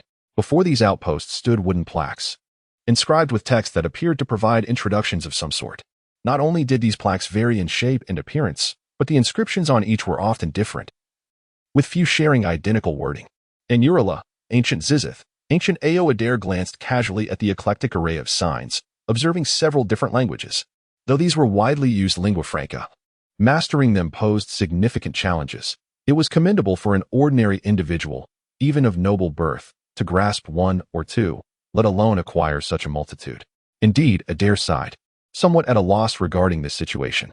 Although it was rumored that wizards were erudite scholars, this scene seemed intent on testing the resolve of the apprentices. Beyond the textual content, each plaque bore distinctive imprints symbolizing the various academies. At that moment, Adir noted that Andrew and Sisti had already wandered off in search of the outpost for the Tower of White Stone and the House of Kyra. As the crowd gradually dispersed, Adir too ventured forward. Skirting past tents and small structures, his eyes brightened as he neared the end of his path. Before a pale gray stone edifice, a towering monument stood resolutely, adorned with an emblem of a double-headed eagle at its apex, identical to the insignia on the black talisman he held. Beneath the emblem, a plethora of inscriptions sprawled forth. It was ancient Zizith, a remarkably obscure script, reputed to possess an ancient lineage, often utilized in the sepulchres of nobility. Adir was fortunate to possess a basic understanding of this script, while not proficient. The assistance of his chip rendered it manageable to comprehend certain phrases. Uraldo Academy? He mused to himself, rooted to the spot. The monument chronicled not only the Academy's name, but also its history and founder, detailing the types of sorcery it specialized in, along with significant information regarding tuition. However, Adir surmised that among the apprentices present, few would be capable of deciphering the entirety of the inscription. Without pausing, he stepped directly into the destination. The moment he crossed the threshold, a veil of darkness enveloped him, within which shimmering lights gradually emerged, casting an aura over the scene ahead. An unknown radiance obscured his vision, and in an instant, an inexplicable sensation of weightlessness washed over him, rendering his once heavy body seemingly devoid of weight. Was it an illusion? The thought flickered through his mind as he suppressed the intense discomfort within and took 2 steps forward. A voice suddenly resonated beside him, emanating from the front. Ah, such formidable will and spirit. As the darkness receded, Adir gazed ahead, his eyes tinged with caution. No need to be tense. Standing a few meters before Adir was a middle-aged man with silvery hair, clad in a gray robe emblazoned with the emblem of a double-headed eagle. He regarded Adir with a smile, explaining, "That was a magical array specifically established by our Academy's sorcerers. Anyone whose mental frequency has not been recorded will undergo a test of will and spirit upon entering this room, much like what you just experienced. This is also to assess the level of newcomers. After all, only those with strong will and spirit can progress further on the path of sorcery, can they not?" He observed Adir, speaking at length before expressing admiration. "However, your speed in passing the will test is the fastest I have witnessed among newcomers. What is your aptitude level?" "4th level," Adir replied casually, sensing no malice from the man before him. A sudden cough interrupted the conversation, and under Adir's scrutinizing gaze, the gray-robed man appeared somewhat incredulous. "Wait, did you say 4th level?" Noticing the man's reaction, Adir felt a bit speechless. "What's wrong?" "Oh, nothing." The gray-robed man's face broke into a grin as he continued. "Since you have entered here, you must be wishing to join our academy, correct?" At this point, he looked at Adir with a hint of nervousness. Upon seeing Adir nod, he immediately shouted towards the back, "Psychum, hurry out. We have a newcomer with 4th level aptitude." No sooner had he spoken than a commotion of footsteps approached from a distance. An elderly man, also clad in gray robes, appeared disheveled, loudly inquiring, "Amelo, where's the newcomer?" Taking a couple of steps, he finally laid eyes on Adir, his gaze burning with intensity. Witnessing this scene and feeling the fervent gaze directed at him, Adir felt a twitch at the corner of his mouth, bewildered by the situation. From what he understood, 4th level aptitude was indeed rare and would attract a certain degree of attention, yet it shouldn't provoke such a reaction from 2 sorcerers. Noticing the confusion in Adir's eyes, Amelo offered a wry smile. "Do not be surprised. Due to certain peculiar circumstances, we have had very few newcomers this year." He had no intention of deceiving Adir and gradually revealed the circumstances. As representatives dispatched by the Sorcerers Organization, they were tasked with recruiting a certain number of apprentices. However, this year, for reasons unknown, a multitude of sea creatures had infiltrated the nearby waters, continuously sabotaging several vessels sent by the sorcerers to gather apprentices, resulting in a significant reduction of newcomers this year. They had already spent more than half a month here, yet had managed to recruit only a handful of new students, rendering them unable to fulfill this year's quota. As a potential newcomer with 4th-tier aptitude, the mere recruitment of Adir equated to the value of 10 ordinary apprentices, which naturally garnered the attention of Amaro and his companion. After sharing these details, under Adir's gaze, Skim produced a contract from beside Amaro and placed it on the wooden table before them. This was the enrollment contract. You may examine its various clauses. Written in ancient Scythian. Can you comprehend it? Feeling the scrutiny of the 2 across from him, Adir gently nodded. "That is excellent. It will save me considerable trouble," Amaro remarked. Under their watchful eyes, Adir carefully lifted the contract. The content was not overly complex, outlining only a few general terms without excessive intricacies. Furthermore, tuition fees were to be paid, as stipulated in the contract, requiring 2 magic stones annually. From a distance, Amaro stated that this price was quite reasonable, with few surrounding academies offering lower rates. Naturally, as a newcomer with 4th-tier aptitude, you might be entitled to certain discounts, perhaps even a waiver of tuition fees. At that moment, Skim interjected, noting that such requests would need to be made at the Academy's headquarters during enrollment, a privilege that they, as 3rd-tier apprentices, did not yet possess. "So, what do you think? Do you have any questions?" he inquired. "None." Standing still, Adir contemplated for a moment before ultimately deciding not to present the credential he held, but instead shook his head in response. Chapter 66. Enrollment in the blink of an eye. A mere fortnight had swiftly elapsed. One serene morning, as a procession of carriages gradually emerged from the winding road, an array of structures came into view. Before these edifices stood a middle-aged man clad in a pale red robe, seemingly awaiting something with an air of anticipation. As they approached, Amalo and Sycam hastily dismounted the carriage, accompanied by several apprentices, striding forth to greet him. "Lord Allarez." They addressed the man in red with a hint of reverence, their eyes betraying a sense of awe. Upon hearing this, Amalo and Sycam felt a wave of tension wash over them, ready to offer an explanation, but were promptly interrupted by the man in the crimson robe. "Enough," he said, shaking his head. "I am merely here to escort you. I am not responsible for these matters." Turning his gaze to the apprentices behind them, Lord Allarez welcomed them to Uraldo Academy, expressing his hope that they would enjoy a pleasant experience in the years to come. "Now, follow me," he instructed, turning on his heel and striding down a narrow path behind him. "You may proceed. Our responsibilities end here," Amalo remarked, glancing back at the apprentices. Upon seeing this, the apprentices exchanged glances before promptly following in the footsteps of the man in red, hastening forward. Among them, Adir remained silent, quietly observing his surroundings. Through the observations relayed by the chip in his mind, he noted a significant presence of high-energy radiation in this area, a stark contrast to other locales, clearly indicating frequent activity by wizards. Strangely affected, the vegetation surrounding them appeared utterly desolate, leaving only the stark, dark earth that exuded an aura of desolation and silence. Across the expanse of terrain, apart from the solitary structures, only the figures of the apprentices could be discerned. After 2 hours, as the number of buildings increased, a colossal stone gate loomed ahead, firmly obstructing their path, resembling a formidable portal. Flanking the stone gate were numerous statues, each towering at least 3 to 4 meters high, resembling lifelike stone creatures. Upon reaching this site, the surrounding high-energy radiation escalated dramatically, causing the chip in Adir's mind to emit persistent alerts. Sensations coursed through him, and his gaze remained fixed on the stone statues. His right hand, previously resting at his side, had unconsciously found its way to the hilt of the longsword at his waist, revealing a flicker of seriousness in his eyes. The peak physique of a great knight endowed him not only with immense strength, but also with an extraordinary sense of perception. As he stood before the imposing stone figures, an overwhelming pressure bore down on his chest, and he discerned an undercurrent of danger emanating from these statues. "These sculptures appear almost lifelike," murmured one of the apprentices beside him in astonishment. "Ah, had I not brought you here myself? You would have believed these statues to be real indeed," the man in red remarked with a cold smirk, seemingly hinting at something ominous.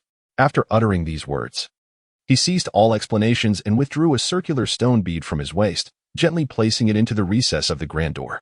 Under the gaze of Adiel, as the bead was nestled into its place, the once towering door began to transform. A faint light emerged, and before the watchful eyes of all apprentices, the visage of an elderly man gradually materialized upon the stone door, appearing almost lifelike, his lips moving incessantly. The immense face bore eyes as dark as voids, fixed intently upon the traveler before it, uttering the command. Allarez stood still, murmuring softly, seemingly imbued with an extraordinary power. With his movements, the colossal face slowly faded, reverting to the original form of the stone door, which began to creak open. "Let us proceed." Observing the door parting before him, Allarez spoke to those behind him and took the lead. As all apprentices traversed through the threshold, the grand stone door gradually closed, restoring to its former state. "Allarez, you have arrived?" After an indeterminate passage of time, a frail voice echoed from in front of a building. Adiel looked ahead to see an elderly man clad in a black robe, seated quietly, his murky and hollow eyes gazing toward them devoid of any emotion. "Master Asira, here are the newcomers. Please register them." Glancing at the old man, Allarez displayed an uncommon, albeit stiff, smile, speaking with a hint of reverence. "I have a significant experiment to conduct, so I shan't take up your time." Noting the elder's nod, Alertes proceeded into the distance, showing no intention of lingering. "Very well. Present your information, and after paying the tuition, someone will escort you to your accommodations," the old man said, a smile breaking across his wrinkled visage. Yet, for some inexplicable reason, despite the smile, an unsettling chill emanated from him, tinged with an aura of danger. High-energy radiation source detected. In that moment, a mechanical voice echoed within Adiel's mind, startling him. This high-energy radiation was not unfamiliar to Adiel. It radiated from those apprentice sorcerers or objects associated with sorcery. However, according to the chip's readings, the radiation emanating from this elder was the most potent he had ever encountered, far surpassing that of the previous third-tier apprentices. Is this a formal sorcerer? In an instant, the thought flashed through Adiel's mind, prompting him to exercise greater caution. From a tome he had previously perused regarding sorcery, Adiel learned that over the ages, powerful ancient sorcerers meticulously delineated the ranks of sorcery, each level defined by specific criteria. Among these, the formal sorcerer represented a significant threshold, with the preceding ranks further subdivided into 3 tiers.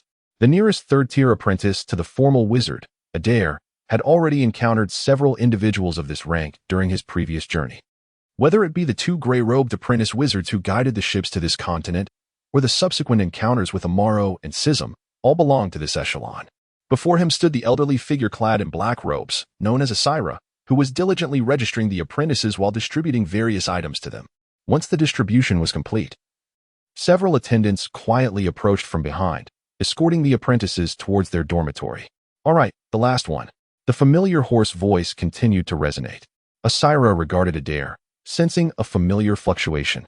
"You possess an enchanted item that is connected to our academy." Upon hearing this, Adir's heart skipped a beat, and a look of astonishment crossed his face. Observing his reaction, Asira shook his head and casually explained, "The enchanted item you carry is partially damaged, and its power is waning," revealing that distinct fluctuation. Without hesitation, Adir retrieved the black talisman from his pocket and placed it upon the wooden table before him. Asira's expression shifted slightly upon seeing the talisman. He picked it up and scrutinized the double-headed eagle emblem along with its unique spiritual encryption. "Indeed, this is an artifact of our academy. According to our regulations, you can be specially admitted and directly study under the wizard who crafted this enchanted item." At this juncture, he altered his tone. "However, there is a minor issue." "What?" Adir was taken aback. Under his watchful gaze, Asira pondered for a moment before continuing, "This enchanted item, if I am not mistaken, originates from a wizard of our academy over 200 years ago. This wizard passed away more than 30 years ago due to an unfortunate accident during an experiment. Thus, you now face 2 choices." "What are those 2 choices?" Adir inquired, steadying his composure. "The first is to randomly select a wizard, which is complimentary. As for the second, I can assist you in choosing one, for a fee.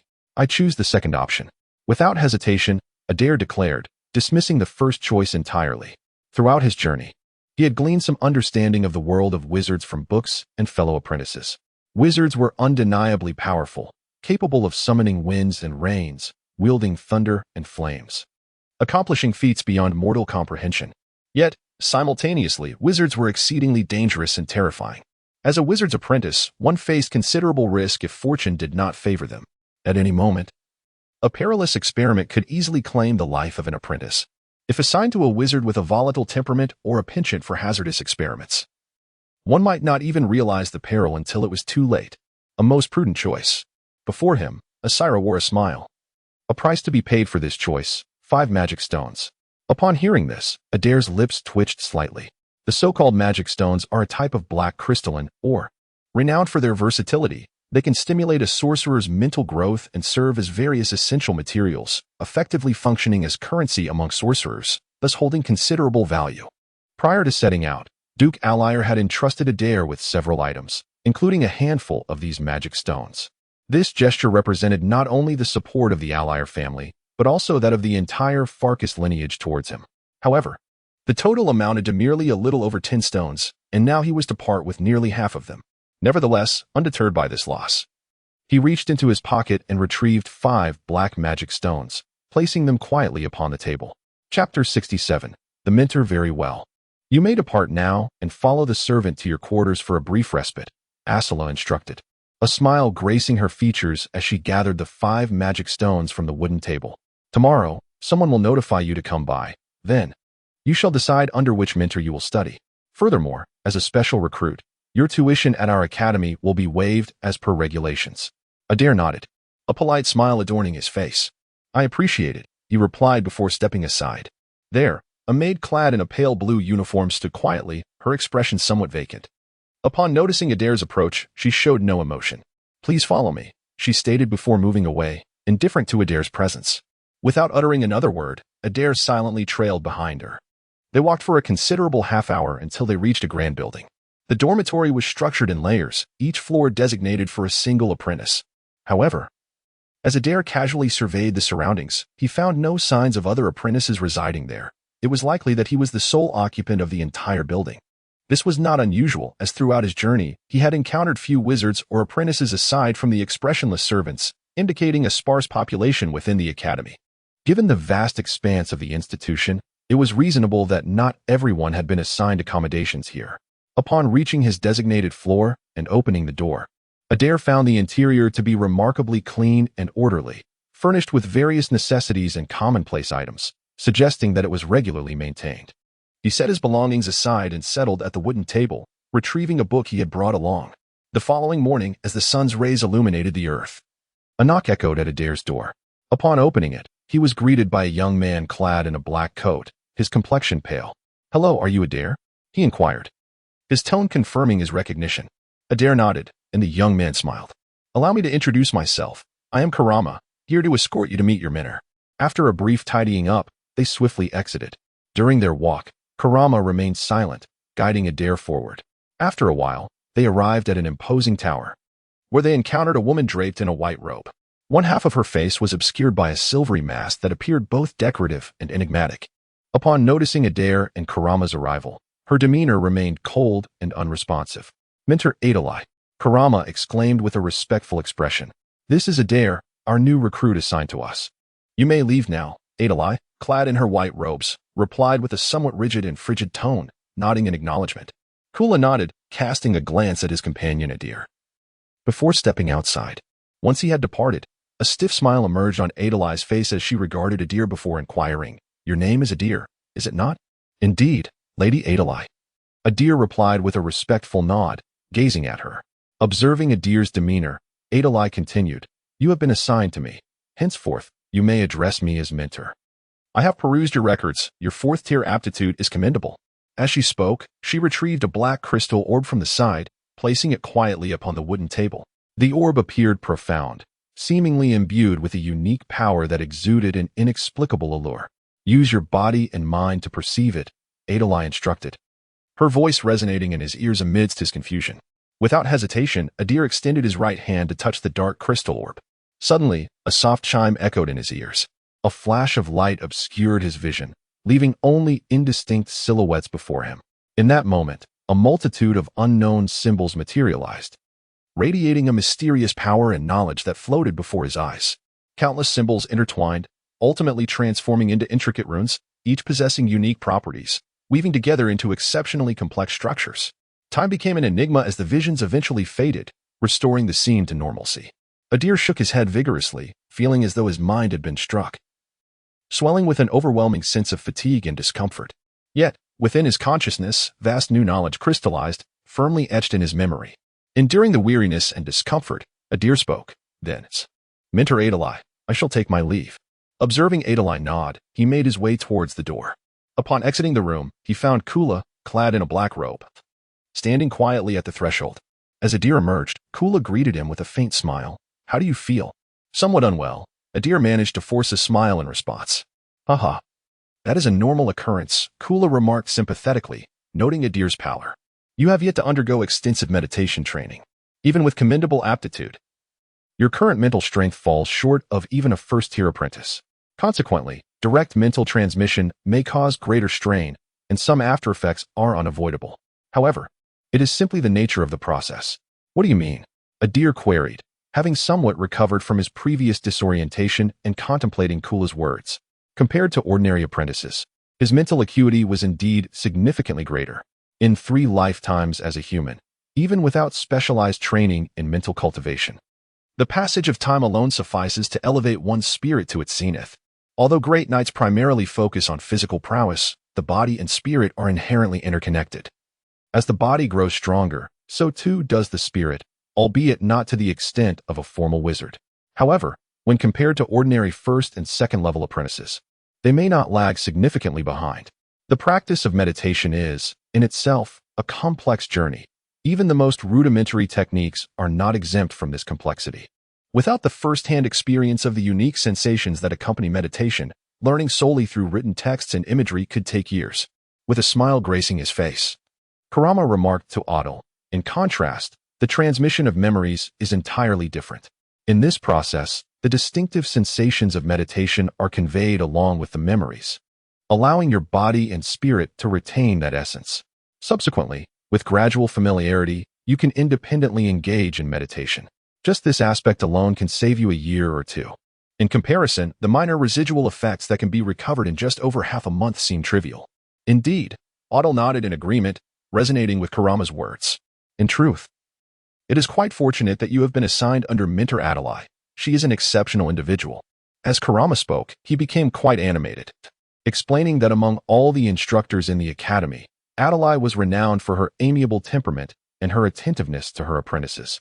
Moreover, unlike other mentors who had lived for many years, Adir, having risen to her position only in the last decade or so, had relatively few apprentices under her guidance, only 5 or 6, including Adir and himself. This smaller cadre meant that the resources and attention they received were significantly greater than what was afforded to apprentices under other mentors. As Kurama continued to speak, Adir maintained a smile, appearing to listen intently, occasionally affirming Kurama's statements. After absorbing the information about Mentor Adir, Adir felt a sense of relief. According to Kurama, Adir was just in her early 50s, a terrifyingly young age among mortals, yet quite youthful among formal wizards, who generally lived to around 200. Due to her recent elevation, she had few apprentices, which allowed her to invest greater care and attention in their development, unlike other formal wizards who often viewed apprentices as mere slaves or experimental subjects. While it was true that Adir might lack certain aspects compared to more seasoned wizards, Adir was already quite satisfied. After all, the 5 magic stones had not been spent in vain. As he stood before the dormitory building, watching Kurama's figure recede into the distance, Adir was struck by this thought. Chapter 68, Meditation. With a resounding thud, the door to the room was forcefully shut. Among the knowledge that had been transmitted, there existed not only precise textual images but also a profound sensation unique to meditation, indelibly etched within Adir's being, rendering it impossible for him to forget. Nonetheless, the inundation of knowledge led to a brief state of mental lethargy for Adir. This was the after-effect of knowledge transmission, due to the excessive strain on his mind. He required ample time to recuperate. The chip reorganized the transmitted knowledge, seamlessly embedding it into his memory. After a moment of contemplation, Adir commanded the chip within his mind. In an instant, a vast amount of information flooded his consciousness, far gentler than the previous mental transmission. In this regard, the memory chip undoubtedly excelled. Its efficiency and stability far surpassed that of methods which inflicted mental strain. The practice of fundamental meditation necessitated entering a meditative state, wherein specific runes were to be conjured to form intricate structures, thereby cultivating the expansion of mental fortitude. This process was particularly arduous for apprentices. The mental runes themselves constituted an exceptionally intricate framework, not only complex in structure but also adorned with various subtle textures. A single miscalculation could render the entire endeavor futile, or even result in mental backlash. As time passed, with Adir's diligent efforts, the first mental rune began to take shape within his mind. At a critical moment, a sharp pang of mental anguish surged through him. He felt a jolt of pain, causing the nascent rune to disintegrate, and the resulting backlash left him feeling utterly exhausted. No, the depletion of my mental energy is too severe. I cannot possibly enter a meditative state. Aware of his condition, Adir opened his eyes, his complexion pale. Surveying his surroundings, he lay down on the bed, seeking rest. The restoration of mental acuity was a gradual process. Perhaps the sorcerers possessed methods to hasten recovery. But for Adir in his current state, the most prudent course of action was to simply indulge in slumber. When he awoke once more, the dawn had arrived, and it was evident he had slept for nearly an entire day. Reflecting on this, he stepped outside his chamber. Upon awakening, Adir noticed that the relentless fatigue that had plagued him had diminished significantly. He felt considerably better than before. Chip? Assess the surrounding environment and document the changes in my body during meditation, he instructed the chip in his mind. He then closed his eyes again, enveloped by darkness. He slowly sought that unique sensation of meditation, and as his body further descended into the meditative state, his vision began to transform, deepening beyond the initial darkness. In a state of bewilderment, he seemed to perceive an empty, desolate black void before he embarked upon the formal practice of meditation. In contrast to the prior failure, this time the meditation process proceeded remarkably smoothly. Within the brief span of an hour, the first mental rune was successfully crystallized. This constitutes a pivotal step in the meditative journey. Strictly speaking, the ability to manifest even a single mental rune signifies an inherent talent for wizardry, thus allowing one to embark on the path of a sorcerer. Ordinary individuals, constrained by their innate limitations, cannot even enter a meditative state, let alone condense mental runes. After the first mental rune took shape, Adir gritted his teeth and resumed meditation to forge a second rune. As the structure of the second mental rune gradually emerged, the pressure upon Adir intensified significantly, nearly causing the first rune he had already formed to shatter. As time elapsed, beads of sweat began to form on his forehead, soaking his entire being. Halfway through the condensation of the second mental rune, its structure became chaotic, leading to the collapse of the previously solidified rune. With a sigh, Adir exited the meditative state, opening his eyes and shaking his head vigorously to dissipate the fatigue that had enveloped his mind. This sensation was indeed. The difficulty of this meditation surpassed his expectations considerably. The challenge of coalescing mental runes was immense, even with sufficient mental fortitude. A single misstep necessitated a complete restart of the arduous and exhausting process. After only a few attempts at meditation, Adir could already empathize with the suffering of other apprentices during their own meditative practices. Devoid of direct mental guidance from a formal wizard, those ordinary apprentices must painstakingly decipher the intricate structures of mental runes through text and imagery, rendering the learning curve exceedingly steep.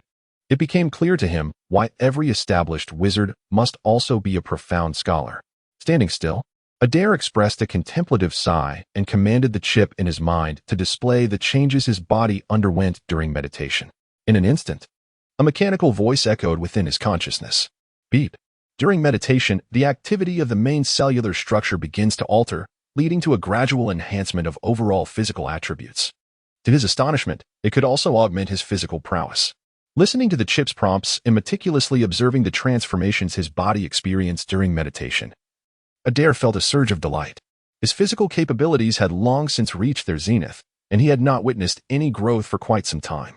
From various sources, it appeared that the primary benefit of meditation was the enhancement of mental strength, yet he had not anticipated it would also stimulate an improvement in his physical attributes. Reflecting on the meditative process, Adir mused that the cultivation of meditation likely parallels the knight's breathing techniques, both capable of catalyzing a metamorphosis of life itself, evolving continuously towards a higher plane of existence. However, the wizarding framework was undeniably more potent and sophisticated, allowing for far greater potential than that of the knightly system. In that fleeting moment, a multitude of thoughts cascaded through Adir's mind. After a while, once his mental distractions had subsided, he closed his eyes once more and embarked on the meditation process anew. Chapter 69. Progress a little over a month later. Ah, Adir, you have arrived as well. Upon catching sight of Adir, a gray-robed apprentice greeted him with a warm smile. Gray, has the lecture commenced? It's nearly time, Gray replied, casting a glance at Adir. No sooner had he spoken than a figure appeared ahead, seemingly in a hurry. This individual, also clad in gray robes, stood apart from the other apprentices, for his robe bore 3 conspicuous insignias, instilling a sense of reverence in those around him. This marked his rank as a third-level apprentice, just a step away from becoming a full-fledged wizard. Very well, I have some experiments to attend to, so let us dispense with idle chatter. The third-level apprentice began the lesson on the fundamental properties of energy particles. Without further ado, he delved into the lecture. As the session commenced, the apprentices present were struck with seriousness, their expressions shifting to reflect their newfound focus as they listened intently. The brief hours passed swiftly. When the lecture concluded, the third-level apprentice hurriedly departed, leaving no time for questions from the gathered apprentices. A collective sigh of disappointment echoed among them at his swift exit. However, With his departure, the opportunity for further engagement vanished, leaving the apprentices disheartened. The subject of energy properties was exceedingly complex. Even the foundational concepts proved intricate. Beside Adir, Gray sighed, visibly troubled. Before turning to him, "Adir, how did you fare? What did you comprehend?" "It was tolerable. He spoke too quickly, and I missed many details," Adir replied. "It is what it is," Gray sighed again, falling silent. As the lecture concluded, the multitude of apprentices dispersed rapidly, each hurrying away, as though burdened with pressing matters. "Chip, did you record the lecture content just now?" Once the crowd had thinned, Adir inquired of the chip within his mind. "Ding. Successfully recorded," came the response, bringing Adir some relief. As apprentices who had paid tuition to study, not all courses within the academy were complimentary. Most foundational knowledge was imparted by third-level apprentices and was largely free of charge. Even those that required payment typically demanded only ordinary coins or other acceptable items, manageable for most apprentices. However, advanced knowledge was reserved for full-fledged wizards, which constituted the critical learning. This portion not only required substantial fees, but was exclusively payable in magical stones, a significant burden for apprentices like them. As Adir, the apprentice of Mentor Edith, one of the privileges he possesses is the opportunity to attend her lectures free of charge when she begins to teach, sparing him the expense of additional magical stones. A significant saving compared to other ordinary apprentices. The vast library, constructed entirely from stone, exudes a somewhat dim atmosphere, with the air carrying a hint of dampness. Every so often, gray-robed apprentices enter and exit, seemingly akin to Adir himself. Upon entering the library, one is greeted by layers of stone walls, each embedded with half-meter-wide recesses, housing books adorned with inscriptions in ancient Scythian, detailing their titles and contents. Without hesitation, Adir made his way to a corner of the library, where he found an elderly man seated. "Ah, you again." Though accustomed to this familiarity, Adir could not help but twitch his lips. In the academy, while magical stones serve as the primary currency, gold coins are also accepted. After all, magical stones are exceedingly precious, and mundane needs cannot always be settled with them. However, due to the predominance of wizards within the academy, prices have been inflated considerably, with gold coins being the minimum standard, leaving no room for inferior currencies. A single gold coin could sustain a person for several months outside, yet here, it might be disregarded on the ground. With a stoic expression, Adir calmly settled his payment, collecting the few books he sought before departing without further delay. After leaving the library, he soon found himself in the garden outside a tall tower. This was Mentor Edith's private garden, brimming not only with a plethora of flowers but also housing many rare materials, demanding meticulous care. To maintain this garden in its full glory, one must possess not only patience and diligence but also a profound understanding of various plant characteristics and knowledge. The duty of tending to this garden falls upon the apprentices of Mentor Edith, a responsibility that accompanies the benefits of being a formal wizard's apprentice. While the task of garden maintenance is laborious and time-consuming, it is a relatively mild obligation compared to the dangerous experiments that many formal wizards assign to their apprentices. After a quiet survey of the expansive garden, Adir took advantage of a fleeting moment, seating himself on a nearby bench to commence meditation. As he closed his eyes, he swiftly entered a meditative state, significantly quicker than before. Compared to a month prior, after extensive practice, Adir now found himself capable of manifesting 5 mental runes during meditation. This progress is astonishing when juxtaposed with his peers. Those who entered the academy alongside him struggle even to attain a meditative state, let alone conjure mental runes. Within his mind, while in meditation, the mental runes began to coalesce, radiating a faint luminescence within the dark, profound expanse. Upon the manifestation of the 5th spiritual rune, Adir commenced his meditation on the 6th. This endeavor proved to be quite arduous for him. As one progresses through the spiritual runes, the difficulty escalates exponentially. By the time he reached the 6th rune, the challenges had multiplied, leading to numerous failures in his previous attempts. However, this particular meditation session seemed remarkably smooth. As time passed, the 6th spiritual rune was successfully meditated into existence. With this pace, who knows, in perhaps a month's time, I might ascend to the rank of a first-tier apprentice, he mused. Concluding his meditation and standing still, Adir calculated his progress and found himself astonished by his speed. Under normal circumstances, an ordinary apprentice embarking on their journey from scratch would require at least 3 to 4 years to elevate to the status of a first-tier apprentice.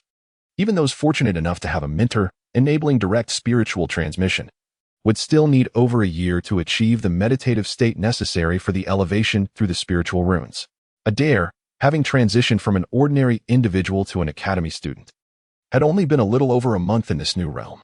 If he truly could ascend to a first-tier apprentice within a month, such velocity would be nothing short of extraordinary. Achieving this in under 3 months would transcend the definition of a genius, a revelation that would undoubtedly astonish many. The crux of his rapid advancement lay in the sheer potency of Adir's mental faculties. The foundational meditation method primarily serves to hone the mind, meeting the requisite mental strength standards for ascension. Adir's innate mental prowess might have already aligned with the first-tier apprentice criteria, allowing him to merely memorize the intricate spiritual runes during meditation, significantly accelerating his progress compared to others. It appeared prudent to temper his pace. He could not afford to stand out too conspicuously. Contemplating this, Adir furrowed his brow. While exhibiting exceptional performance is generally beneficial, attracting attention and support, exceeding certain boundaries could yield unfavorable consequences. Despite his commendable tested aptitude, which was merely at the 4th-tier level, achieving the status of a first-tier apprentice in under 3 months seemed implausible. If he were to accomplish such a feat, it would undoubtedly stir a significant commotion. Though the ultimate outcome might not be detrimental, Adir recognized the importance of proceeding with caution, as there was no necessity to embrace such risks at this juncture. Chapter 70. The first-class apprentice. An hour later, after concluding his meditation, Adir tidied up a few items left in the garden and began to walk towards the distance. Each day at the academy, several third-class apprentices were assigned to deliver free lectures, and every few days, formal wizard-level mentors would also conduct classes. Although these were fee-based, they were immensely valuable for apprentices like Adir. Whenever he had time, Adir would attend these free courses, recording even the lectures he found difficult to comprehend, ensuring that no knowledge went a waste during his leisure time. Evenings were dedicated to the practice of meditation. The act of meditating itself served to strengthen the mind and accelerate mental recovery, as long as one could endure the monotony for several hours. It was not at all problematic to substitute sleep with it. Months later, on a clear morning, sunlight gradually graced the earth. In Mentor Edith's laboratory, Adir stood beside her, assisting in the completion of small experiments. His movements were precise, his techniques remarkably skilled, almost rivaling Edith in certain aspects. Before long, the experiment concluded, and Adir expertly tidied up the remnants, maintaining an expression of calm throughout. Observing his actions and reflecting on his performance over the past 6 months, Edith felt a surge of admiration. His talent was exceptional. Both his learning ability and practical skills were formidable, with scarcely any mistakes, a stark contrast to the typical 14-year-old. Edith had also noted Adir's diligent efforts during this time, fostering a sense of appreciation for her apprentice. In this world, many possess talent, but those who could combine such gifts with unwavering diligence were universally cherished. Suddenly, a look of surprise crossed her face as her eyes fixated intently on Adir. She sensed a subtle wave of mental energy emanating from him, indicating he had indeed reached the status of a first-class apprentice. Adir, have you ascended to first-class apprentice? She inquired, unable to restrain her curiosity. Taken aback, Adir paused briefly before responding respectfully.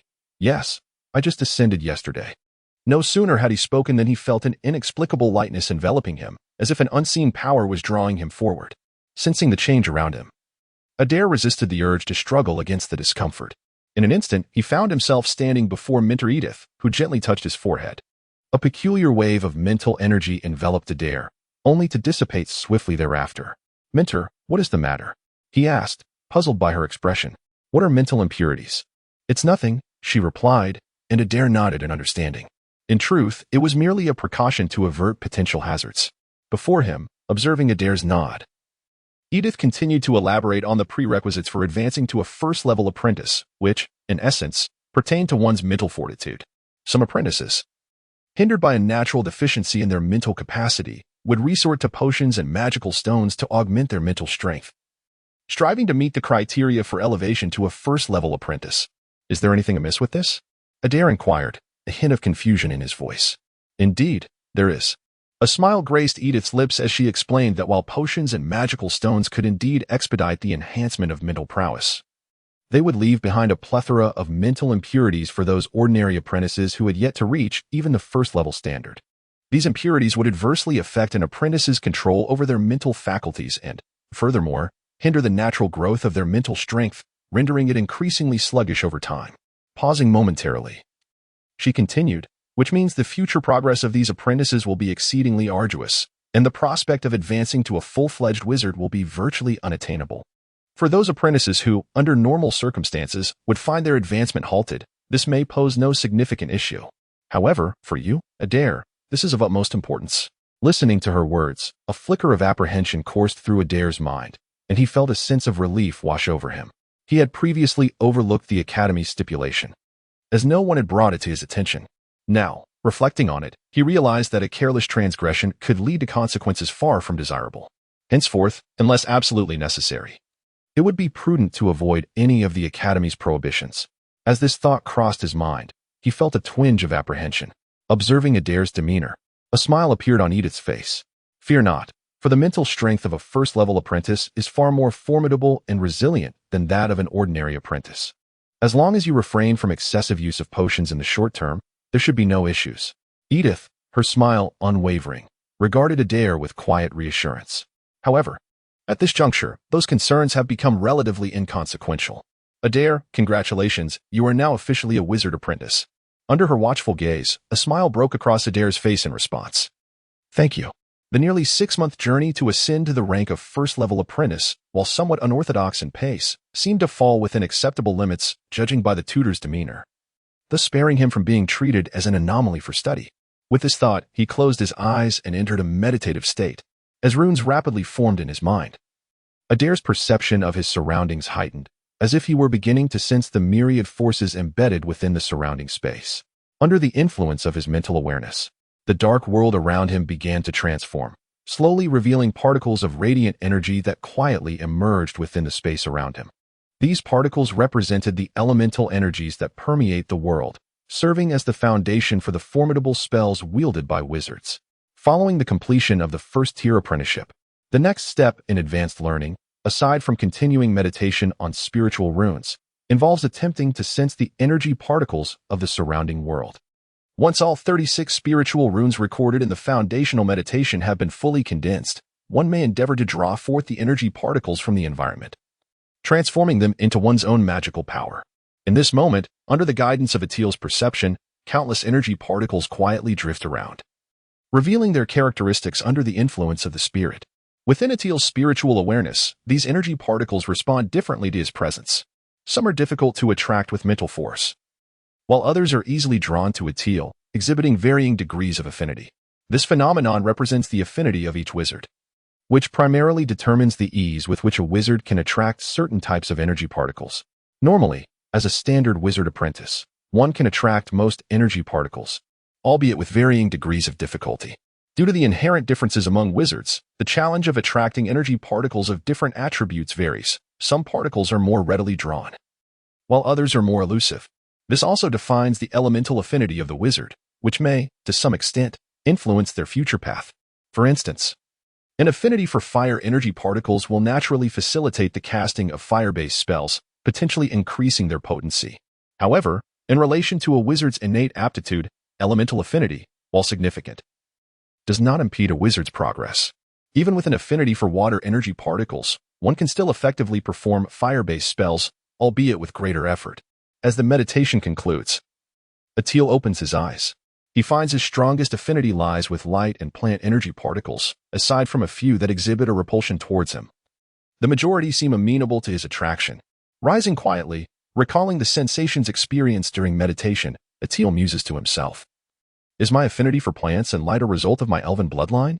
In that moment, he reflects upon the elven heritage coursing through his veins. Chapter 71. The Magic Stone. During the 6 months since arriving at the Academy, Adir had taken the initiative to seek information regarding the elves and had unearthed several clues. In locales where wizards congregate, although elves are indeed rare, they are not unheard of. Fragments of elven lore occasionally surface.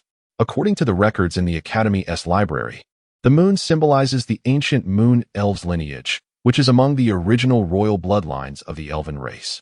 Thus, it can be surmised that Adir's mother likely belonged to a branch of the moon elf royalty, carrying within her the legacy of the elven nobility. Adir's affinity for the elements of light and plants is presumably a manifestation of this heritage.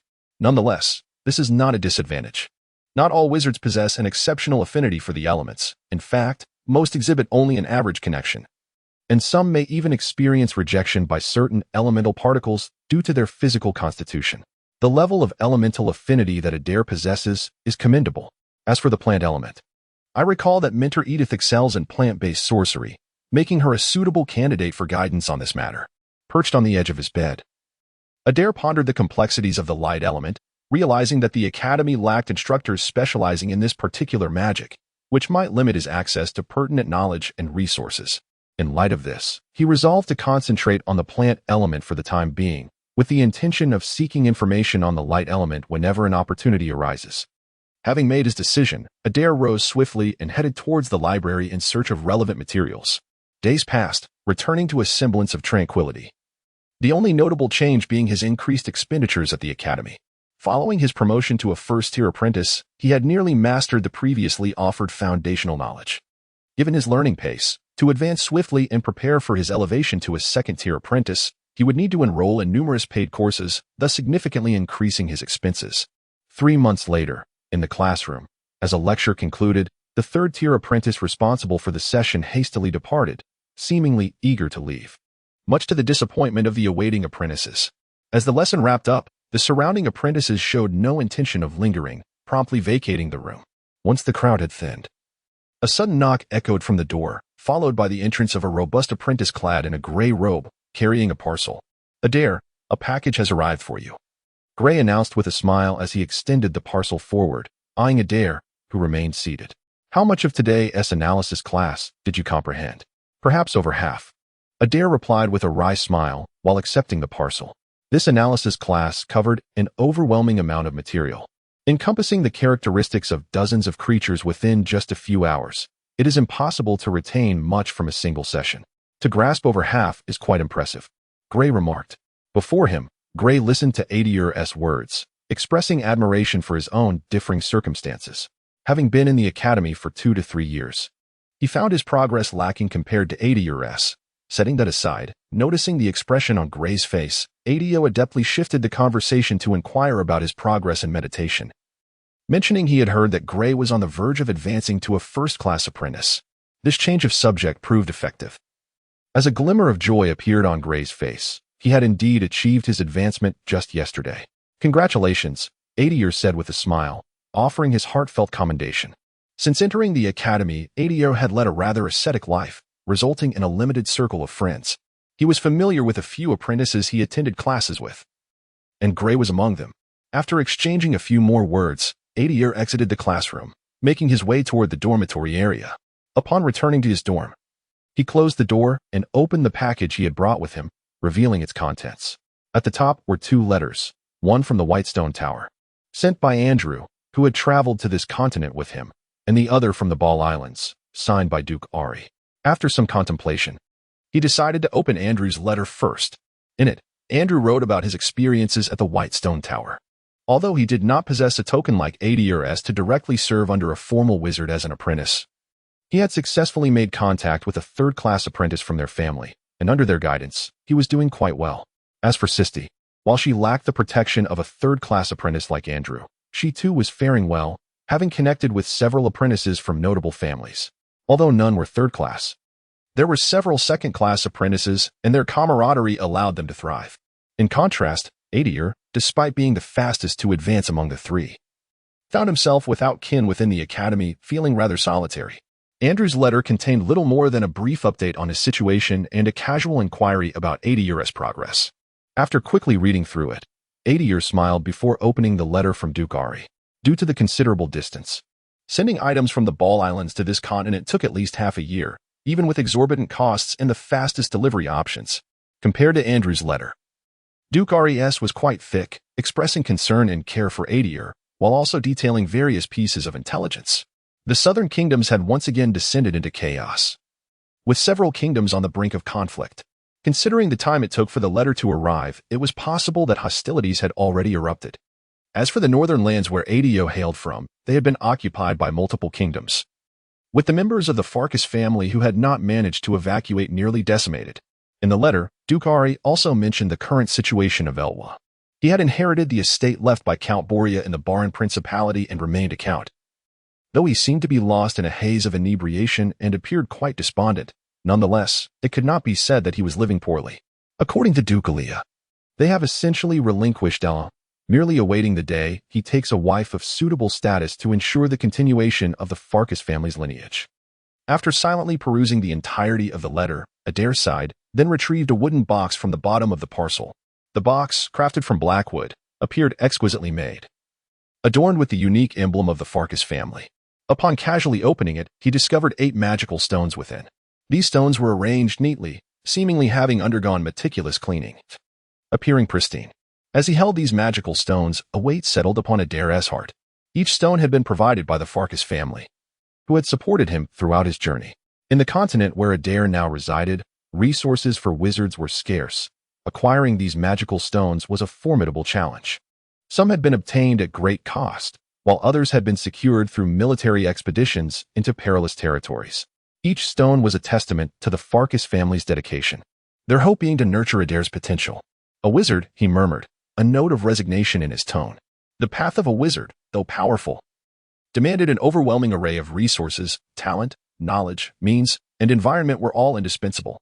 Without support, traversing this path became exceedingly arduous. Gently stowing the magical stones away, Adir felt a slight easing of his burden. Indeed, these stones arrived just in time for him. The resources required for a wizard's education were immense. Whether it was borrowing precious texts or enrolling in the paid lessons of formal wizards, a substantial number of magical stones were necessary.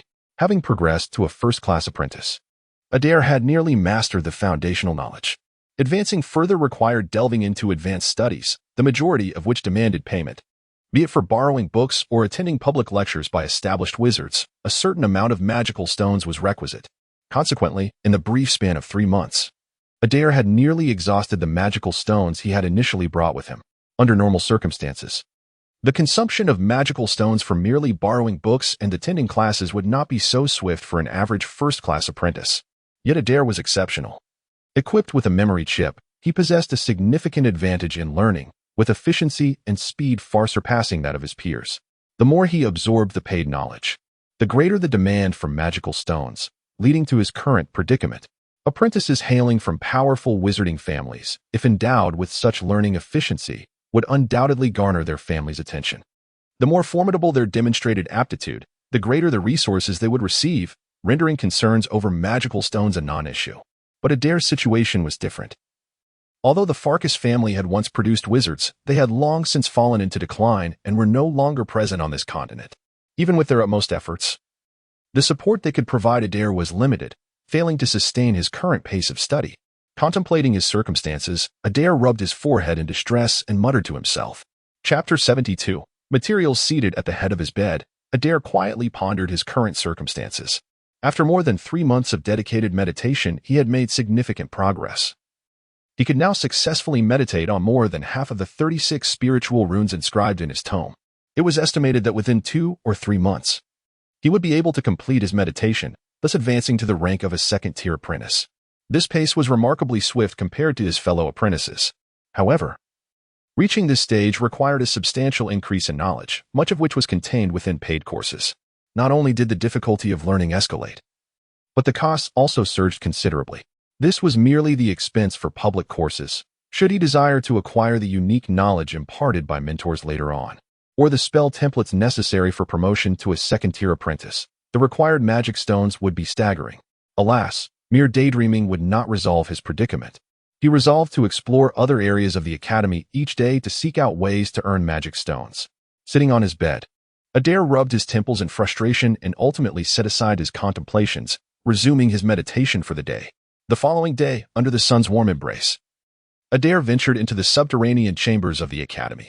Located on the first underground level, this space was considerably larger than the academy above ground.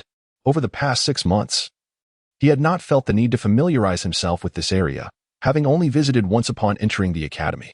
Surrounding him were clusters of small markets, where gray-robed apprentices displayed their wares. Each stall showcased a variety of items, from common materials to other intriguing finds. As Adir strolled past, he casually observed the surroundings. The majority of stallholders were first-tier apprentices, with higher-tier apprentices being a rarity. The objects on display were eclectic, yet most were of inferior quality.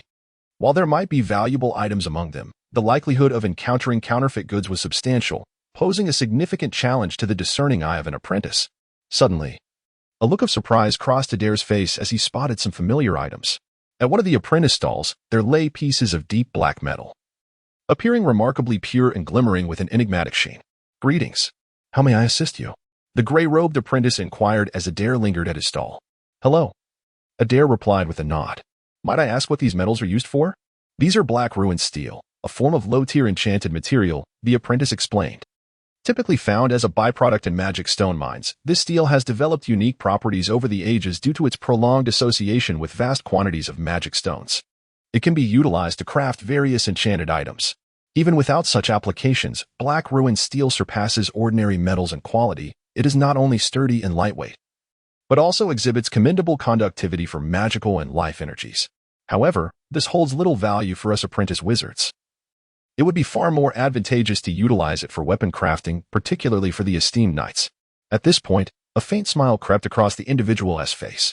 Just one magic stone, and all this black steel before you could be yours, allowing for the creation of numerous weapons. Listening to his words, Adir instinctively reached for his waist, where a longsword forged from black steel hung. Before inquiring, "I'm afraid these items have little use for me." "What? Is business poor?" Adir remarked casually while surveying the surroundings.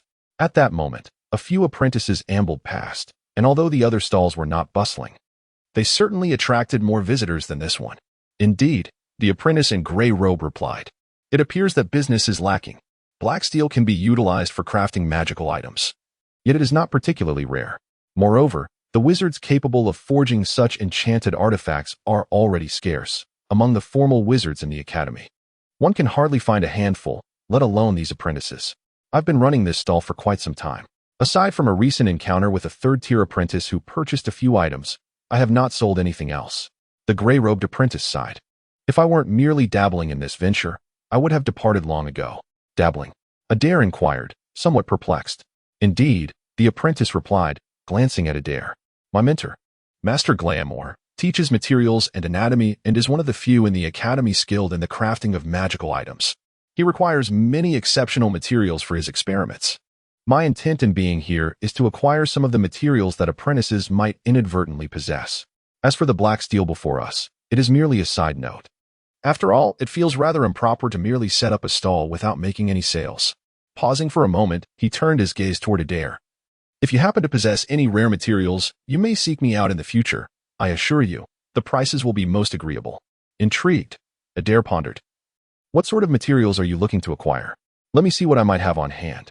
Any materials from rare creatures or some rare minerals, as well as the flesh or blood of certain lineage beings, would suffice." Standing still, Adir contemplated for a moment before finally producing a gray item. It was a horn, entirely gray with a hint of enigmatic patterns, exuding an ancient and mysterious allure. "Ah." Upon sighting the horn, the gray-robed apprentice's expression shifted to one of astonishment. He took the horn and began to test it before Adir's eyes using various methods. Eventually, his demeanor grew serious. "The strength and resilience far exceed standard measures, and the intricate structure does not match any creature I am familiar with. It likely does not originate from the southern regions. Where did you acquire this?" he inquired, unable to suppress his curiosity as he gazed intently at Adir. In truth, it was entirely normal that he could not identify it. This material hails from the apocalyptic world previously traversed by Adir, sourced from the formidable night-class insect beast. Due to its commendable strength, he collected a portion of it. In dire need of magic stones, he deliberately brought some along this time, hoping to encounter those interested in such items. Opposite him, the gray-robed apprentice, observing Adir's expression, shrugged nonchalantly, indicating that if he preferred not to speak, that was acceptable. "From my experience, this material should possess considerable value, although some conventional data standards are merely average. Its structure diverges significantly from that of other organisms, likely endowing it with unique properties." He analyzed slowly, then turned his gaze towards Adir, continuing to inquire about the quantity of this material in his possession. "Quite a fair amount," Adir replied. In that apocalyptic realm, he had hunted numerous insect beasts to acquire that mysterious power, amassing a substantial collection of materials. Despite originating from different entities, they were all sourced from the same apocalyptic world, so their value should be comparable. "That's reassuring," the gray-robed apprentice remarked, examining the gray horn in his hand with interest. I have never encountered such material before, so to ascertain its precise value, I must consult my mentor, who will determine it personally. At this juncture, he produced 2 magic stones from his waist and handed them to Adir, saying, "Consider these as a down payment. In a few days, you may bring the materials you wish to trade, and I shall await your arrival here." After contemplating, Adir nodded in agreement to the proposal. "By the way, I am called Illustrious," the apprentice suddenly interjected. "Adir," came Adir's steady reply. They continued their conversation for a while longer, finalizing the specifics of their transaction before parting ways.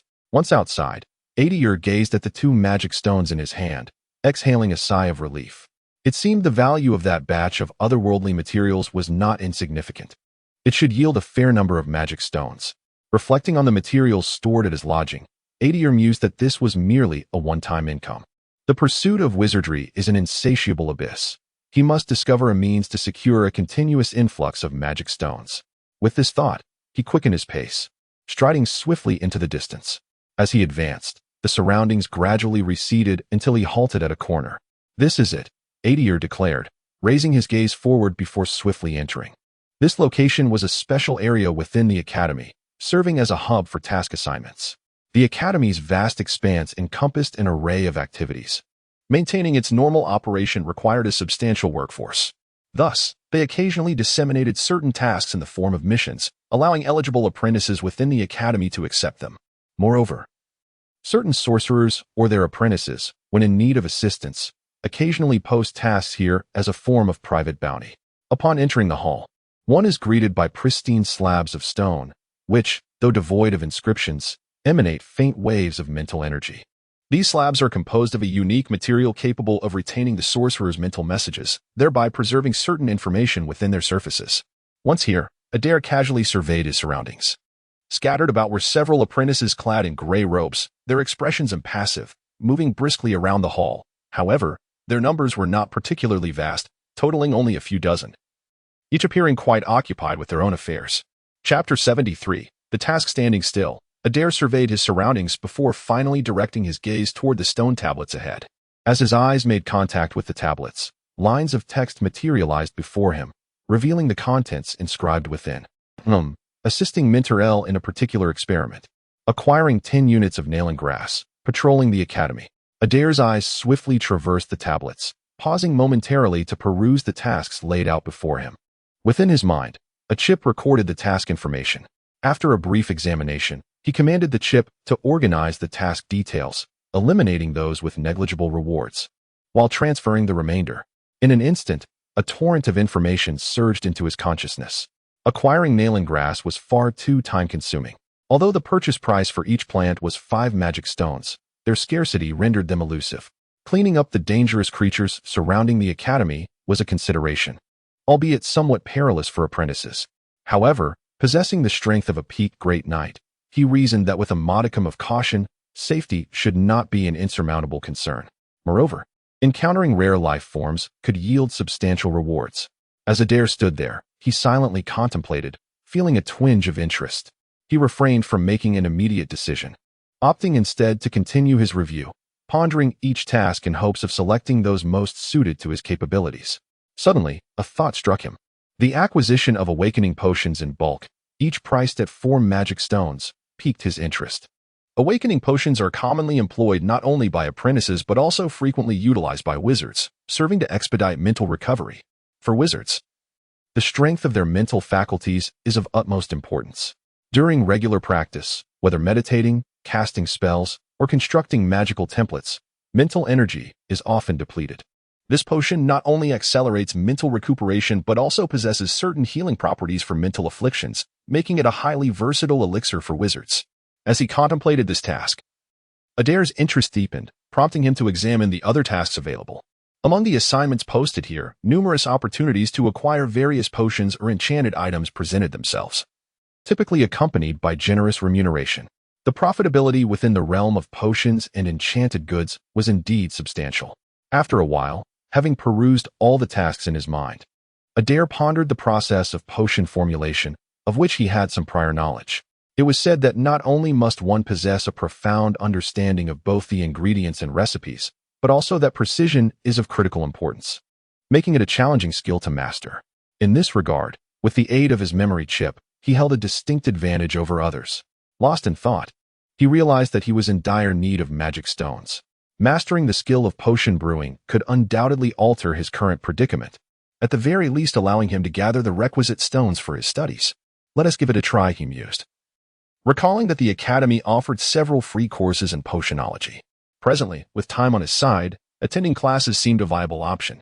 After careful consideration, he made a decision and swiftly walked to the side. In a corner, a middle-aged apprentice clad in a black robe maintained a serene expression, engrossed in a book. "What task do you wish to undertake?" he inquired calmly from a distance of about 4 or 5 meters. "I wish to accept the tasks of patrolling the academy and tutoring in the field of force," Adir replied after a moment of contemplation, having approached the apprentice. These two tasks were the result of considerable deliberation on his part. Although the patrolling task was time-consuming and bore certain risks, the rewards were significantly greater compared to other assignments. As for tutoring, it involved privately teaching some apprentices to help them grasp knowledge not covered in class. While the rate of acquiring magic stones was relatively slow, the time commitment was minimal, falling well within Adir's acceptable limits. Upon hearing Adir's words, the apprentice's previously tranquil visage flickered with surprise, prompting him to glance up at Adir. Both of these tasks are not simple. Turning his body, he paused for a moment upon seeing Adir's appearance, then finally responded, "Are you certain you wish to undertake these two tasks?" "Of course. May I inquire if a preliminary assessment is required?" Adir nodded, then, observing the apprentice's astonished expression, countered with a question. "That is not necessary." The apprentice shook his head and retrieved some documents from a nearby wooden table to record the information. After noting Adir's confirmation, he added, regarding the tutoring task, "As it is a private commission, the client requires you to conduct a complimentary trial lecture for 3 days, totaling around 6 hours. Only if they are satisfied will the tuition fee be paid for you to commence formal tutoring. Is there any issue with that?" After completing the registration, Adir familiarized himself with the surroundings before departing. On the following day, just as dawn broke, Adir rose and made his way outside the academy. The expanse of Uraldo Academy was vast, thus, patrolling the academy did not entail surveying the entire grounds, but rather overseeing a designated corner. With the patrol task credentials in hand, Adir exited through the academy gates after presenting them to the guards. He then retrieved a yellowed map from his waist, a purchase made the previous night that detailed the terrain surrounding the academy, costing him 1 magic stone. After studying the map to ascertain his destination, Adir tucked it away and set off at a brisk pace. With his current physical condition, even without exerting himself fully, his speed exceeded that of a galloping horse, allowing him to traverse the uninhabited terrain with remarkable swiftness. After walking for over an hour, he finally paused by the riverbank. "This is the place," Adir declared, referencing the map once more. By the river stood a wooden cabin, its exterior bearing the marks of age. This is a resting place for the apprentices stationed in this area, where, if necessary, one may occasionally spend the night. Upon entering the wooden cabin, the interior remains relatively intact, furnished with various pieces of furniture. If one were to disregard the perilous surroundings, it could easily serve as a residence. However, around the cabin, Athel keenly detected traces of dried blood, which, according to the analysis from his chip, appeared to have been left just a few days prior. After spending a while inside the cabin, Athel set down some supplies he had brought from the academy before stepping outside, ready to commence his duties. Athel's pace was moderate as he walked, the chip in his mind swiftly analyzing the external environment, constantly identifying potential dangers. Before him stood a tree so large that it required the embrace of 2 individuals, and beneath it lay several patches of desiccated blood, accompanied by some dark hair that resembled quills. The chip's mechanical voice chimed in his mind, detecting unknown molecular signatures. "Can you ascertain the identity of the creature?" Athel inquired, contemplating the chip's prompt. "A dangerous creature of the wolf family?" Standing still, Athel mused over the chip's comparative results, lamenting that he had yet to attain the rank of second-tier apprentice, which would allow him to learn reconnaissance spells. With such traces, he could have attempted to track the creature. Nevertheless, as long as the entity had not vacated the area, it would eventually come to him. Due to the necessity of absorbing energy particles during meditation, both wizards and their apprentices often emit a certain high-energy radiation. This radiation is detrimental to ordinary individuals, posing a threat to life if one remains exposed for too long, yet it proves irresistibly alluring to high-energy beings. As long as Athel lingered in the wilderness, eventually his aura would permeate the surroundings, inevitably attracting the creature. With this thought in mind, Athel rose and continued his journey to other locations. Along the way, aided by the chip's keen observation, he occasionally stumbled upon various herbs. Although their value was often modest, he nonetheless collected those of decent worth with great care. This too constituted an unexpected bounty during his patrol, serving as an additional source of income for Athel at this time. The entire perimeter of the academy is divided into numerous sectors, and the area Athel is assigned to patrol is not particularly large. With his pace and the chip's assistance, he could complete his surveillance in a mere 2 to 3 hours. Chapter 74. Pharmacy. Several days later, within a classroom in the academy's teaching area. Well, let us conclude today's lesson, announced Adir, standing at the podium and glancing at the sky outside. After calculating the time, he addressed the apprentices before him. Several apprentices were seated below, each displaying a solemn expression. Upon hearing Adir's words, they all rose to their feet. Moreover, according to the tutoring regulations, your 3-day free trial period has now elapsed. Should you wish to continue with the tutoring, tuition fees will be required. Looking at the apprentices across from him, Adir continued. Of course, if you find my guidance unsatisfactory, you are free to forego this task and seek assistance elsewhere. You jest, replied a handsome young man clad in a white embroidered robe, letting out a sigh. If even your level of expertise cannot meet our expectations, then it seems this task would be unacceptable to anyone. He continued, we harbor no doubts regarding your teaching abilities. Here's the fee for your tutoring. The price is quite reasonable. As for now, I have other matters to attend to, so I shall take my leave. Having calculated the time, he bid farewell to the apprentices and hurriedly exited. Watching Adir's receding figure, the leading young man sighed. Truly impressive. I have heard he has achieved such heights in less than a year since entering the academy. In just 6 months, he has advanced to a first-tier apprentice through his own meditation, and his grasp of advanced knowledge is equally remarkable. The other apprentices present shared expressions of admiration, clearly moved by his prowess. All of them belonged to families of sorcerers, having received excellent education and access to abundant resources from a young age. Their tenure at the academy was not short, with the least experienced among them having been there for a year or two. Yet, compared to Adir's rapid progression, they felt they were leagues behind, not even in the same realm. This situation transcended mere study and effort. It highlighted a profound disparity in innate talent. Regrettably, despite possessing such exceptional qualifications and gifts, Adir lacked the support of a prestigious family. As they watched Adir's silhouette fade from view, a gray-robed apprentice spoke up. His tone tinged with a sense of regret, yet laced with a hint of schadenfreude. With such demonstrated talent and potential, which family would not nurture him as their heir? Alas, he was born into a dilapidated family in a remote corner, which has only hindered his gifts, no matter how high his aptitude. Without the backing of a supportive family, he will inevitably struggle once he reaches the third-tier apprentice stage, likely unable to gather the resources needed for his ascent to a formal sorcerer. On the path of sorcery, while knowledge is undeniably crucial, resources are equally indispensable. This necessity may not be apparent before reaching the third-tier apprentice stage, but it becomes glaringly evident thereafter. To ascend to the rank of a formal wizard, it is imperative not only to accumulate the requisite knowledge, but also to have an abundance of resources at one's disposal. Without such support, even one with a rank 4 aptitude would find their chances of promotion significantly diminished. However, that may not necessarily be the case. Listening to his companion, the previously dashing young man shook his head. What we can observe, others can undoubtedly perceive as well, to say nothing of other factors. The innate talent displayed by the individual at present is sufficient to capture the attention of many.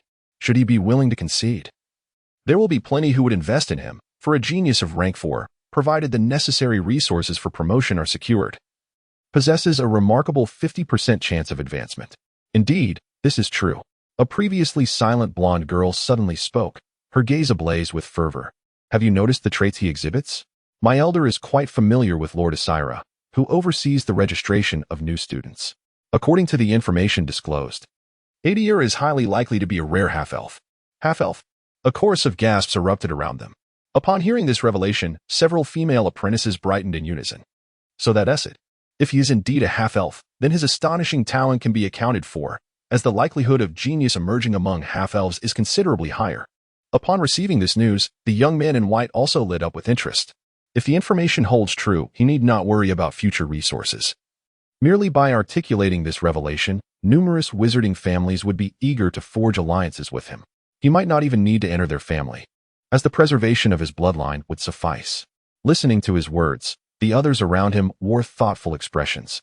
As Adir made his way along the path to the academy, he remained blissfully unaware that he had become the focal point of conversation among the other apprentices. Instead, he appeared preoccupied and hurried. The garden of Minter Edith had gone untended for a day, and he needed to find time to return there. He also had a foundational class in potion-making to attend in the afternoon. Additionally, the time he had agreed upon with Isis was rapidly approaching. He must visit the underground market that evening. As he traversed the path, Adir hurried along while mentally mapping out his upcoming schedule. Ever since he accepted the academy's task, he felt increasingly pressed for time, with every moment tightly accounted for.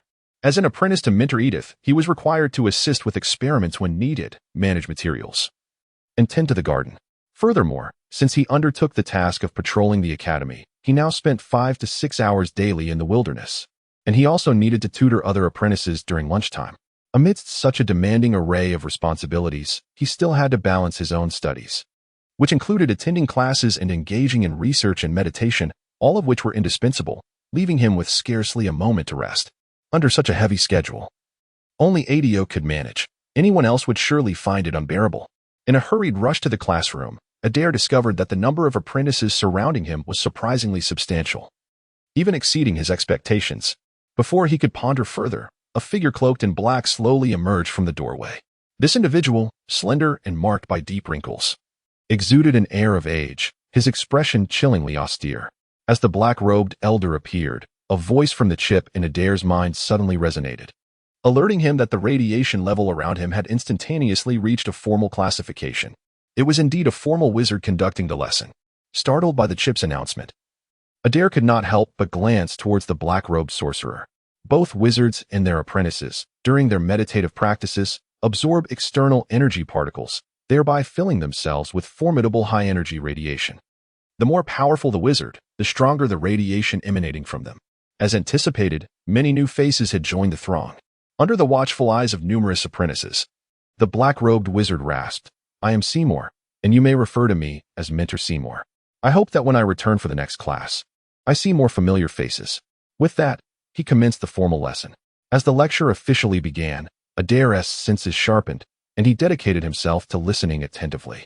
However, as the session progressed, it became evident that several apprentices around him were becoming bewildered, struggling to keep pace.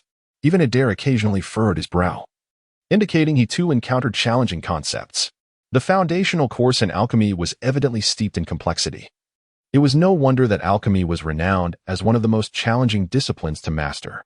Listening to Minter Seymour, Adir's expression soured as he contemplated the situation.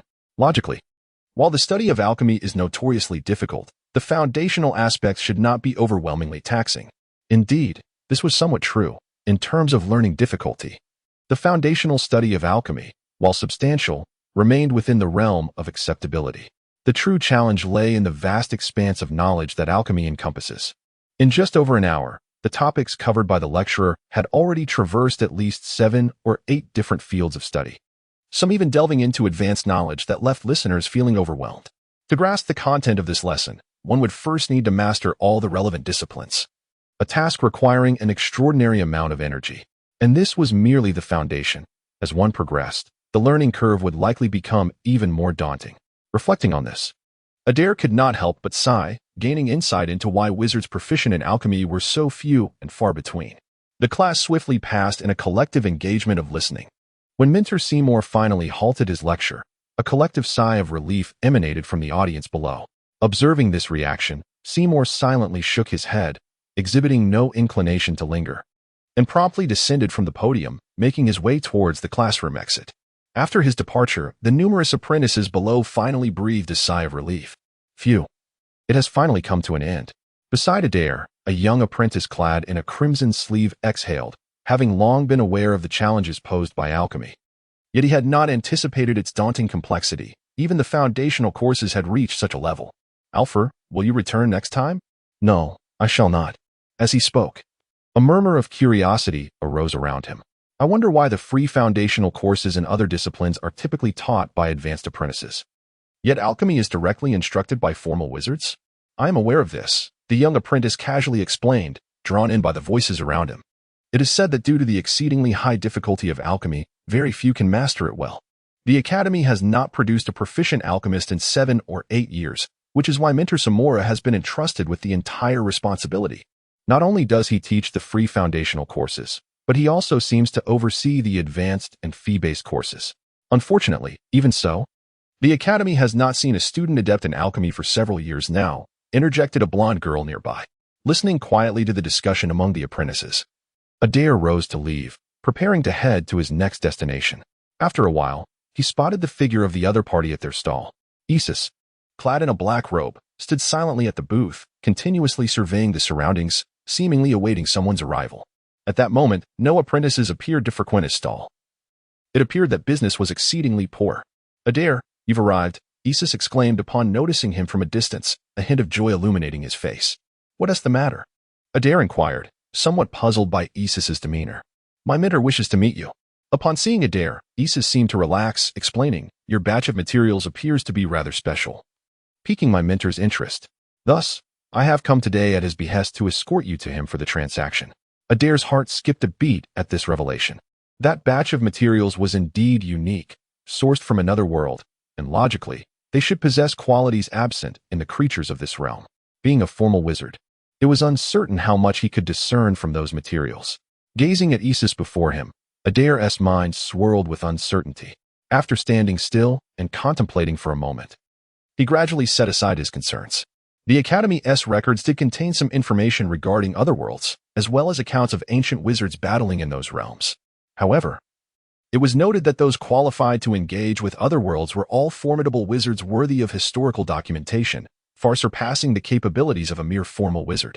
Furthermore, I currently have no other options. Evasion would only heighten his suspicions. Standing there, a myriad of thoughts flashed through Adir's mind. Having resolved these reflections, he did not hesitate, nodding decisively at Isis before him.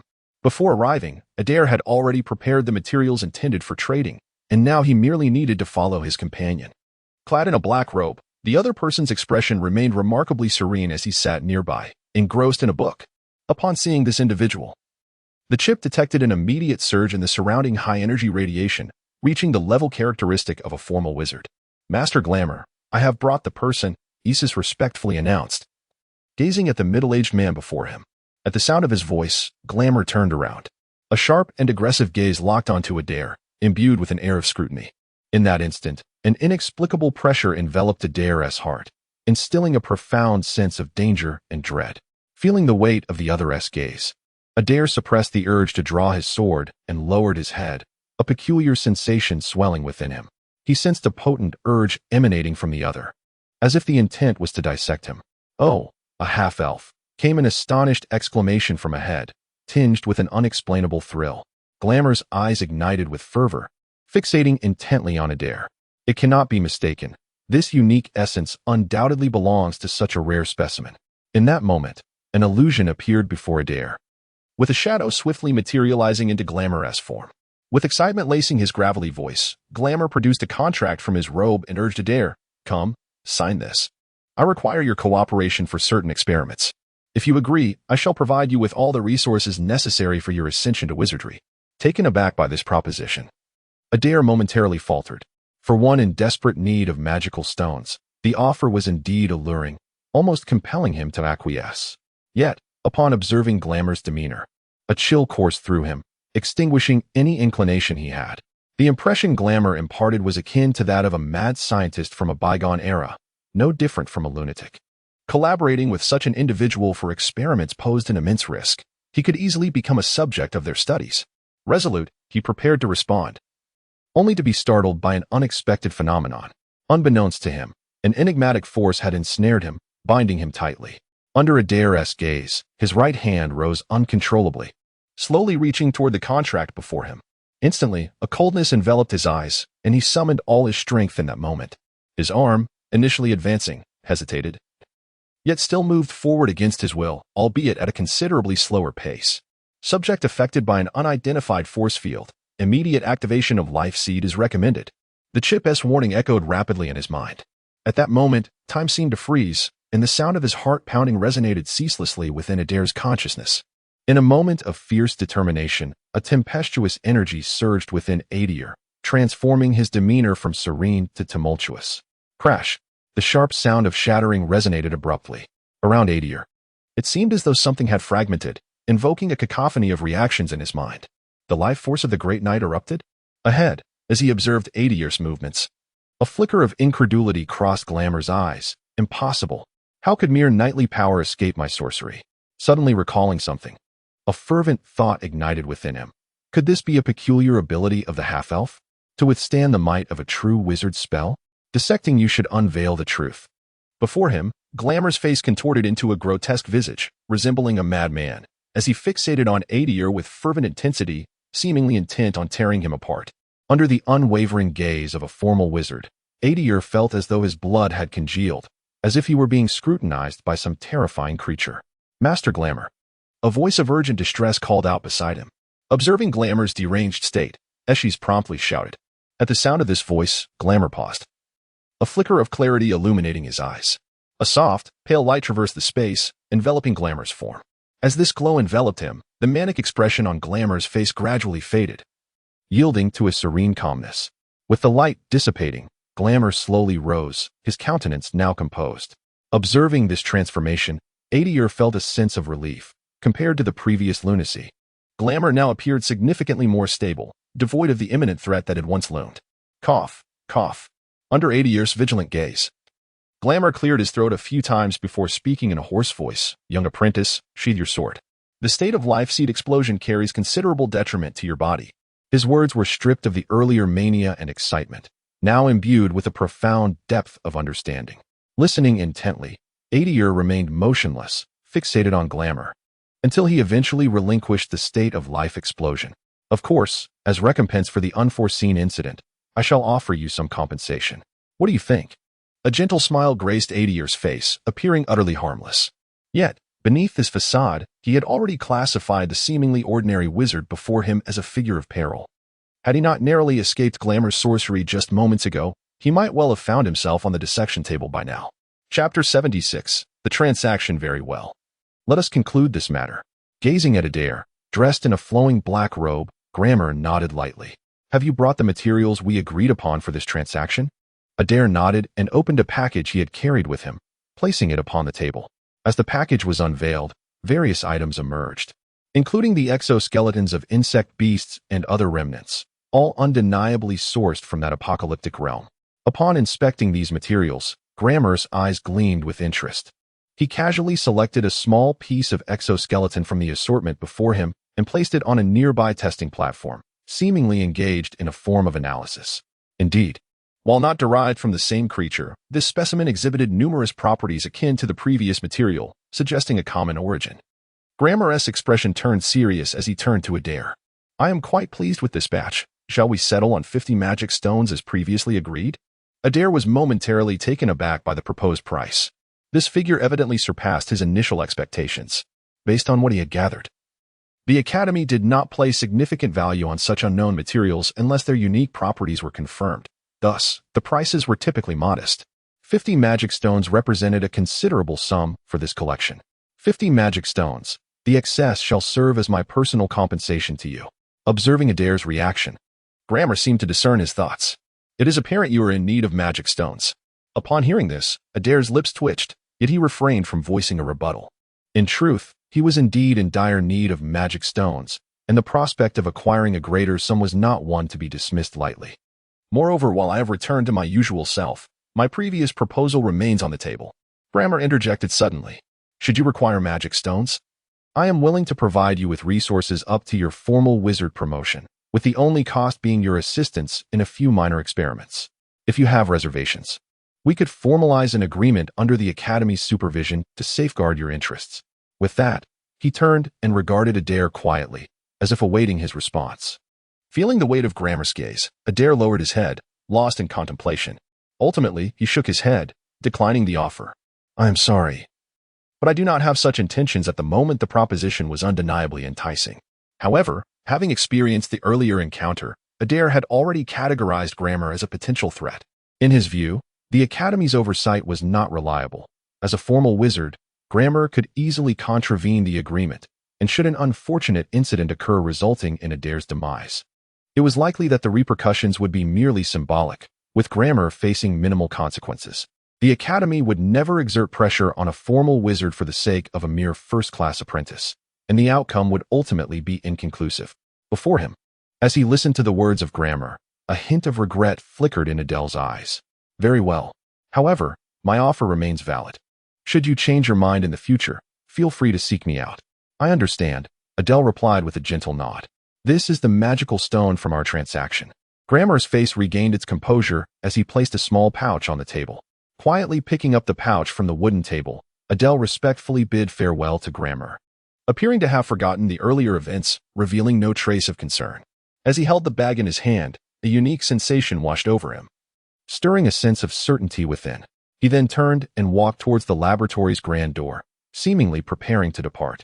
Behind him, as he observed Adele's retreating figure, Grammar's expression gradually shifted, oscillating between light and shadow, completely abandoning his previous calm demeanor. His gaze remained fixed on Adele's back, and as the latter moved further away, his right hand slowly rose, a faint shadow gradually enveloping it. With a soft sound, the laboratory door was gently closed. Once outside, Adele let out a sigh of relief. His arm, which had nearly reached for his sword, fell to his side, appearing considerably more relaxed. Unbeknownst to him, his back had already become damp with sweat, and as the cool breeze from the outside enveloped him, a shiver coursed through him, chilling his heart. That suffocating sense of terror. It was evident that someone intended to strike against him. Recalling the scene from moments ago, a chill crept into Adele's heart. At the moment he turned to leave, he had acutely sensed a surge of intense malice directed at him from behind, locking onto him tightly. Contemplating this, he retrieved the prompt record from the chip. Heightened high-energy radiation response detected surrounding the subject. Upon reading this record, a cold sweat broke out on Adele's brow. Clearly, the other party was unwilling to let Adele leave so easily. Thus, after failing to entice him, they were prepared to resort to force, nearly unleashing their spells. Fortunately, being within the confines of the academy, the other party likely held some reservations, ultimately refraining from taking action against Adele.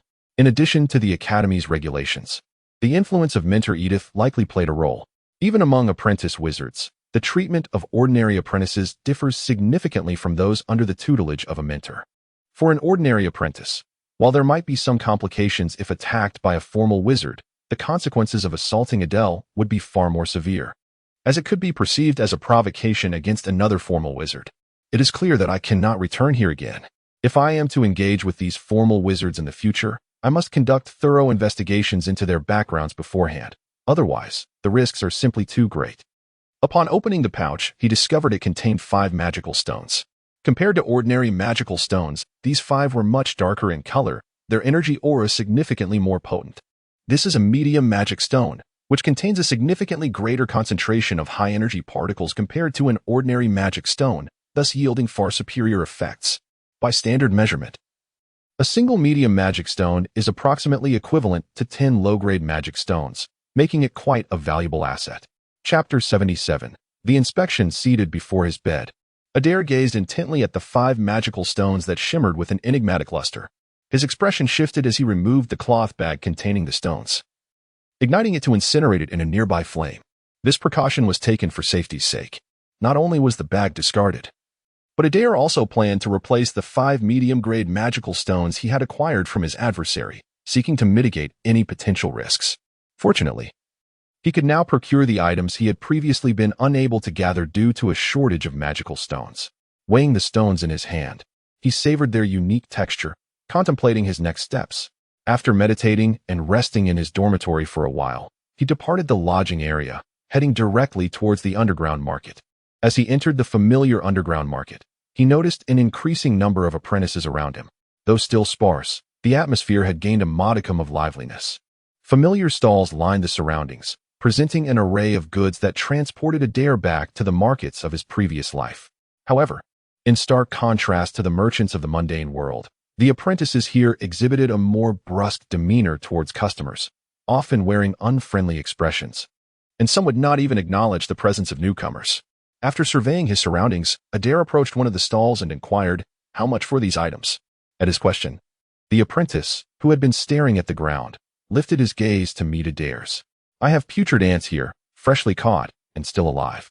Perfect for studying the nest of corruption." As he spoke, he revealed a container cloaked in black fabric, lifting the covering before Adir's eyes. Within the transparent vessel, approximately half a meter in height, lay a large piece of meat, its surface tinged with green and appearing somewhat decayed. Terrifyingly deep green. Grotesque giant ants were burrowing into the rotting flesh, evoking a sense of dread. These creatures could indeed be classified as high-energy organisms, thriving within the decaying remains of larger high-energy beings. They were not only rare, but also perilous to capture. The apprentice explained a few details to Adir before stating, 10 of these for 1 magical stone. What do you say? Make it 20, Adir replied, nodding, then gestured towards a brown, rounded pouch. And what about that one? An additional magical stone for it? You have a discerning eye, the apprentice responded, astonished. That's a venom sac from a Komodo dragon. A rarity that most apprentices are unaware of. You actually recognize it. Add 1 magical stone.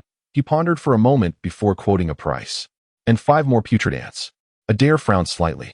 Very well, it's a deal. After some deliberation, the apprentice ultimately agreed.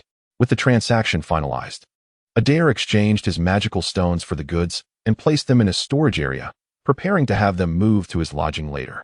With a few magical stones still in hand, he took the opportunity to purchase additional items, primarily consisting of experimental materials. The education of a wizard transcends mere classroom instruction. It necessitates the hands-on practice of various disciplines, whereby apprentices must engage in experiments and personally observe data to attain profound understanding.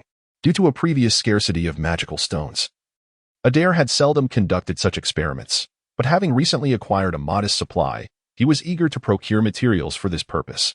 After a leisurely stroll through the underground market, he proceeded to the library, where he borrowed several tomes of esteemed knowledge, each requiring a fee, to facilitate his studies. Consequently, nearly half of his original 50 magical stones had been expended, and he prudently exchanged the remainder for lower-tier stones. The following day, as the sun hung high in the afternoon sky, Adir's figure emerged upon the thoroughfare outside the academy. After traversing for over an hour, the familiar wooden cabin came into view, seemingly unchanged from the days prior. However, in recent days, Adir had distinctly sensed the presence of large, high-energy entities lurking nearby, leaving behind an elusive aura. The beings appeared cunning, having manifested in the vicinity without leaving any overt traces. Were it not for the chip in Adir's mind, which detected their presence, he might have remained oblivious to their approach. With this thought in mind, a glint of resolve flickered in Adir's eyes. Maintaining a facade of calm, he conducted his customary patrol of the area for which he was responsible. Upon completing this task, he lifted his gaze to the sky. Several hours had elapsed, and the daylight was gradually yielding to dusk. Beneath the vast expanse, the remnants of the sunset cast a dim glow. Observing the encroaching darkness, Adir furrowed his brow, contemplated for a moment, and ultimately decided to enter the wooden cabin, appearing prepared to spend the night within. As the hours slipped by, a low growl resonated through the night, blending inconspicuously with the chorus of chirping insects. This was, after all, the outskirts of the academy, bordering the wilderness, where the presence of wild beasts was entirely commonplace. Moreover, these ordinary creatures posed little threat to the wooden cabin. Though seemingly dilapidated and constructed entirely of timber, the structure had been erected by a wizard, who had incorporated low-level magical formations during its construction to deter various beasts and insects, safeguarding against their disturbances. Yet, this night felt markedly unusual. A deep, rumbling roar intermittently echoed in Adir's ears, emanating from the front, suggesting something extraordinary. Attuned to the sound through heightened awareness during meditation, Adir vaguely sensed a formidable life form lurking just beyond the cabin, observing it silently. Recognizing this, he quietly opened his eyes and concluded his meditative state. With purpose, he drew the sword from his side and stepped forward, opening the cabin door, his gaze directed toward the distance, following the instinctive sensation. Beneath the faint glow of the waning moon, Adir distinctly perceived a colossal beast quietly standing amidst the distant, low-lying grass. Its deep green eyes were fixed intently upon him, as if it were gazing at its prey. Chapter 78. The arrival of the gamer wolf in the distance. A towering figure swiftly traversed the landscape, stealthily lurking nearby as it drew ever closer to Adir. Standing before the wooden cabin, Adir furrowed his brow, perceiving the indistinct shadow ahead. His eyesight had always been exceptional. Perhaps it was due to the partial elven blood coursing through his veins that Adir possessed vision far superior to that of an ordinary human. This trait became particularly pronounced after his ascension to the rank of a great knight, allowing him to see clearly even in the deepest of nights. However, in this instance, Adir found himself at a disadvantage compared to certain extraordinary beings. Despite his keen senses, he could not accurately discern the figure concealed amidst the grass. As he heard the faint sound of footsteps approaching, yet Adir remained unperturbed. The area surrounding the cabin had been meticulously prepared, an expanse of barren earth devoid of any vegetation within a radius of several meters. Regardless of how well his adversary concealed themselves, if they intended to confront Adir, they would ultimately have to approach. Once they drew near, the absence of lush foliage would inevitably reveal their form. As these thoughts swirled in his mind, a low growl resonated in his ears, prompting Adir to turn sharply. In the corner of his vision, a shadow rushed forth, hurtling toward him with astonishing speed. So swift.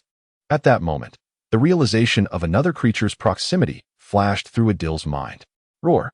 The beast's growl echoed ominously, reverberating in the air.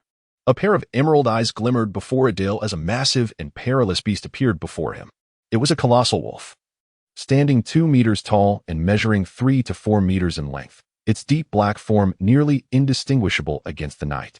A pungent odor wafted through the air, and Adir instinctively recoiled, narrowly evading the wolf's ferocious charge. With a swift motion, he unsheathed his black longsword, sweeping it forward and unleashing a flash of silvery light. The argent aura flickered brightly in the darkness before vanishing in an instant. The wolf's bloodthirsty gaze reflected a glimmer of frustration as it leapt to the side, evading the strike. Ahead, specks of silver light ignited, enveloping the area just before Adir. In that moment, a surge of fighting spirit surged within him, and, compelled by the seed of life, he unleashed a powerful blow with his sword. Silver radiance. Dozens of silver streaks erupted forth, striking the beast and sending it hurtling away. The ground was splattered with the wolf's blood, transforming the surroundings into a crimson tableau. Adir glanced to the side. A few meters away, amidst the grass, the massive wolf quickly regained its footing, revealing a deep gash on its shoulder that nearly exposed the bone beneath. It let out a low, pained growl, leaning forward slightly, its fierce eyes fixed intently on Adir, as if attempting to imprint his likeness in its memory. Seemingly aware of its own inferiority, the colossal wolf turned and swiftly retreated into the dense underbrush, evidently seeking to escape. Standing still, gazing at the retreating figure before him, Adir's face curled into a cold smile.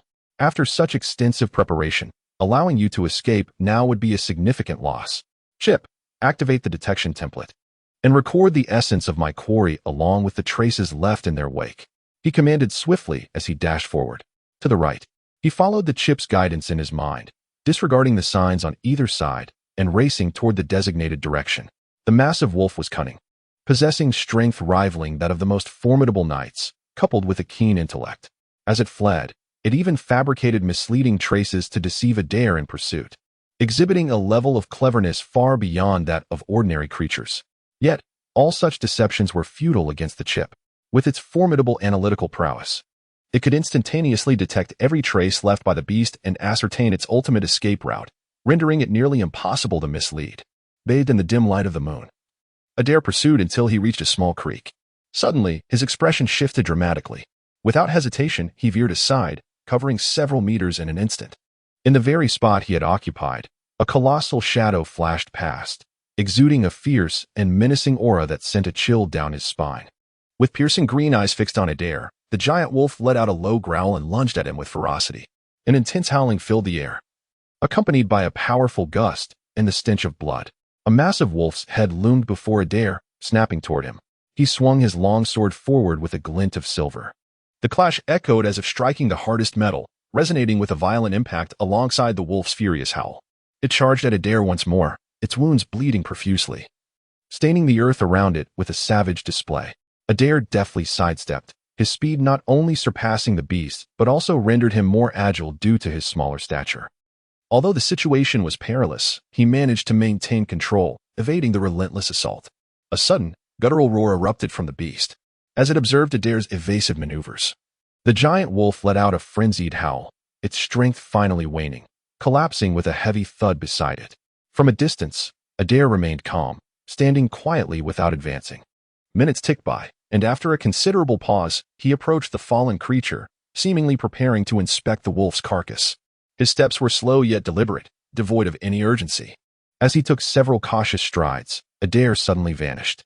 A massive shadow loomed in the vicinity, and unbeknownst to him, The wolf's body stirred once again, its latent power surging forth in a moment of explosive energy, ultimately resulting in a futile lunge. In the distance, beneath a tree, Adir stood silently, his gaze tranquil as he observed the great wolf from afar. Feeling the gaze of Adir, the colossal wolf emitted a low growl before collapsing thunderously to the ground. This time, Adir lingered in place for quite some time, only to finally ascertain that the creature was not feigning but had genuinely succumbed. The gamer wolf. Its size appeared somewhat anomalous, suggesting it was a variant of some sort. Approaching closer to observe the immense beast before him, Adir arrived at this conclusion. The gamer wolf is a unique species native to this continent, reportedly a hybrid between the black abyssal wolf and ordinary wild wolves, possessing a faint lineage of magical creatures in its veins, thus exhibiting considerable strength, comparable to a great knight among humans once it reaches maturity. Fortunately, he had prepared extensively prior to this encounter. Otherwise, capturing it would have been a formidable challenge. Reflecting on the pursuit, Adir recalled the series of events leading to this moment. After discovering the trace of the gamer wolf days earlier, he meticulously devised a plan to ensnare it, even opting to spend the night in a wooden shack in the wilderness to lure it out, to ensure its emergence. He had even prepared certain items to amplify his presence. To prevent its escape, Adir utilized materials procured earlier, extracting toxins from the venom sacs of the corrupted ants and Komodo man-eating lizards, which he then applied to his sword. The robust vitality of this creature is indeed a testament to its magical bloodline. Observing the colossal wolf, feeling its powerful heartbeat, Adir sighed. Even after succumbing to potent poison, the beast remained alive, albeit in a state of near death, temporarily incapacitated. With this thought, and after confirming its harmlessness, Adir sheathed his sword and moved forward to lift the massive body of the wolf. Compared to Adir, the creature's size was several-fold larger, yet he managed to hoist it effortlessly, appearing unfazed by the burden. After the struggle, his focus was sharply heightened, and the effects of meditation were markedly beneficial at this moment. Time gradually slipped away. As dawn began to break, Adir finally opened his eyes. After several hours, the gamer wolf still lay quietly on the ground. Although its wounds had been tended to and were no longer bleeding, its life force was inevitably waning. In no more than 2 days, it would likely become a lifeless carcass. After a brief assessment of the wolf's condition, Adir reached this conclusion. Feeling a surge of urgency, he decided to carry the massive creature and hasten towards the academy. Due to the weight of the behemoth, Adir's pace was considerably slower than usual, and after 3 to 4 hours of travel, he finally arrived at the academy. Upon reaching the institution, he made his way directly to the underground market, intent on finding a place to dispose of his spoils. As he traversed with the 2-meter-tall, 3 to 4-meter-long gamer wolf, he attracted considerable attention from onlookers. Is that a gamer wolf? It appears significantly larger than the ordinary specimens. One of the apprentices recognized the creature that Atil was carrying and was immediately astonished that it was still alive. Chapter 79. The second-class apprentice moving quietly through the crowd. Oblivious to the curious gazes directed at him, Adir calmly approached a stall and came to a halt. This was a booth he had specifically requested a few days prior. Intended for the purpose of dealing with some herbs he had unexpectedly acquired during his patrol missions, it was now perfectly timed for use. Observing Adir's actions, the surrounding apprentices exchanged glances and instinctively drew closer. How much for this gamer wolf? One apprentice could not restrain his curiosity and inquired, eyeing the massive wolf before Adir. 15 magic stones, Adir replied after a moment of contemplation, casting a glance at the questioner. This price was exorbitant for an ordinary apprentice, yet not unreasonable for a gamer wolf. Its strength was formidable, with even the average specimen rivaling that of a high knight. And this particular one was among the elite, possessing a magical bloodline that was notably superior to its peers, thus justifying its elevated value. Upon hearing Adir's quoted price, a wave of astonishment swept through the apprentices. Most were of humble origins, their families lacking the means to provide them with sufficient magic stones, barely enough to cover their educational needs, let alone spare resources for such an acquisition. 15 magic stones, that's a fair price. While many apprentices were deterred, a few discerning individuals nodded in approval. Recognizing the worth of the gamer wolf, I'll offer 20 magic stones. Suddenly, a cold voice echoed from the distance, interrupting the previous speaker. The crowd turned to see a slender figure clad in a black robe approaching. It's Lord Emma. Gasps of surprise filled the air as the apprentices recognized the face of a third-class apprentice. Why is he here so early today? Upon the arrival of Emma, the earlier bidder fell silent, evidently intimidated by the other's reputation and unwilling to compete. 20 magic stones, how about I take this mutated gamer wolf? Emma stated, stepping closer and scrutinizing the colossal beast for an extended moment. He had recently embarked on a series of complex experiments requiring the rare bloodlines of powerful creatures. And this opportunity was not one he intended to let slip by. Adir, taken aback by the unexpected offer, realized that a higher price was being presented. Without hesitation, he nodded in agreement to the transaction. Pleasure doing business, Emma remarked, a faint smile gracing his pale visage. He retrieved a cloth bag from his waist and, in full view of the surrounding apprentices, produced 2 medium-sized magic stones, handing them directly to Adir. I am a student of Mentor Shiva. Should you capture any more creatures with potent bloodlines in the future, please inform me at once, and I assure you the price will be most satisfactory. Before him, several puppets carried a colossal wolf, slowly following the figure of Emma ahead. Observing the apprentices around him gradually disperse, Adir shook his head and promptly tucked away his belongings, preparing to depart. In the afternoon, Adir hurried along the academy's pathways, hastening towards the instructional area. Today marked the commencement of the alchemy course, and he pondered how much more challenging this session would be compared to the last. As he walked, these thoughts occupied Adir's mind. Finding a random seat, he glanced around but failed to spot a familiar face. Strangely, none of the apprentices from the previous session, aside from himself, had returned. Other apprentices nearby engaged in hushed conversations, from which Adir gleaned that most were not first-time attendees. Rather, they were returning to better grasp the material they had struggled with last time. Feeling somewhat at a loss, Adir was caught off guard when a figure swiftly exited through a side door. Simera, clad in a black robe, wore a face etched with wrinkles and a hint of impatience as he made his way to the podium. Upon entering the classroom, he surveyed the sparse audience without a hint of surprise, clearly accustomed to it. Only when his gaze fell upon Adir did a flicker of astonishment cross his eyes, accompanied by a barely perceptible nod. The lesson would once again cover the fundamentals of alchemy, albeit with greater complexity than before. Standing at the podium, Simera gestured lightly, summoning a collection of experimental apparatus to his side. This time, in addition to foundational knowledge, the apprentices would also observe authentic experiments. As the course officially commenced, the apprentices instinctively straightened in their seats, their expressions becoming markedly more focused as they attentively absorbed Simera's elucidations. After several hours, amidst the bewildered gazes of many apprentices, the session concluded. That will be all for today, Simera declared, shaking his head at the sight of the apprentices. His gaze shifted to a corner where Adir sat quietly, exuding an air of calm and composure, in contrast to his peers. I shall grant you an additional 10 minutes. Simera's intended departure faltered as he addressed the astonished array of apprentices below, offering a rare opportunity to clarify their inquiries. Adir's eyes widened slightly in surprise. Such an opportunity was indeed rare. Wizards' time was often precious, and typically, not even third-tier apprentices would remain after class to address the questions of those of lesser rank. However, despite his astonishment, Adir did not hesitate in his actions. The assembly predominantly consists of novice apprentices, whose reactions and speed pale in comparison to that of this pinnacle knight, allowing him to surge ahead unchallenged.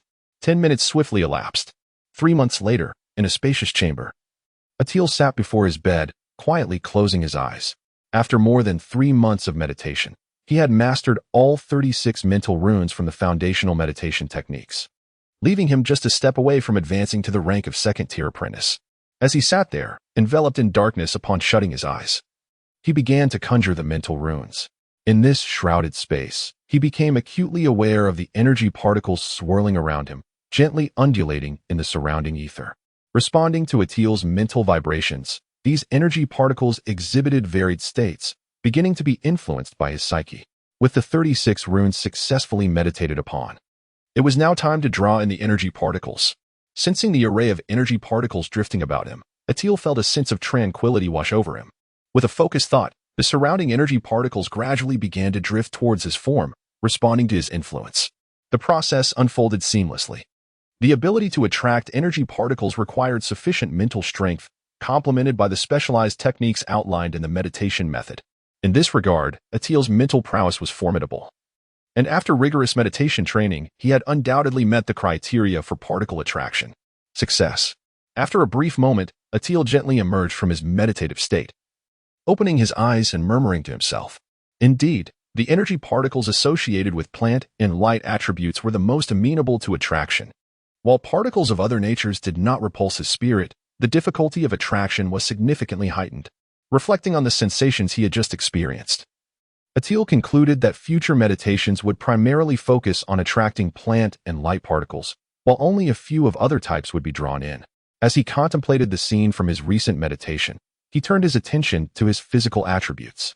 Name: Adir Farkas. Strength: 112. Agility: 114. Constitution: 115. He sighed softly, realizing he had reached this level. Although meditation primarily enhances the mind, it also exerts a beneficial effect on the body. Over nearly a year, he had managed to elevate his previously maxed-out physical attributes to this extent. His physical prowess had already reached the limits of a great knight during meditations. And even after further training, he had achieved such growth. Others likely experienced even more astonishing gains. A wizardly qualified apprentice, even if they were once an ordinary person, could, through relentless meditation, attain physical attributes that rivaled those of formidable knights upon reaching the rank of second-tier apprentice. Sitting at the edge of his bed, Adir found himself at a loss for words. It was no wonder that the wizarding families looked down upon knights.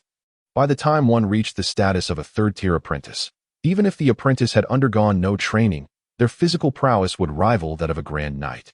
With such a level of physical conditioning, combined with the formidable might of spells, any knight, save for those at the pinnacle of their craft, would already find themselves at a distinct disadvantage. As he sat there, Adir extended his hand.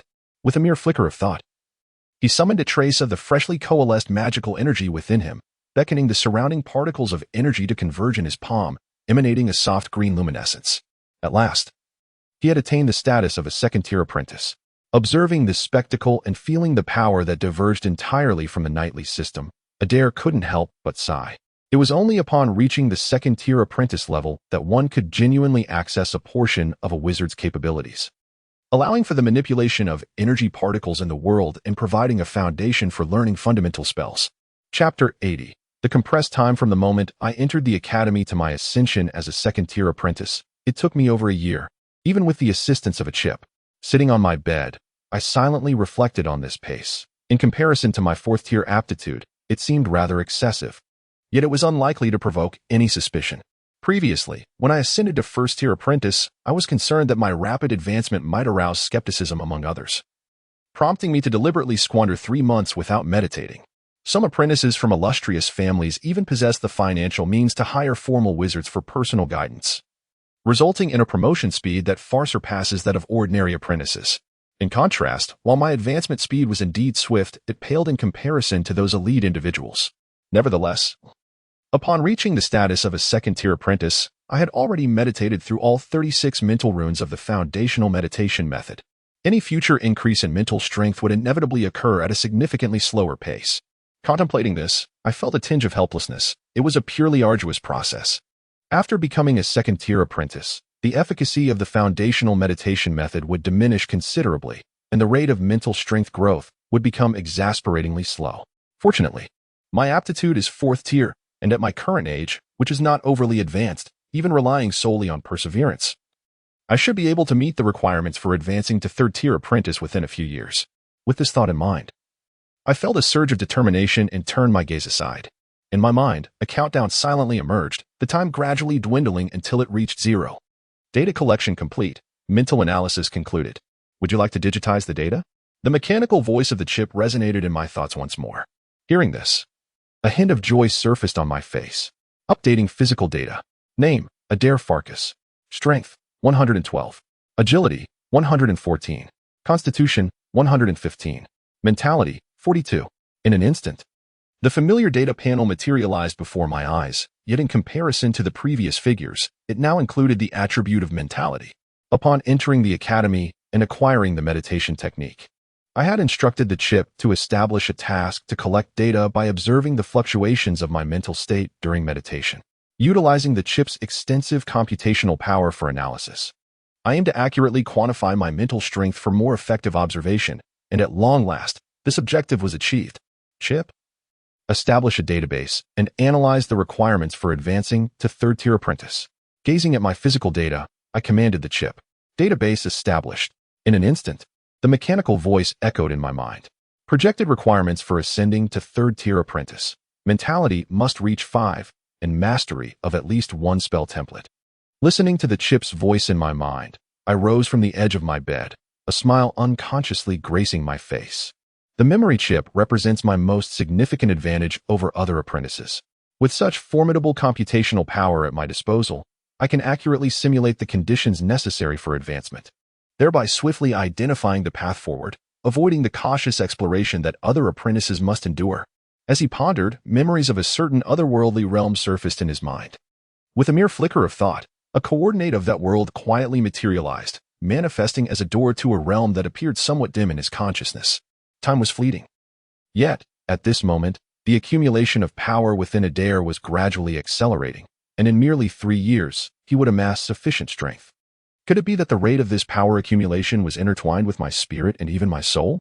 Thus, upon ascending to the rank of a second-tier apprentice, the speed of power accumulation correspondingly increased. This realization illuminated Adir's mind. It was of paramount importance to him. Each new world undoubtedly harbors a wealth of unique resources. For Adir, if he could traverse into other realms and access their abundant resources, it would significantly propel his journey along the path of the sorcerer. The path of a sorcerer is intricately linked to the soul and the spirit. If the rate of energy accumulation is dictated by these aspects, then one day, that accumulation might accelerate exponentially, permitting me the freedom to explore other worlds. However, the specifics would remain to be validated once I reach the status of a third-tier apprentice. Adir contemplated as he examined his physical attributes. Standing still, he allowed his emotions to settle before opening the door to his room and stepping outside. It was already afternoon, and numerous apprentices were bustling about in the accommodation area, seemingly in a hurry and lacking the inclination to greet those around them. Adir had grown accustomed to such behavior. Sorcerers were typically not adept at social interactions unless among acquaintances, often displaying a rather aloof demeanor towards others. Reflecting on the time, he recalled that it was once again the afternoon for Professor Samora's potion class. As he walked, thoughts of the upcoming lesson occupied his mind. Upon arriving at the lecture area and calculating the time, Adir entered the familiar classroom without hesitation. Instantly, he was taken aback. The expansive classroom was lined with rows of desks and chairs, meticulously preserved. At the forefront of the podium, Professor Samora, clad in a dark robe, stood quietly, his gaunt figure appearing so frail in the vast, empty space. As if sensing Adir's presence, Samora slowly turned, gazing in the direction of the sound. In that moment, he too was taken aback. Chapter 81. The teacher in the spacious classroom. 2 figures stood in silence. Are you here to attend class? Seymour raised his head from the podium. His hoarse voice inquired as he gazed at Adir, who had just entered. After posing the question, he fixed his eyes on Adir, a flicker of anticipation unconsciously glimmering within them. Observing this scene and feeling the weight of the other's gaze, Adir nodded, albeit somewhat bewildered. Yes. Is today not the pharmacology class? In the distance, after a moment of silence in response to Adir's words, Seymour finally replied in a hoarse and somber tone, No. You are in the right place. The time has come. Please come in and begin the lesson. After uttering this, he turned his gaze away from Adir, silently retrieving some items from beneath the podium. Seizing this brief moment, Adir let out a sigh as he observed Seymour at the lectern. This moment had been foreshadowed long ago. The difficulty of pharmacology was exceedingly high, demanding a great deal from the apprentice's learning capabilities. As the course progressed, fewer and fewer could keep pace. Previously, Adir had been too absorbed to notice, but now he realized that during the last class, only a handful of apprentices had managed to attend. Now, it seemed he was the sole student remaining. Very well, let us begin, Seymour announced, his eyes flickering with a hint of hope as he turned his attention back to Adir and commenced the lecture. His classes were always conducted with utmost seriousness. Even with only one student remaining, he showed no signs of leniency, instead becoming even more diligent. As Adir listened intently, he activated his chip assistance, striving to absorb the material. With complete focus and the chip's formidable support, he found the lesson challenging yet manageable, allowing him to keep up without falling too far behind. Time swiftly passed, and after an hour or two, Seymour, standing before the lectern, rapidly elucidated various knowledge points to Adir. Perhaps due to the solitary nature of the class, he made a concerted effort to pause and slow his pace at difficult topics, ensuring that Adir could comprehend more clearly. All right, we shall conclude this lesson here, he declared, unaware of how much time had elapsed until the outside light began to dim. If you have any questions, now is the time to ask. Upon hearing this, Adir hesitated for a moment before quickly regaining his composure. Of course, he would not let this opportunity slip by. He approached without hesitation and inquired, "Sir, regarding the formulation of bloodline potions, how can one alleviate the rejection reactions of different biological bloodlines during the crafting process?" This is a rather complex question. Listening to Adir's inquiry, Seymour nodded inwardly, his expression growing increasingly serious as he began to address Adir's doubts with earnestness. Time swiftly passed during the post-class tutoring session. Seymour did not proactively indicate when he would leave, thus Adir naturally seized the opportunity. He fervently posed all his inquiries regarding pharmacology, absorbing knowledge like a sponge. Listening to these questions, Seymour exhibited no hint of impatience. Rather, he patiently assisted Adir in unraveling his doubts. Before long, as the darkness enveloped the outside world, Adir suddenly awakened to the passage of time. "My apologies for intruding upon your time," he said, casting a somewhat apologetic glance at Seymour. "It is getting late. I shall take my leave." Hearing this, Seymour nodded and waved his hand, signaling for him to depart. Sensing the unspoken understanding, Adir let out a sigh of relief. Rising from his seat and making his way toward the door. As he reached the threshold, Seymour's hoarse voice resonated once more behind him. "From now on, simply call me Master." Adir paused at the door, a look of surprise illuminating his face. "Yes, Master Seymour." Standing at the podium, Seymour silently watched Adir's departure. Reflecting on the latter's performance over the past few months, a flicker of satisfaction crossing his eyes. How many years had it been?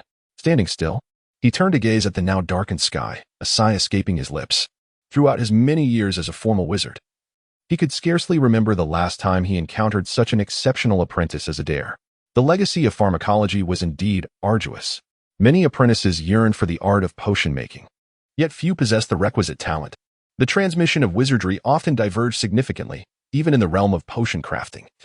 Differing schools of thought resulted in varied methodologies and specialties among wizards. Due to the inherent challenges of studying pharmacology, the transmission of this knowledge was frequently fraught with difficulty, making it challenging to find suitable candidates for succession and learning. Even for Seymour, a certified wizard, witnessing Adir's remarkable aptitude stirred within him the desire to take on a student. The title of Master seemed reminiscent of certain wizarding schools. Could it be that Master Seymour belonged to a particular school of thought? As he walked along the spacious avenue, contemplating the recent scene, this notion flickered through Adir's mind. On this continent, apart from formal academies, there existed numerous schools of varying sizes. These institutions often preserved unique knowledge and spells, typically passed down through a master-apprentice lineage. While the number of practitioners within these schools was generally smaller compared to those in academies, their bonds were often far more intimate. However, due to their lack of communication with outsiders and the occasional loss of heritage, many practitioners from these schools often lacked strength, with few achieving formal wizard status. Reflecting on this seemed quite reasonable. As he walked along the path, Adir pondered that, in comparison to the grand institutions like the Academy, which boasted abundant resources and a well-structured system, independent sect wizards, despite their unique heritage, fell short in many respects. Thus, it was entirely reasonable for them to seek admission into the Academy. Given Mentor Samora's formidable prowess as a formal wizard and his profound expertise in potion making, no institution would dare to reject his application. They would extend the most generous offers to entice him. This led Adir to a subtle realization about the Uraldo Academy. Renowned for its mastery of shadow spells and magical artifact crafting, yet lacking in a robust tradition of alchemy.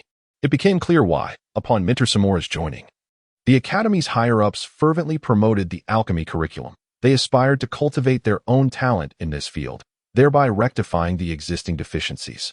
Having already demonstrated exceptional aptitude in potion making, Adir felt a spark of hope. If he maintained this trajectory, he might just catch the attention of the Academy's elite and secure their support. With this thought, a glimmer of excitement lit up Adir's eyes.